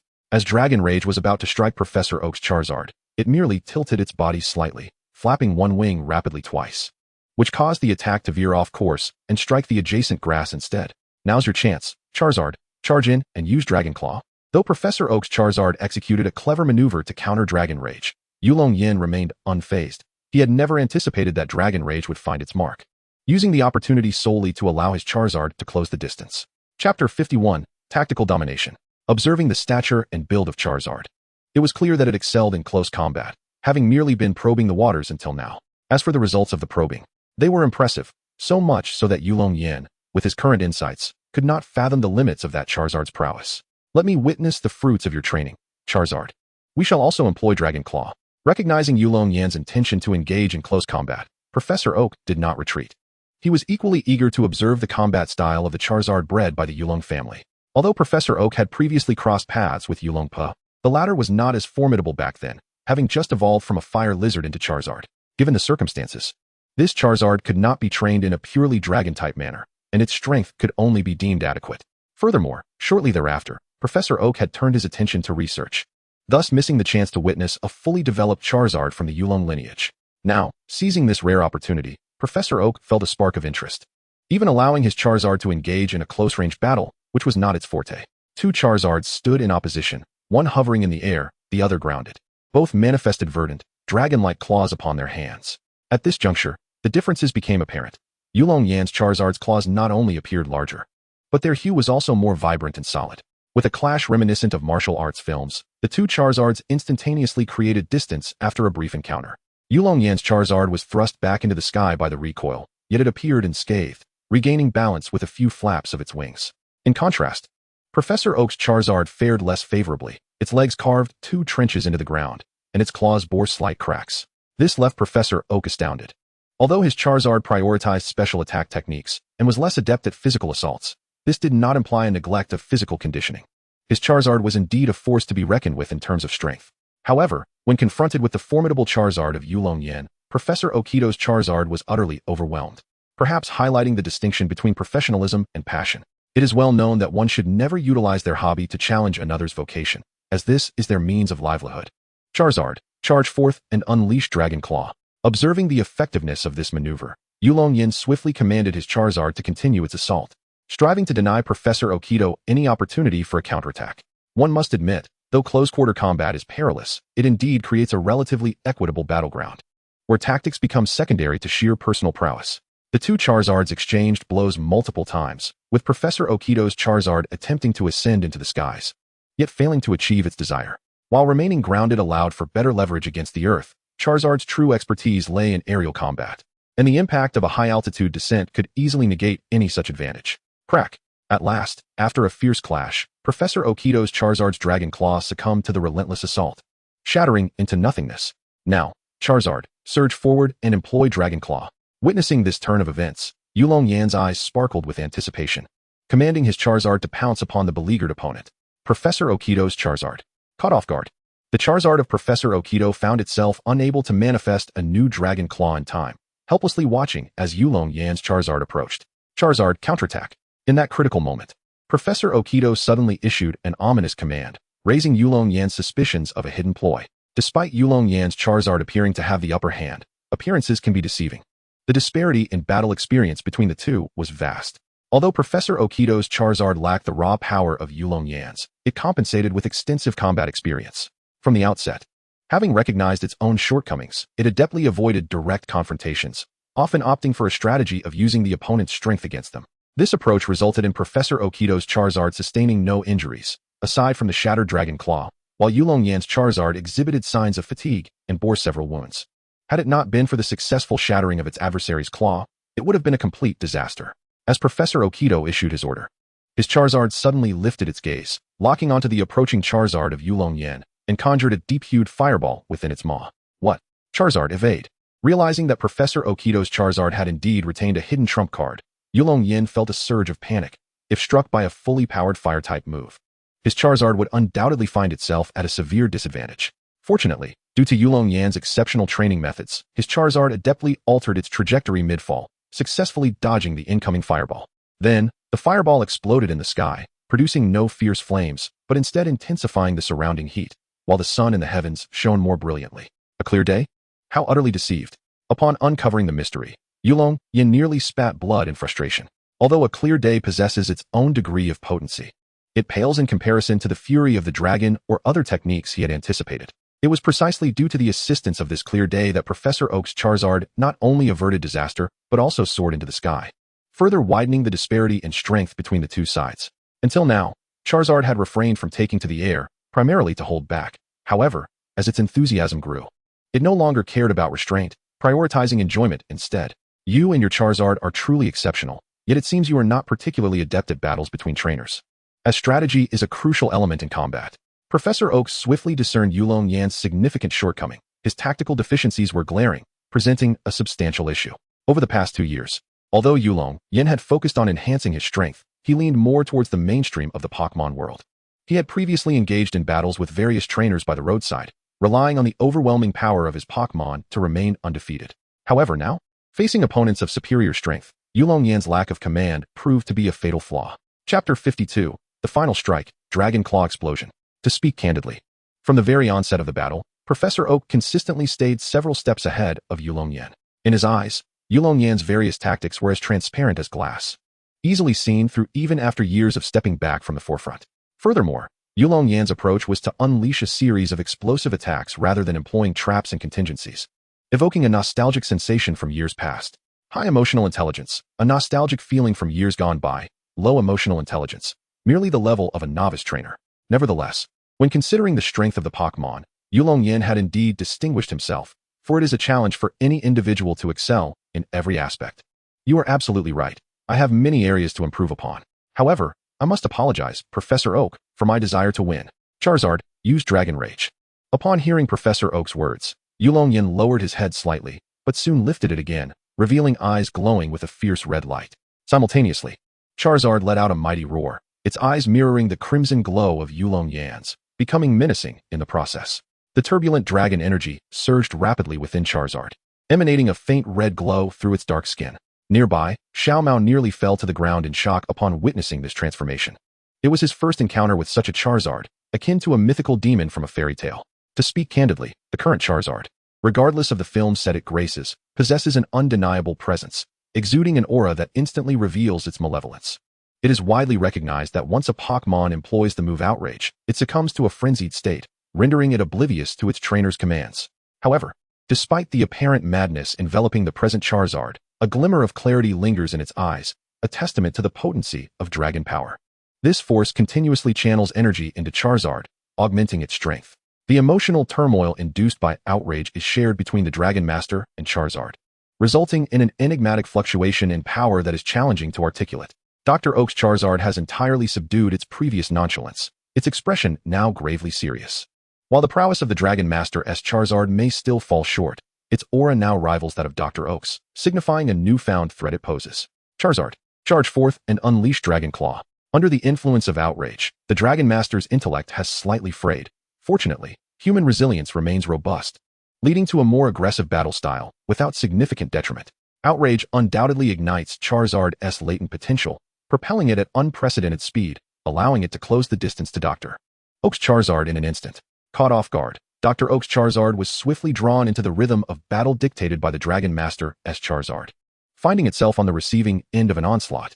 With Outrage activated, Charizard was practically invincible, and bolstered by the dragon power, it was entirely reasonable to dominate Dr. Oak's Charizard in this manner.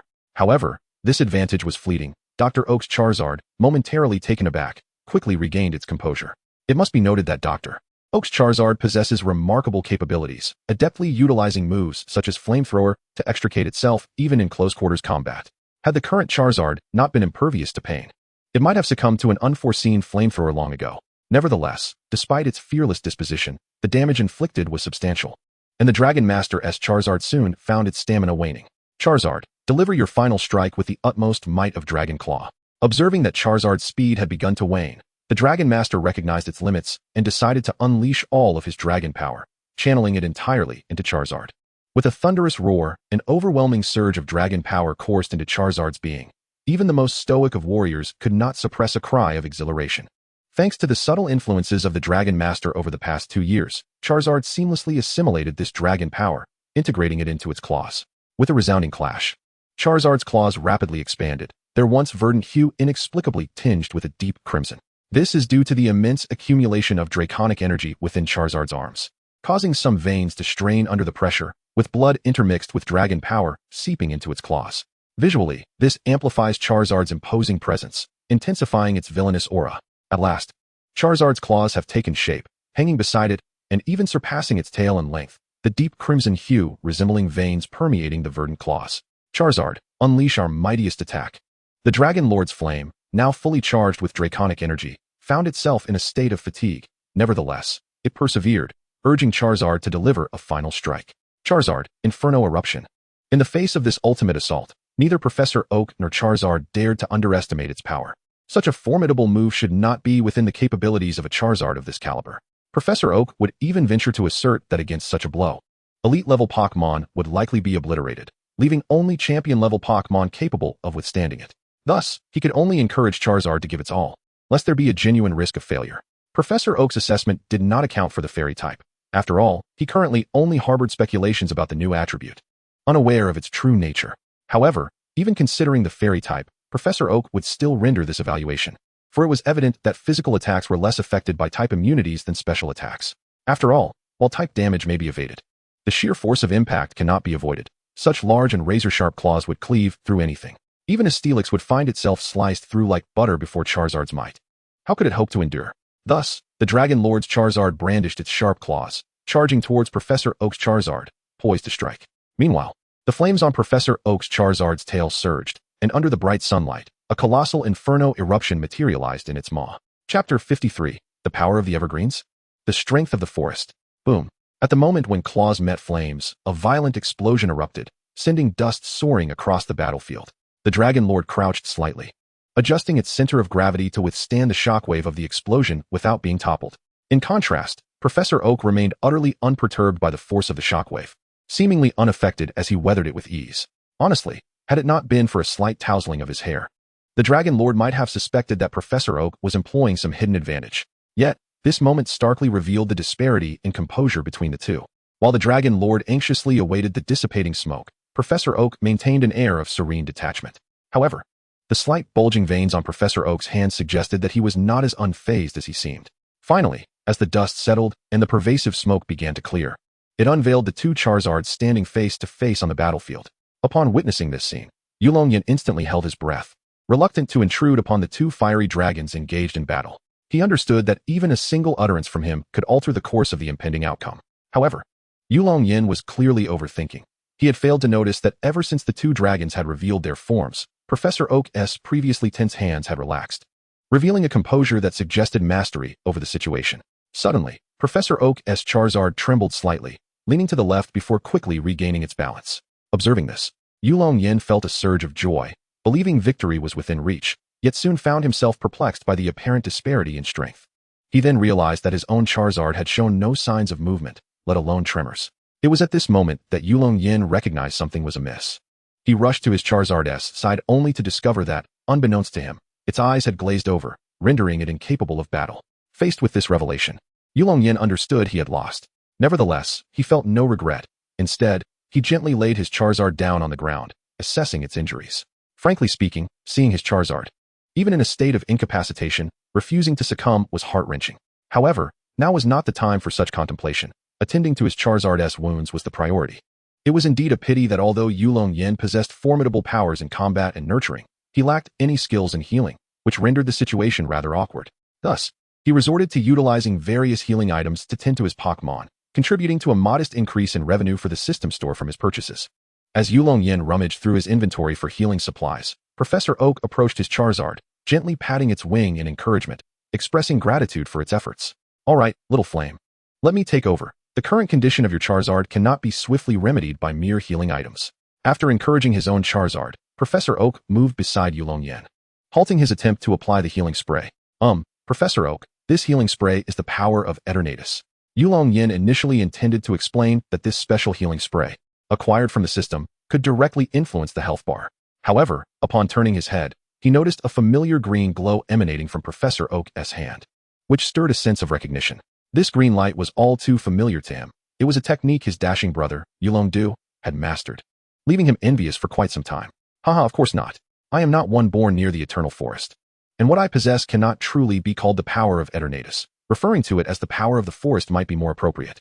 Professor Oak jovially countered Yulong Yan's remarks, pressing his glowing green hand upon Charizard. Soon after, Yulong Yan observed the injuries on the Charizard healing at an astonishingly visible pace. In the span of merely a few blinks, severe wounds transformed into minor injuries, and the minor ones healed completely. At this moment, Yulong Yan realized that this was undoubtedly not the power of the Evergreen. For such remarkable efficacy could not stem from mere Evergreen power. He had witnessed Yulong Du employing the Evergreen power before. While it could also swiftly mend a Pokémon's injuries, it certainly did not operate at such an extraordinary speed. This was not merely a matter of proficiency. It seemed as if an entirely different special ability was at play, resulting in such an outrageous enhancement. As Yulong Yan pondered the true nature of the forest power, Professor Oak astonishingly managed to heal all of Charizard's wounds entirely, which was quite astonishing. Nevertheless, Yulong Yan's confusion was soon dispelled. For as Professor Oak retracted the green light from his hands, Yulong Yan caught a fleeting glimpse of a green onion head seal on the back of the professor's hand. Upon seeing this emblem, Yulong Yan instantly comprehended everything. No wonder it was referred to as forest power. It was indeed related to the deity of the forest, Celebi. It is widely acknowledged that the Evergreen power is a special ability occasionally bestowed upon those living in proximity to the Evergreen forest. The most renowned bearer of this power is undoubtedly one of the beloved companions of the illustrious Red, known as Yellow, who possesses the ability to understand Pokémon's emotions and heal their wounds. However, there are actually two others who possess this unique capability, Ado and Sakaki. Although their Evergreen power is not as widely recognized, Ado, being still young, has begun to emerge but has yet to attract significant attention. Furthermore, he is not the type to flaunt his abilities, often utilizing his Evergreen power privately, while publicly, he predominantly showcases his dragon power. As for Sakaki, although he is now a gym leader in the Evergreen City, he has not disclosed any special abilities he possesses, a fact that is understood by those in the know. While the Evergreen Forest may appear diminutive in the game, it is, in reality, a vast entity spanning the regions of Kanto and Johto. One of its branches lies around the vicinity of Yumiko City, which is why Ado awakened his Evergreen power. Nonetheless, no matter how one perceives the Evergreen Forest, it remains a forest, and as such, it must be under the dominion of the forest deity, Celebi. Therefore, the forest power derived from Celebi can, in a sense, be considered a variant of Evergreen power, both in terms of the quantity and intensity of its abilities. Chapter 54. The three major deficiencies of Yulong Yan. As for the relationship between Professor Oak and Celebi, it goes without saying that it is indeed a bond of profound significance. It appears that Celebi is not as fleeting as it is depicted in films, having left behind some benefits, which is quite commendable. As he pondered this, Yulong Yan's thoughts began to meander. If Professor Oak received such a remarkable boon from a Celebi, then surely Ash in this world. Of course, not every individual who aided a legendary Pokémon would be rewarded as Professor Oak was. Most legendary Pokémon are rather indifferent and expect nothing in return. Many would simply depart after a brief interaction, and if they were in a good mood, they might offer a friendly demeanor. Those with a modicum of conscience might grant a few feathers or scales, indicating the possibility of assistance for 3 tasks. The situation involving Professor Oak is indeed exceedingly rare, signifying that he has been chosen by Celebi to serve as its earthly representative. Given Ash's affinity with legendary Pokémon, Yulong Yan found it hard to believe that so many of these beings were oblivious. Thus, the answer became apparent. Either those legendary Pokémon had left some mark on Ash, or a formidable figure had already made an impression on him, causing the others to remain inactive. Who might this esteemed individual be that has taken an interest in Ash? Esteemed cameraman, do you know? Now, let us rein in those wandering thoughts. Ash is merely a 5-year-old child, with no substantial connection to those legendary beings. After Professor Oak's treatment, Yulong Yan's Charizard was nearly fully revived, rising from the ground and letting out a triumphant roar. However, once Charizard had expressed its elation, it noticed the Charizard standing behind Professor Oak and immediately composed itself. Such is the nature of Pokémon. They are fundamentally simple creatures. If one is stronger, respect is given. If not, compliance is hardly expected. This is the mode of communication between Pokémon. While there exists a similar dynamic between trainers and their Pokémon, the latter relationship is primarily sustained through bonds of camaraderie. Your Charizard exhibits remarkable prowess. It is evident that your training methods are commendable. Should you persist on the path of a trainer, you are destined to become a great Pokémon trainer, Professor Oak remarked, patting Yulong Yan on the shoulder with a smile. Yet, before Yulong Yan could respond with a grin, Professor Oak's expression shifted to one of stern seriousness. However, in comparison to Charizard's strength, your command skills are sorely lacking. Professor Oak showed no inclination to spare Yulong Yan's feelings, directly pointing out his most significant weakness. Initially, Yulong Yan considered rebutting this criticism, but upon reflecting on Professor Oak's words, he realized the truth in them. Although Yulong Yan had been a formidable competitor in his previous life, that was merely in the realm of games. Compared to real battles, those in the games were exceedingly simplistic. Pokémon can soar through the skies, burrow underground, plunge into the sea, and even master martial arts. The complexities of variables far exceed those found in games. While the experience of Yulong Yan may serve as a reference, to apply it indiscriminately would be an exercise in futility. The technique you executed with your Charizard, the Dragon Claw, was indeed breathtaking. No one else could have performed it better than you. However, this marvel is contingent upon your opponent's willingness to cooperate. I had devised no fewer than 3 methods to thwart your execution of that move. But I deliberately chose to wait, eager to witness your limits.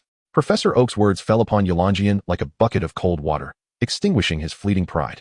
The issues of poor command and lengthy charging times are easily resolvable, yet the most critical point remains. What about your Charizard's abilities? You haven't utilized a single one, have you? Although the concept of abilities has gained popularity only in recent years, Professor Oak, as a pioneer in the Pokémon world, is well acquainted with the known abilities. However, upon broaching this topic, Yulong Yan felt a sense of relief. He had long since formulated a solution to the abilities dilemma, albeit one that could not yet be implemented. Professor Oak, there is no need for concern. Though I am currently unable to demonstrate it to you, the issue of abilities is not insurmountable. Observing Yulong Yan's unwavering confidence, Professor Oak found it curious but chose not to dwell on it, assuming that the Yulong lineage had made some new research breakthrough. Professor Oak was well aware of the Yulong clan's obsession with Charizard, so it was not surprising that they had developed something. He had no intention of probing further. Little did he know, the solution was not inherently linked to the Yulong clan, but was rather a creation of Yulong Yan himself. It is evident that Yulong Yan's reliance lies in evolution. Post-evolution, a Pokémon's abilities undergo transformation, and the Mega Charizard's ability, Hard Claw, proves advantageous in melee combat. As for why Yulong Yan refrained from using evolution during his battle against Professor Oak's Charizard, it was not due to the belief that even evolved. His Charizard could not surpass Professor Oak's, nor was it a ploy to conceal his evolution, seeking to gain an advantage, though he had begun to entertain such thoughts. The simple fact is, Yulong Yan lacked a keystone. Indeed, the matter is as straightforward as that. He possessed a Charizardite, but no keystone was at his disposal. Initially, the task reward merely stipulated the selection of any Charizard evolution stone. When Yulong Yan eagerly chose the Charizardite and prepared to experiment with it, he discovered he did not possess a keystone. In a moment of impulsive enthusiasm, he contemplated purchasing one from the system shop, but was quickly sobered by the 6-figure price tag. Nevertheless, even while training in the Sacred Land, Yulong Yan remained attuned to the news from the League, intending to acquire a keystone or another stone if possible. Indeed, I have yet to find a single one. Currently, communication between various regions remains rather limited. Who would boldly declare their intent to sell something as yet unvalued as stones and keystones? Chapter 55 unfolds with a dual narrative style. However, given your age, the prowess you possess is indeed astonishing, and my words serve merely as a gentle reminder. Battling Pokémon is not as simplistic as one might assume. Professor Oak gazed at Yulong Yan, seemingly perceiving a reflection of his younger self. Thus he offered a sincere admonition. To elaborate, it appears that your Charizard has primarily mastered offensive moves. While this may swiftly enhance Charizard's strength, it also harbors considerable risks. Professor Oak scrutinized Charizard alongside Yulong Yan, and based on the feedback from the forest's power healing previously employed, he articulated his conjecture. Indeed, during my 2 years of training in the Sacred Grounds, I dedicated all my efforts to laying a solid foundation for Charizard and Dragonite. I acknowledge that my repertoire of techniques is somewhat lacking. I kindly ask for your guidance, Professor. Yulong Yan clearly discerned the underlying issues and humbly sought the professor's advice.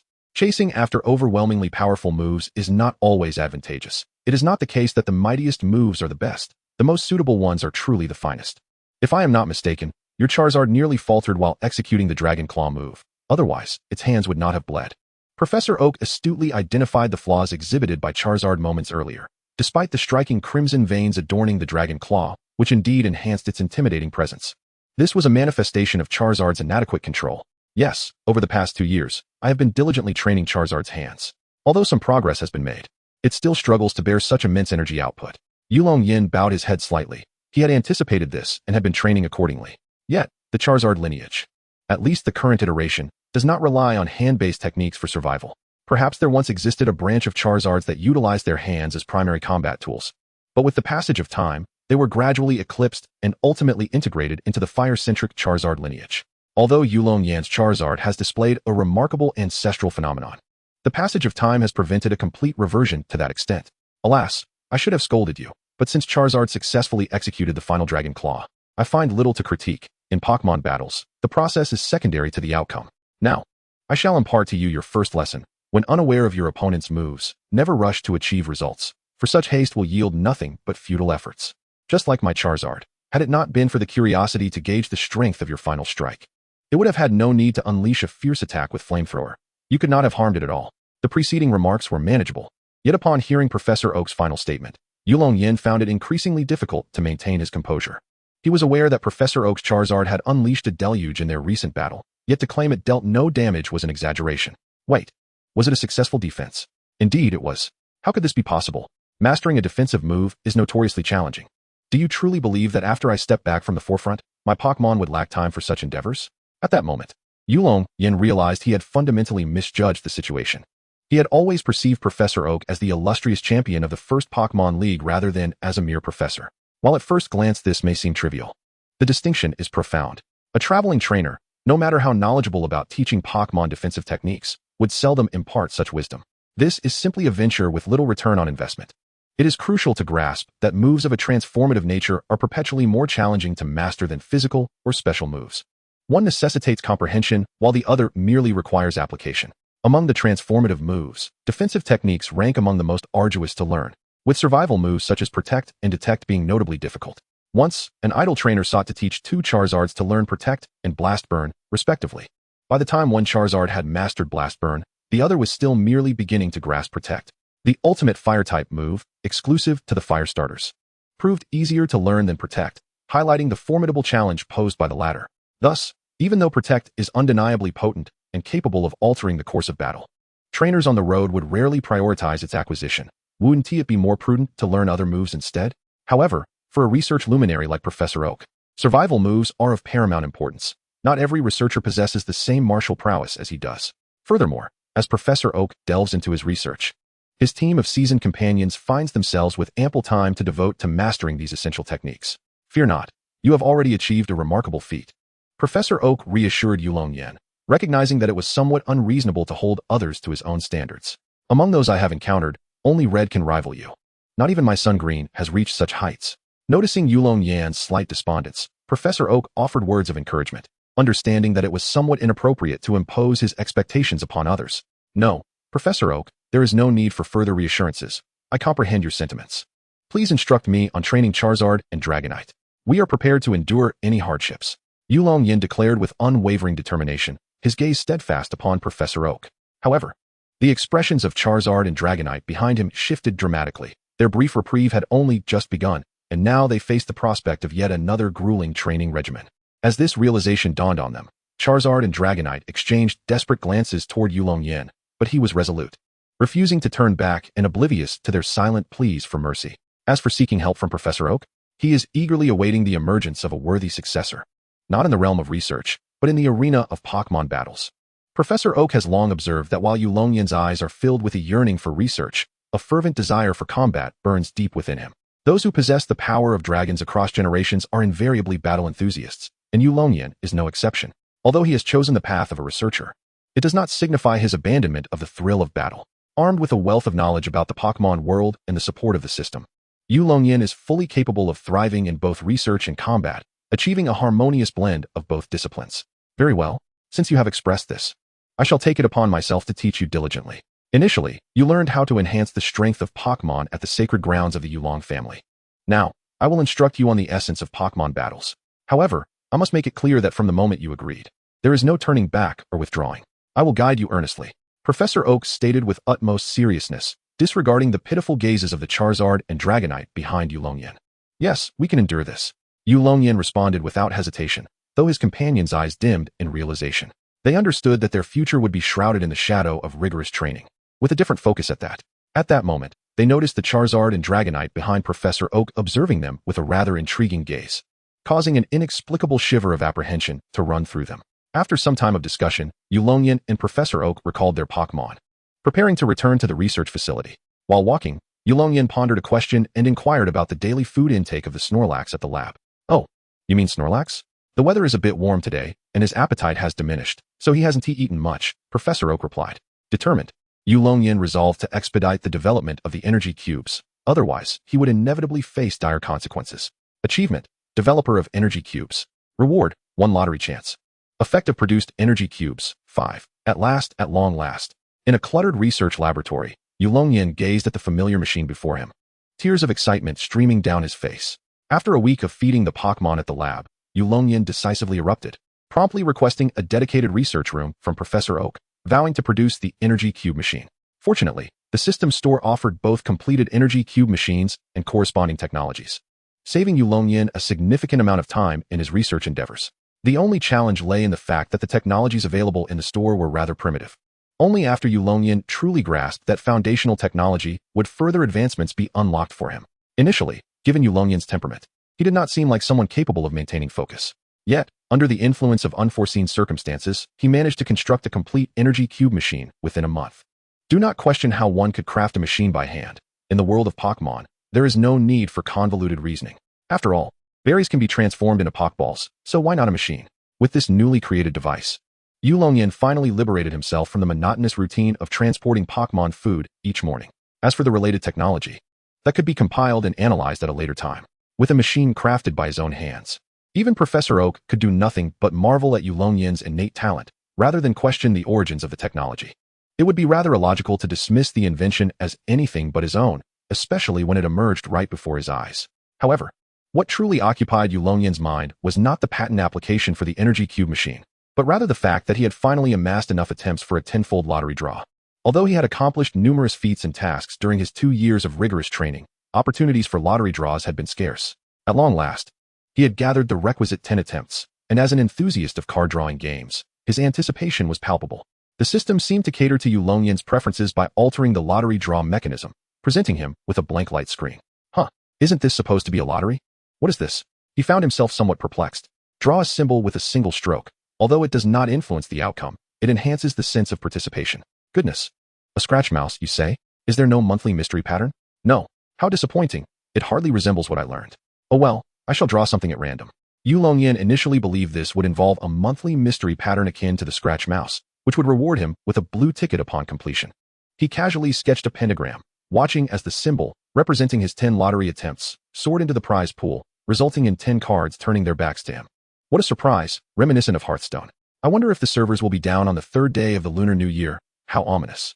Yulong Yan could only manage a weary chuckle as he clicked on the leftmost card. As a flash of white light enveloped him, the face of the card appeared before his eyes. It depicted a mask, one that, even in Yulong Yan's discerning gaze, was quite exquisite. Beyond that, there was nothing more. It was simply an ordinary mask, albeit a rather beautiful one. What could be said about an item of white quality? Similar to Hearthstone. The prizes were categorized into 5 qualities: white, green, blue, purple, and gold.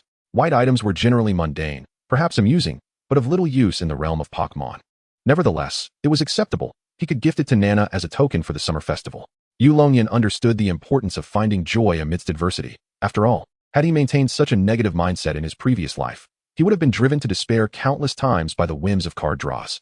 With such a development, Yulong Yan found himself disinclined to examine each card individually. Instead, he swiftly slid his right hand across, revealing the remaining 9 cards all at once. Among these 9 cards, 6 were white, which Yulong Yan promptly chose to overlook, directing his attention to the 3 that remained. These 3 cards consisted of 2 green ones and 1 blue one. Adhering to the principle of saving the best for last, Yulong Yan first scrutinized the 2 green cards. Coincidentally, both of these cards contained evolution stones. One was a moon stone, and the other a sun stone. Evolution stones, as is well known, are precious items for the evolution of certain Pokémon, and the moon stone, in particular, is quite rare. However, for Yulong Yan at this moment, they held little significance. After all, with his resources, anything purchasable was hardly a concern, merely a trifling addition. In contrast, the item depicted on the blue card was extraordinary, being something Yulong Yan had long coveted from the system shop, Wild Pokémon Selection Scroll 1. Upon seeing this, Yulong Yan realized he had secured his 3rd Pokémon. Chapter 57. The Dragon-type semi-deities meet their doom. Clutching this hard-won selection scroll, Yulong Yan felt a blend of excitement and trepidation as he requested a brief leave from Professor Oak and made his way to the Research Institute's backyard. After a month of nurturing, he had forged a solid rapport with the Pokémon residing there, and as soon as they spotted him, they gathered around eagerly. Typically, Yulong Yan would engage in playful antics with them, offering some Pokémon food, but today, he was devoid of such inclinations. After distributing some freshly crafted energy cubes, peace finally descended around him, with no Pokémon interrupting his thoughts. He then found a relatively secluded corner to settle down, trembling as he raised the shimmering blue selection scroll aloft. Was this the moment of exhilaration approaching? His third Pokémon, what could it possibly be? It was only at this juncture that Yulong Yan suddenly realized he had become overly excited upon receiving the scroll, completely neglecting to contemplate the kind of Pokémon he wished to capture. Hold on, he thought. Let me consider this. Since I am using a selection scroll, it must surely be a rare Pokémon.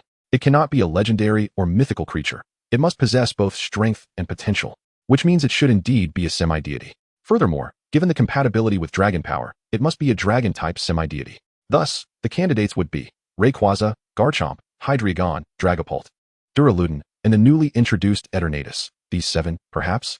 To avoid squandering this invaluable selection scroll, Yulong Yan decided to prompt the system to display data on these 7 dragon-type semi-deities.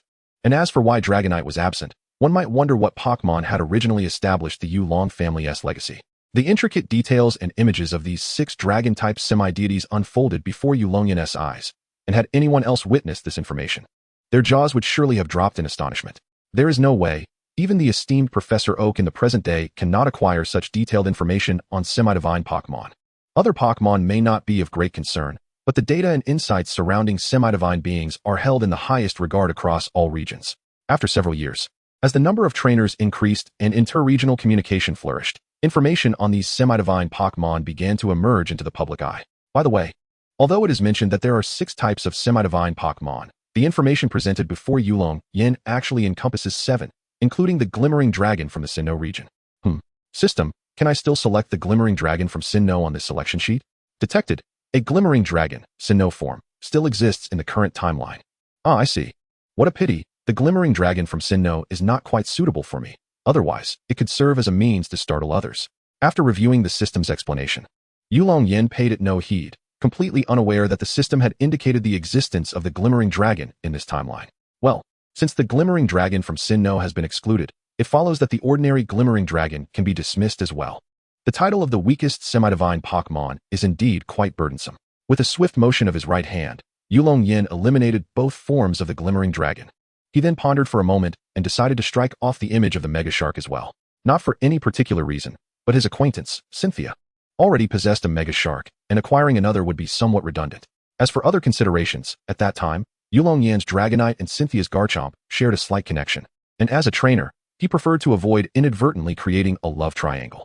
Subsequently, the Dragonite was also ruthlessly excluded due to its overlapping role with the Mega Dragon, leaving only 4 Dragon-type semi-divine Pokémon remaining. However, in comparison to the Rigid Spine Dragon, Yulong Yan found himself more inclined towards the 3-headed dragon, the tail-wagging armor dragon, and the Duraludon. It is not that he looked down upon the Rigid Spine Dragon. Rather, when he traversed to this world, the Rigid Spine Dragon had only just been introduced, and he was more familiar with the 3-headed dragon, the tail-wagging armor dragon, and the Duraludon. Of course, should any semi-divine Pokémon appear before Yulong Yan at this moment, he would joyously capture it. Yet, given the choices available, he was determined to select the finest among them. Considering the current circumstances, the tail-wagging armor dragon it is.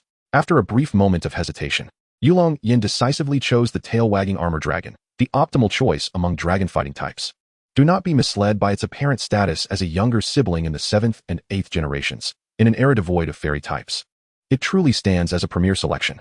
However, when Yulong Yan eagerly designated the tail-wagging armor dragon as his chosen candidate, the system's notification nearly left him breathless. Selected candidate, tail-wagging armor dragon, with a bulletproof trait. Expected activation time, 3 years. Confirm? Wait a moment, what is this? An expected activation time of 3 years?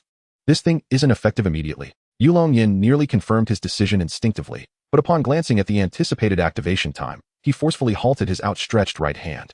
This system cannot conjure Pokémon from thin air. The selected Pokémon will depart from their residence to the location where the selection scroll is utilized. During this period, the Pokémon cannot be captured by others. Upon reading this statement, Yulong Yan was on the verge of cursing, as such a crucial detail was not disclosed beforehand. Yet, he found himself at a loss for words. After all, the system had stated upon its awakening that it possessed no Pokémon and could only offer assistance. Moreover, the Alola region was currently outside the League's jurisdiction, with no means of transportation aside from a few cargo ships, which explained why the Shinian Pokémon took so long to reach Professor Oak's laboratory. Subsequently, Yulong Yan attempted several times and discovered that the activation time varied for Pokémon at different evolutionary stages. Notably, the time required for the final forms exhibited the greatest discrepancies. Those capable of flight could arrive swiftly, while those that could not were uncertain to arrive within a reasonable time frame.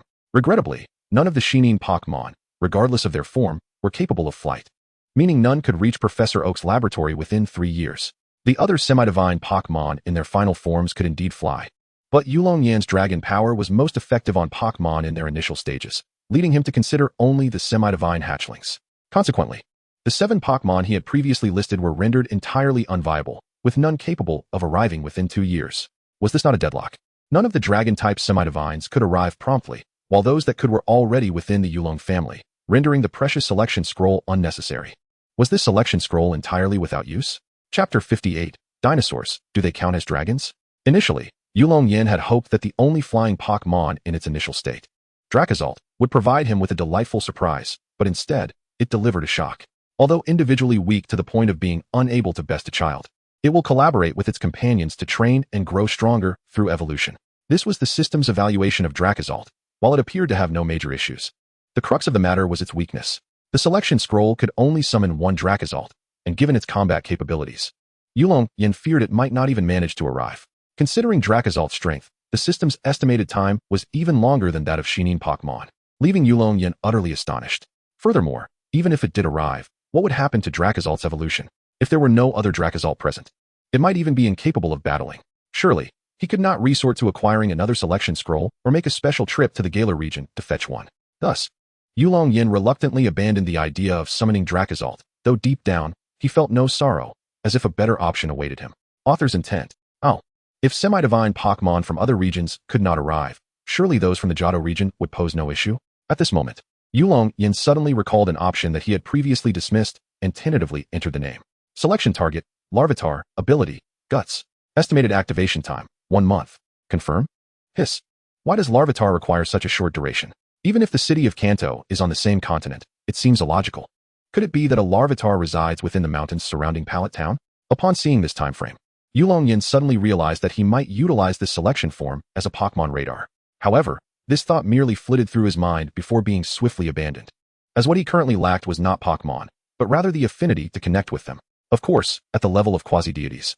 Even the Yulong family found it challenging to acquire one. Typically, they had to trade Dragonair with other families. Out of curiosity, Yulong Yan checked how long it would take for a Beldum to arrive here, only to be dissuaded by the 2-year wait. Although evolving Beldum into Medong requires the fusion of 2 Beldums, it is worth noting that Beldum is a mineral-type Pokémon capable of self-reproduction. After selecting Larvitar, Yulong Yan managed to console himself, thinking that dinosaurs could be considered a type of dragon, right? Just as Yulong Yan finalized his choice of Larvitar, at the base of a mountain several kilometers away from Pallet Town, a gray-green Larvitar suddenly opened its eyes. For reasons unknown, the location of its sensed kin shifted unexpectedly, leaving the newly hatched creature quite perplexed. Nevertheless, an instinct deeply engraved in its genes compelled it to advance toward its kin, prompting it to change direction while devouring the soil ahead and continuing its journey. Unbeknownst to Yulong Yan, events were unfolding deep beneath the earth. After utilizing the selection form, Yulong Yan returned to the research institute. Although the energy cube machine had been created, he still needed to organize the relevant technology and draft a paper. There was much work to be done. Fortunately, Professor Oak took a keen interest in the invention of the energy cube and was willing to assist Yulong Yan in organizing the materials without claiming the first authorship of the papers. It must be said that Professor Oak is indeed a talented and virtuous mentor, wholeheartedly supporting Yulong Yan's inventions while refraining from appropriating his students' research achievements. Given Professor Oak's esteemed stature, such concerns were trivial. He had already attained fame and fortune, and his current focus was on nurturing more talents for the League. Within a month, a comprehensive paper analyzing the merits of the energy cube was published, garnering widespread attention across various regions. Initially, upon seeing that the first author was merely a child, the public held a skeptical stance. After all, who doesn't pass through that age? And how could one possibly comprehend research? However, upon noticing the name of the second author, Professor Oak, all doubts evaporated, giving way to praises for the paper. This illustrates Professor Oak's current standing. Merely attaching his name to any paper ensures it receives extensive attention. Thus, it was in this context that the name of Yulong Yan first emerged among the esteemed scholars of the Alliance. Yulong Pe, who holds a position within the Alliance, once again found himself basking in the limelight, exuding an air of arrogance that made one feel an irresistible urge to confront him. The term again is particularly relevant, as in addition to Yulong Yan, the second son, his elder brother Yulong Du, who has been traveling abroad, has also made significant waves in recent years. Du, feeling the pressure of having such an outstanding younger brother, has transformed that pressure into motivation, resulting in a remarkable acceleration of his strength compared to the original timeline. Just recently, He claimed the championship title at the Silver Conference in Chengdu. Although he has not challenged the Elite Four, it has been publicly acknowledged that all 4 members have suffered defeats to Yulong Du in private battles. Consequently, there is a rising clamor among the populace for Yulong Du to assume a position among the Elite Four, and the moniker Dragon Master Du has become widely recognized among trainers. With both sons exhibiting such exceptional prowess, it is no wonder Yulong revels in his pride. Although it is essential to recognize that these accomplishments are the fruits of Yulong Yan and Yulong Du's own endeavors. Moreover, Yulong Yan has not merely been engrossed in composing his thesis on energy cubes this past month. One must not forget the initial research direction of Professor Okido. When one mentions Professor Okido, the thoughts that spring to mind may vary, yet in the Pokémon world, specifically, 1 year hence, there is but one answer: the Pokédex. Indeed, due to the constraints of the timeline, when Akai and Alloy embarked on their journey, Professor Okido had only just conceived the idea of creating the Pokédex. With no practical implementation yet in sight, it was only upon Yulong Yan's arrival that Professor Okido finally laid the groundwork for the Pokédex, albeit with data comprising only a fraction of the commonly encountered Pokémon. After all, the Pokémon transmission system had not yet been fully realized, making it challenging for Professor Okido to amass sufficient Pokémon for data recording, thus hindering the progress of the Pokédex's development. However, the arrival of Yulong Yan changed everything. Within his system, the fundamental data of various Pokémon was available for acquisition at a mere fraction of the cost. Initially unaware of the significance of this information, Yulong Yan soon grasped the opportunity for achievement upon learning that Professor Okido was still engaged in the creation of the Pokédex. Chapter 59. Fear not, for I am neither a hero nor a villain. Achievement: Pioneer of the Pokédex. Reward: increased access to Pokémon information that the system can detect. After Yulong Yan meticulously compiled the data of the Pokémon available for purchase within the system and submitted it to Professor Okido, a new achievement promptly emerged from the system. This feature proved quite beneficial to Yulong Yan, as aside from providing comprehensive data on his own Pokémon and those of his close companions, the information on others remained rather vague. Similar to his previous attempts to gather data on Professor Okido's Pokémon, he could only discern their names, types, and strength, devoid of any additional details, including their moves. However, Yulong Yan conducted a slight experiment with the system's exploration function and discovered that the enhancements were minimal. It merely integrated the Pokédex feature.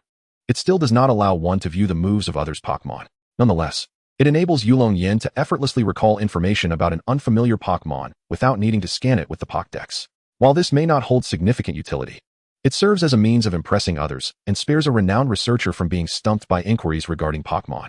However, Yulong Yan's contributions are limited to this. When it comes to software development and hardware matters, he is entirely out of his depth, despite having previously created an energy cube machine, which was merely a research facility product. Transforming it into a mass-produced item requires a considerable journey.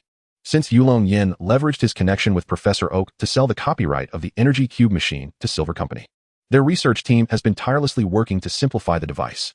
As a result, although the Energy Cube has been released, its circulation in the market remains sparse, as only a handful of machines exist. Nevertheless, once Silver Company resolves the issues surrounding mass production, the Energy Cube will be swiftly distributed across various regions. It is worth noting that the quality of the mass-produced energy cubes will inevitably diminish slightly. However, this is a trivial concern compared to the benefits. The laboratory version of the Pokédex was long since developed by Professor Oak, with Yulong Yan merely providing data assistance. Speaking of which, Yulong Yan has not been secretive. Aside from the complete Pokémon data from the Kanto and Johto regions, he has also shared a wealth of information from many other regions with Professor Oak. Upon receiving this data, Professor Oak promptly sealed it away, adding only a negligible amount of innocuous information. This left Yulong Yan somewhat puzzled, and Professor Oak explained that the relationships between the regions are still somewhat tense. Recklessly revealing such extensive data could arouse suspicion from other regions. To put it simply, if other regions discovered that their unique Pokémon data was entirely under Professor Oak's control, they might suspect that the League's headquarters had infiltrated their territories, leading to unnecessary misunderstandings.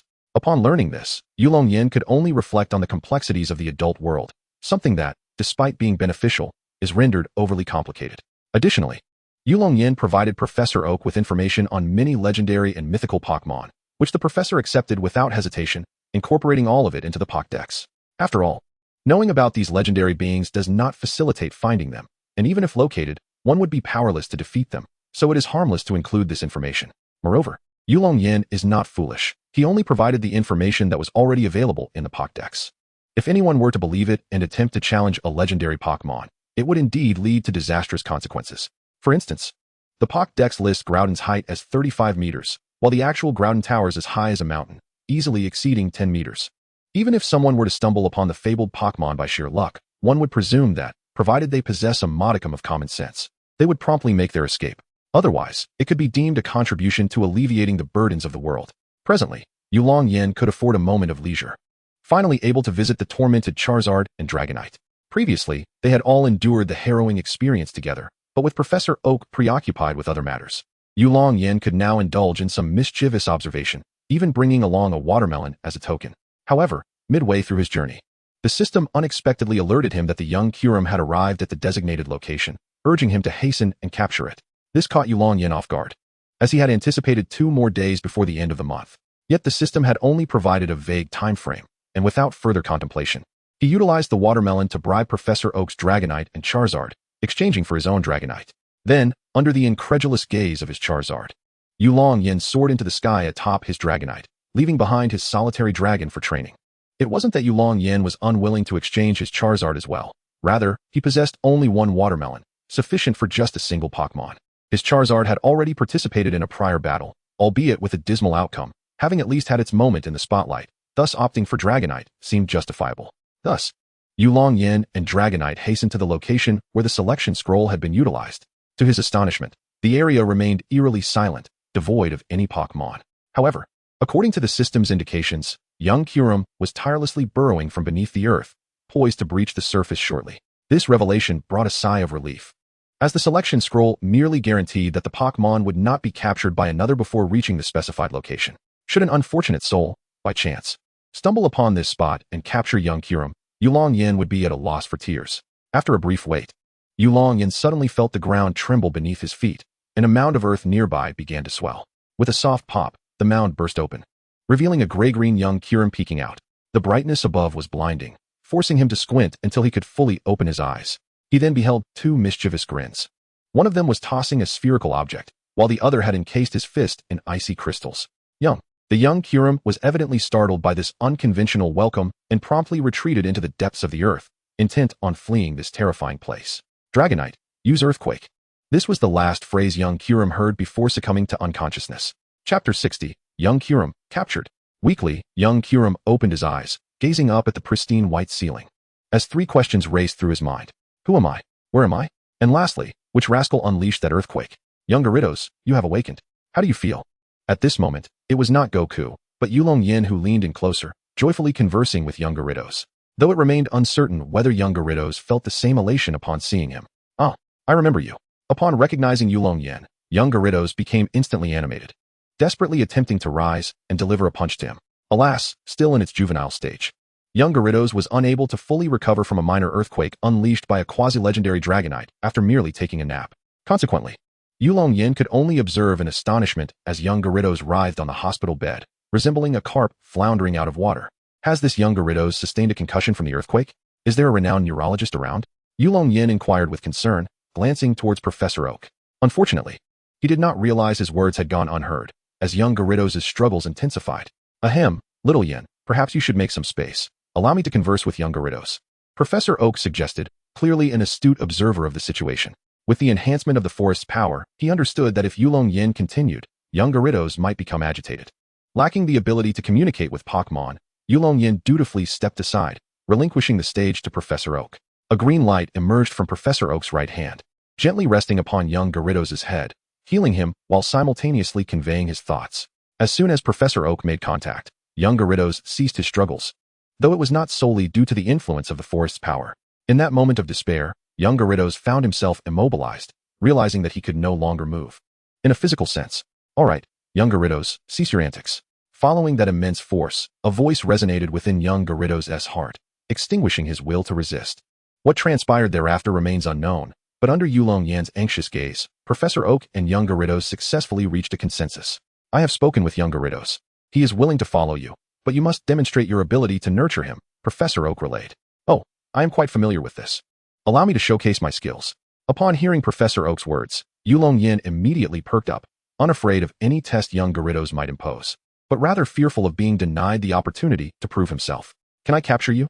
With a decisive motion, Yulong Yan produced a specially crafted energy cube tailored for rock and ground-type Pokémon. Young Gyarados tentatively sampled one, instantly captivated by its delectable flavor.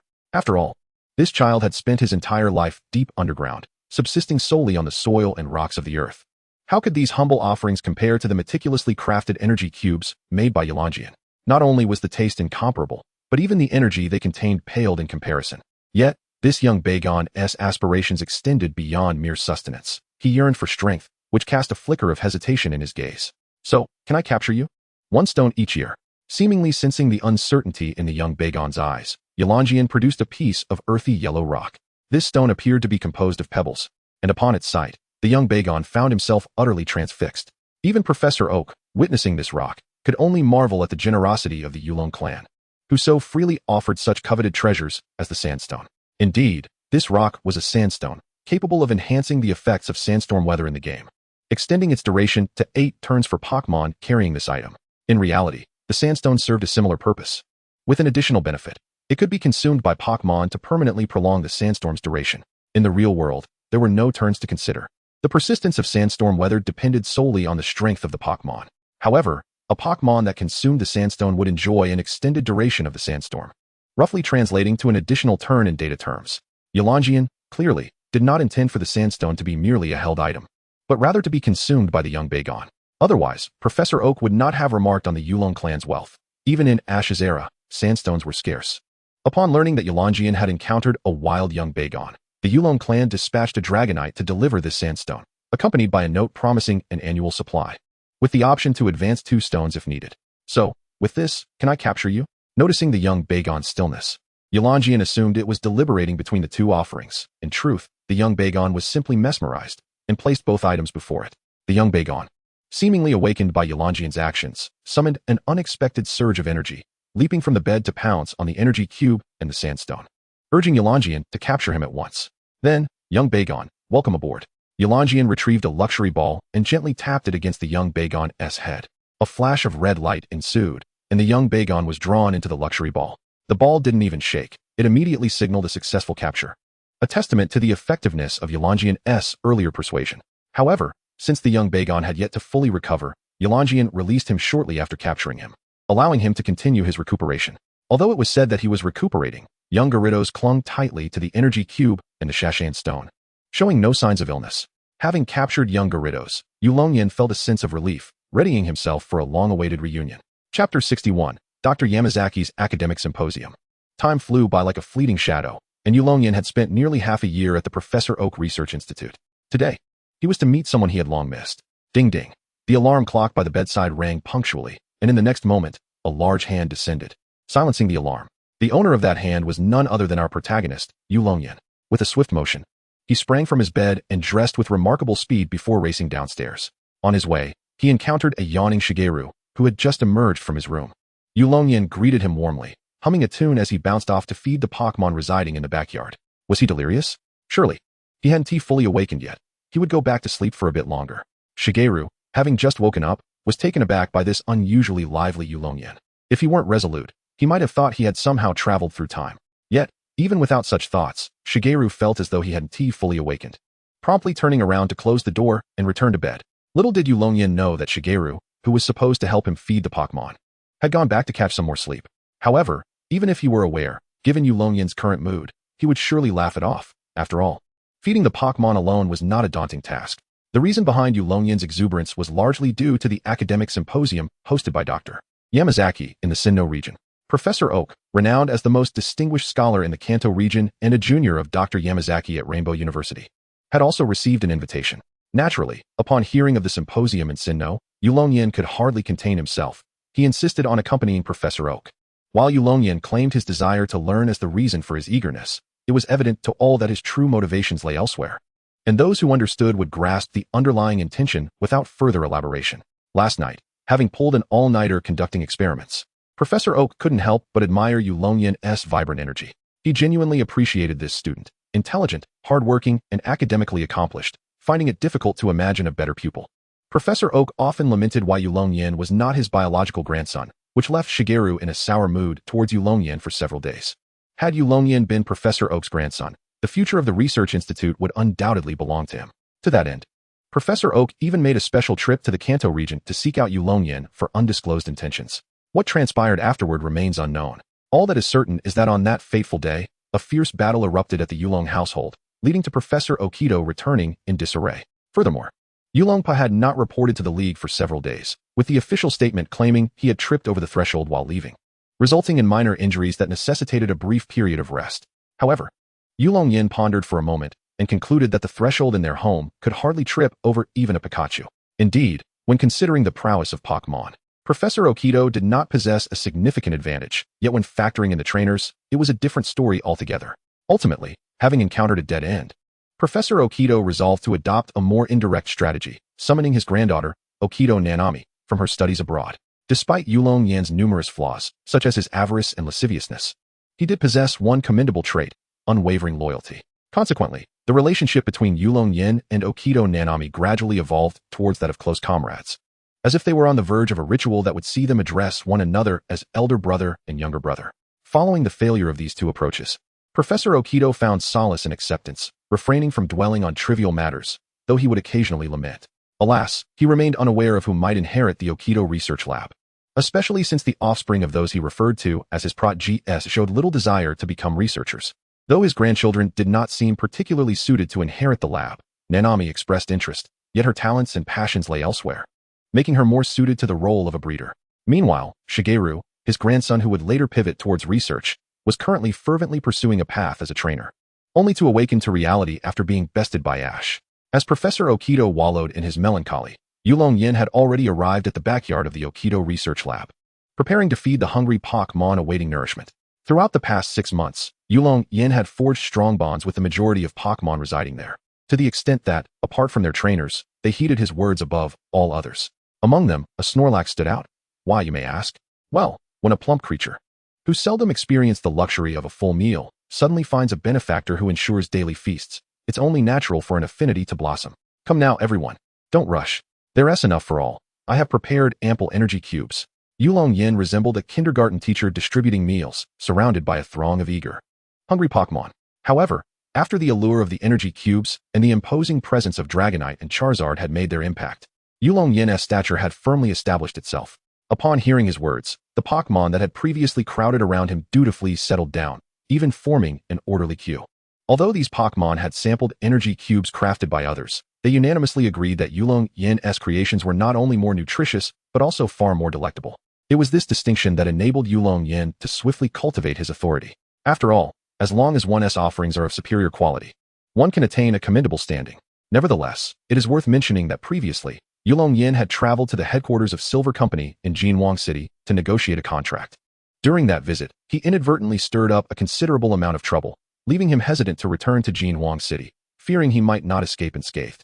The mere thought of that madwoman in Jinwang City sent a shiver down Yulong Yan's spine, prompting him to shake his head vigorously to cast aside the haunting memory. Subsequently, Yulong Yan began distributing energy blocks and Pokémon food to the Pokémon in his backyard, observing the joyful consumption of their meals. A smile of contentment spread across his face. Chapter 62, Snorlax, Drowsy.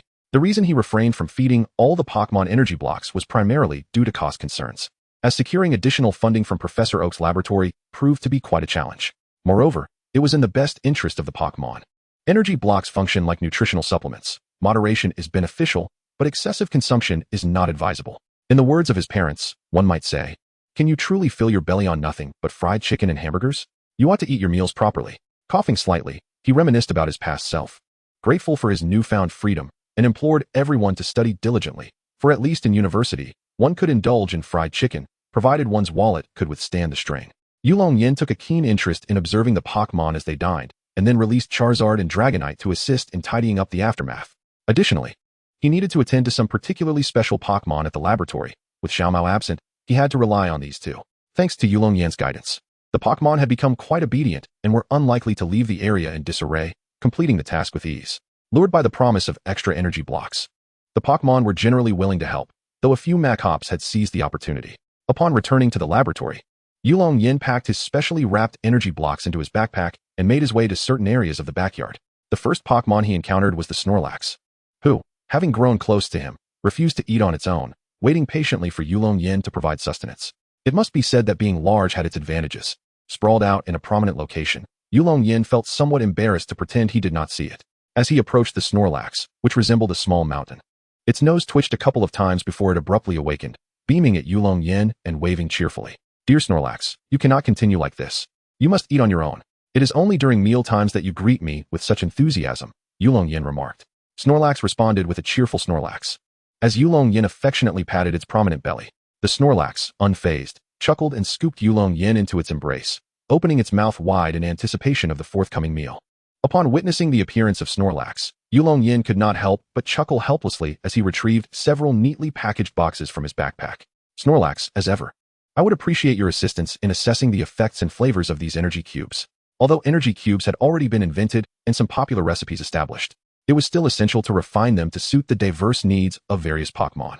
Thus, whenever Yulong Yan devised new energy cubes, he would seek out Snorlax as a taste tester, for Snorlax's stomach could digest almost anything. Snorlax took pleasure in this role, despite the less-than-appealing flavors of these experimental samples. He was evidently not picky. Moreover, even these prototypes, crafted from berries, possessed a certain nutritional value, making them excellent appetizers before a meal.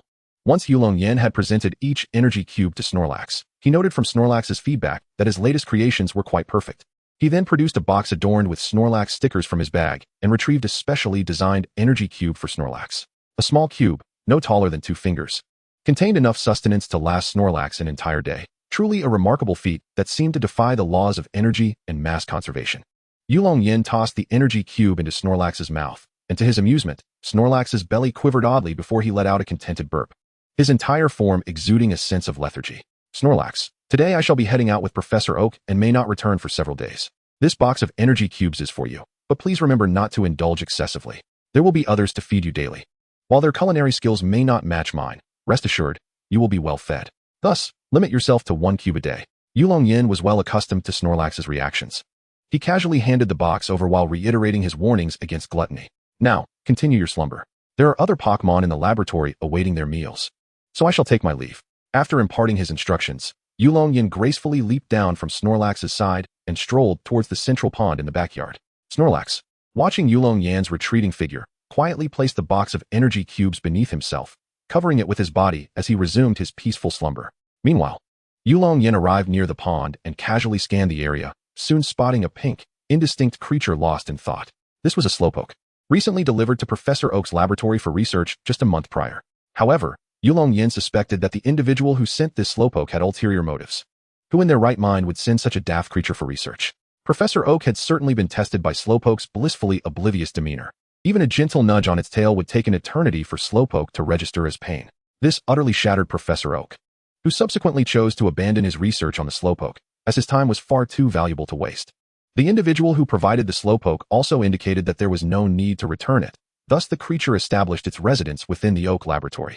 Overwhelmed by the Slowpoke's antics, Professor Oak declared that he no longer wished to see it, assigning the responsibility of caring for the Slowpoke to Yulong Yan. Curiously, the Slowpoke maintained its adorably foolish demeanor with everyone, and Nanami particularly enjoyed teasing it.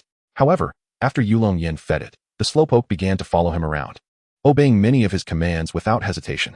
This phenomenon left Professor Oak perplexed, at one point contemplating the revival of his research project. Yet, upon realizing that the Slowpoke only heeded Yulong Yan's instructions, he promptly abandoned that notion, having experienced enough despair for one lifetime. Each morning, the Slowpoke would bask in the sun within a designated area, awaiting Yulong Yan's feeding, making it easy for him to locate the creature.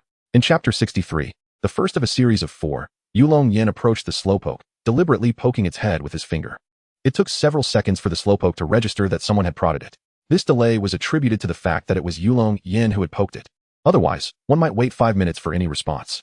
While the Slowpoke was indeed notorious for its apparent foolishness, this particular specimen exhibited symptoms that seemed excessively severe. Yulong Yan even speculated that the absence of this Slowpoke in the anime was due to its forgetfulness regarding meals, ultimately leading to its demise from neglect. "Hey Slowpoke, why aren't you eating again? Honestly, what will you do when I'm not around?"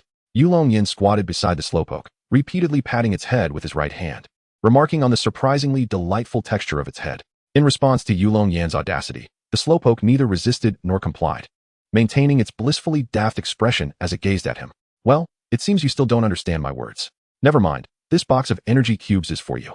Remember to eat when you're hungry." Observing the Slowpoke in this state left Yulong Yan inexplicably weary, wondering if trainers who had captured Slowpokes experienced a similar exhaustion. After speaking, he placed the box of energy cubes beneath the Slowpoke and personally fed it 1 cube, all the while offering gentle reminders. Frankly, The slowpoke resembled the proverbial tale of laziness, and Yulong Yan feared it might starve. In that story, a child, too lazy to move for a pancake, only consumed what was within reach, ultimately leading to starvation when the pancake was out of reach. What, then, can Yulong Yan do?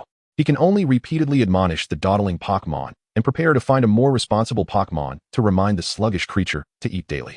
At this moment, Yulong Yan began to reminisce about Ash's Bulbasaur. If that Bulbasaur were present, he would not have to shoulder such a considerable workload. However, Ash is still just an 8-year-old child, without even a Pokémon of his own, let alone the caretaker of Professor Oak's backyard, Bulbasaur. All right, Slowpoke, I shall take my leave for now. I will return to check on you later. Goodbye. Yulong Yan gently patted Slowpoke's head, bid farewell, and proceeded onward to his next destination. The backyard of Professor Oak's laboratory serves as a makeshift rehabilitation center, where some injured Pokémon from the wild are housed for treatment.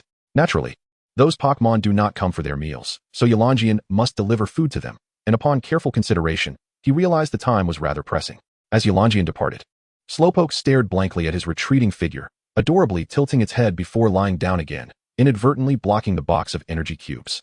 Once Yulong Yan completed all his preparations, Professor Oak had also finished preparing breakfast for four servings of instant noodles. The previously slumbering Green was now pulled down by his sister, Nanami, and was seated at the dining table, rubbing his ears. The reason for sharing meals together is a rule established by Professor Oak. At mealtime, everyone at the laboratory must dine together without delay. Initially, Yulong Yan found it peculiar what purpose such a rule served, but he gradually came to understand that it is not the act of eating together that is vital, but the fellowship it fosters. Life at the laboratory is often rather monotonous, with everyone engrossed in their own tasks, leading to infrequent interactions.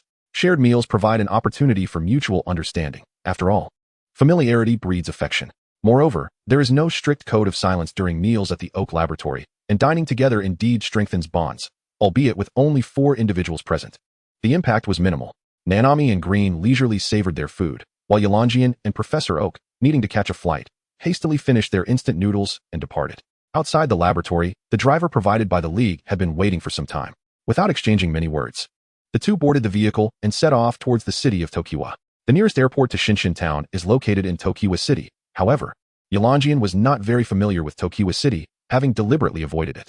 After all, the gym leader of the Tokiwa Gym is now Sakaki, and it is quite reasonable for Yulong Yan to wish to steer clear of this formidable figure in the Pokémon world. The journey was uneventful, as Yulong Yan and Professor Oak caught their flight to Sinnoh. In truth, there was no pressing need for them to be in such a hurry. The League could easily provide Professor Oak with a private plane, but he had declined the offer. Although Professor Oak is willing to invest significantly in his research endeavors, he remains quite frugal in other aspects, unwilling to squander the funds of the Pokémon League. Naturally, the League found it impossible to oppose Professor Oak's wishes and thus relaxed their requirements, offering to dispatch a private jet should he require it. However, Professor Oak declined this offer as well, deeming it wasteful. As far as Yulong Yan knows, the 2 tickets for their journey to the Sinnoh region were purchased entirely at Professor Oak's expense, with the League merely reimbursing a portion afterward. Setting aside these details, once the airplane took off, Yulong Yan seemed to have been struck by an uncontrollable exuberance, unable to remain still for even a moment. Can you not be a bit quieter? Is it really necessary to be this ecstatic about merely visiting your little girlfriend in Sinnoh? Besides, don't you speak with her on the phone every day? There's no need to be so animated, Professor Oak remarked, evidently annoyed by Yulong Yan's antics. Oh, Professor, you simply don't understand. There's a significant difference between a phone call and meeting in person, you know. I previously suggested that Sylph Company develop visual telephones, but I haven't heard anything about it yet. With Professor Oak having spoken, Yulong Yan did manage to temper his exuberance slightly, although his words continued to flow with unrestrained excitement. Seeing Yulong Yan in such a state of fervor elicited a mix of amusement and exasperation from Professor Oak. Yet amidst this, he found himself reminiscing, almost seeing reflections of his younger self. Just as Professor Oak was lost in his memories and Yulong Yan was daydreaming about reuniting with Cynthia, the airplane began its gradual descent, arriving at the Sinnoh region. Chapter 64. Yamanashi Research Institute. As the airplane door slowly opened, Professor Oak was the first to disembark, followed closely by Yulong Yan, who was burdened with their luggage, accompanied by a throng of passengers seeking autographs from the esteemed professor. Indeed, due to Yulong Yan's exuberance, news of Professor Oak's presence spread rapidly aboard the flight, prompting a swarm of individuals to request his signature. To his credit, Professor Oak was not displeased. He graciously signed for everyone. By the time he exited the aircraft, all the passengers had voluntarily allowed him to go ahead. This group of admirers persistently trailed behind Professor Oak and Yulong Yan, refusing to disperse even after they reached the terminal.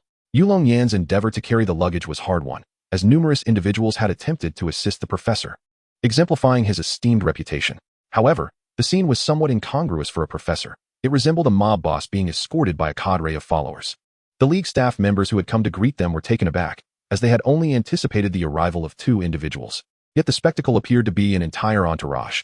Had they not meticulously confirmed the appearances of Professor Oak and Yulong Yan and provided clarification, the staff might have felt compelled to call for reinforcements. After bidding farewell to the enthusiastic passengers, Professor Oak and Yulong Yan boarded a vehicle heading to Masago Town, where the Yamanashi Research Institute is located nearby. Throughout the journey, Yulong Yan appeared to be lost in thought, showing little regard for the impending arrival at the Yamanashi Research Institute. It was evident that although he was physically present, his heart had already raced towards Sharona. Alas, I understand your eagerness to reunite with your beloved, but I implore you to exercise some restraint. A gentleman ought to exhibit a modicum of decorum. The seminar is set to commence tomorrow, and you need only make a brief appearance before you can flee. After all, it has been an eternity since you last met, so a few days more should not pose a challenge. Dr. Okido, perceptive as he was, discerned Yulong Yan's preoccupation. He initially wished to remain indifferent, yet his concern compelled him to offer a gentle reminder. Dear doctor, you simply do not grasp the sentiments of our youth. I may endure years of solitude for the sake of reunion, but that does not imply I can wait even a second longer now. Observing Yulong Yan's expression, which seemed to suggest that Dr. Okido had grown old, the esteemed doctor found himself clenching his fists in exasperation. Enough of this nonsense. When we arrive at the Yamanashi Research Institute, I expect you to comport yourself appropriately, lest others assume you harbor grievances against Dr. Yamanashi. Dr. Okido repeated to himself that this was his prized disciple, and thus he could not resort to violence. He finally managed to utter a reluctant reminder. Understood, doctor. I shall heed your advice, Yulong Yan replied, though he longed for Sharona.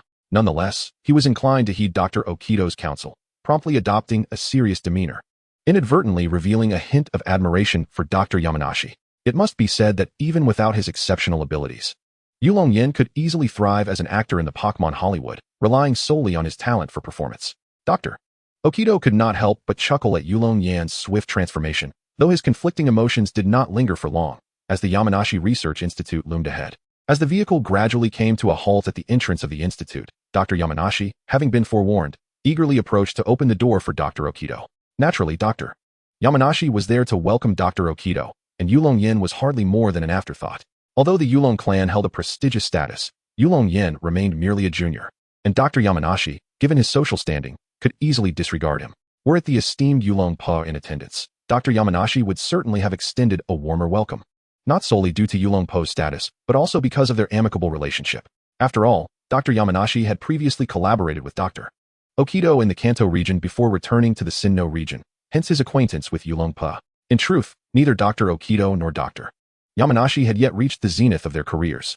In a couple of years, both would ascend to the rank of regional professors, empowered to select and distribute starter Pokémon to novice trainers. This authority was immensely significant, for even among twin siblings, differences in talent could be pronounced, not to mention the disparities among Pokémon from different parentage. Thus, the starter Pokémon distributed by the regional professors would invariably be the most promising of their time, paving the way for greater achievements in the future. Even as Dr. Yamanashi proactively approached to open the door for Dr. Oak, he maintained a serious demeanor that instilled a sense of reverence and distance. In contrast, Dr. Oak exuded warmth. Anyone encountering him would undoubtedly remark on his amiable nature, making it difficult to fathom how such disparate personalities could forge a friendship. As soon as he alighted from the vehicle, Dr. Oak lunged forward to envelop Dr. Yamanashi in a bear hug, leaving the latter visibly uncomfortable as he disdainfully pushed Dr. Oak away. Meanwhile, Yulong Yan, who was retrieving luggage from the trunk, stood in stunned silence, his eyes wide with disbelief. Had he not been aware of the normal inclinations of these two gentlemen, he might have drawn erroneous conclusions. By the time Yulong Yan gathered all the luggage and approached Dr. Oak and Dr. Yamanashi, the two had already engaged in conversation for a while. Come, behold, this is the Yulong Yan I mentioned earlier. Impressive, isn't he? My student is quite remarkable, Dr. Oak boasted as he proudly introduced Yulong Yan to Dr. Yamanashi. Yulong Yan was momentarily taken aback, realizing he felt his feet touch the ground. Dr. Oak had effortlessly lifted him. Oh, so you are the one, the emerging researcher who invented the energy cube and possesses profound knowledge of Pokémon. Dr. Yamanashi inquired, disregarding Dr. Oak's display of pride and addressing Yulong Yan with calm composure. Yes, that would be me, Yulong Yan. It is a pleasure to make your acquaintance, he replied, feeling an inexplicable sense of familiarity, akin to encountering a former school principal from his childhood. Though he could not recall the face, the aura was unmistakably similar. Upon hearing Yulong Yan's response, Dr. Yamanashi stepped forward, using his height to look down upon him. Yulong Yan, in a display of stubbornness, held Dr. Yamanashi's gaze without flinching. Haha, quite commendable. It seems that Yukich possesses discerning taste to have chosen such an exceptional apprentice, Dr. Yamanashi remarked, breaking the tension with a chuckle. His mustache twitching as he heartily patted Yulong Yan on the shoulder. Chapter 65, The Enigmatic Symposium. Clearly still processing Dr. Yamanashi's remarkable transformation, Yulong Yan and Dr. Oak followed him into the research institute. The size of Yamanashi's institute was comparable to that of Oak's, though its backyard was evidently less expansive. As Yulong Yan accompanied Dr. Oak, he was assigned to a private room, a privilege not afforded to many researchers. Given the limited accommodations at the institute, many invited scholars had to be housed in nearby hotels, with only a select few granted the opportunity to reside on site. After Dr. Oak and Yulong Yan tidied their room and organized their belongings, Dr. Yamanashi approached to invite them to tour his research facility. However, the visit was less about sightseeing and more about Dr. Yamanashi's inquiries concerning his research, which he wished to discuss with Dr. Oak. In such circumstances, it was evident that the fledgling Yulong Yan, who had only recently embarked on his journey, was not in a position to partake. Thus, he hastily concocted an excuse to withdraw. After departing from the gathering of esteemed individuals, Yulong Yan sought out a staff member at the research institute to inquire about the location of a telephone, and then he proceeded to make the call. Upon locating the telephone, he deftly input a series of numbers and dialed. Hello, who is this? Mom, it's me, Xiao Yan. How are you? Did you think that upon arriving in the Sinnoh region, Yulong Yan would immediately contact Cynthia? You truly underestimate him. As a descendant of the Huang and Yin lineages in his previous life, Yulong Yan is undoubtedly a devoted son. However, whether his relationship with his father is characterized by mutual respect and affection remains debatable. Subsequently, Yulong Yan engaged in a conversation with his mother that lasted over half an hour, during which he was inundated with her myriad instructions, including matters of etiquette upon his arrival. Perhaps this is what they refer to as a mother's concern for her child traversing 1,000 miles. For Yulong Yan, it was the first time in many years that he felt the presence of a mother. Yet, this sentiment of warmth was fleeting, as his mother soon turned the conversation to his progress with Cynthia. Initially, Yulong Yan was patient, attempting to clarify that he was not of the carnivorous type. But the topic took an odd turn. When his mother began to encourage him to seize the moment, he promptly found an excuse to terminate the call. Setting aside the question of whether his current age could be deemed criminal, the mere act of discussing such matters with his mother felt peculiar to Yulong Yan. He sensed that if the conversation continued, his worldview and values might undergo some irreversible transformation. Under the watchful eyes of the benevolent deity, Yulong Yan was not ready to embrace eternal bliss just yet. After hanging up, he took a moment to recalibrate his mindset, ensuring that his mother's words had not swayed him. Once he felt prepared, Yulong Yan eagerly dialed Cynthia's number to inform her that he would be able to meet her the following afternoon. Cynthia, equally delighted, promised to take him on a tour of her clan's territory. Listening to her voice, Yulong Yan, despite not having seen Cynthia, sensed that she must have been nourishing herself well over the years. After spending 2 hours engrossed in conversation, both filled with anticipation, they ended the call, eagerly awaiting their upcoming meeting. Once the call concluded, Yulong Yan felt as though he were enveloped in a bubble of pink euphoria, even neglecting his dinner, leading Dr. Yamanashi to mistakenly believe that the meal he had prepared did not suit Yulong Yan's taste. However, upon reflection, Dr. Yamanashi considered that, given Dr. Omori's culinary disasters, his own cooking must surely surpass it. Dr. Oak refrained from elaborating further, feeling rather embarrassed to disclose the entire sequence of events, especially since Yulong Yan was a person he had brought along. After all, he still valued his reputation. Thus, in this peculiar atmosphere, the three finished their dinner and retreated to their respective rooms to rest, with the dawn of a new day approaching swiftly. I have mentioned that evolution is not paramount. Your focus should be elsewhere. You must evolve, Pokémon. Evolution is the rightful path. You are unique. No one compares to you. Oh, so this is the nature of discourse among scholars? How daunting. Yulong Yan huddled on his chair, observing the chaotic conference room before him, gaining a newfound appreciation for academic pursuits. As the morrow arrived, the symposium commenced as scheduled, and Yulong Yan encountered a series of familiar faces. These scholars, perhaps only briefly referenced in the games, were indeed prominent figures in the Pokémon realm. However, as the symposium unfolded, these seemingly genteel Pokémon professors immediately engaged in fervent debates.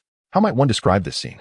Perhaps akin to the moment in The Tortoise and the Hare when the rabbit and the eagle engage in negotiations. Yet, despite the intensity of their arguments, the scholars confined their disputes to verbal exchanges, avoiding any physical confrontations. Given Yulong Yan's status, he found himself seated in the farthest corner, a point even Dr. Oak acknowledged. To secure a prime position, one must possess commendable research outcomes. Nonetheless, this location suited Yulong Yan well, as he was spared from the spittle of the arguing professors, thus preserving a modicum of dignity. To his surprise, Dr. Oak exhibited a different side of himself. He had always perceived him as a mild-mannered individual.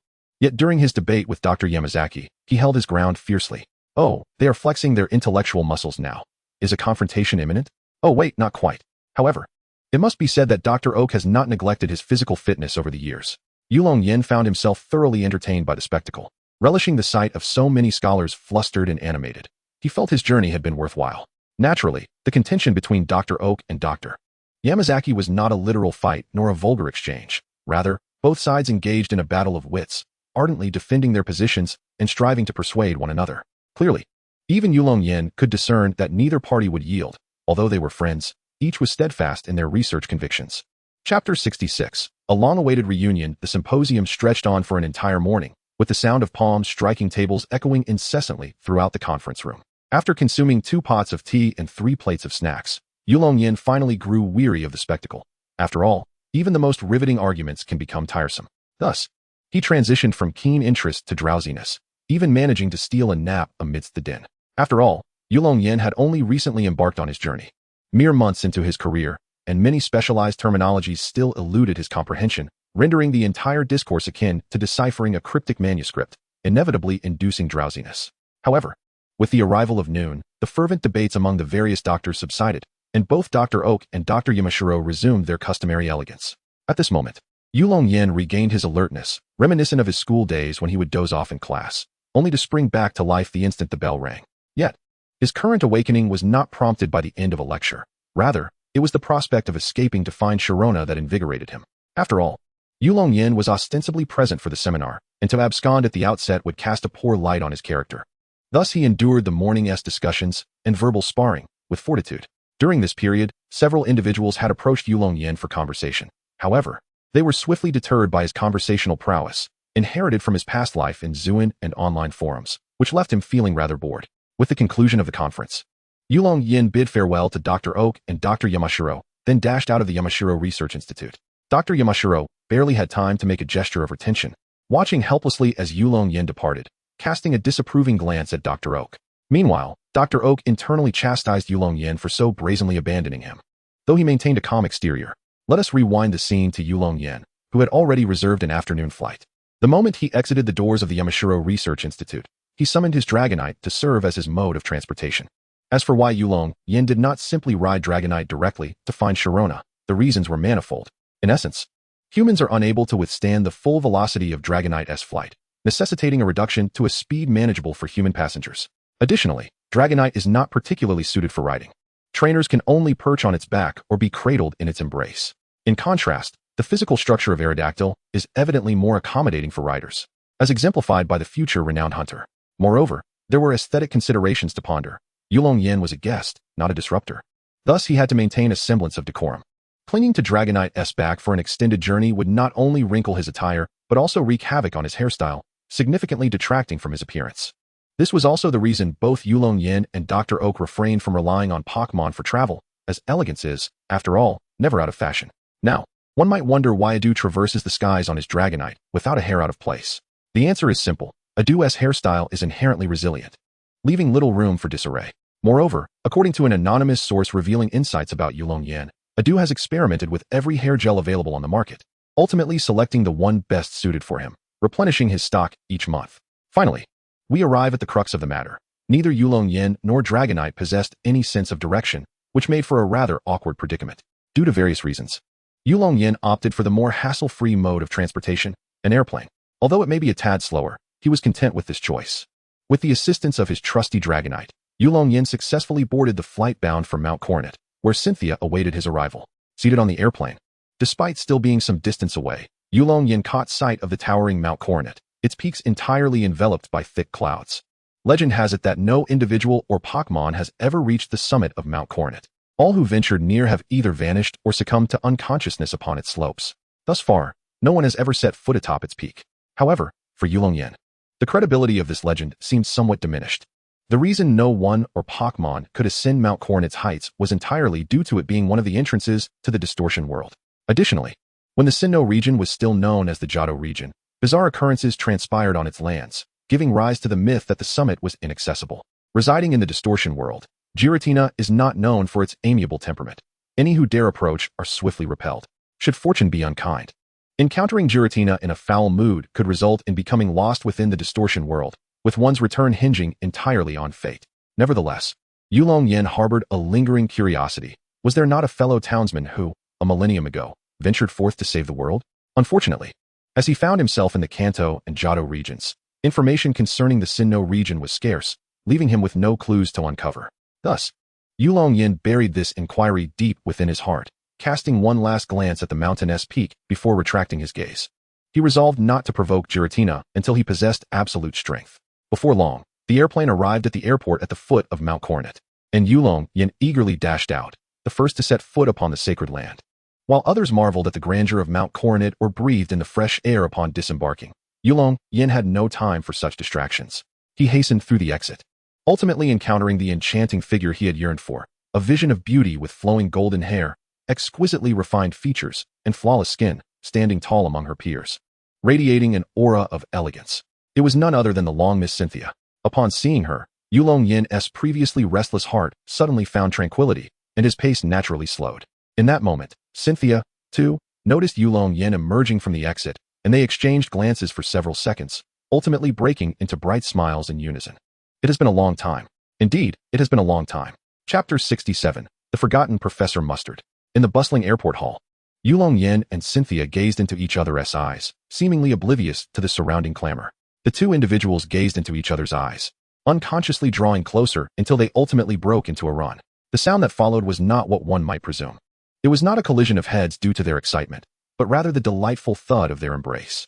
One might wonder why such a sound emanated from their hug. It could only be attributed to their palpable exhilaration, as Yulong Yan's well-toned chest and Sharona's impressive physique met in a joyful union. To elaborate further would risk the narrative's approval.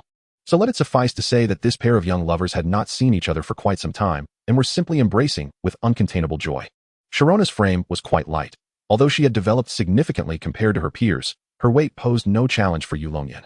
In fact, thanks to his adequate nutrition, Yulong Yan stood half a head taller than Sharona, his build more robust. Sharona nestled closer, realizing she could comfortably curl up in Yulong Yan's embrace. And then she decided to remain there, unwilling to rise. Yulong Yan, not minding at all, felt no burden but rather the softness of Sharona's form and the faint fragrance that enveloped her. Ahem, might I suggest you two exercise a modicum of discretion? Just as Yulong Yan and Sharona were lost in their tender moment, the elder accompanying them, Dr. Mustard Greens, could no longer bear to watch and interjected with a gentle reminder. Ha ha ha, Dr. Mustard Greens, why did you not attend Dr. Yamanashi's seminar this morning? Both Dr. Okido and Dr. Yamanashi have been inquiring about you. Yulong Yan had intended to call her grandma, but the formidable expression on Dr. Mustard Green's face prompted him to amend his address. Well, if I were to leave you two to your own devices, what surprises might you concoct? Dr. Mustard Greens observed Yulong Yan with a smirk that belied her seriousness. In Yulong Yan's keen eye caught the rhythmic tapping of her fingers against the pocket containing pokeballs. At that moment, the two finally registered their surroundings. They were not in a secluded forest, but rather in the bustling terminal of an airport. Sharona, overwhelmed with embarrassment, buried her face in Yulong Yan's chest, resembling an ostrich in her attempt to hide. However, if not for Sharona's right hand tracing along Yulong Yan's abdominal muscles, he would have been more inclined to believe her shyness was genuine. Yet, this was of little consequence. Since Sharona refused to relinquish her position, Yulong Yan, with a bold heart, chose to disregard the curious glances around them and carried her out without hesitation. This scene left not only the onlookers in awe, but also Dr. Mustard Greens, who was taken aback by Yulong Yan's audacity. Nonetheless, she merely voiced a few internal critiques. For as both Sharona's elder and a respected member of the temple clan, she had no valid reason to intervene in their affectionate display. As Long Yan cradled Sharona and stepped out of the airport hall, Sharona sensed a dwindling of curious gazes around them, prompting her to attempt to wriggle free from his embrace. Yet, how could her strength possibly rival that of Long Yan, a veritable powerhouse? Thus, her efforts were in vain. After a couple of token attempts, she resigned herself to the warmth of Long Yan's hold, reminiscing fondly about the comfort it provided. Just stay in my arms. I shall not relinquish you easily this time. By the way, after such a long separation, why do you still feel so light? Have you not been eating well? You must eat, it's essential. Sensing Sharona's movements, Long Yan asserted himself with a commanding remark before transitioning into a lecturing mode, reminiscent of the well-meaning but nagging figure. Why was Long Yan unperturbed by the weight of holding Sharona? Well, if Ash could effortlessly lift a hefty 72-kilogram young Giratina, dubbed the strongest newcomer, then Yulong Yan, who had trained diligently and possessed the inherited strength of his draconic lineage, certainly found it trivial to carry Sharona. In Yulong Yan's embrace, Sharona inhaled his familiar scent, accompanied by the long-missed sound of his gentle admonitions, which instantly soothed her heart. I must ask you two young ones to exercise a modicum of decorum. There is another person present. If you wish to indulge in your affections, kindly wait until you reach your destination. At this moment, Dr. Giselin felt her patience waning. Since earlier, it seemed no one acknowledged her as an individual. She no longer pondered the implications of their behavior, but instead wished to swiftly deposit the pair at their clan's territory and refrain from seeing them for a while. Upon hearing her grandmother's voice, Sharona suddenly remembered that she had not come to the airport alone. This highlighted Dr. Giselin's plight, despite previously having reminded Sharona. Within such a brief span, she had once again forgotten her presence. One could only sigh in resignation. Subsequently, Sharona sprang from Yulong Yan's arms, standing vivaciously at his side, clutching the hem of his attire with determination. Moreover, Dr. Giselin noticed the tips of Sharona's ears turning crimson, prompting her to reflect that young women could not be retained for long. However, Sharona was not particularly young anymore. Considering this, Dr. Giselin felt she ought to keep some anti-hypertensive medication on hand, lest she not live to witness the funeral of that old rogue, Long Feng. Together, Dr. Giselin and Sharona escorted Yulong Yan to the territory of the Shrine Clan. In contrast to the Long Clan, the Shrine Clan's domain was remarkably secluded. After all, this clan prided itself on its reclusive nature. If situated in a location easily discoverable by anyone, their claim to seclusion would merely be a farcical jest. Due to considerations of secrecy, the territory of the Temple Clan is nestled deep within the Tian Crown mountain range, surrounded by sheer cliffs. Without knowledge of the precise route, it is nearly impossible to reach. Upon discovering this geographical location, Yulong Yan could only marvel at how, during ancient wartime, this place would have been a veritable fortress. Easy to defend yet challenging to assault. Chapter 68. Could it be a fellow countryman? However, Yulong Yan was not particularly intrigued by the whereabouts of the Temple Clan. He simply recognized that the path ahead was indeed arduous. They had exited the airport terminal over an hour ago, yet there was no sign of human activity. Were it not for the reassurance that his Charizard and Dragonite were securely housed within their Pokeballs at his waist, and that the power of the dragon within him was functioning normally, coupled with the understanding that the Temple Clan had no reason to harm him, he might have suspected that they were luring him here for ulterior motives. Of course, if they intended to capture him as a breeding tool, he mused that he could be persuaded to consider it, provided the conditions were agreeable. Nevertheless, not long after, Yulong Yan estimated that they had indeed ventured deep into the Tian Crown mountain range, as the signs of human activity began to proliferate, indicating proximity to the Temple Clan's residence.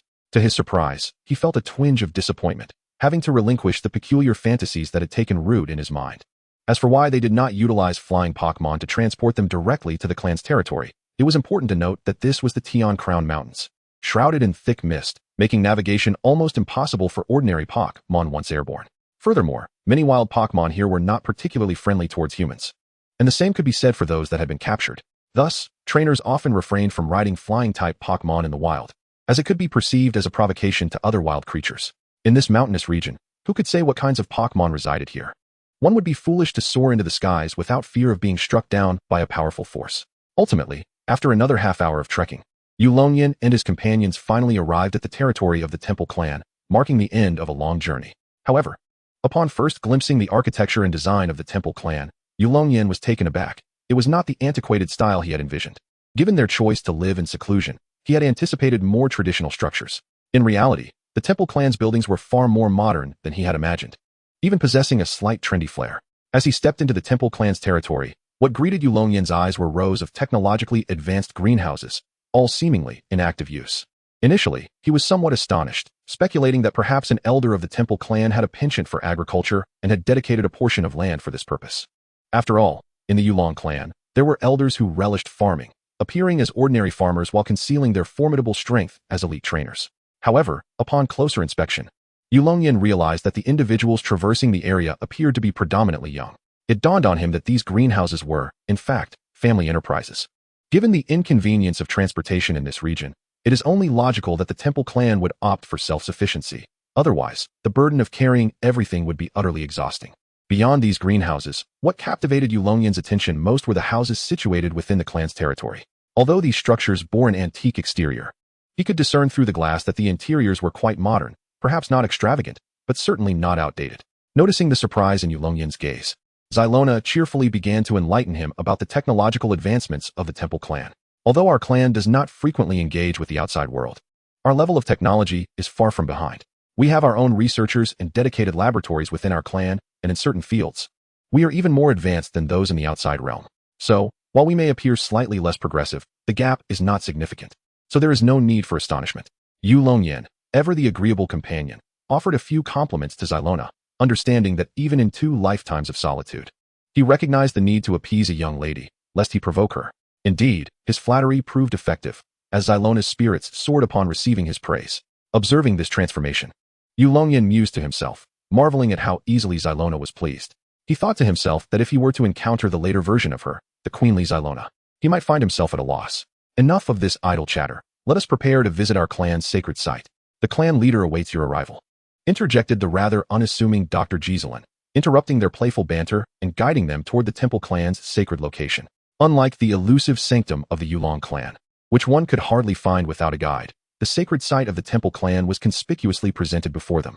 Every member of the clan was well aware of its existence. This sacred site, perched atop the highest point of their territory, was a magnificent palace. Upon seeing this grand structure, Yulong Yan finally understood why the clan was named the Temple clan. After all, they possessed a temple of their own. However, to access the temple, they would have to ascend an excruciatingly long staircase, leaving Yulong Yan bewildered as to how such an extensive flight of stairs could have been constructed. Yet, an unexpected occurrence unfolded. While climbing the steps, Yulong Yan casually glanced back and was astonished to discover an identical palace on the main ridge of Tianguan Mountain behind them. Initially, he thought he was gazing into a mirror, but then he realized that such a vast mirror could not possibly exist. Wait, what is the situation with that palace behind us? Are there 2 sacred sites belonging to your temple clan? Confusion mounted in Yulong Yan's mind until he could no longer contain his curiosity. Oh, that palace? It is not our clan's sacred site, but rather a forbidden area, the entire forbidden zone of Tianguan Mountain. In a rare moment, Dr. Mustard glanced towards another palace. Her eyes filled with apprehension, as if something dreadful lurked beyond. This evidently piqued the curiosity of Yulong Yan. For the 2 seemingly identical palaces, one a sacred site and the other a forbidden ground, must surely harbor treasures, according to the narrative's progression. Do not overthink it. There are no treasures to be found. Only a tomb lies there, housing a significant figure who was renowned in the divine region a millennium ago, or rather, in the Shichue region. Dr. Mustard clearly perceived Yulong Yan's eagerness and issued a warning, as she wished to spare her beloved granddaughter from the anguish of separation between realms too soon. What? Renowned in Shichue? Could it be a fellow countryman? Chapter 69 heralds a momentous occasion.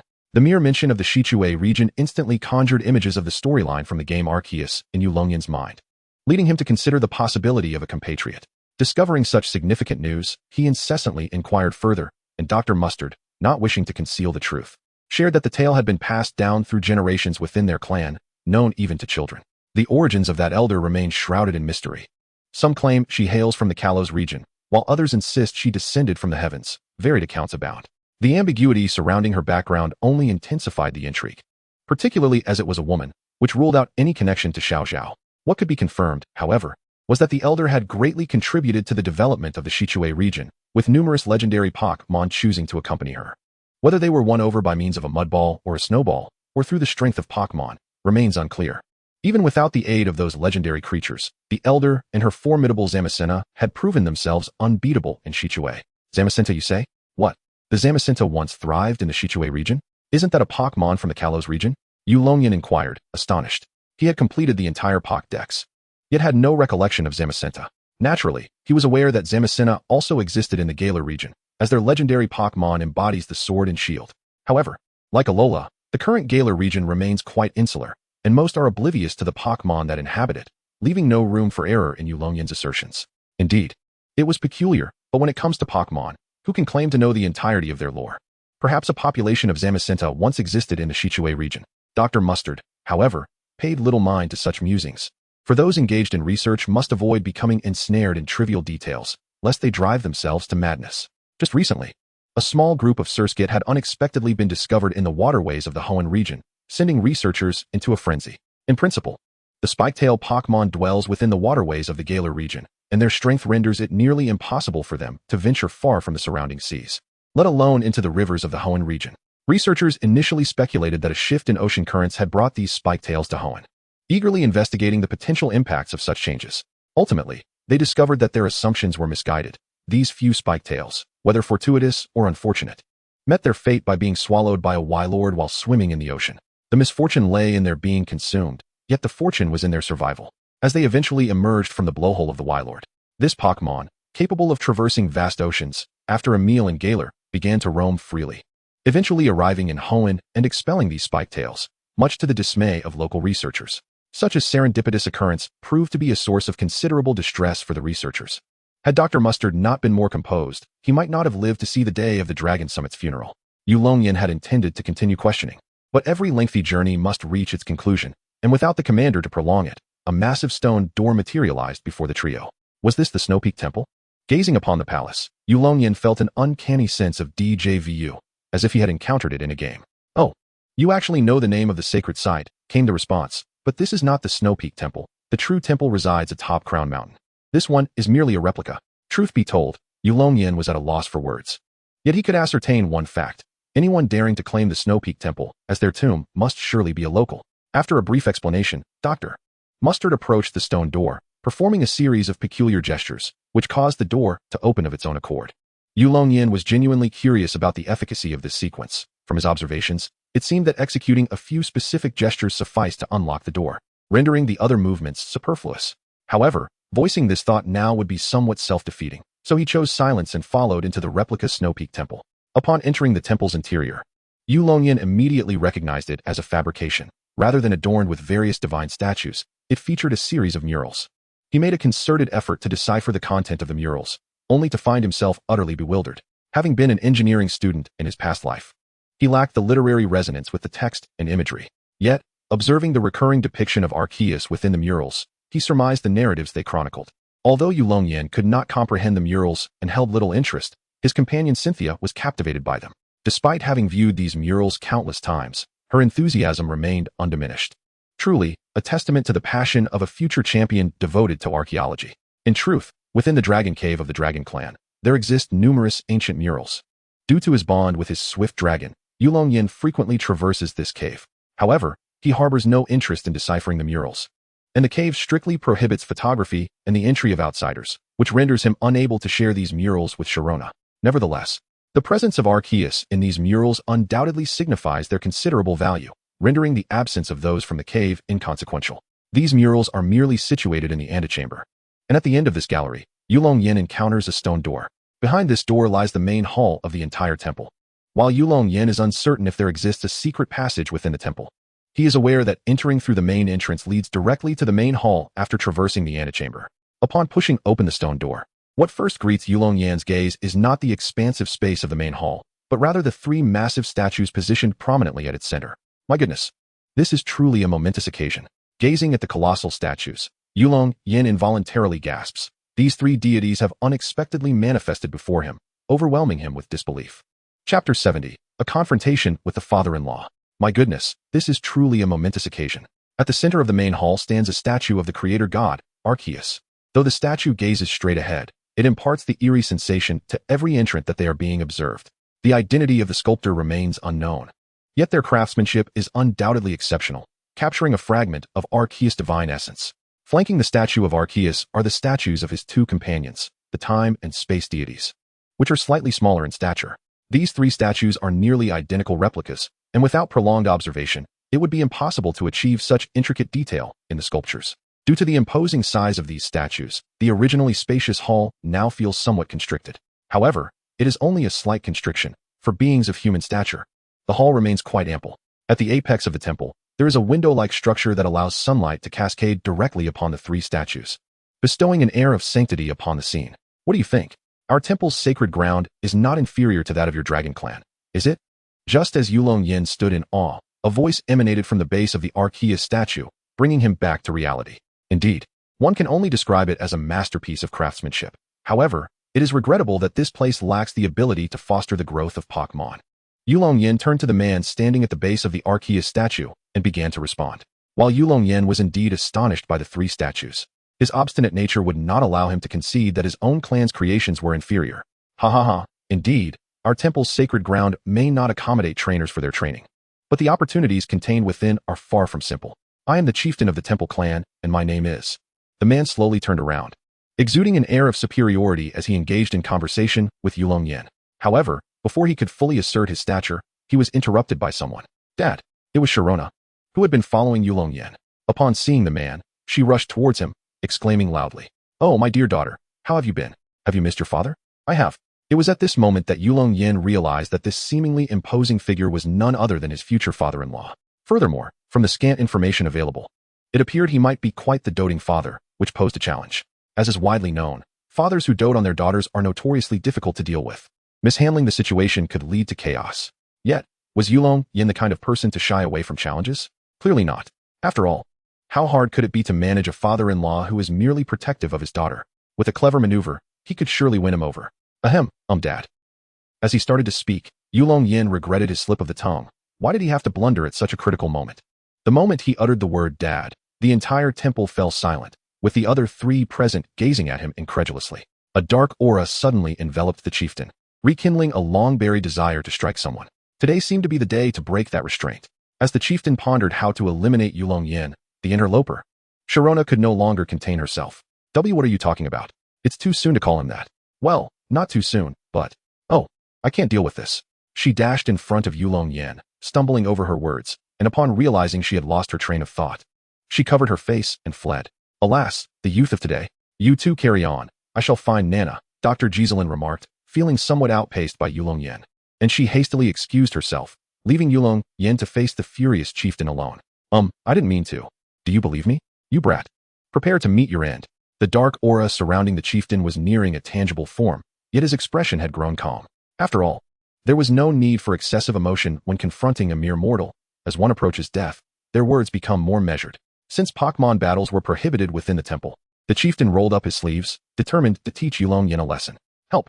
Grandma, do you think Xiaoyan is okay? In the living room, Sharona anxiously inquired about Yulong Yan's well-being from Dr. Giselin. Sigh, this is the 4th time you've asked. Rest assured, your father and I have long accepted that young lad. So he should know to hold back, Dr. Giselin replied, somewhat exasperated by Sharona's persistent worry, though her tone lacked full conviction. Grandma, it's precisely because you say that I'm so worried. There is no denying that your father's heart is rather small. Since childhood, he has cherished you as his most precious jewel, and it is rather natural that he would feel slighted upon being deceived by that scoundrel, Yulong Yan. His desire to vent his frustrations is quite understandable. Previously, the distance and his identity prevented him from confronting the boy directly, but now, with the delivery conveniently made to his doorstep, he is surely compelled to express his indignation. Upon hearing Dr. Giselin's words, Cynthia felt an inexplicable urge to laugh, though succumbing to such mirth would be rather unseemly, so she stifled it. Well, if you wish to laugh, then do so. It seems you are suffering in silence. Observing Cynthia's flushed face as she struggled to contain her laughter, Dr. Giselin teasingly poked fun at her. Just then, as laughter erupted from Cynthia, the clan leader of the temple emerged, carrying Yulong Yan and unceremoniously tossing him onto a nearby chair. Ah, what has happened to little Yan? Cynthia exclaimed, startled by Yulong Yan's rather pitiable appearance, and she hurried over to inspect his injuries. Alas, this boy's physique is quite lacking, the clan leader began, preparing to mock him, but Dr. Giselin jabbed his arm with her cane, causing him to yelp in pain. Chapter 71. Yulong Yan with built-in rebound armor. Why do you still put on a front before us? How dare you engage in a brawl with someone from the Yulong clan? Especially one who has awakened the power of the dragon? I truly cannot fathom your thoughts. Dr. Giselin saw through the clan leader's bravado and impatiently rolled up his sleeve, revealing 2 bruised forearms. Cough, cough. It was an accident, merely an accident. If I had been serious, then this boy. Take it easy. Clearly, the clan leader was not the tough man he pretended to be. He was not built for physical strength. And even a slight touch to his wound elicited a cry of agony. An accident, indeed. This is merely a result of Yulong Yan intentionally restraining his dragon power. Otherwise, you wouldn't be able to lift a finger. Should a real fight ensue, you would likely find yourself on the receiving end of a beating. Dr. Giselin produced a jar of ointment from her belongings and carefully applied it to the clan leader's arm, particularly on the bruised areas. This was a special balm that Yulong Yan had previously gifted her, capable of alleviating the corrosive effects of dragon energy while also strengthening the body, suitable for both humans and Pokémon alike. The clan leader's injuries were not due to Yulong Yan retaliating against his father-in-law. He was not foolish enough to act in such a manner. These wounds were merely a consequence of the dragon's protective instinct. If Yulong Yan had not managed to control his power in time and refrained from fighting back, the clan leader would have been incapacitated solely from the recoil. Dr. Giselin's assertions were largely accurate, though she had underestimated the potential consequences. as she had never truly witnessed the explosive force of dragon power. Not to mention, the dragon power within Yulong Yan is far from ordinary. The pride of divine beasts is not merely an empty phrase, but a veritable truth. Whether human or Pokémon, those who dare to assault an individual endowed with dragon power will find that the power within them instinctively invades the assailant's body, inundating them with a torrent of draconic energy that seeks to erode their very essence. Yet, despite Yulong Yan's utmost effort to maintain control, the energy that seeped forth still managed to corrode the arms of the clan leader, showcasing the overwhelming nature of dragon energy. Although the dragon power appears docile in Yulong Yan's grasp, its inherent ferocity is undeniable. This very trait underpins the dominance of dragon-type Pokémon atop the Pokémon world hierarchy. Those Pokémon struck by dragon-type moves must endure the encroachment of dragon energy, which inflicts considerable suffering, rendering them near despair. However, there are benefits to succumbing to dragon energy, akin to the heightened resilience one gains from prolonged exposure to heat. Enduring the agony of dragon energy influx can enhance one's physical constitution. Regrettably, few are willing to endure such intense suffering. The salve Yulong Yan presented to Dr. Giselin was specifically formulated to alleviate excessive accumulation of dragon energy, essentially promoting circulation and facilitating absorption within the human body. After applying the ointment, the pained expression on the clan leader's face finally began to dissipate. He had previously endured the agony to escort Yulong Yan here.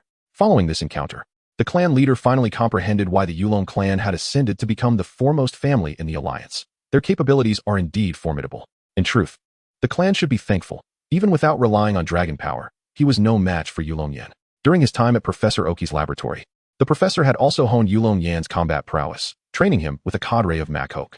What transpired during that period need not be elaborated. Suffice it to say, Yulong Yan had successfully demonstrated the ability to topple 3 Makoke solely through his fighting skills.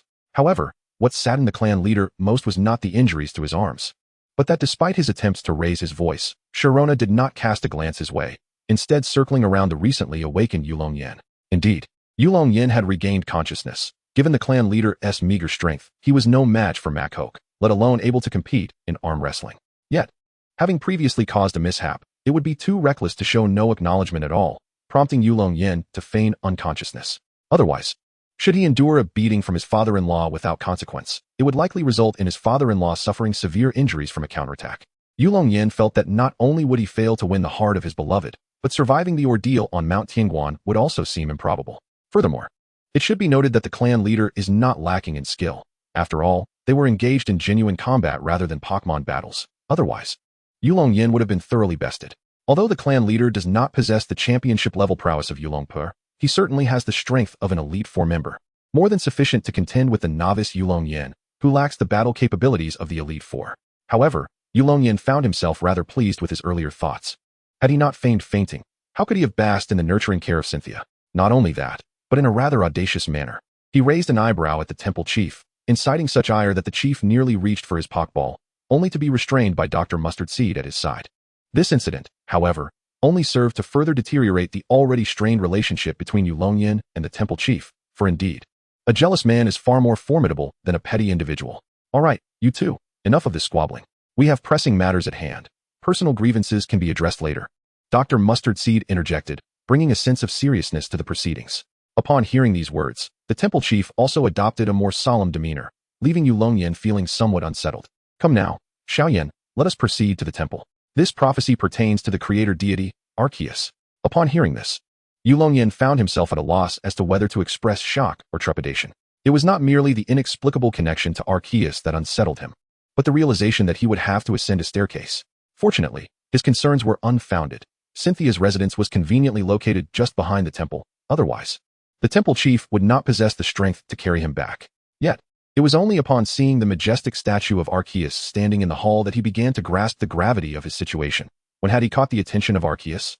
In Yulong Yan's recollection, Archus should still be in a deep slumber, having been grievously injured after being betrayed by Giratina. Following the demise of the Giratina-controlled Dialga, Archus had succumbed to a long sleep. Upon awakening, he would seek to chastise the world, a fury that was only quelled when Ash traveled back in time. What connection could there be between him and such events? In that moment, a phrase floated into Yulong Yan's mind, the butterfly effect. Chapter 72, the so-called prophecy.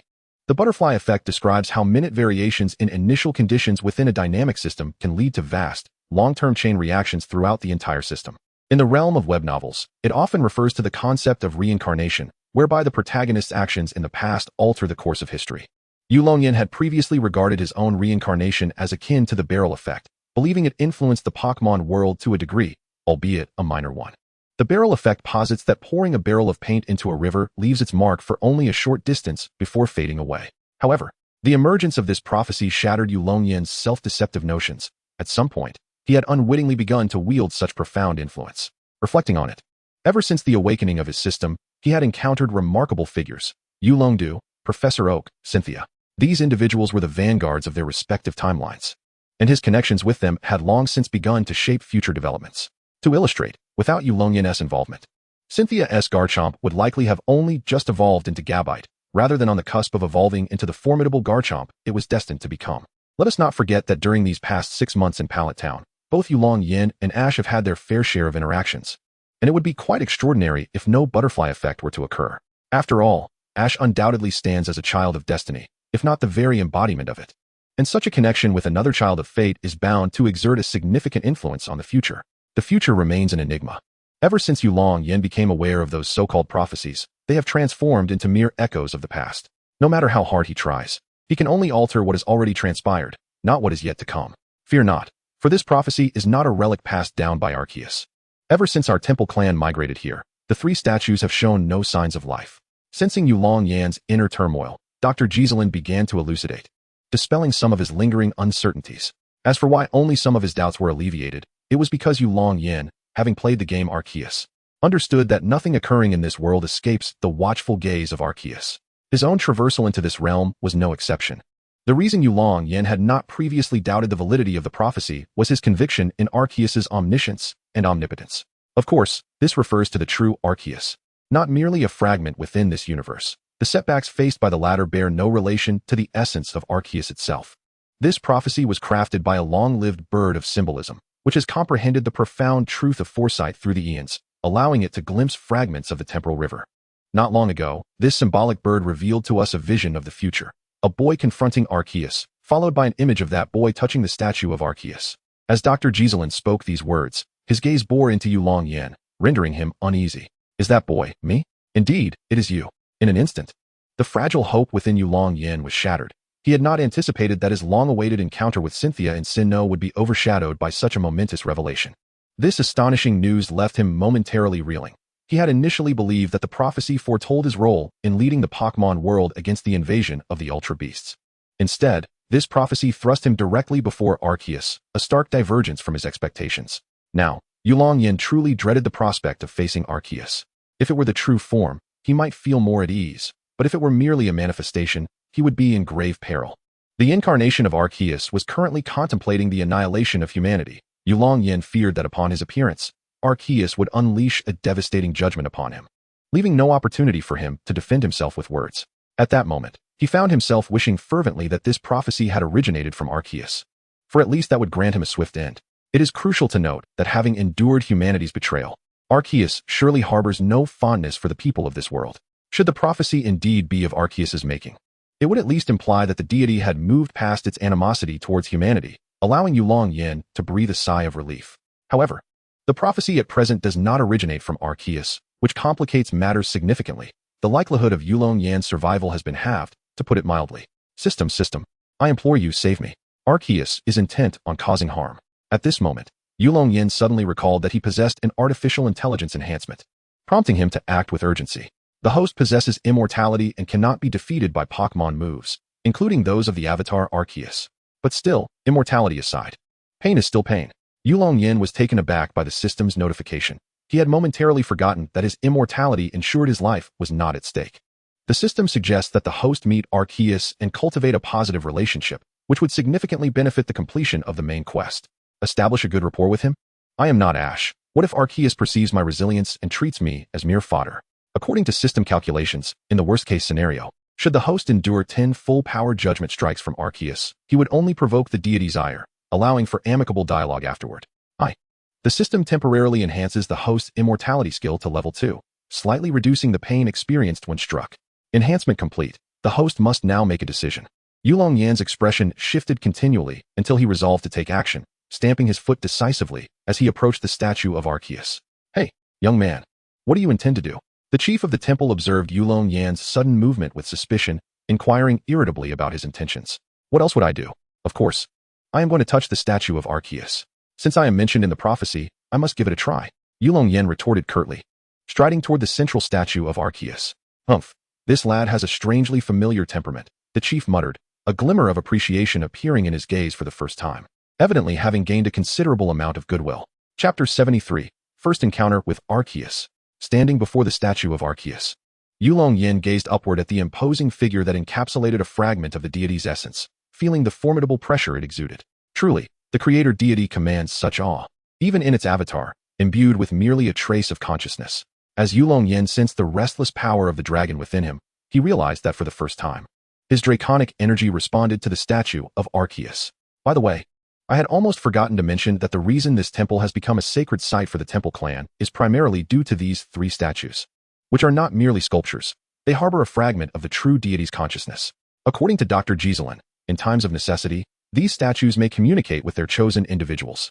Yet, records indicate that the statue of Archus has never been awakened, whereas those of Dialga and Palkia have been roused on several occasions.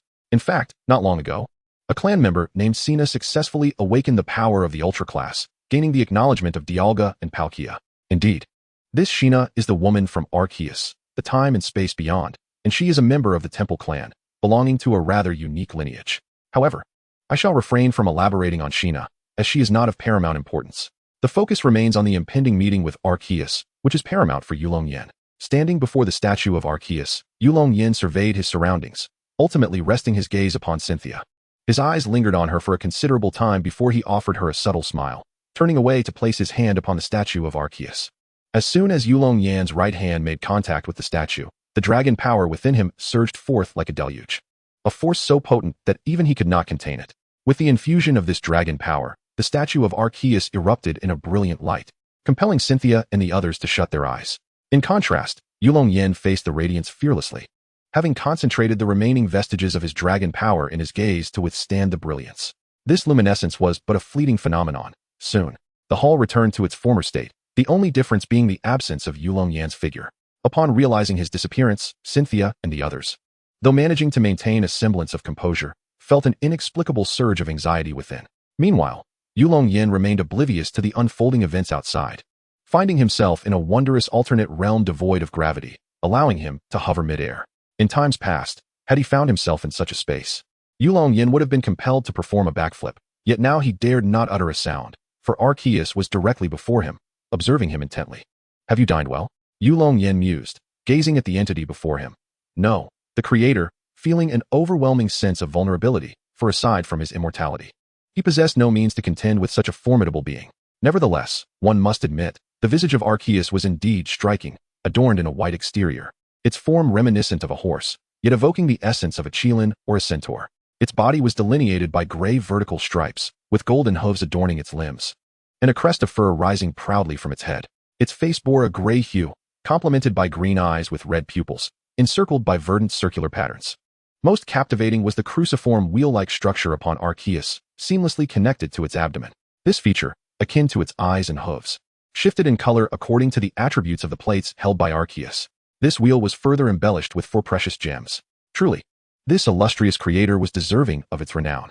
I sense a faint malice emanating from you. What thoughts occupy your mind?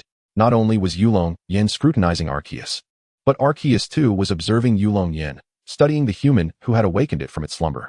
After experiencing the betrayal of Deimos, Archus had lost all faith in humanity.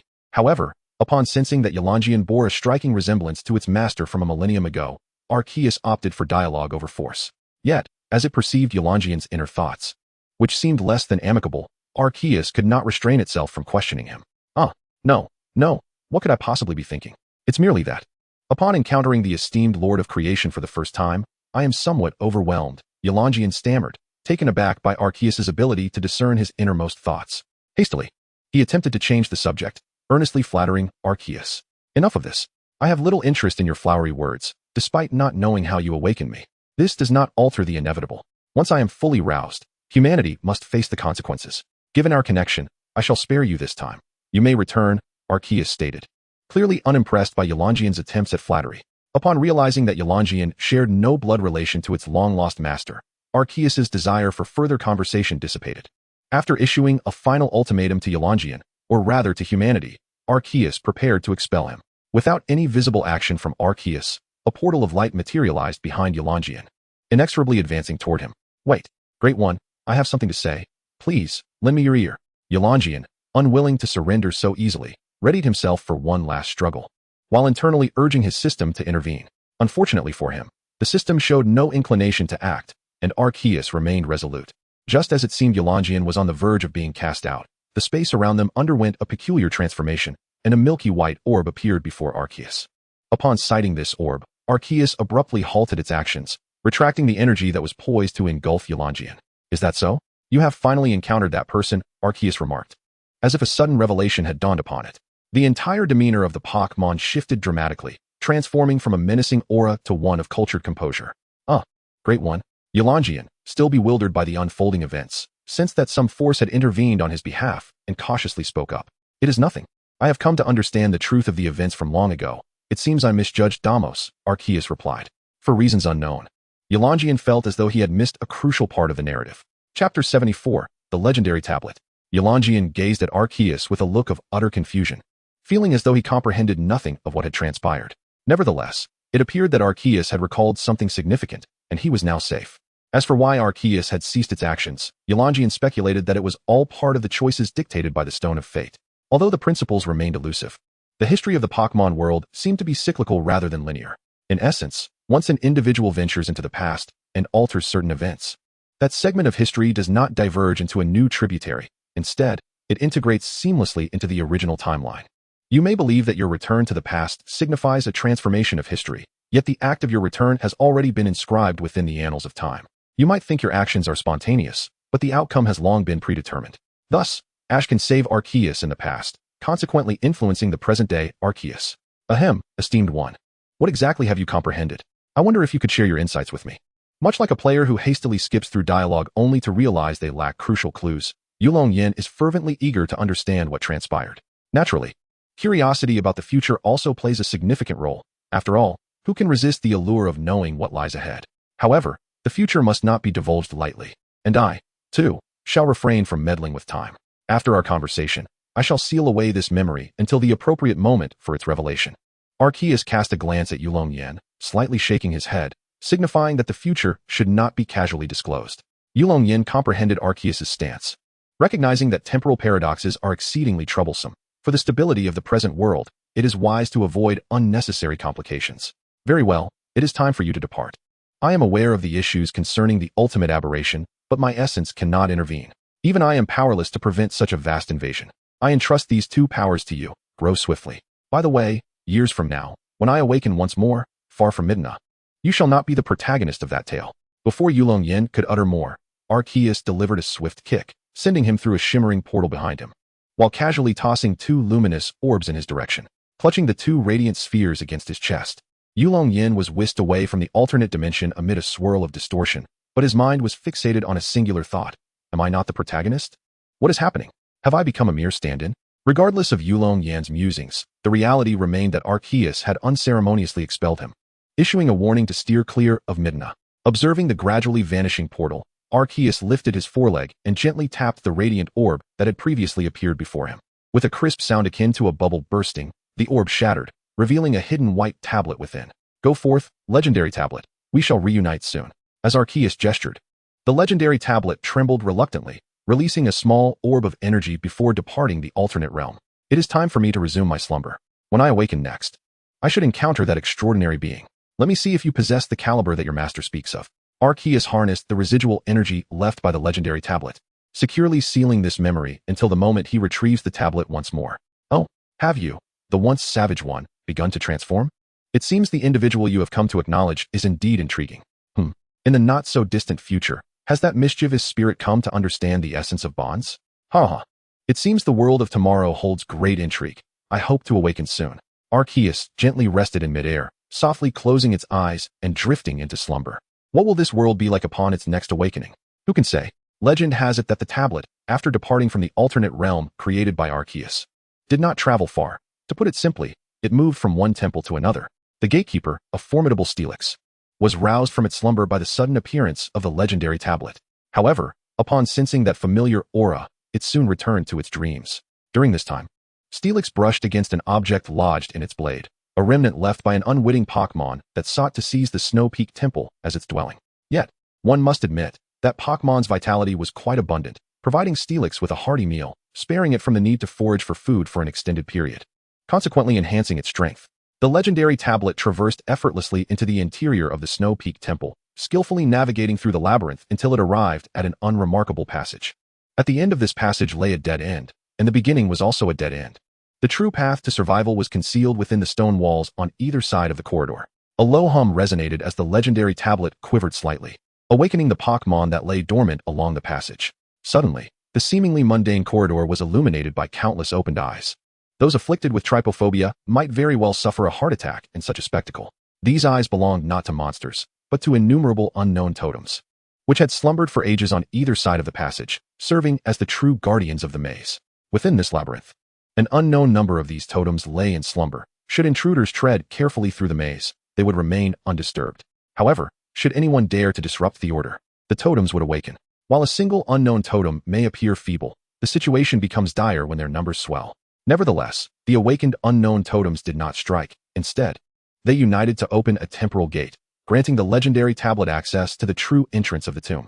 Indeed, despite the Snow Peak Temple's exquisite grandeur, it was merely a marvel. The true tomb resided within a parallel realm. The key to unlocking this alternate space lay with the unknown totems along this passage. They would not reveal the entrance to just anyone.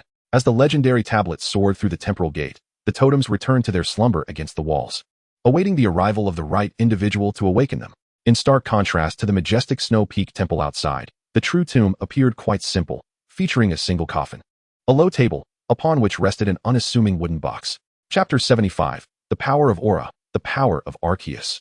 With a soft click, the legendary tablet adeptly opened the wooden box, floated inside, found a comfortable position, and the lid closed automatically. In the wooden box lay a legendary stone slab, resting atop a Pokémon Pokédex. Feeling somewhat uncomfortable, it decided to shift its position, placing the Pokédex over itself. During this time, several stones within the box remained unaffected, perfectly arranged as they had been a millennium ago. Subsequently, the entire tomb returned to its tranquil state, akin to when it had been sealed away 1,000 years prior.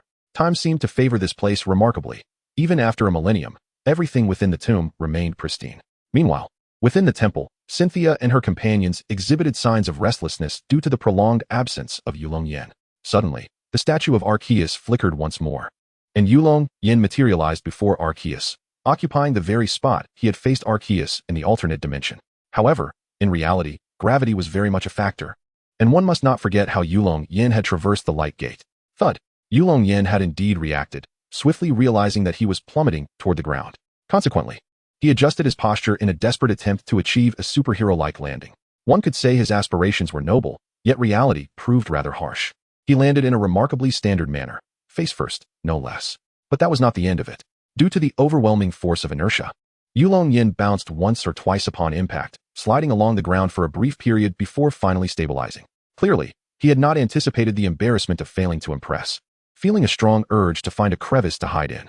Unfortunately, despite the temple being a replica, its construction was of high quality, and he could not find a single gap to escape into.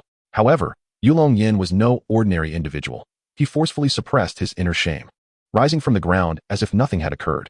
After tidying up his appearance, he casually greeted the others.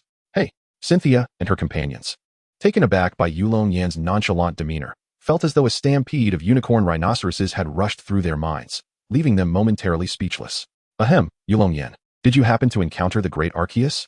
If convenient, could you share the details with us? It was no wonder that they said a household with an elder is as if possessing a treasure. Professor Ketchum, the eldest present, was the first to compose himself and inquire about the specifics. Oh, there's really nothing much to it. Initially, Archus intended for me to deliver a final message, stating that humanity had become tainted and sought to obliterate the world. But for reasons unknown, he abandoned that thought and cast me out, and that was that. What? Contrasting Yulong Yan's nonchalance, Professor Ketchum and the temple elder nearly fell apart upon hearing this revelation. Just moments ago, the world had been on the brink of annihilation. What exactly had transpired, and why did Archus wish to destroy the world? The age of Sharona is still somewhat tender, rendering her less sensitive to the notion of world destruction. Her immediate response was to seek clarity on the unfolding events. However, as the saying goes. Some secrets are not meant to be divulged. Even if I had surmised something, I could not utter it, lest calamity ensue. To be frank, ignorance may indeed be a blessing. After careful contemplation, Yulong Yan ultimately resolved to remain silent, for the outcome had been impeccably resolved, and it would be prudent not to stir any unforeseen troubles. Nonetheless, I did not emerge empty-handed. Archus, appreciating my charm, bestowed upon me 2 gifts of power, claiming they would prove invaluable in the future. As Yulong Yan spoke, he extended his hands, revealing a blue luminescence in his left hand and a golden glow in his right. The power in my left hand is that of the aura, the effects of which are likely well known. The title of Aura Hero has long been celebrated in Sinnoh. With the aura at my disposal, I can manipulate my own energies. However, the potential of this aura is rather limited, as Archus's lineage is not renowned for its aura prowess. So one should not expect to attain the legendary status of aura heroes like Alon solely through this gift. As Yulong Yan elaborated, the blue aura began to spread along his arm, emanating a gentle wave of energy. The reason Yulong Yan was aware of the aura's potential lies in the system's exploration capabilities, akin to a tool of sorts. Aura power. All beings possess aura. Those endowed with aura can sense and control this force. Known abilities: telepathy, environmental scanning, aura transfer, lethal, aura protection, aura attack, absent. This aura originates from Archus, avatar. And due to the avatar's lack of proficiency in aura, the capability for aura attack is consequently missing. It must be said that the public perception of aura heroes typically hinges on the presence of a powerful Lucario by their side. Few recognize that most aura heroes can conjure aura spheres with ease and possess commendable combat abilities. However, as an aura hero, one may be oblivious to the existence of aura spheres, yet lacking such an ability indicates a deficiency in one's aura prowess. Nevertheless, Yulong Yan was quite content with his aura, as it compensated for the absence of telepathic capability in his dragon power. After all, while his offensive options may be limited, his physical prowess allows him to persuade through sheer strength. As for the power in my right hand, while it may conventionally be termed the power of overcoming, I believe it more aptly deserves the title of the power of Archus, given its broader scope of functionality.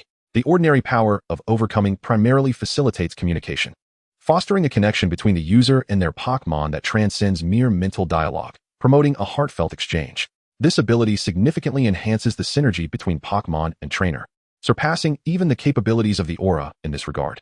The power of Archus not only encompasses the entirety of the capabilities associated with transcendent strength, but also possesses a unique ability exclusive to Archus itself, the capacity to manipulate various elemental forces.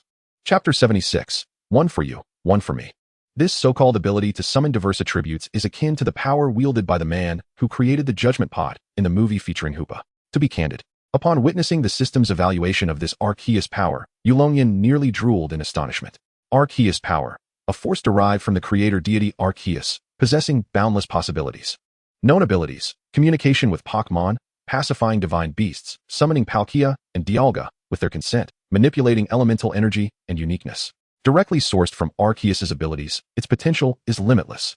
Due to the advanced nature of this power, its possessor can only hold this singular special ability. It is evident to all that while the Archus power is remarkable in many respects, there exists one aspect that Yulong Yan finds utterly unacceptable: its uniqueness. To elaborate on this notion of uniqueness, it implies that in this world, only one individual can possess this power. As long as the current wielder remains alive, no second individual can awaken or acquire this ability. Furthermore, the possessor is limited to this singular special ability, as the caliber of Archus's power is so elevated that it stands in a league of its own. Yulong Yan certainly cannot abandon the dragon power he has cultivated over many years. Even if he were aware of such a method, he would refuse to pursue it. Special abilities are indeed classified within the system, ranging from a maximum of level 5 to a minimum of level 0. The reason for the minimum being level 0 is that it represents the state in which the special ability has yet to awaken. Although the individual may possess the potential for awakening, this classification appears primarily because, even in the absence of an awakened special ability, certain corresponding traits may be evident. For instance, Ash, despite not having awakened the aura power, exhibits an exceptionally high affinity with Pokémon and remarkable physical prowess. When a special ability first awakens, its level is 1, indicating that the individual can begin utilizing their power. However, due to various factors, failures in usage or diminished effects may occur, suggesting that full mastery has yet to be achieved. As for Yulong Yan, who has been honing his dragon power for nearly 3 years, it has reached level 3 and is on the cusp of level 4. At this level, the dragon power is indeed formidable. After years of awakening, he has only just attained the level 4 threshold. At this juncture, To compel Yulong Yan to forfeit his hard-earned skills in favor of an unfamiliar new power would be akin to madness. Moreover, without the Archus power, does he not possess sufficient strength with the combination of his dragon power and aura power? While internally dismissing Archus for disturbing his resolve, Yulong Yan approached Cynthia and assertively grasped her right hand. Xiaoyan, what are you doing? Sharona felt an inexplicable shyness. Not due to any aversion to Yulong Yan holding her hand, but rather because Dr. Mustard and the temple chief were observing them closely. Here's a gift for you. I recall your birthday is approaching. Happy birthday. Yulong Yan smiled faintly, infusing Sharona with a portion of Archus power from within him. It had been previously stated that the 2 luminous orbs bestowed upon him by Archus were classified as items within the system, being items.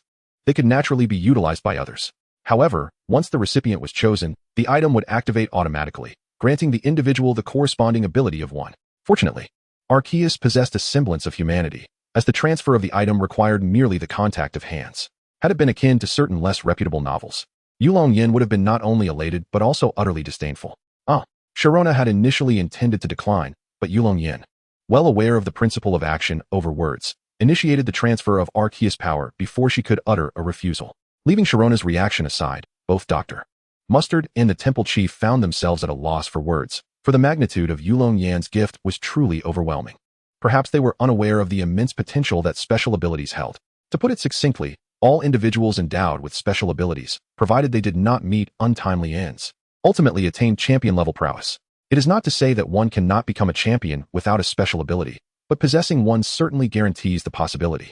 It merely becomes a question of time. Moreover, those with special abilities are not lacking in combat prowess themselves, the most memorable example being Naji, whose remarkable skill of transforming individuals into dolls nearly frightened Yulong Yan to the point of panic. Numerous individuals have displayed multiple special abilities, such as Yulong Yan's elder brother, Yulong Du, who possesses both dragon and evergreen powers, albeit without revealing them. Those endowed with multiple special abilities ascend to their peak more swiftly and wield greater strength. This transcends the simple arithmetic of 1 + 1 being greater than 2. Thus, upon learning that Archus had granted Yulong Yan 2 special abilities, both Dr. Mustard and the temple chief were left in awe, further intensifying their desire to recruit Yulong Yan. After all, no one would complain of possessing an excess of special abilities. Even though they recognized that awakening a special ability in Sharona would elevate her future achievements, they refrained from requesting even a single orb from Yulong Yan. In the Pokémon world, even a single Pokémon with exceptional qualifications can lead to rifts among close companions, let alone a special ability capable of altering a person's destiny. However, Dr. Mustard and the temple chief did not anticipate that without uttering a word, Yulong Yan would voluntarily share one of the luminous orbs with Sharona. Young man, do you realize what you have just done? The temple chief could no longer contain himself and inquired of Yulong Yan.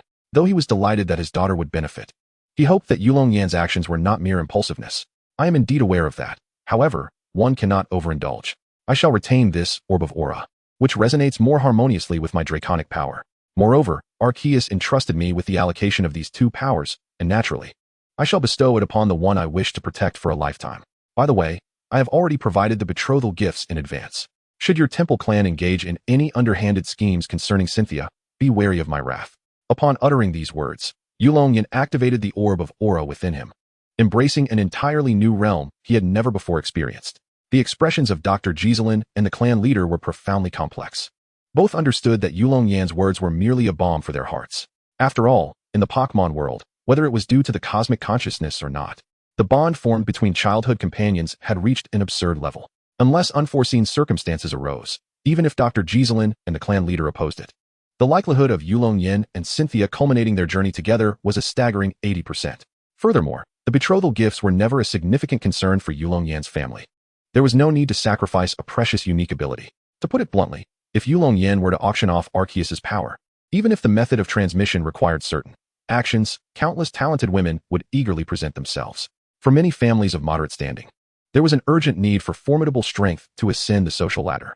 Should Yulong Yan speak, they would dare to negotiate even for Pokémon of the caliber of the legendary birds. Yet, despite the myriad advantages, Yulong Yan did not hesitate for a moment and directly entrusted Archus's power to Cynthia. It was important to note that the deity worshipped by the temple clan was Archus. Now that Cynthia had inherited Archus's power, it unequivocally affirmed their legitimacy. Thus, Yulong Yan bestowed upon them not only a promising future but also validation, leaving them at a loss for words. Ultimately, Dr. Giselin merely nodded appreciatively, relieved that his granddaughter had chosen wisely, recognizing that the grandson of that old curmudgeon, Yulong Feng, was indeed a man of integrity. With this thought, Dr. Giselin silently abandoned the notion of performing square dances at the grave of that old rascal and instead resolved to sit at his tomb, savoring his favorite fried shrimp. Even the clan leader, who had previously held a grudge against Yulong Yan, underwent a complete transformation. Were it not for his fear of being bested by Yulong Yan and his own daughter, he would have considered adopting Yulong Yan as a foster son. Of course, it was fortunate he did not act upon this impulse. Otherwise, Yulong Yan would have had to contemplate whether to commission a halberd from Silver Company or a similar weapon from Devon Company. Just as Dr. Giselin and the clan leader were consumed by excitement, Cynthia, who was being supported by Yulong Yan, suddenly moaned and collapsed into his embrace. Yulong Yan had evidently anticipated this outcome, deftly catching her and handing her over to Dr. Giselin, who stood nearby. Do not be concerned, Sharona has merely fainted. This is a natural protective mechanism of the human body. Even in a state of unconsciousness, the power of Archus will continually merge with her form, fortifying her being. However, Sharona's spirit is unable to withstand such pressure, thus her body has compelled her into slumber. After a good night's rest, she shall awaken by morning. Yulong Yan, enduring the pain coursing through his body, explained Sharona's condition to the anxious Dr. Giselin and the clan leader of the temple. Xiaoyan, how are you faring? Did you not also merge with the sphere of light? It was at this moment that Dr. Giselin noticed Yulong Yan was sweating profusely, his complexion pale, and promptly inquired about his condition. Haha, I am a man after all. I can withstand this modicum of pain. Please, take Sharona to her room swiftly. Yulong Yan feigned nonchalance, urging Dr. Giselin to carry Sharona away. Alas, once Dr. Giselin departed, Yulong Yan's facade crumbled, and he gasped sharply, his legs growing weak. This sensation is rather intense. Leaning against the wall, Yulong Yan struggled to catch his breath. You rascal, even in such a state, you refuse to relent. The temple leader remarked, unable to suppress a chuckle at Yulong Yan's predicament. Haha, is this not the essence of manhood? Yulong Yan managed to jest about himself. Yet in the next moment, the pain surged violently throughout his body, forcing him to half kneel upon the ground. The sweat that emerged from his pores was instantly evaporated by the searing power of the dragon. Indeed, although he was merging with the power of aura, Yulong Yan's dragon energy began to spiral out of control. Do not approach. I can endure this. Stay away from me. The temple leader, witnessing Yulong Yan suddenly collapse, instinctively moved to assist him, only to be rebuffed. At present, Yulong Yan's dragon energy was in a state of turmoil. Any careless proximity could result in unintended consequences. The reason for this turmoil was akin to the feeling of a spouse confronting a rival. Initially, Yulong Yan's body was solely the domain of dragon energy, but suddenly, the power of aura sought to usurp its place. What do you think would ensue? Within Yulong Yan's body, a fierce struggle unfolded, as two distinctly different energies clashed for dominance. Yet, the dragon energy, being the elder, maintained its advantage from the outset, consistently overpowering the aura energy. Regardless of the dragon energy's tumultuous antics, the aura energy was destined to establish residence within Yulong Yan's form. The current resistance was merely an expression of emotions. Logically, Yulong Yan should have succumbed to unconsciousness, akin to Sharona, only to awaken the next day with the aura energy fully integrated. However, Yulong Yan persisted, refusing to collapse, causing the pain that should have dissipated to remain unyielding, and, indeed, it became even more pronounced due to his consciousness. The reason why Yulong Yan chose to endure rather than simply succumb lies in his own rationale. It is essential to understand that nothing manifests from thin air. Awakening, akin to Sharona's experience, may seem delightful. One enjoys a restful slumber only to awaken with everything resolved. However, such powers, though awakened, inherently lack proficiency in their application and mastery. Even if the ultimate potential remains unchanged, one must invest considerably more time to acquire and refine this newfound ability. Conversely, Yulong Yan's self-inflicted method of awakening allows for a swift realization of power, enabling him to grasp this strength with remarkable speed. As for the side effects, they are naturally compounded by the pain accompanying the awakening, which may even exceed mere doubling. Yet, Yulong Yan possesses few virtues, with his most glaring flaw being his obstinacy. He firmly believes that with his body, forged through countless trials, he can withstand this modicum of suffering. As previously stated by Yulong Yan, the sensation is more exhilarating than he had anticipated. At this moment, he begins to regret elevating the dragon power to such heights, for the tumult it causes within him is quite overwhelming. The humidity surrounding him, caused by his perspiration evaporating almost instantaneously, has transformed his vicinity into a veritable paradise. For a full half hour, the mist enveloping Yulong Yan gradually dissipates, revealing his entire form. During this time, the dragon power has successfully asserted dominance over the wave guidance power, which has begun to blend with Yulong Yan. Releasing his clenched jaw, Yulong Yan rises slowly from the ground, attuning himself to the somewhat unfamiliar force within him. A delighted smile spreads across his face as he senses the intensity of the wave guidance power. Although it currently resides at the initial stage of level 1, it is already progressing towards its later phases, and it is reasonable to expect that within a fortnight, he will elevate it to level 2. However, further advancements will present exponential challenges, as the Yulong lineage has never produced a wave guidance champion, and thus no corresponding cultivation methods have been passed down. At present, the efficacy of the wave guidance power remains feeble. Yulong Yan can only discern the thoughts of Pokémon within a 2-meter radius, beyond which his perception falters. Nonetheless, distance can be enhanced through diligent practice, so there is no need for undue haste. Regarding his defensive capabilities, Yulong Yan has experimented and discovered that he can now create a thin protective membrane around his head, chest, and 2 inches below his dantian. According to his estimations, the strength of this membrane may not surpass that of his pectoral muscles, yet the future holds promise. After a brief trial of his newly acquired wave guidance power, Yulong Yan follows the clan leader to the location where he will be residing for the night. Initially, there was little sensation, but now, upon reflection, Yulong Yan felt discomfort coursing through his entire being. It is widely recognized that the process of cleansing one's essence expels impurities from the body. Yulong Yan's recent experience mirrored this procedure, indicating that a thorough purification was in order. Just as he was about to depart from the temple, he abruptly turned to gaze upon the 3 statues in the hall. More specifically, his attention was drawn to the ground beneath the statue of Archus. He had suddenly sensed something peculiar. It appeared that beneath this statue lay another, a figure imbued with the chilling essence of the ghost type, exuding the overwhelming dominance of the dragon type, a statue of Giratina. Yulong Yan cast a profound glance at the base of Archus' statue, foreseeing that an intriguing saga between himself and Giratina was destined to unfold, albeit not at this moment.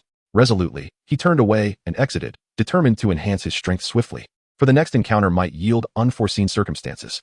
As the stone door at the temple's outermost boundary sealed shut, the shadow of Archus' statue began to writhe, morphing into the likeness of another Pokémon, from which emerged a colossal draconic head. Moments later, Giratina once again submerged into the shadow, twisting and contorting until it reverted to the form of Archus' statue. As the sun ascended once more, its rays illuminated the entire valley, awakening the members of the temple clan to commence a new day of labor. The researchers belonging to the clan returned to their respective laboratories to continue their unfinished studies, while the horticulturists tended to the crops within the greenhouse. The direct descendants of the temple clan, however, seldom lingered at the residence. They traveled across the globe, occasionally bringing back suitable Pokémon for novice trainers. The children of the temple clan were also required to attend classes at the residence, with those aspiring to become breeders studying nurturing knowledge, while those desiring to become trainers focused on battle strategies. In the temple clan, whether of direct or collateral lineage, all children learned together, with their initial Pokémon being determined solely by fortune. Upon reaching the age to acquire their first Pokémon, the children would select an egg from the breeding chamber of the temple clan. Most of these eggs originated from the Pokémon captured and nurtured by clan members, though many were also contributed by trainers encountered during travels. Those traveling trainers often donated their unexpectedly acquired Pokémon eggs to the clan in exchange for certain benefits. Among these eggs, the most precious were undoubtedly those descended from the various lords of the Crown Peak mountain range. The temple clan, having thrived in this region for ages, had cultivated deep friendships with these lords, who occasionally entrusted some of their offspring to the temple clan for upbringing. It is well known that Pokémon in the hands of trainers exhibit greater strength and evolution speed than their wild counterparts. Moreover, in comparison to the vast majority of Pokémon, the lifespan of humans is exceedingly brief. They can steadfastly remain by the side of their trainers until the latter's demise. Following this, these Pokémon often return to their original clans, utilizing their strength to safeguard the safety of their community. The relationship between the Dragon Clan and the Dragon Cave mirrors this sentiment. They incessantly cultivate and bestow their mini drakes, nurturing them to eventually evolve into Dragonites. When these trainers pass away, their Dragonites return to the Dragon Cave, enhancing the overall strength of the cave, while providing numerous offspring for the trainers of the Dragon Clan. Thus, the Dragon Cave bolsters its might and heritage, and the trainers of the Dragon Clan receive formidable assistance from their Dragonites, creating an undoubtedly symbiotic scenario. However, when discussing the legacy between Pokémon and trainers, one cannot overlook Kuki, one of the elite 4 from the Kanto region. It is said that her lineage has been bound by a pact with the ghostly Gengar clan since ancient times. The Gengar clan has perpetually protected her family, with even the clan's leader choosing to accompany her family's leader. It is important to note that for ghost-type Pokémon, issues of lifespan are virtually non-existent, as one cannot transform a ghost into a ghost. Hence, the Gengar that follows Kuki is indeed the very same from antiquity. Chapter 79, The Archus of Arrogance. Honestly, the prowess of that Gengar is beyond imagination. had it not expressed its commitment to solely accompany the current leader and ensure their safety. It might have participated in events such as the Champion Challenge. Furthermore, the overwhelming radiance of the protagonist's aura makes it evident that Kuki is, without a doubt, the champion of the Kanto region. Moreover, do not be misled into thinking that Kuki's trump card is solely Gengar, for she possesses more than just one. This would be a gross underestimation of her capabilities. According to Professor Oak, when he initially triumphed over Kuki, she had already cultivated over 10 Gengars. Additionally, all recorded instances of Kuki in battle featured different Gengars, which is quite remarkable. Returning to the Shrine Clan, it is widely recognized that wherever there are people, there exists a complex web of relationships, and discrepancies are omnipresent, even in the acquisition of starter Pokémon. While the Pokémon provided within the clan is purely a matter of fortune, those gifted by parents fall outside the clan's regulations. For lineage is indeed a form of capital. The egg of the round land shark that Sharona received was specifically sought from the leader of the mightiest Garchomp clan atop Crown Mountain by the leader of the Shrine Clan. To be known as the strongest in such a formidable location, the prowess of that leader is undoubtedly exceptional, having reached championship level. Although the Shrine Clan possesses considerable depth, it is evident that it does not rival the semi-divine resources of the Dragon Clan, as semi-divine beings are exceedingly precious to them. The round land shark that Sharona received is a descendant of that very leader, with an innate talent that is truly exceptional, boasting a high probability of achieving championship status.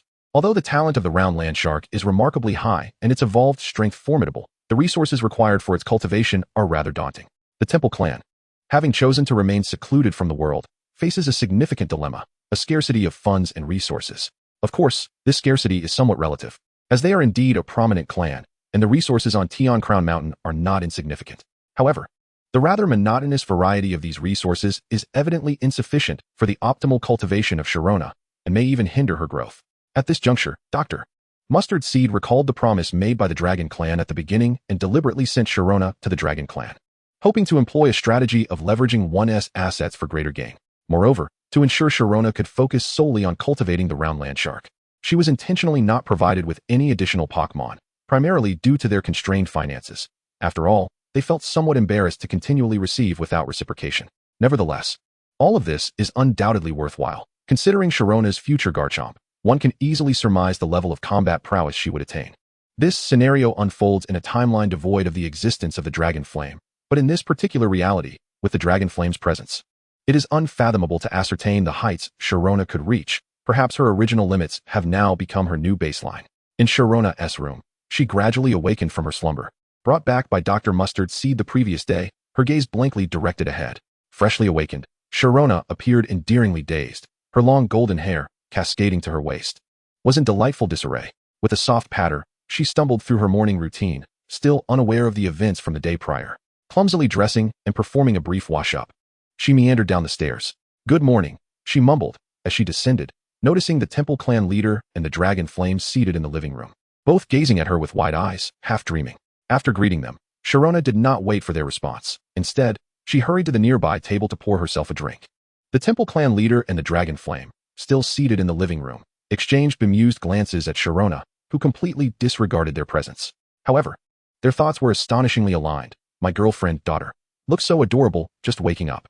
After gulping down a glass of water, Sharona finally shook off her drowsy state and recalled the occurrences of the previous day. She naturally settled down beside the Dragon Flame, snugly leaning against him, blissfully ignoring the Temple Clan leader, who was on the verge of jealousy.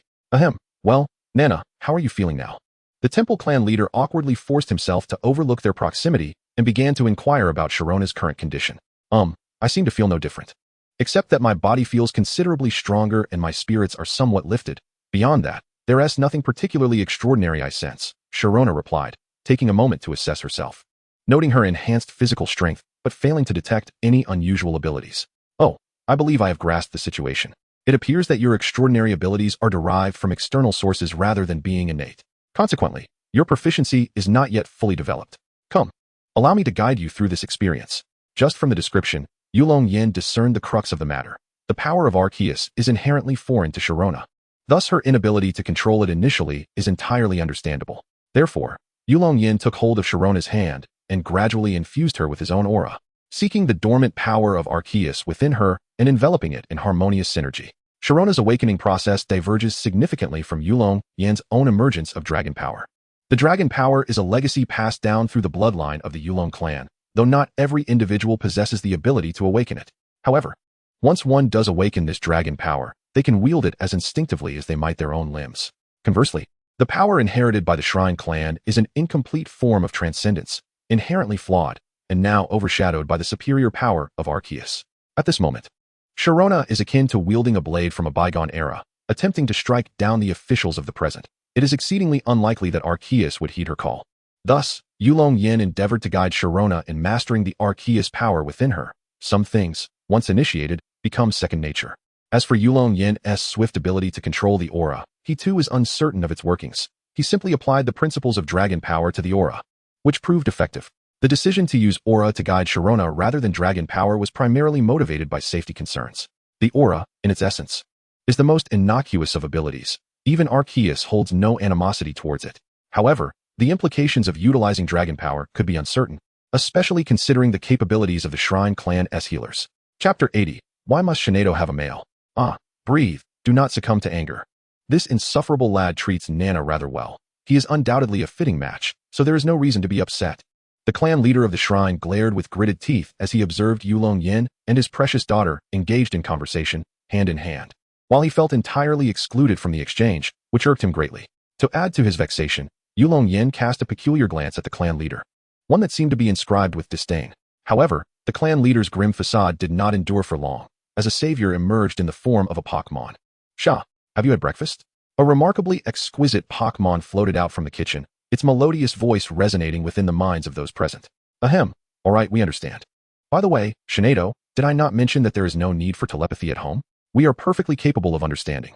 Upon hearing Sinnoh's voice, the clan leader could no longer maintain his composure and hastily cautioned Sinnoh. Sinnoh, appearing somewhat irked, shot a disapproving glance at the clan leader before gracefully drifting back to the kitchen. Your efforts are truly appreciated." Yulong Yan observed the peculiar expression on the face of the temple chief and could not help but offer a word of comfort. It was understandable, for Yulong Yan genuinely empathized with the inner turmoil of the chief. This Gardevoir was none other than the Pokémon belonging to Sharona's mother, akin to a housekeeper of the household.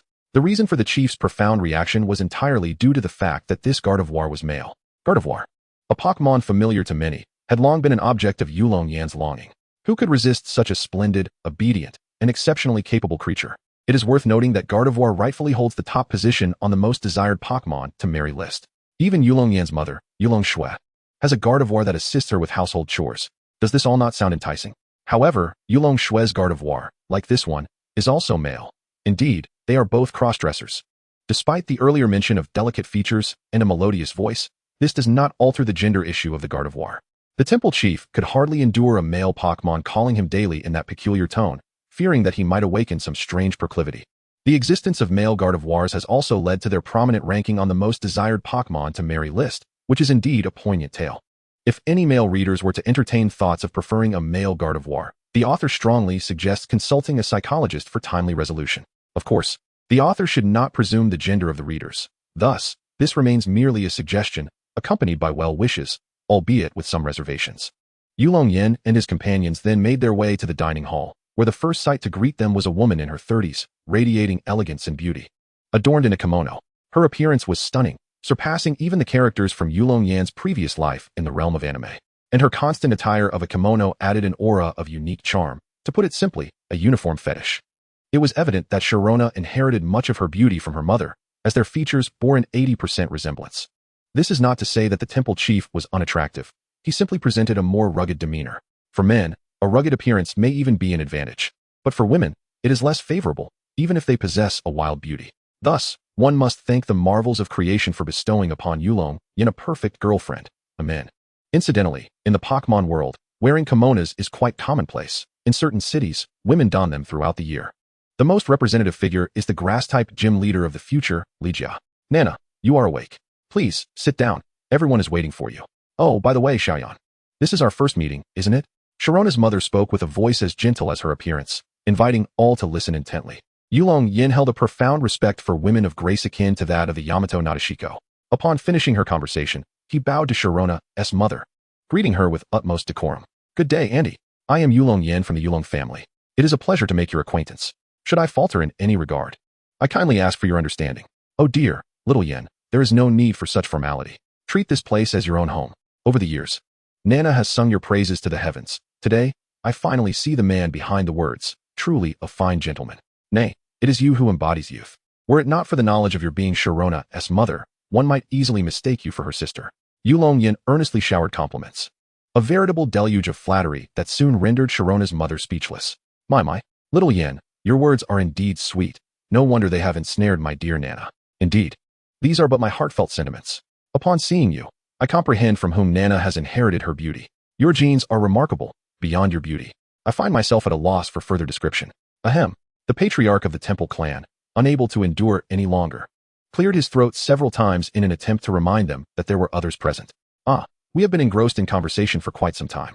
You must be hungry. Let us hasten to our meal. Sharona's mother, having noticed her husband's discontent, stifled a chuckle, yet maintained decorum out of respect for him. The subsequent meal unfolded without noteworthy embellishments, merely the customary breakfast routine. However, during the meal, Yulong Yan and Sharona frequently assisted one another in selecting favored dishes, communicating effortlessly through mere glances. The temple patriarch seethed with frustration at the audacity of this young man, who dared to flirt so openly with his cherished daughter in his presence. Had it not been for Sharona's mother holding him back, he would have likely intervened. For a father's protective instincts can be truly overwhelming. Yet, Sharona's mother was not as impulsive as her husband, as the saying goes. A mother-in-law grows fonder of her son-in-law with each passing moment. As Chapter 81 unfolds in the land of Lucario, Sharona's mother increasingly regarded Yulong Yan favorably, feeling joyous that her daughter had found a worthy companion, and she would not allow her husband to disrupt this budding relationship. Although the patriarch possessed the strength to break free, he could not bring himself to act in a manner that would hurt his wife, resorting instead to casting menacing glances at Yulong Yan. Yulong Yan, well aware of the patriarch's gaze, dismissed it with indifference, recognizing that mere looks posed no threat. The patriarch, feeling overwhelmed, channeled his frustration into appetite, voraciously consuming the breakfast before him, while casting a challenging glance at Yulong Yan. Unwilling to back down, Yulong Yan too began to devour his meal with fervor. However, once breakfast was devoured in its entirety, Yulong Yan exhibited no reaction, while the clan leader of the temple slumped in his chair, utterly incapacitated. Alas, despite the clan leader's larger physique compared to Yulong Yan, his appetite was far less voracious. After all, Yulong Yan had trained extensively in the power of dragons, necessitating a considerable intake of energy each day. Frankly speaking, had he not been concerned about the impression it would leave, he could have polished off the entire spread of breakfast single-handedly. Yet, the price to pay was that he would be unable to consume a morsel before dinner. Sigh, at such an age, how could one still exhibit such childishness? Sharona's mother, while chastising her husband, gently rubbed his belly, inadvertently showering affection. Logically, the clan leader should have appeared quite proud at this moment. However, he remained with an expression that seemed to devour the very soul. Witnessing her parents in this state, Sharona mimicked their actions, offering to rub Yulong Yan's belly as well. Although Yulong Yan was not overly full, he could not bring himself to refuse Sharona's gesture and instead closed his eyes in enjoyment. This behavior irked the clan leader, who contemplated reminding the two of them to be mindful of their surroundings. However, a swift slap from Sharona's mother to his head compelled the clan leader to sulk in silence, feeling quite wronged. Do not assume that the clan leader was cowed. He merely respected his wife, for mutual respect is the cornerstone of a lasting marriage. Yet, in an unforeseen turn of events, both Yulong Yan and the clan leader erupted into laughter, dispelling the previously tense atmosphere. Ha ha ha, you lad, you seem to suit my taste quite well. Very well. I grant you permission to pursue my daughter. Ha ha ha, whether you permit it or not. I have already won her heart and plan to marry her. How does that make you feel? You little rascal, do you dare challenge me on the battlefield? I shall not, and you cannot bully the smaller. Let us face off in the arena. Sharona and her mother could not help but chuckle at these two childish men. Indeed, men remain boys at heart until the end. However, when Yulong Yan declared his intention to marry Sharona, her cheeks flushed crimson, while her mother regarded the entire exchange with a warm smile. All right, enough of this chatter. I wish to discuss something serious. Due to your actions yesterday, I have decided to exercise my rights as clan leader and send you and Sharona to a certain Pokémon community on Tianguan Mountain. Whether you manage to acquire that Pokémon depends on your fortune. Oh, so generous. Which Pokémon community are we speaking of? The Pokémon in question is known as Lucario. What? With this proclamation from the clan leader, Yulong Yan found himself embarking on a journey with Sharona to seek out the fabled homeland of Lucario, hidden within the Tianguan mountain range. Had it been any other Pokémon, Yulong Yan might not have been so eager. However, Lucario was a different matter altogether, strikingly handsome, formidable in strength, and capable of evolution, a truly perfect Pokémon. The Lucario lineage possesses the mastery of the aura, and within the alliance, two sayings endure. Zoroark embodies the pinnacle of illusion among Pokémon, while Lucario epitomizes the zenith of aura. This ranking even encompasses certain legendary Pokémon. For although these deities can wield aura techniques, they primarily rely on sheer brute strength. If one were to inquire about the true mastery of the aura, the answer from any inhabitant of the Pokémon world would invariably be Lucario. Throughout history, every aura guardian has been accompanied by a Lucario, mutually aiding and nurturing each other's growth. Legends state that every Lucario belonging to an aura guardian has followed them since their evolution from Riolu, often seeking them out of their own volition. It is said that this connection arises from the resonance of aura upon the birth of each aura guardian. A Riolu resonates with them and traverses great distances to find them. As for Ash's lack of a hasty guess, it likely stems from the fact that the Lucario from Erudin City is still alive. According to Lucario, Ash's aura resonates similarly to Alan's, and each individual's aura is uniquely their own. Thus, it is quite plausible that Ash is the reincarnation of Alan, with the Lucario that resonates with him being Alan's own from the past. Whether the Lucario Ash acquires later in his journey is indeed a reincarnation of that same Lucario remains uncertain. Upon awakening his aura, Yulong Yan began to contemplate the search for a Riolu, for having a Riolu or Lucario by his side would greatly enhance his development of aura. The words of the temple chief regarding whether one could take Pokémon out being a matter of luck were merely rhetorical, as it was evident that Yulong Yan's current circumstances rendered a fruitless journey implausible. However, the chief had also mentioned that Cynthia's training plan for her Garchomp had reached a significant milestone, as they had not anticipated the rapid evolution of Garchomp, which now necessitated a period of consolidation to enhance its strength. The temple chief had been pondering what Cynthia's second Pokémon should be, with several commendable options lingering in his mind. Yet, with Yulong Yan's arrival and the awakening of his aura, the necessity for deliberation vanished.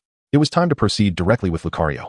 In Chapter 82, titled Two Old Sixes, the temple chief issued a stern warning to Yulong Yan, emphasizing the importance of refraining from using force in the homeland of Lucario, at least not proactively. Gaining the acceptance of Riolu wholly relies on fate. Even if one ultimately gains nothing, coercion is not permissible. Thus, under the chief's guidance, Yulong Yan set forth on a journey to the homeland of Lucario, accompanied by Cynthia. Along the way, peculiar Pokémon continually emerged from either side of the path, launching attacks against Yulong Yan and Cynthia. However, before the formidable power of Yulong Yan's aura, their ambushes were never successful. Each time they were thwarted by his physical prowess. Some of the less formidable opponents were utilized by Yulong Yan as practice for his young Giratina, thereby enhancing the latter's combat experience. The draconic energy bestowed by Yulong Yan did indeed have an effect on the young Giratina, albeit not a profound one. Coupled with the naturally slow growth rate of a quasi-divine offspring, the young Giratina still had a considerable distance to traverse before evolution. Nevertheless, under Yulong Yan's relentless nurturing, the density of the young Giratina's rocky body increased significantly, resulting in a remarkable transformation in strength. Although the Pokémon inhabiting the Tianguan mountain were formidable, the young Giratina managed to handle them with ease. As for the more troublesome Pokémon, Yulong Yan's Dragonite and Charizard, along with Sharona's Garchomp, were no pushovers. However, Garchomp was often called upon, as she had only spent a year by Yulong Yan's side and still lagged behind Dragonite in terms of prowess. Thus, it was essential to seize every opportunity to improve. During this time, they encountered several rare Pokémon, such as Bronzor, Snorunt, and Bonesley. Yet, neither Yulong Yan nor Sharona had any intention of capturing these creatures, not due to an inability to care for them, but simply due to a lack of time. Both regarded Pokémon as family and would not capture them indiscriminately. As for any future acquisitions, that was a matter for later consideration. Sharona had also defeated Pokémon such as Budew and Pidgey, which she had previously owned in the games, but she held no desire to capture them again. After several hours of arduous travel, Yulong Yan and Sharona finally arrived near the fabled homeland of Lucario, having nearly lost their way multiple times along the journey. Now that they were in proximity to their destination, they naturally began to search for the whereabouts of the Lucario homeland. However, after an entire hour of searching, they had yet to catch a glimpse of either a Lucario or a Riolu. Were it not for the fact that Yulong Yan was accompanied by Sharona, he might have begun to doubt whether the clan leader truly had his daughter's best interests at heart. Although I was uncertain, I recalled hearing elders speak of a tribe of aura Pokémon deep within the Tianguan mountains, a matter I had previously dismissed. However, in retrospect, it must pertain to the Lucario tribe, and surely, my father would not deceive us. We should continue our search. Sharona felt a twinge of curiosity, but she did not believe her father would jest about such matters, so she too felt compelled to keep searching. While Yulong Yan and Sharona continued their quest, two pairs of eyes observed them from the branches of two large trees not far away. One pair belonged to a bipedal, canine-like Pokémon, whose fur was predominantly blue and black, adorned with short spines on the back of its forepaws and chest. Its body was covered in a creamy white coat, and the blue fur on its thighs bore a striking resemblance to shorts. The Pokémon before them was none other than Lucario, the long-sought treasure of both Yulong Yan and Sharona. At that moment, Lucario was discreetly observing the two. Hidden in the shadows was the clan leader of the temple.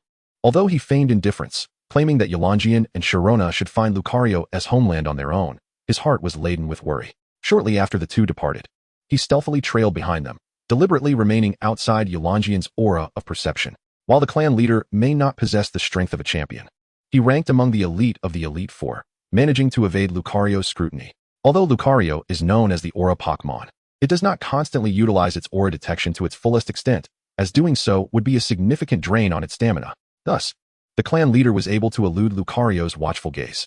Under the protection of their guardians, Yulong Yan and Sharona searched for Lucario's homeland for another 10 minutes. Yet their efforts yielded no success. Just as frustration began to mount, a sudden thought flashed through Yulong Yan's mind. Wait a moment, why is it so eerily quiet here? It dawned on him that the surrounding environment was unsettlingly silent. One must remember that in the Pokémon world, other ordinary creatures exist. Their numbers, however, have dwindled significantly due to the dominance of Pokémon endowed with extraordinary powers. Nonetheless, one would expect to hear the chirping of insects or the calls of birds, especially in the depths of the Tian Crown mountain range, where signs of human activity were conspicuously absent. Nana, come here, be cautious. Dragon's power, arise. Yulong Yan summoned Sharona to his side, channeling his inner dragon energy and unleashing it around him, causing it to spread wildly. Do not question why he did not utilize the recently awakened aura power. Yulong Yan had forgotten that he had trained his dragon energy for over 2 years, rendering it a second nature. By the time he realized and prepared to switch to aura power, the dragon energy had already uncovered the hidden entrance to Lucario's homeland. Perhaps this was the essence of proving one's path through strength. The near 4-tier dragon energy proved significantly more effective in probing than the 1-tier aura power. Let us proceed. I have discovered the way forward. Yulong Yan retracted his surging dragon energy, grasping Sharona's hand as they moved toward the location he had sensed. However, before departing, he turned to glance in 2 directions, smiling at both. As one might have guessed, Lucario and the clan leader were indeed situated in those very directions, accurately pinpointed by Yulong Yan's dragon energy. There was no denying that while dragon energy may lack precision in exploration, it excelled in locating adversaries, as the presence of these two was remarkably potent. Chapter 83. Welcome to Lucario's homeland, noble Aura warrior. Upon being discovered by Yulong Yan, both Lucario and the temple chief were momentarily taken aback, yet they swiftly regained their composure. After all, given the recent eruption of draconic power, it was only natural for them to anticipate being detected. However, compared to the temple chief, Lucario was evidently more astonished, as he had previously been unaware of the chief's presence. Observing Yulong Yan and Cynthia moving in the right direction, Lucario hastened to follow suit without further contemplation. Before departing, he cast a glance towards the temple chief's position. With Yulong Yan's reminder, he successfully locked onto the chief's presence using his aura abilities. It was clear that Lucario recognized the chief, yet he refrained from uttering anything further, instead urging him to keep pace. The temple chief, choosing not to feign ignorance any longer, revealed himself and walked alongside Lucario, their roles shifting from covert protectors to curious followers. En route to the doorway, Yulong Yan seized the opportunity to activate his aura abilities once more, discovering that the location of the door was far clearer through aura perception than it had been with draconic senses. Perhaps this exemplifies the adage of specialization. Aura abilities, indeed, reign supreme among all special powers in terms of versatility. They allow for exploration, healing, communication with Pokémon, and even the execution of sealing techniques, rendering them remarkably multifaceted. Guided by the aura, Yulong Yan and Cynthia arrived beneath a towering tree, within which the doorway was concealed. The reason Yulong Yan had failed to notice anything unusual about this tree earlier was that Mount Crown was abundant with such majestic trees stretching as far as the eye could see. However, as Yulong Yan approached the tree, he discerned that it indeed lacked any aura presence.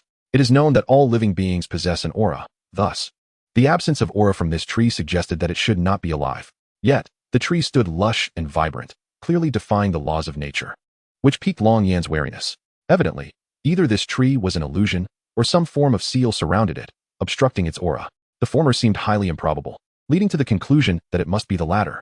Yulong Yan pressed his hands against the tree, channeling his somewhat inexperienced aura abilities in an attempt to unlock the seal before him. Although he had not formally studied sealing techniques, utilizing aura to open a door was within his capability. With a soft hum, a hollow suddenly appeared at the base of the tree, extending into its interior. It seemed they had indeed found the right place. Let us proceed. Upon seeing the hollow, Yulong Yan felt a sense of relief, for he sensed an aura power that could only be described as immense.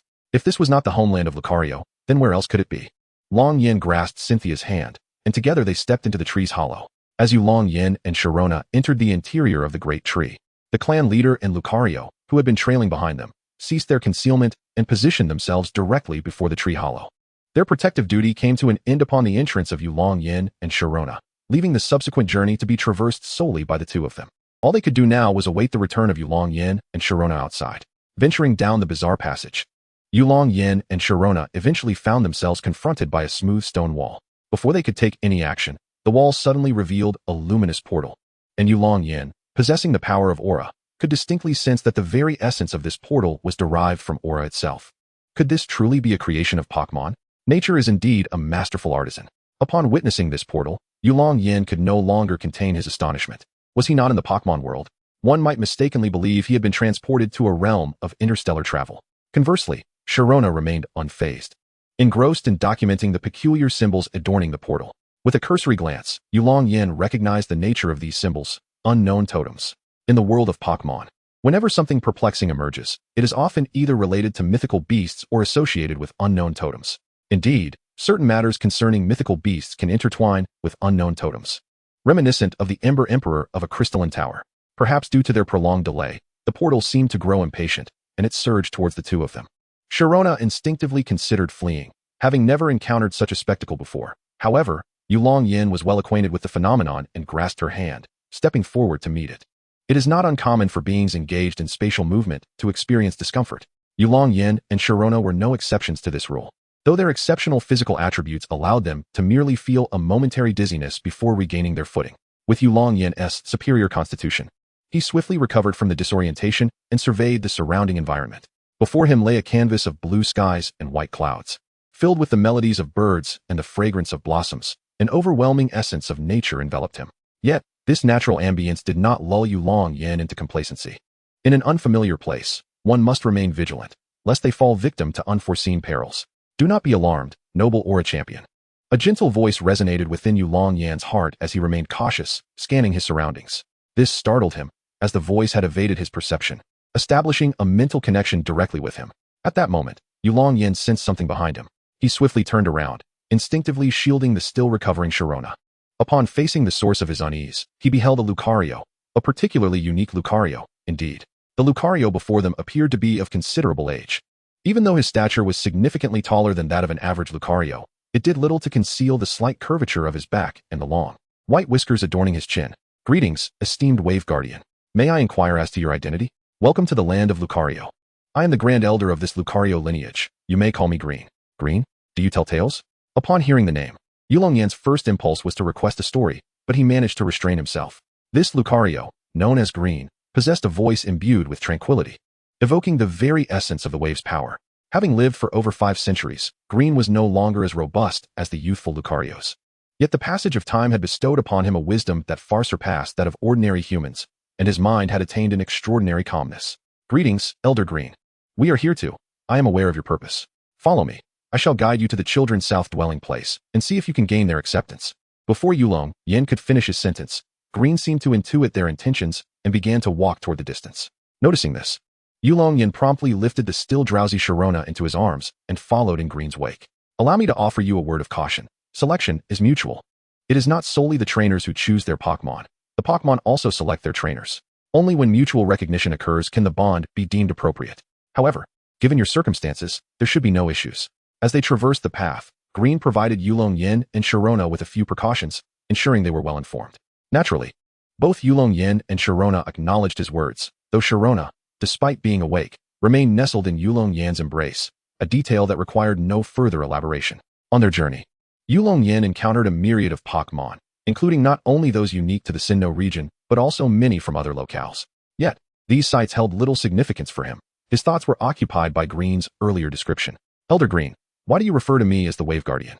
My wave was not awakened by my own volition. This was the matter that weighed most heavily on Yulong Yan's mind, for his wave power stemmed from Archus, distinct from the mainstream sources of wave energy. All beings possess a wave. Regardless of how your wave power manifested, you now embody it. Once awakened, you may indeed be called a Wave Guardian. I can sense the purity of the wave within you, indicating your inherently good nature. Should a Wave Guardian stray into malevolence, their wave becomes tainted, and they lose their power. As a Lucario, Green did not judge others based on first impressions. Rather, the waves served as their means to discern virtue from vice. After all, while appearances can be deceiving, the essence represented by each individual's aura remains immutable. Ah, I see. By the way, Elder Green, have there been any other aura guardians emerging in recent years? Indeed, there is currently an aura guardian residing in the Sinnoh region.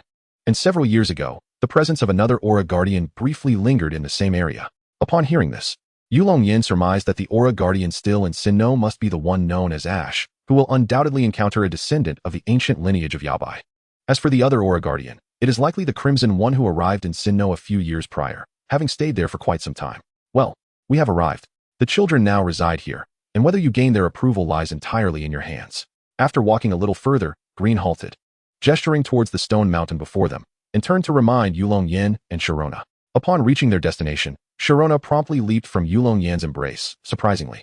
Both felt a lingering sense of anticipation. Subsequently, Yulong Yan surveyed the rocky abode of the Riolu, which was rather unexpectedly simple. The entire mountain was barren, dotted only with numerous small and large caves. Wow, so many Riolu. Perhaps having sensed the arrival of Yulong Yan and Sharona, the Riolu residing on the stone mountain curiously peered out, their eyes wide with interest. Normally, a single Riolu would be highly sought after, yet now they appeared in clusters, as if in wholesale abundance. Moreover, Yulong Yan's fondness for dogs in his previous life made him feel a profound sense of fulfillment in this lifetime. The inhabitants here are all Riolu, as most of their evolved kin have departed to seek trainers suited to them, with only a small fraction remaining to protect their ancestral grounds. They are still too young and must train diligently before venturing into the outside world. Green smiled kindly. These Riolu embody the future hope of their lineage. It is unclear what Green conveyed to the Riolu, but they all scampered from their caves, gathering before him and regarding Yulong Yan and Sharona with curious eyes. These trainers may very well become your lifelong companions, so your choices carry great significance. Remember, do not make hasty decisions. Now go forth. Green gently instructed the gathered Riolu, then nodded to Yulong Yan and Sharona as he proceeded towards a nearby cave. Oh, and do remember to make your decision before nightfall, otherwise, you will have to leave after a week. Before entering the cave, Green offered one last reminder, directed at both Yulong Yan and Sharona, as well as the assembly of Riolu. The valley where the Lucario tribe resides possesses an air of mystery regarding entry and exit. For Pokémon, freedom of movement is abundant, devoid of constraints. However, the situation is far less amicable for humans. Each week, they are granted only a single day of unrestricted access. At all other times, entry is nearly impossible. Moreover, while the means of access can be unilaterally closed, it cannot be unilaterally opened. This is precisely why Green cautioned Yulong Yan and his companions to be mindful of the time. Fortunately, Yulong Yan enjoys the privilege of entering and exiting freely due to his possession of the aura power. Similarly, should Sharona completely master the power of Archus, she too would be able to move freely, though she regrettably has not achieved that. Both Yulong Yan and Sharona are evidently aware of this fact, and without wasting a moment, they hasten to the vicinity of the Riolu, eager to present themselves in the best light. However, it is difficult to ascertain whether their efforts were met with success or failure. The Riolu are indeed keen to find a suitable trainer. Yet, Chapter 85, we all have a bright future. Why? Why have all the Riolu flocked to you? An irate Sharona exclaimed, fiercely tugging at the collar of the visibly embarrassed Yulong Yan as she shouted in frustration. Yulong Yan, feeling helpless, could only endure Sharona's outburst with a sheepish expression. He certainly did not intend for this to happen, but the allure of his aura power was simply beyond his expectations. Perhaps sensing the immense and pure aura emanating from Yulong Yan, all the Riolu gravitated towards him. Regardless of Sharona's attempts to intervene, the Riolu paid her no heed, instead reaching out to connect with Yulong Yan's aura. In fact, a few Riolu subtly distanced themselves from Sharona due to her aggressive demeanor towards Yulong Yan, which only served to heighten her frustration upon noticing this. Cough. Dear Nana, please remain calm. This is merely an unforeseen circumstance. An unforeseen circumstance, you say? What are we to do? Fear not, for I am prepared. This morning, I specially crafted energy cubes tailored to the Riolu's tastes. They are sure to attract them. Observing that Sharona was on the verge of losing her temper, Yulong Yan quickly retrieved the energy cubes he had made that very morning from his spatial backpack, presenting them to Sharona with a solicitous demeanor. As for this spatial backpack, it indeed exists and is not merely a reference to Yulong Yan's system space. He certainly would not disclose the existence of his system casually. This spatial backpack is actually a prototype of the latest product from Silver Company, which has yet to be released due to technical limitations. Yulong Yan acquired this experimental product through collaboration with Silver Company regarding energy cubes. Upon receiving the energy cubes, Sharona tentatively offered them to the cluster of Riolu, and the results were markedly favorable, with more than half of the Riolu rushing to Sharona's side. Witnessing the return of a smile to Sharona's face, Yulong Yan exhaled a sigh of relief and began to focus on selecting a Riolu that would suit him best. Unlike Sharona, Yulong Yan does not require various techniques for his selection. He simply releases his aura power and establishes a connection with each Riolu's aura. Should a Riolu capable of resonating with the aura of Yulong Yan emerge, regardless of its innate potential, Yulong Yan would undoubtedly select it. For this is the decree of destiny. However, if none of the Riolu present could harmonize with his aura, he would refrain from capturing any, choosing instead to await the arrival of a Riolu or Lucario that could resonate with him. Perhaps it is fate, as Yulong Yan, having only tested less than half of the Riolu, soon encountered one that could indeed resonate with his aura. According to Yulong Yan's observations and the probing of his aura, this particular Riolu exhibited the highest potential among those present.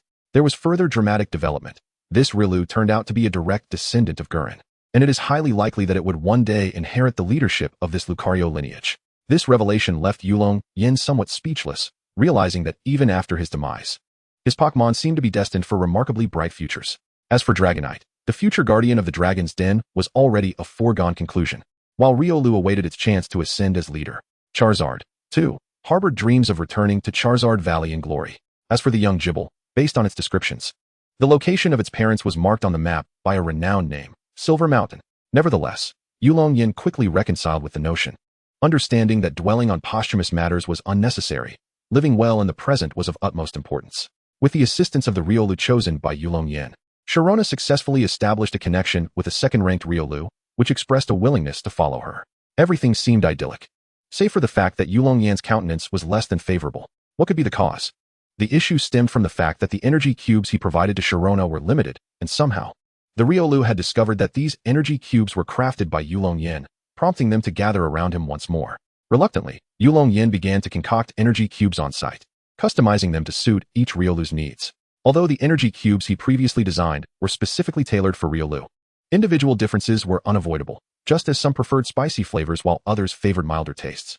With ample time before nightfall, Yulong Yan was more than willing to dedicate himself to creating these cubes, considering it an opportunity to win the favor of his own Riolu. Not only did Yulong Yan devise recipes for them, but he also presented 2 solar-powered energy cube machines, instructing the Riolu on their operation. To save time, he did not inquire individually but instead offered several templates, such as that for spicy energy cubes. The Riolu could then experiment based on these templates to discover the energy cubes best suited to their preferences, exercising their initiative. In the end, even some Lucario remaining in the clan's territory were drawn in by the allure of the energy cubes, gazing at Yulong Yan with pitiable expressions. Reluctantly, Yulong Yan found it necessary to design some energy cubes for these Lucario, most of which bore a close resemblance to the energy cubes of Riolu, with the mere addition of certain berries. After all, once Riolu evolves into Lucario, it acquires the steel type, necessitating an appropriate intake of metallic elements in its daily diet. To facilitate this, Yulong Yan generously provided a grinder for Lucario, enabling them to crush various ores to incorporate into their meals. However, when Yulong Yan produced the grinder, both Cynthia and the group of Riolu and Lucario were left bewildered, questioning what sort of person would carry such an item around. Yulong Yan himself felt no qualms, as he also carried a chainsaw and ropes, which seemed quite reasonable for a frail researcher to possess for self-defense, right? As for the ropes, Bei had once remarked that their utility in the wild is immense. He could forego fire, but never the rope. Incidentally, aside from being able to tie simple bows and knots, Yulong Yan was only familiar with a knot resembling a turtle shell. Chapter 86. The essence of a lifetime. Since both Yulong Yan and Cynthia had successfully captured their own Riolu, and given that the hour was growing late, they decided to bid farewell to Green.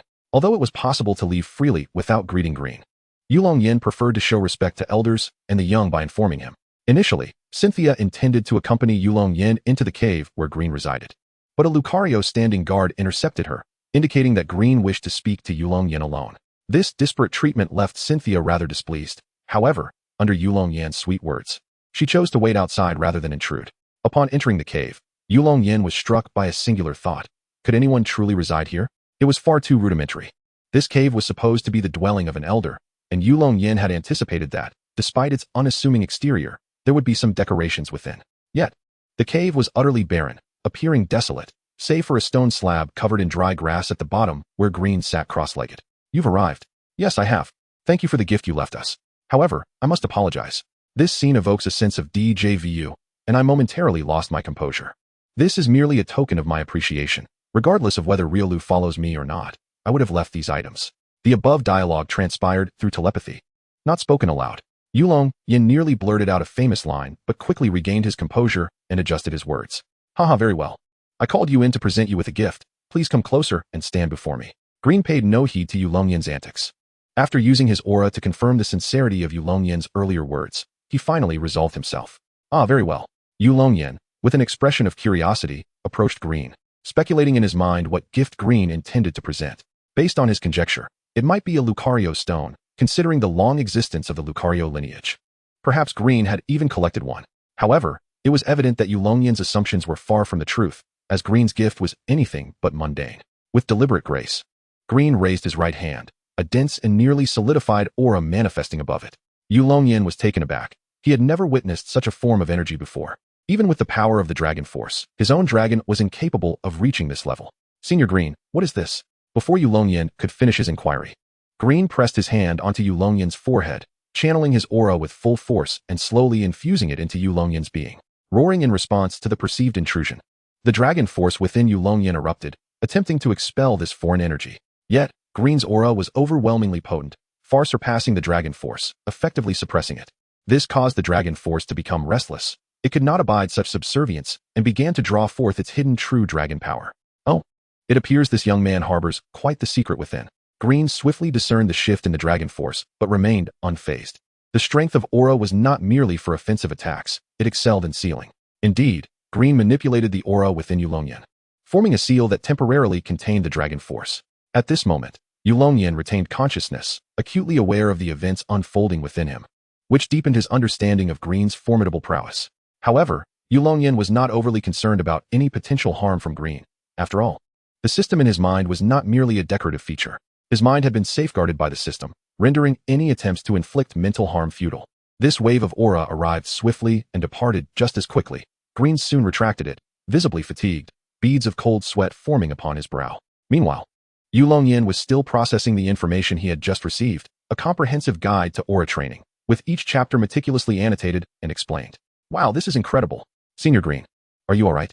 Yulong Yan, having skimmed through the guide, found it to be elaborately detailed. Excited, he was about to express his gratitude to Green when he noticed Green's current state of weakness. Do not worry about me. I am fine. It's an old issue. I haven't utilized my aura in this manner for quite some time, and I'm a bit out of practice. What I have just shared with you encapsulates the essence of my lifelong cultivation and mastery of the aura. The extent to which you comprehend this knowledge ultimately rests upon your own destiny. By the way, if possible, I kindly ask you to find an appropriate moment to impart this wisdom to those two Riolu as well. They have yet to complete their training, and your diligence will be required. Glenn took a few light breaths, observing the worried expression on Yulong Yan's face, and calmly began to elucidate the matter, offering him a couple of reminders. Rest assured, those Riolu shall be lifelong companions for both of us. We will dedicate ourselves wholeheartedly to their training. Yulong Yan, without hesitation, made a solemn vow, even contemplating an oath to affirm his commitment. Hearing this, Glenn felt reassured. Very well, it is getting late. We must take our leave. Whenever time permits, do return to visit. The land of Lucario will always welcome you. Glenn, without needing to utilize his aura to sense, knew that Yulong Yan spoke the truth. With a smile, he used his aura to guide Yulong Yan out of the cave. Roar. At the very moment Yulong Yan exited the cave, his dragon power finally broke through its seal, immediately urging him to return and show Glenn a thing or two. Alright, I'm not angry anymore. They only wish the best for me. As for the seal, it was unavoidable. Yulong Yan felt a deep sense of helplessness. Although dragon power is generally quite sentient, his seemed overly so. Ultimately, dragon power responded to Yulong Yan's command, pulsating twice in the direction of the cave as if to express its displeasure before retreating back into his being. Chapter 87. Of course, it is to announce to them that you have found your master. After pacifying his dragon power, Yulong Yan finally had the opportunity to examine his aura power. Following the earlier episode, it appeared that his aura had undergone a transformation. To his astonishment, Yulong Yan discovered that his aura power had reached the second level, and his understanding of sealing techniques had also deepened. All sealing techniques employed by aura warriors are fundamentally the same, differing only in their specializations and effects. The notion of utilizing them to seal another's unique abilities, as Glenn does, was utterly unprecedented in Yulong Yan's experience. Historically, no aura warrior had ever executed such a maneuver. Sealing techniques were typically reserved for capturing Pokémon. Take the renowned Crustle, for instance. It was sealed away by an aura warrior, eventually evolving into a Pokémon over the years. Throughout the 1,000 years following Yalan's death, countless aura warriors emerged, traversing various regions to uphold justice. No one knows precisely how many entities they sealed or how many Crustle they inadvertently brought into existence. Certainly, there must have been prodigious Oro warriors among them, yet their lifespans likely did not permit them to develop such capabilities. Nevertheless, Yulong Yan has gained insight into what constitutes peak Aura power, illuminating his path forward. Upon emerging from the cavern, Yulong Yan rejoined Sharona, who had been waiting nearby, and gently stored the two Riolus, with whom they had just bid farewell, into their respective Pokeballs. Subsequently, the pair ventured forth in the direction from whence they came. As they reached the entrance, a luminous portal quietly materialized, flickering twice to indicate that time was of the essence. Observing this phenomenon, Yulong Yan became increasingly convinced that the portal was undoubtedly composed of unknown totems. However, the reasons behind their existence remained a mystery to him. Nonetheless, this presented an intriguing topic for exploration, did it not? Should Yulong Yan ever find himself inspired, he could easily propose a study, returning to this very place to conduct research, while also keeping Sharona company. Meanwhile, the leader of the temple had been waiting patiently outside the tree hollow for quite some time, anticipating the arrival of Yulong Yan and Sharona. After a brief period of waiting, the original Lucario resumed its reconnaissance duties, leaving the temple leader alone, casting a rather solitary figure. Yet, his wait was not in vain. Yulong Yan and Sharona eventually emerged from the hollow. "You're back. Let us return home," he said, casting a glance at them. Without uttering another word, he nodded in acknowledgement and beckoned them to follow before turning away. He refrained from inquiring about the outcome at that moment, as such questions would only burden the young ones with additional pressure. If the results were favorable, there would be no need for further discussion. If they were not, there was no point in hastily reprimanding them. It was far more crucial to grant them time to process their emotions, allowing them to collectively analyze the reasons for any shortcomings. As for those who hastily demanded results, only to discover discrepancies between their expectations and reality, resulting in harsh outbursts, they were often the true failures in life, unable to confront their own shortcomings. Such individuals frequently imposed their desires upon their children, hoping to fulfill their own aspirations vicariously through them. This was no different from attempting to rely on luck in a game of Hearthstone to salvage a poor situation. However, unlike a game where one could simply play again, a child could not be returned to the womb for a reset, rendering such individuals both pitiable and tragic. Once Yulong Yan and his companions returned to the temple clan's dwelling, the leader guided them to a battle arena, where he inquired about the final results. "We both gained recognition and obtained our own Riolu," Sharona exclaimed, her demeanor reminiscent of a child eager to showcase a newfound treasure to her father. Indeed, she was very much that child at that moment. Following this, Sharona released her Riolu, prompting Yulong Yan to do the same. The luxurious Pokeballs in their hands emitted a radiant white light, revealing two pale blue, humanoid Pokémon before them. The appearance of Riolu bore a resemblance to its evolved form, Lucario, save for the absence of spines on its chest and back. It was considerably smaller than Lucario, yet possessed the same resolute gaze. As a member of the canine Pokémon family, this lineage exhibited profound loyalty, pledging unwavering allegiance to their chosen trainers once their bond was established. Two Riolus emerged from their Pokeballs, initially bewildered as they surveyed their surroundings. Then, in unison, they dashed to the side of Yulong Yan, each wrapping their tiny paws around his legs. The patriarch of the temple observed this scene, his lips twitching involuntarily. Meanwhile, Yulong Yan wore an expression of embarrassment as he cast a sheepish smile toward Cynthia. As for Cynthia, well, that is a sorrowful tale. Just moments ago, she had been boasting about her own Riolu, only for this particular Riolu to defect to Yulong Yan's side. Riolu, come here, your trainer is over there." Yulong Yan gently patted the Riolu clinging to his left leg, reminding it that Cynthia was indeed its trainer. Obediently, the Riolu released its hold on Yulong Yan and trotted over to comfort Cynthia, who had grown despondent due to its betrayal. Witnessing this unfold, the temple patriarch suddenly felt a sharp pain in his trigeminal nerve, firmly concluding that if Yulong Yan remained here any longer, his lifespan would surely be shortened. "Enough of this, you two. Since you have both obtained Riolus, focus on nurturing them. I shall refrain from intervening. Nana, please take this lad on a tour of our clan's residence." The patriarch, determined to avert his gaze from the unfolding spectacle, reaffirmed the unpleasant truth that his little darling had been deceived by Yulong Yan, making him even less inclined to see the young man again. Once the patriarch departed, Yulong Yan eagerly recalled the two Riolus into their Pokeballs and took Cynthia by the hand, leading her towards the exit. "Why the rush? We still have plenty of time," Cynthia remarked instinctively as she followed Yulong Yan, though her compliant actions did not indicate an understanding of his sudden enthusiasm, which was unlike him. "What else could it be? It's to ensure your peers know you are already taken, so they shouldn't entertain any notions of pursuing you. Anyone who dares to reach out will find their hand broken." Yulong Yan's response, though slightly juvenile, was undeniably assertive. His domineering declaration left Cynthia blushing deeply. Yet, at that moment, Cynthia was particularly receptive to such proclamations, and coupled with her genuine affection for Yulong Yan, She offered no resistance as he let her out. Chapter 88. On Cynthia's Allure. Charizard, sharpen your claws, and then use Dragon Claw to take down Honchkrow. Damn, Honchkrow, unleash Dark Pulse. The deep blue Honchkrow, after a brief moment of gathering energy, unleashed a jet-black beam from its beak, hurtling towards Charizard in midair. Faced with the approaching Dark Pulse, Yulong Yan's Charizard did not even spare a glance, leisurely rubbing its claws together. However, the sound of its claws clashing revealed that Charizard was far from idle. Just as Dark Pulse was about to strike, Charizard completed its claw sharpening, and two beams of white light flashed across its claws, mirrored by a similar gleam in its eyes. Attack increased by 1 level, accuracy increased by 1 level. The Charizard raised its left hand protectively in front of itself, its outstretched claws slicing through the oncoming waves of malevolent energy as effortlessly as a hot knife through butter. Simultaneously, the wings behind Charizard flared vigorously, propelling it towards the Crow leader amidst the sinister energy. Watch out, Crow leader, evade, the trainer urged anxiously. However, Charizard would not allow such a retreat. Responding to its trainer's command, the Crow leader ceased its malevolent assault, attempting to flee with its wings. Yet, how could its speed rival that of Charizard? With the barrier of dark energy removed, Charizard unleashed its full velocity, appearing before the Crow leader in an instant. With a swift strike, Charizard's claws raked across the Crow leader's chest, resulting in a gruesome spray of blood. The Crow leader managed but a single cry of anguish before plummeting to the ground, rendered incapable of further combat. Humph.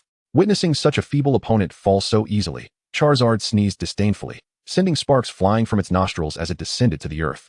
Damn it, Crow leader, return. The trainer of the Crow leader reluctantly recalled his Pokémon, casting a resentful glance at Charizard before retreating to the ranks of the defeated. This group of defeated trainers had all faced Charizard in battle, their sole purpose to convey the gravity of daring to covet their goddess. Notably, this group was not comprised solely of males. A significant number of females were present as well. Well fought. Is there anyone else willing to challenge me? Charizard called out, disregarding the throng of defeated trainers and addressing the sparse challengers. Go, Xiaoyan. Show them your prowess. Seemingly intent on amplifying Charizard's notoriety, Cynthia, who was engaged in conversation with her friends, leaned forward to praise Charizard, even blowing it a kiss. The crowd erupted in outrage at Charizard's audacity, especially as their goddess bestowed a kiss upon it, igniting a fervent desire to confront Charizard, including those from the defeated group. However, all had suffered defeat at Charizard's hands, and the honor of the Temple clan restrained them from resorting to violence or ambushing this trainer. Indeed, had they attempted such an act, Charizard would have held nothing back. The Pokémon belonging to this group, aside from the flying ones, would be insufficient to contend with Charizard. This insufferable creature is truly detestable. Indeed, is there no one left who can face it? At least defeat one of its Pokémon. I'm afraid that while the earlier battles with Leor and Yungaras were manageable, the arrival of this Charizard has rendered our chances of victory bleak. Alas, none of our Pokémon can inflict damage upon it. It's infuriating. Our strongest have already entered the fray, and the others lack the strength to compete. Yet, we cannot allow this individual to revel in triumph. You there? Don't you still have some Pokémon capable of fighting? Step up quickly. Ultimately, the members of the losing team were compelled to focus their efforts on those whose Pokémon still had the capacity to battle, urging one among them to challenge Yulong Yan. Do not get too complacent. I shall take you on, Executor. I beseech you. This volunteer, with a face full of solemnity, released their Pokémon, nearly causing Yulong Yan to burst into laughter. Cough, cough. Using Executor against my Charizard. How audacious of you. At last, Yulong Yan comprehended why his opponent had hesitated to challenge him earlier. It was clear they were utterly outmatched. Very well, Charizard, act as you wish. But do not strike too fiercely. Faced with Executor, Yulong Yan could hardly be bothered to issue commands, merely gesturing for Charizard to operate freely. Though his actions resembled a child's play, to direct it with earnestness would have been excessive. As he gazed upon yet another opponent, Yulong Yan felt a deep sense of resignation, gaining a profound understanding of Cynthia's allure. Reflecting on earlier moments, he had joyfully roamed the territory of the Temple clan with Cynthia, not for any other reason than to assert his claim on her, ensuring no one dared to encroach upon his territory. Unfortunately, his plans had unfolded seamlessly at first, but the subsequent developments had far surpassed his expectations. At this hour, the Temple clan was preparing to return home for dinner, and Cynthia's peers had naturally noticed Yulong Yan, the one escorting their goddess. Today, our esteemed lady is as beautiful as ever, but who is that beside her, holding her hand? How enviable that she does not resist. One of Cynthia's admirers gazed at Yulong Yan with envy, and a girl beside her voiced her agreement. Oh, how I wish to take that position beside our esteemed lady. How is it that he still exists? Upon overhearing their conversation, Yulong Yan couldn't help but break into a cold sweat, glancing at Cynthia beside him. He anticipated that this seemingly oblivious girl possessed such captivating charm, even irresistible to other girls. Of course, it wasn't just the girls who had noticed Yulong Yan and Cynthia. A group of boys had also spotted them, albeit with a rather more intense reaction. Chapter 89. The head of Executor has fallen. As Yulong Yan strolled hand in hand with Cynthia, onlookers seethed with jealousy, some displaying rather peculiar expressions. A curious passerby observed one individual exhibiting strange movements and inquired, "What on earth are you doing? Are you experiencing a power surge?" A passerby, with a serious demeanor, clasped their hands together and fervently recited incantations directed at Yulong Yan, taking a moment to respond to the inquiry at hand. "Me? I am cursing that fellow to never raise a flag in his lifetime. No male creature should exist in the presence of the gentle goddess." Upon hearing this, the passerby widened their eyes, seemingly recognizing the other for the first time, and could not help but raise a hand to halt the incantation. "Wait, this is not right."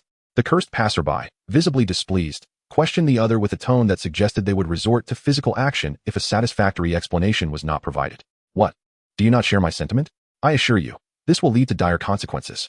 Onlookers cast skeptical glances towards the passerby, yet he remained undeterred, speaking with righteous fervor. "No, I meant you should bite your middle finger. That is far more effective. Observe." As he spoke, the passerby nonchalantly bit into his middle finger, glaring menacingly at Yulong Yan before once again clasping his hands together and closing his eyes in reverent focus. "Ah, so that is the secret, esteemed predecessor. I stand enlightened." With that, the other passerby mimicked the action, biting his middle finger and invoking curses with fervor. Goodness, what are these youngsters from the Temple clan learning? Are they all so misguided? Yulong Yan, covered in cold sweat, stared at these two intent on cursing him, suddenly realizing it prudent to temper his arrogance lest he find himself ensnared in a troublesome predicament. Just as he resolved to escort Sharona back, another passerby emerged, declaring that Yulong Yan, the love thief, would face their judgment.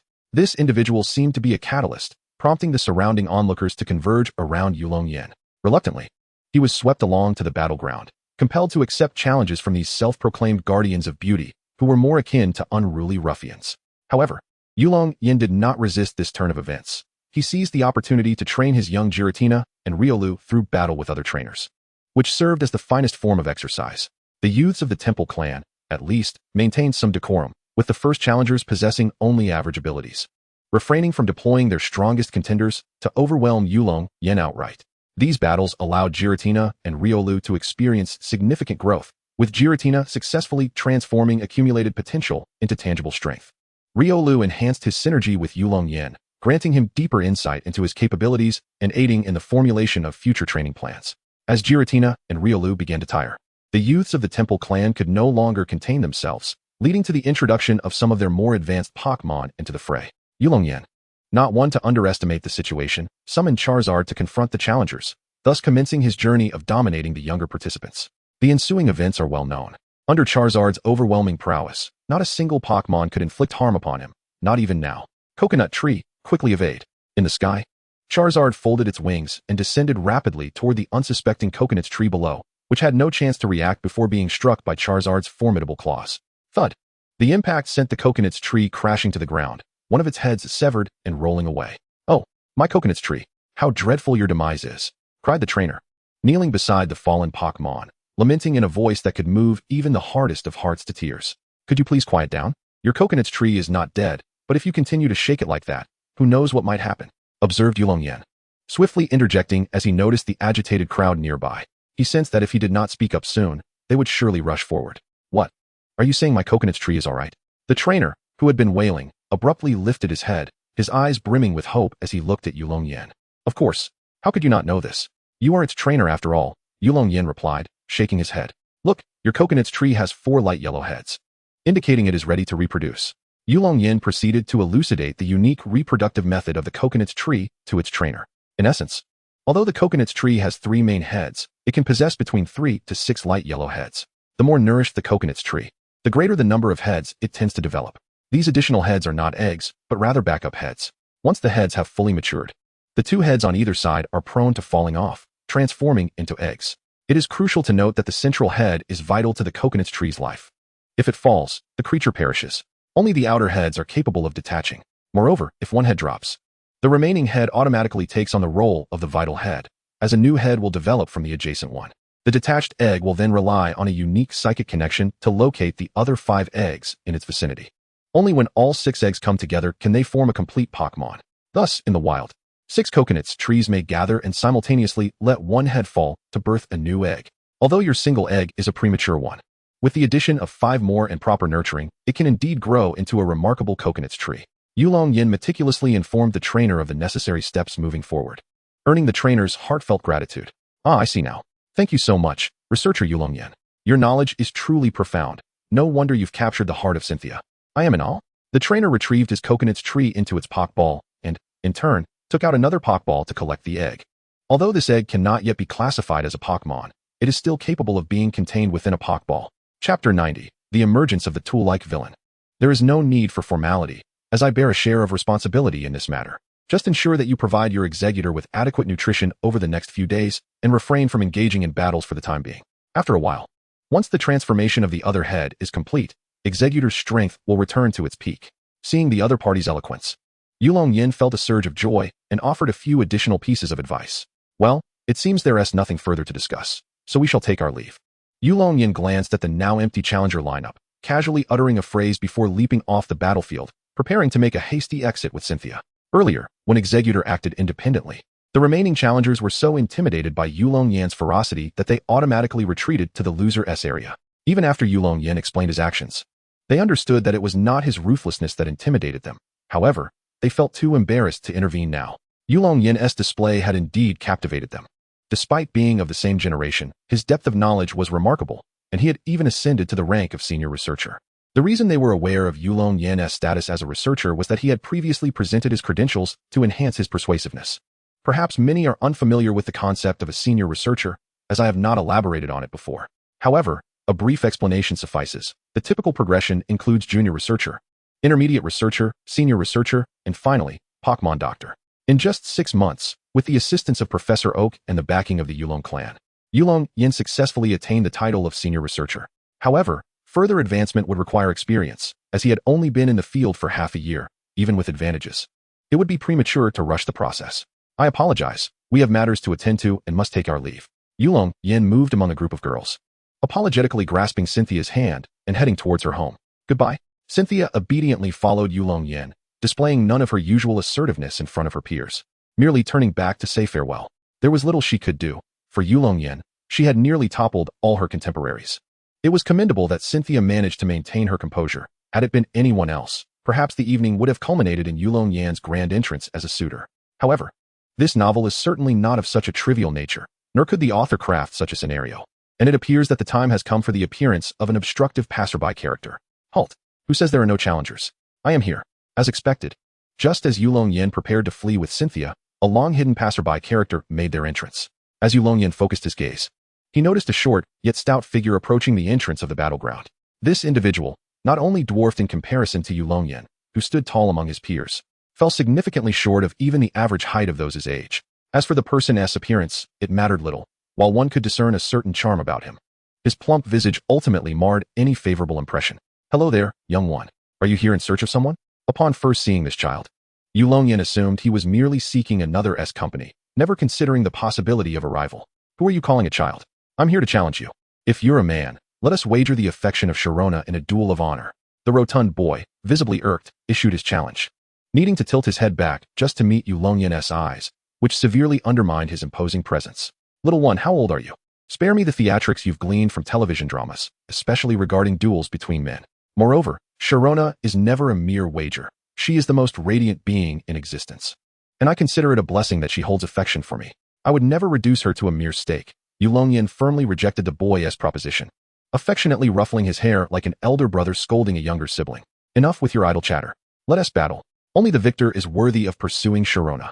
The boy's insistence bore no fruit. He scarcely registered Yulong Yan's words, angrily swatting away his hand and retrieving a Pokeball from his pocket.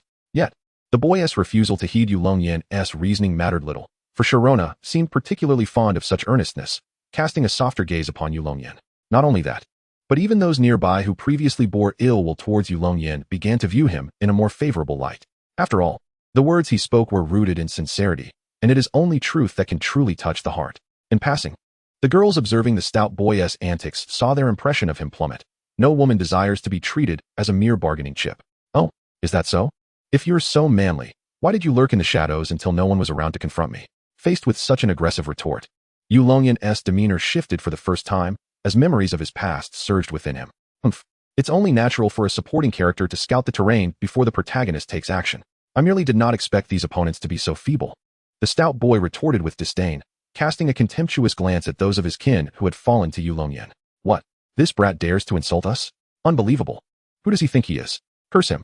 If my Pokémon hadn't lost its fighting capability, I would surely teach him a lesson. Hey, over there. The one named Yulong Yan. Give that scoundrel a thorough lesson. Comparatively, you are the superior one. Indeed, go ahead and beat this reckless fool. Strangely, Yulong Yan's reputation among the Divine Temple clan has surged dramatically. Witnessing this lively scene, Yulong Yan felt as though he had returned to the Yulong clan. Chapter 91. Is this person mentally ill? Among the supporters of Yulong Yan, there was a trainer using a coconut tree who shouted particularly loudly, as if he had been captivated by Yulong Yan's charismatic persona, becoming his devoted admirer. It was evident that this chubby fellow was not well liked within his clan. Otherwise, he wouldn't have seen nearly everyone switch their allegiance to Yulong Yan, suggesting long-standing grievances. However, considering the sharpness of his remarks, it was quite normal. After all, it is human nature to seek fortune and evade misfortune. Humph, only cattle and sheep travel in herds. A fierce tiger always walks alone. The chubby boy, witnessing the crowd's condemnation, appeared as if he had been poked in a peculiar place, and his demeanor became agitated. Hey, little friend. Perhaps you should return home for your milk? This place is unsuitable for you. Yulong Yan discerned that this chubby boy was merely an embodiment of adolescent delusions. One who had seemingly advanced into the late stages of such a condition despite not having reached the appropriate age, rendering Yulong Yan somewhat reluctant to insult him. Enough of your nonsense. Let us battle at once. Furthermore, I was born in the same year as Sharona. I am not a little friend. It was clear that the incessant references to him as a little friend displeased the boy, who angrily retorted against Yulong Yan. What nonsense! Upon hearing the chubby boy's words, Yulong Yan stared in bewilderment at this individual who stood at a height of barely 5 feet, then glanced at Sharona, who was nearly 6 feet tall, and couldn't help but regard the chubby boy with sympathy. Hey, what's with that look? Do you look down on me? Come on, let us have a one-on-one. Yulong Yan, observing the energetic chubby boy, silently bestowed upon him the title of Agile Fatty in his mind, and decisively rolled up his sleeves, preparing to impart some loving education to him. How do you wish to fight? In person? Should I let you have 3 free moves first? Well, we are civilized beings, so of course, we shall engage in a Pokémon battle. What else would you think it is? Upon seeing Yulong Yan, who stood nearly 6 feet tall, along with the bulging muscles beneath his rolled-up sleeves, the chubby boy's confidence suddenly waned. There was no way that his under-exercised physique could contend with Yulong Yan in a physical confrontation. That would be akin to inviting his own demise. TCH. Fine. Let's battle then. Charizard, I leave it to you. Realizing he could not fight directly, Yulong Yan clicked his tongue in annoyance, lowered his sleeves, and commanded his Charizard, which he had yet to recall, to take the stage once more. This isn't fair. You previously allowed Charizard to use a power-boosting move. You must return it to its Pokeball, and then release it again. The chubby boy seemed to have uncovered a monumental secret, arrogantly commanding Yulong Yan to withdraw his Charizard. Do you possess any common sense? Such ability-enhancing moves have a fleeting duration. They have long since expired. Perhaps you should take your leave to avoid further embarrassment. One onlooker could no longer contain himself, fearing that if this chubby boy lingered any longer, the collective intellect of the entire Temple clan would diminish significantly. Hold on. Let us not be too harsh. He is just a child throwing a tantrum. Much like how one must be gentle when speaking to the elderly. However, I must make it clear, if I unleash my full strength later, do not shed tears. At this moment, Yulong Yan could muster no other expression than a standard forced smile, reluctantly returning his disgruntled Charizard to its Pokeball. Now that is more like it. Remember, the one destined to defeat you is the Temple clan's young master, the Psyduck. I entrust this to you. Charizard, in this match, hold nothing back. Feel free to unleash your full potential.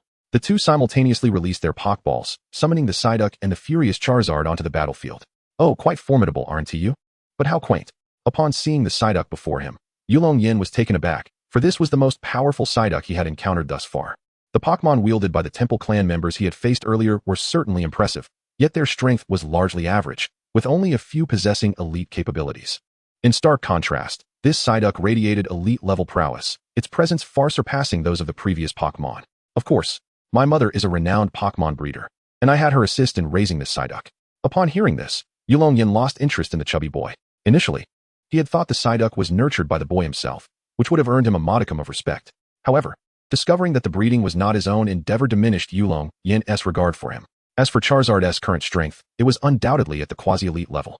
After all, it had endured rigorous training over the past 2 years under the guidance of formidable opponents, with the weakest among them being at the pinnacle of the elite level. There is no need for an extensive introduction to Psyduck in the anime. The gym leader of the Crimson Lotus Gym, Shaber, possesses a champion-level Psyduck, whose strength far exceeds that of Ash's Charizard. Had Ash's Charizard not experienced a sudden evolution, the outcome of their battle would have been uncertain, as Shaber typically held back during gym matches. With a staggering base stat of 495, Psyduck's capabilities were not far behind Charizard's, and even its evolved form, Golduck, surpassed Charizard in base stats. Unfortunately, the current Pokémon world has yet to develop a Lava Enhancer. Dr. Yamanashi, the inventor of the Lava Enhancer, has only a rudimentary concept at this stage. You are fortunate to be my stepping stone on the path to the pinnacle of the world, Psyduck. Utilize Flamethrower. The young master gazed at Yulong Yan with an air of superiority that oddly reminded Yulong Yan of a quail, given their similar statures. Heh. As long as you are happy, Charizard, do as you see fit. At this moment, Yulong Yan no longer perceives Xiao Zheng as merely a spirited youth, but rather as someone mentally unhinged.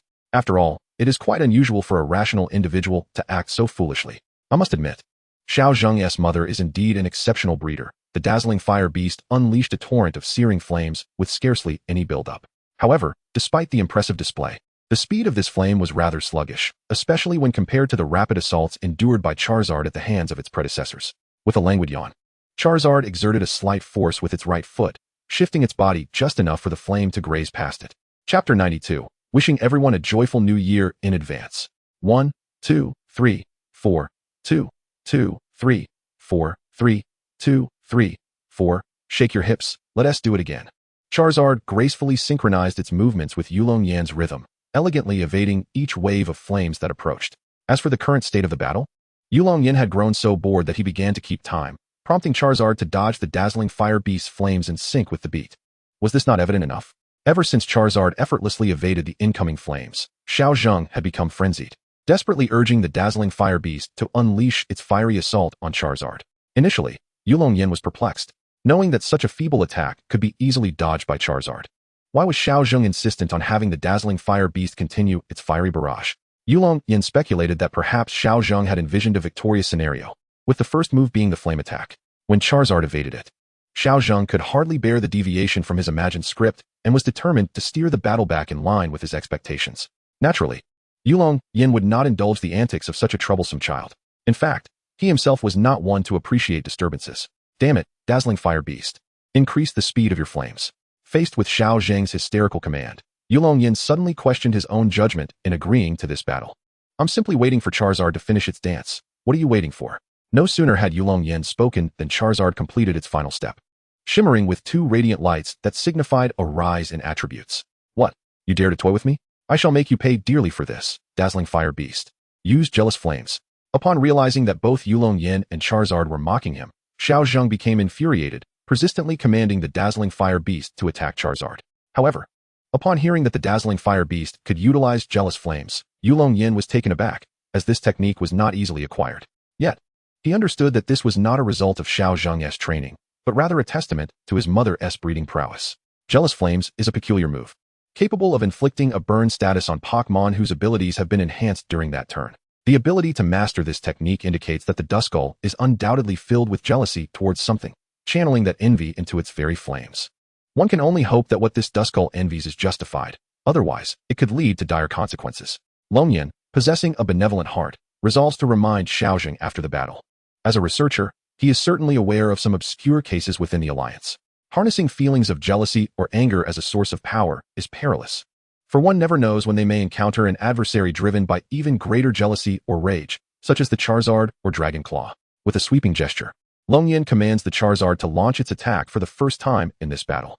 A shadow flickers in the Duskull's eyes as a purplish-red flame ignites within its beak-like maw. Upon witnessing this flame, Yulong Yan inexplicably feels a strange fury rising within him, causing his demeanor to grow increasingly irritable. Even the Charizard, standing ready to confront the Duskull, is affected, let alone Yulong Yan himself. You freak. You don't deserve to play with us, roars the Charizard, its mind echoing the taunts of past Charmanders. The flames of anger coalesce in its eyes as jealousy, wrath, and gluttony, the 7 deadly sins, often manifest in tandem. Within the jealous flame technique, jealousy and anger predominantly dominate. The Charizard, with its strength and willpower, swiftly realizes that it has been ensnared by the jealous flame. Yet, comprehension does not diminish the technique's significant impact on the Charizard. The memories of its life in the Charizard Valley linger as a festering wound within its heart. However, under Yulong Yan's care over the years, the Charizard has learned to confront its past. The past should not bind us like a tether, but rather serve as nourishment propelling us towards a brighter future. Even if one professes indifference, it is entirely natural to feel anger when others mock them for something that once stung. With a sudden flap of its wings, the Charizard unleashes its full power, condensing a vibrant emerald dragon claw in an instant. With a swift strike, the dragon claw slices through the Duskull's abdomen, leaving behind 3 gaping wounds, exposing its innards to Yulong Yan's view. In that moment, the Duskull's jealous flame had yet to be unleashed, as the Charizard had already dispatched it. Thud! As the Charizard retracts its dragon claw, the Duskull realizes it has been struck, and a surge of excruciating pain overwhelms its mind, rendering it unconscious. Viscous blood seeps from the Duskull's wounds, obscuring the fiery symbols etched upon its abdomen. Duskull. Xiao Zheng was evidently taken aback by the sudden downfall of his duck-billed fire beast. After a brief moment of shock, he swiftly regained his composure and dashed toward the fallen creature. All right, Charizard has finally held back. Hurry and take your duck-billed fire beast for treatment, he said. Yulong Yan cast a cold glance at Xiao Zheng before moving beside Charizard, gently stroking its back to calm its restless emotions by harnessing the inner wave of energy. I did not expect you to be this formidable. I concede that you are indeed a strong opponent. Currently, I am no match for you, but neither I nor my duck-billed fire beast will surrender. One day, we shall stand before you once more and exert every effort to defeat you. Xiao Zheng hastily retrieved the Pokeball from his pocket and placed the now somewhat dazed duck-billed fire beast inside. He then licked his dry lips and, before leaving, delivered a rousing proclamation that left Yulong Yan feeling rather awkward. Does this person really not need to see a doctor? Yulong Yan pondered, at a loss for words. Having spent many years in the Pokémon world, he had never encountered such an extraordinary character. Well, I suppose I have no further business here. Farewell, everyone. To prevent any unforeseen encounters with extraordinary individuals, Yulong Yan seized Shiren's hand and swiftly departed. Chapter 93. The Disappearance of the Unparalleled Duo. Dr. Yamanashi, we shall take our leave now. Thank you for your generous hospitality during our stay, Yulong Yan said, shouldering the luggage belonging to himself and Professor Oak while bidding farewell to Dr. Yamanashi, who stood nearby. Professor Oak, however, remained silent. The seminar hosted by Dr. Yamanashi lasted a total of 1 week, meaning Yulong Yan could only stay with the Shrine Clan for 5 days before returning to Professor Oak's side. After all, he was ostensibly Oak's assistant and could not merely make an appearance on the first day. He needed to be present, especially as the event drew to a close. By the way, young Yulong, the information you shared with me previously holds significant value. If research confirms its feasibility, it would undoubtedly be a groundbreaking discovery for the League. Are you certain you do not wish to remain here? Dr. Yamanashi's usually stern demeanor softened slightly with a glimmer of appreciation as he extended an invitation for Yulong Yan to join his research team. Hey. Are you trying to poach my assistant right in front of me? Have you considered my opinion? Professor Oak, observing the exchange, naturally felt displeased, confronting Dr. Yamanashi directly.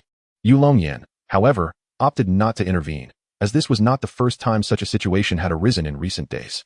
Since Yulong Yan disclosed the information regarding the evolution of numerous Pokémon requiring special items to Dr. Yamamura, based on the ancient texts of the Yulong clan, Dr. Yamamura has persistently attempted to persuade him. In essence, Yulong Yan subtly informed Dr. Yamamura about the conditions for evolving Onix into Steelix and Electabuzz into Electivire. Dr. Yamamura had originally come to the Sinnoh region to study Pokémon evolution, drawn by the unique characteristics of Mount Crown, where Pokémon like Steelix and Electivire frequently appear. In the game, Onix evolves into Steelix by holding a metal coat and undergoing a trait evolution, conditions that cannot naturally be met by the Steelix found in the wild. Especially since the metal coat item does not exist in this context, nor has the Pokémon transportation device been officially invented. For wild Onix to evolve, they must remain in iron-rich underground environments for an extended period, absorbing iron elements through the immense subterranean pressure. When the iron content within an Onix reaches a certain threshold, living in an area with abnormal magnetic fields allows them to evolve naturally into Steelix. The evolution of Electabuzz follows a similar pattern. However, it necessitates proximity to places with abundant electrical energy, which is why they are often found near power plants. Additionally, wild Electabuzz can also obtain significant electrical energy through lightning strikes. Most of the Electivire on Mount Crown evolved in this manner, as there are no power plants constructed on the mountain. Nevertheless, this presents a considerable risk, as they cannot ascertain the strength of the lightning and whether it might prove fatal. Likewise, not every Onix can withstand such extreme pressure, which explains the scarcity of fully evolved Pokémon in the wild. Mount Crown, however, is the ideal location for evolution, boasting ample mineral resources, constant magnetic anomalies, and even subterranean magma. This encapsulates Yulong Yan's discourse with Dr. Yamamura. Though it may seem trivial, for researchers, these seemingly inconsequential words represent the long-sought path to discovery. Clearing his throat, Yulong Yan remarked, "If we do not depart soon, our flight will take off. Dr. Yamamura. Until next time. To prevent a heated confrontation between Professors Oak and Yamamura, Yulong Yan hastily tossed his luggage into the vehicle's trunk and ushered Professor Oak into the car. Sighing, Dr.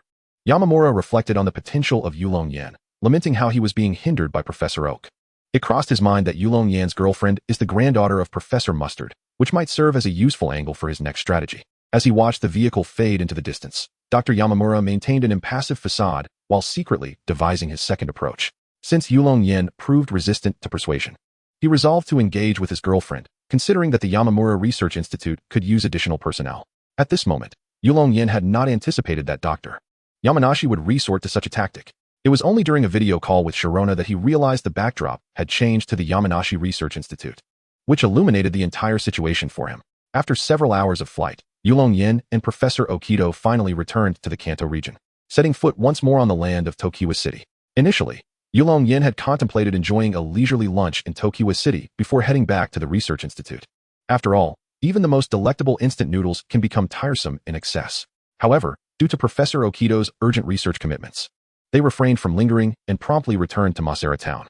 Yet, upon their arrival at the Okido Research Institute, a dire piece of news confronted them. What? You say that Champion Akihiko and former Champion Aoi have gone missing. The shocking revelation rendered both Professor Okido and Yulong Yan momentarily speechless, with Professor Okido feeling faint and nearly collapsing.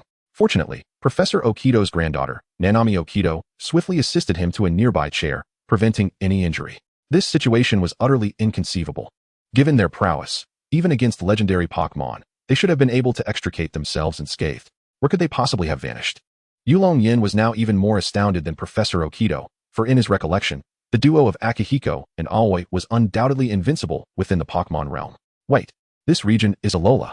Yulong Yan frantically sifted through the information that had been relayed over the past few days, ultimately uncovering the source of the matter, the Alola region. Had the Ultra Beasts gone berserk? This was the first thought that flashed through Yulong Yan's mind.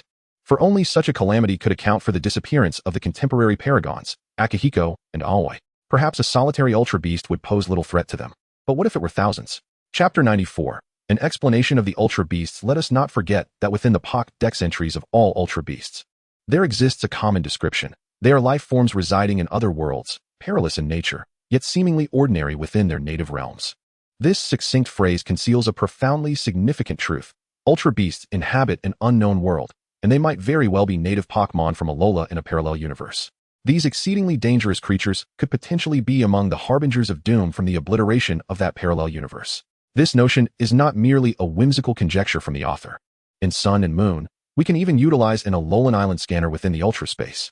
Moreover, the map of the Ultra Megalopolis is, in fact, a reversed depiction of Hawali City, while the map of the Zero Zone in Ultra space is a reversed rendition of Alola's theme song. The concept of parallel universes was hinted at by Nintendo as early as Black and White, with the emergence of the Black City and White Forest undoubtedly expanding the imaginations of numerous players. Upon successfully completing Ultimate Ruby and Omega Sapphire and entering the Hall of Fame, players will encounter an entirely new narrative. This storyline not only unveils the secrets of evolution, but also delivers a striking revelation. The denizens of the cosmos, particularly the celestial figure, Zinnia, imparts a profound statement. Beyond our own world exists another realm, remarkably akin to our beloved Hoenn, inhabited by beings similar to ourselves. Yet it is a world that does not exist. This undoubtedly alludes to the original Ruby and Sapphire, thus affirming the existence of parallel universes. Subsequent to this revelation, the esteemed character, the handsome international detective, further substantiated all prior conjectures held by players. Of course, it may be merely the product of players' imaginations. Yet it undeniably aligns with logical reasoning, does it not? This also elucidates why Ash, as portrayed in various cinematic adaptations, differs so markedly from one iteration to another. They may not even be the same Ash from a singular universe. Having broached the topics of the Pokémon realm and the Ultra space, the Ultra Wormhole serves as a bridge connecting these dimensions, evoking an uncanny sense of DJVU, the Ruined World. Often referred to by unofficial translations as the Broken World or the Distortion World, invites a plethora of intriguing hypotheses. The Pokémon Encyclopedia describes the Ruined World as a parallel dimension to the Pokémon world, with two known entrances, the Spear Pillar atop Mount Coronet and the Cave of Origin. The description of the Distortion World is strikingly similar. It is one of the worlds parallel to our own, nearly identical in nature. Moreover, actions undertaken within either of these worlds significantly impact the Pokémon world, and vice versa. It is understood that if one line is parallel to another, and that second line is also parallel to a third, There are but two possible conclusions. Either the third line is congruent with the first, or both the first and third lines are parallel to one another. Given the primary quest assigned to Yveltal, the first possibility is evidently implausible, thereby suggesting the second hypothesis. Furthermore, since the Distortion World and the Pokémon world are interconnected via the Ultra Wormhole, it stands to reason that the Distortion World may also possess pathways linking it to the Ruined World. However, the environment of the Ruined World may not be as hospitable as that of the Distortion World, deterring any Ultra Beasts from approaching. It is also conceivable that Giratina perceives the Distortion World as its territory, aggressively defending it against any intruders. In the film, the conflict between Palkia and Dialga in Twin Leaf Town resulted in the emergence of black miasma within the Distortion World, provoking Giratina's ire. Consequently, Giratina seized Dialga, who was merely quenching its thirst by the lakeside, and thrust it into the Ruined World, where it was subjected to a relentless assault, with Dialga repeatedly attempting to escape, only to be apprehended once more by Giratina. The tumultuous aftermath of battle has merely begun to ripple through the Distortion World, and the ferocity of Giratina is evident. One can only imagine the chaos that would ensue should it choose to invade the devastated realms. Although the system foretells that the Pokémon world is destined for annihilation at the hands of the Ultra Beasts, this is not due to the inadequacy of the legendary Pokémon, but rather the overwhelming numbers of the Ultra Beasts and their inherent ability to enhance themselves. Were a mere portal to manifest within the Ruined World, Giratina could effortlessly dispatch the young ones, denying them any opportunity to gain strength. The issue of quantity requires little elaboration, given that the Distortion World is of equal magnitude to the Pokémon world. One can scarcely fathom the extent to which Ultra Beasts could proliferate. Even if the resources consumed by these Ultra Beasts were a millionfold greater than that of ordinary Pokémon, it would scarcely pose a significant challenge. After all, the population of Pokémon inhabiting the Pokémon world undoubtedly exceeds billions. Moreover, the Ultra Beasts possess the terrifying trait of becoming increasingly formidable in battle. Once the exit of the Ultra Wormhole is fully opened, the legendary Pokémon may find themselves beleaguered, ultimately powerless to thwart the invasion of the Ultra Beasts.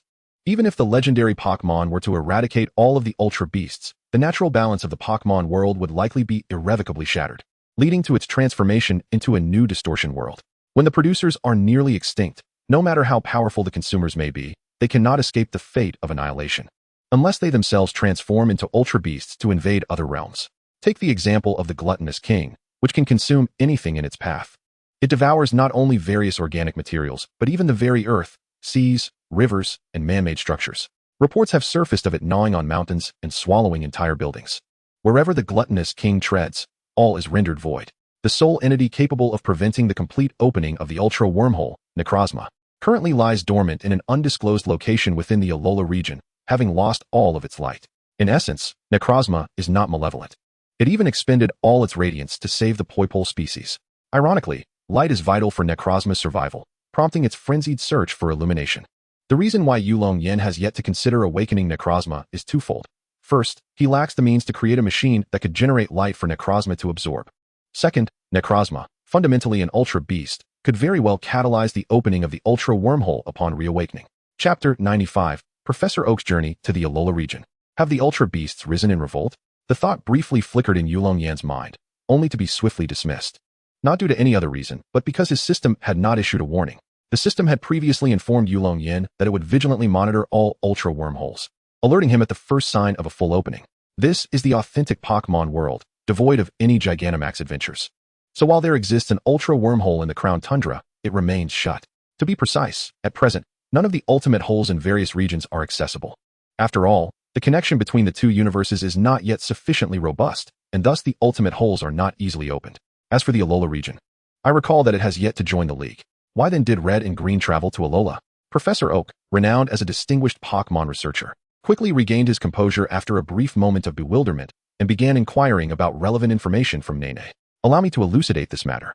Nene was prepared to divulge all the information she possessed. However, at that moment, the phone rang, and a person's visage magnified in the center of the screen, accompanied by a somewhat hoarse voice. The individual appeared to be a slightly aged lady, adorned in a purple dress and leaning on a cane. Even in a half-figure image, one could perceive a black mist seemingly emanating from her, evoking the image of a sorceress in a mansion.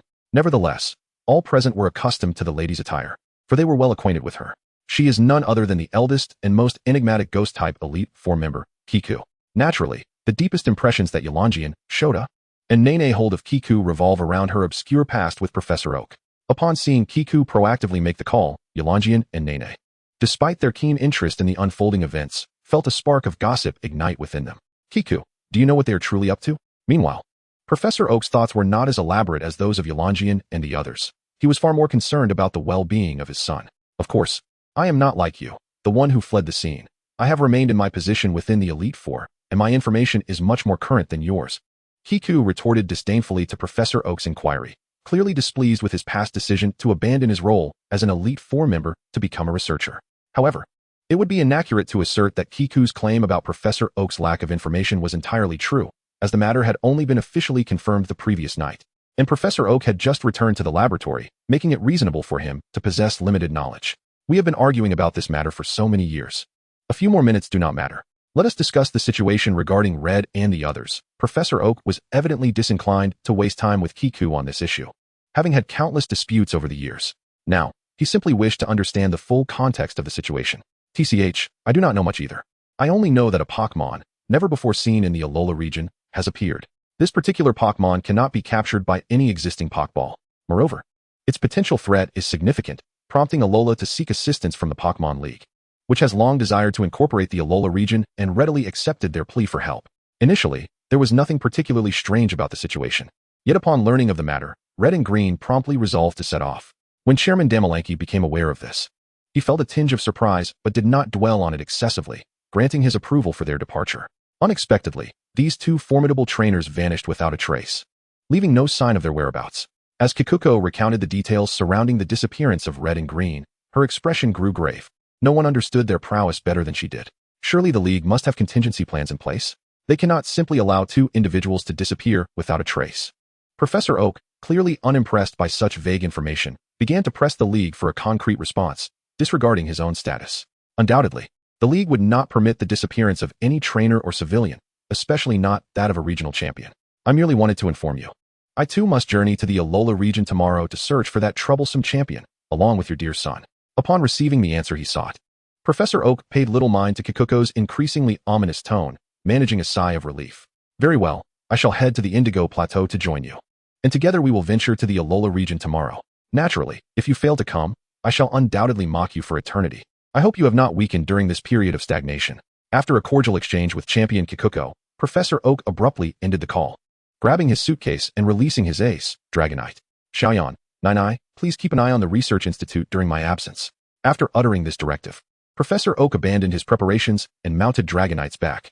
Aware of the urgency of the situation, Dragonite took flight, disappearing into the sky in the blink of an eye. At that moment, Yulong Yan had yet to grasp what had just transpired. Despite the lengthy account, it had all unfolded in less than 5 seconds. He merely lost focus for an instant, and Professor Oak had already vanished into the horizon. By the way, isn't Professor Oak's summer camp scheduled for the day after tomorrow? Yulong Yan suddenly recalled this and tentatively inquired. It seems so, Nai responded, clearly still bewildered. She too had been at a loss when she received that news and had intended to confide in Professor Oak. Yet, he had rushed off, leaving her with Yulong Yan, who was even younger than she. To seek solace from him felt more humiliating than anything else. Thus, Nai stifled her tears, adopting a facade of nonchalance. Oh dear, this has become quite troublesome. It truly feels like a season of turmoil.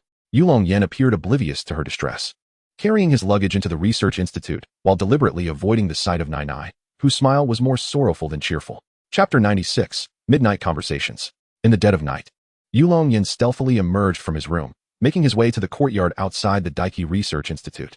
After surveying his surroundings and confirming the absence of any onlookers, he nimbly scaled the rooftop of the institute. Upon reaching the summit, he encountered a familiar silhouette, which appeared to be sobbing, its form trembling slightly. Naturally, this figure noticed Yulong Yan's presence, as he had made no effort to conceal himself. His earlier actions were merely habitual. When Yulong Yan recognized that he had been spotted, he felt no embarrassment and casually seated himself beside the figure. The other person, taken aback by Yulong Yan's audacity to sit so close, found herself at a loss for words. With the silence lingering, both gazed up at the moon hanging above. I say, you didn't climb up here just to admire the moon, did you? The silvery light illuminated the delicate figure beside Yulong Yan, revealing it to be Daiki Nanami. Her eyes red from recent tears. Well, if I claimed I came to bask in the sun, would you believe me?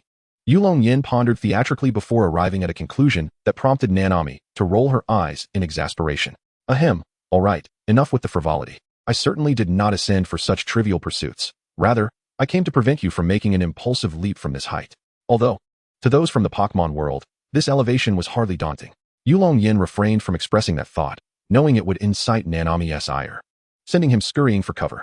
Given your current emotional state, which seems relatively stable, I shall take my leave to admire the moon while you continue your weeping without concern for me. Yulong Yan asserted that while he may not excel in many areas, disrupting the atmosphere was a skill at which he excelled, instantly dissipating the melancholic ambience on the rooftop. It was perplexing how Cynthia had once been enchanted by someone so lacking in sensitivity.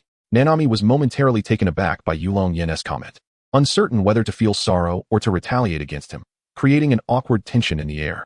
To be fair, I cannot explain it either. However, there is a saying that every reason for liking someone emerges only after one has already developed feelings for them. Strangely, upon hearing Yulong Yan's words, Nanami felt an inexplicable sense of pretentiousness wash over her. Ah, no, wait. In the Pokémon world, it should not be referred to as pretentiousness, but rather as snootiness. It is well known that the Kalos region is inspired by France, and the city of Mier draws from Paris. The city of Versailles lies to the southwest of Paris, while the Chateau de Cetopolis is conveniently located to the southwest of Mier. Therefore, the Versailles style in the Pokémon world should rightly be called the Cetopolis style. Yulong Yan is undoubtedly a master of concluding topics, and with just a few words, the two found themselves ensnared in an awkward silence once more. Say, Xiaoyan, do you truly believe my father and Uncle Akihiko are safe right now? Although the League has summoned numerous elite trainers to search for them, I cannot shake off my concerns. You are well aware that over the years, those trainers and civilians who have gone missing rarely return alive. After a brief silence, Nai broke the impasse, gazing up at the luminous moonlight, her voice softening. You are simply overthinking it. With the prowess of champion Akihiko and former champion Aoki, there is no doubt they can safely return to the League.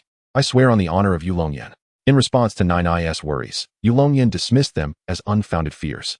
After all, anyone familiar with the comics knows who Akihiko truly is, an indomitable figure. Even had Akihiko ventured into the unknown without a single Pokémon, Yulong Yan would wager he would still emerge riding a legendary Pokémon, making quite the entrance. Of course, Yulong Yan was hesitant to make a vow based solely on speculation, yet he had the advantage of a system assisting him.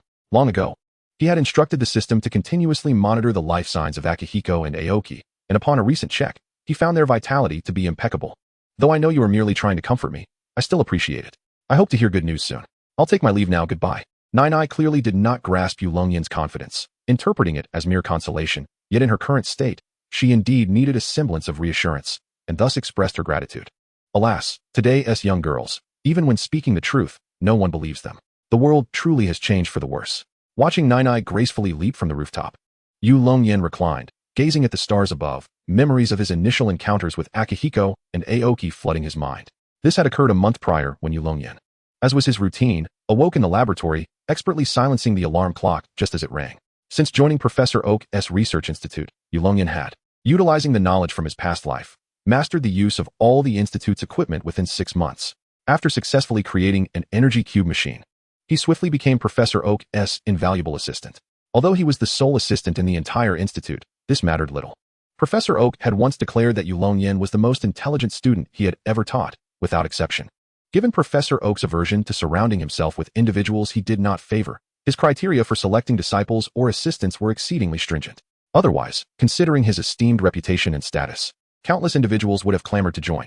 In recent years, although the League had promoted several Pokémon researchers and Professor Oak had somewhat distanced himself from the research community, the name of Oak Shucheng remained renowned throughout the League. Were it not for the amicable relationship between Professor Oak and Yulong Pa, as well as Yulong Yan's compatibility with the esteemed professor, he would not have been granted permission to remain. In Chapter 97, titled A Touch of Everyday Life, we must not overlook Professor Oak's contributions to the Pokémon League. His intricate connections with numerous powerful factions within the League have stirred the ambitions of many. It is often said that what one cannot possess forever stirs restlessness. This is further accentuated by Professor Oak's refusal to accept any additional personnel into his esteemed research institute, igniting a fervent desire among others to gain entry and draw closer to their idol, Professor Oak. As the sole individual to have joined the Oak Research Institute in recent years, Yulong Yan has become the object of envy, and even jealousy, among the staunchest admirers of Professor Oak. Yet, regarding their sentiments, Yulong Yan could only muse that they were overthinking it. Should they truly gain admission, their idol's illustrious image would surely be shattered. As the character Aizen from Bleach once remarked, longing is the furthest distance from understanding. Regardless of Professor Oak's towering reputation, be it as the foremost Pokémon poet or the most authoritative Pokémon researcher, or even as the champion of the inaugural Pokémon League competition, adorned with accolades of near-championship prowess. He remains the same old child at heart, immersed in research, subsisting on instant noodles for convenience, and even resorting to boiling them in beakers. For Yulong Yan, currently residing at the Oak Research Institute in Pallet Town. This sentiment rings especially true. Had it not been for the wife of the Crimson Champion, the renowned silly girl Hanako, who now also resides in Pallet Town, the Oak Research Institute might have seen even less sustenance. Occasionally, she would visit to offer aid, delivering meals and tidying up. Had it not been for her, Professor Oak might have found himself hospitalized due to malnutrition. Do not inquire about Xiao Huang's whereabouts. It can only be said that the Pokémon world does not adhere strictly to monogamy, viewing it merely as a suggestion, leaving the rest to one's imagination as it is ultimately inconsequential. Upon awakening, Yulong Yan freshened up and descended from the second floor of the Research Institute. The Oak Research Institute is primarily a 3-story structure, with the attic on the top floor serving as a storage space. Yulong Yan, Professor Oak, and Shigeru reside on the second floor, while the first floor houses the frequently observed laboratory and hall. As the caretaker of the garden Pokémon, Yulong Yan promptly attended to the needy Pokémon, feeding them with alacrity. Having mastered this task, it did not consume much of his time. One cannot deny the remarkable utility of energy cubes. Since Yulong Yan is a researcher, he must not limit himself to merely feeding the Pokémon, for that would reduce him to a mere caretaker. He is also required to conduct experiments in the laboratory. As he stepped into the research room, he beheld a cup of instant noodles bubbling away on an iron rack. The proprietor of this cup, of course, was none other than Professor Oak, who was engrossed in searching for some materials, so absorbed in his work that he failed to notice the noodles had finished cooking. Observing the scene before him, Yulong Yan felt a slight headache as he pressed his hands against his temples. It was evident that Professor Okido had once again spent the night engrossed in his research. However, Yulong Yan refrained from voicing any concerns, for it is not uncommon for those devoted to scientific inquiry to occasionally have erratic schedules. Yet, it seemed that Professor Okido's irregularities had extended a tad longer than usual. Noticing this, Yulong Yan extinguished the alcohol lamp beneath the iron frame and, with bare hands, lifted the boiling bowl of instant noodles to the kitchen for further preparation. It was not that he held any disdain for instant noodles. Throughout his life, he had consumed them plentifully and bore no animosity towards them. However, relying solely on instant noodles was indeed unhealthy, as it would fail to provide the essential nutrients required by the human body. Moreover, considering Professor Okido's advancing age, now reaching half a century, it was prudent for him to pay attention to his health, even if he could still single-handedly take on a Quintero. In truth, Yulong Yan made only minor adjustments, simply adding some ingredients to the bowl of noodles to ensure a more balanced meal. He first fried an egg, then utilized the residual oil to saute a few sausages. And finally, with the leftover oil from the sausages, he stir-fried some vegetables. It is apparent that Yulong Yan, at his core, was somewhat of a lazy individual, opting for minimal cleanup by preparing everything in one go. Additionally, Yulong Yan heated a cup of moo milk for Professor Okido. This milk, sourced from large dairy tanks, was exceptionally nutritious, particularly suited for a researcher like Professor Okido, who, despite his age, often kept late hours. Yulong Yan had taken the initiative to order this moo milk after arriving at the research facility. Otherwise, Professor Okido would likely have forgotten to incorporate more milk into his diet. The moo milk procured by the Research Institute came from the farm of the trainers at the Manjin Dojo, ensuring its impeccable quality. Yulong Yan had contemplated bringing a large dairy tank directly to the institute, but these Pokémon-derived products had specific requirements that made ownership impractical. As for the issues surrounding eggs and meat, it had been previously mentioned that while the Pokémon world does have normal biological species, they are exceedingly rare, as any Pokémon could easily prey upon them. Once everything was prepared, Yulong Yan returned the enhanced noodles to the laboratory, opting for a standard thermal container rather than a beaker, as he found the idea of serving noodles in a beaker quite unacceptable. The warmed milk was also poured into a thermos and discreetly placed on the desk in the research room before he quietly exited. All of Yulong Yan's actions went unnoticed by Professor Okido, not only due to the carefulness of his movements, which produced no significant noise, but also because Professor Okido was deeply immersed in his research. It is well known that when enraptured by his work, Professor Okido is seldom disturbed, even capable of enduring personal discomfort when faced with pressing scientific dilemmas. It was once recounted by Shigeru that Professor Okido had, on one occasion, gone 3 consecutive days without rest, neglecting even to drink water while grappling with a research conundrum. At that moment, Dr. Okido appeared utterly unrecognizable as a human, embodying the essence of an overzealous practitioner of the mystical arts. If one were to disturb his pursuits over something as trivial as a meal, it could be deemed an inconsequential nuisance. However, should you inadvertently succeed in interrupting Dr. Okido's research, consider yourself doomed. Without a timely and justifiable explanation, you would inevitably face the wrath of Dr. Okido. It is important to recognize that even the affable can unleash formidable anger, even the notoriously irritable doctor. Yamabuki finds himself retreating in the presence of an enraged Dr. Okido.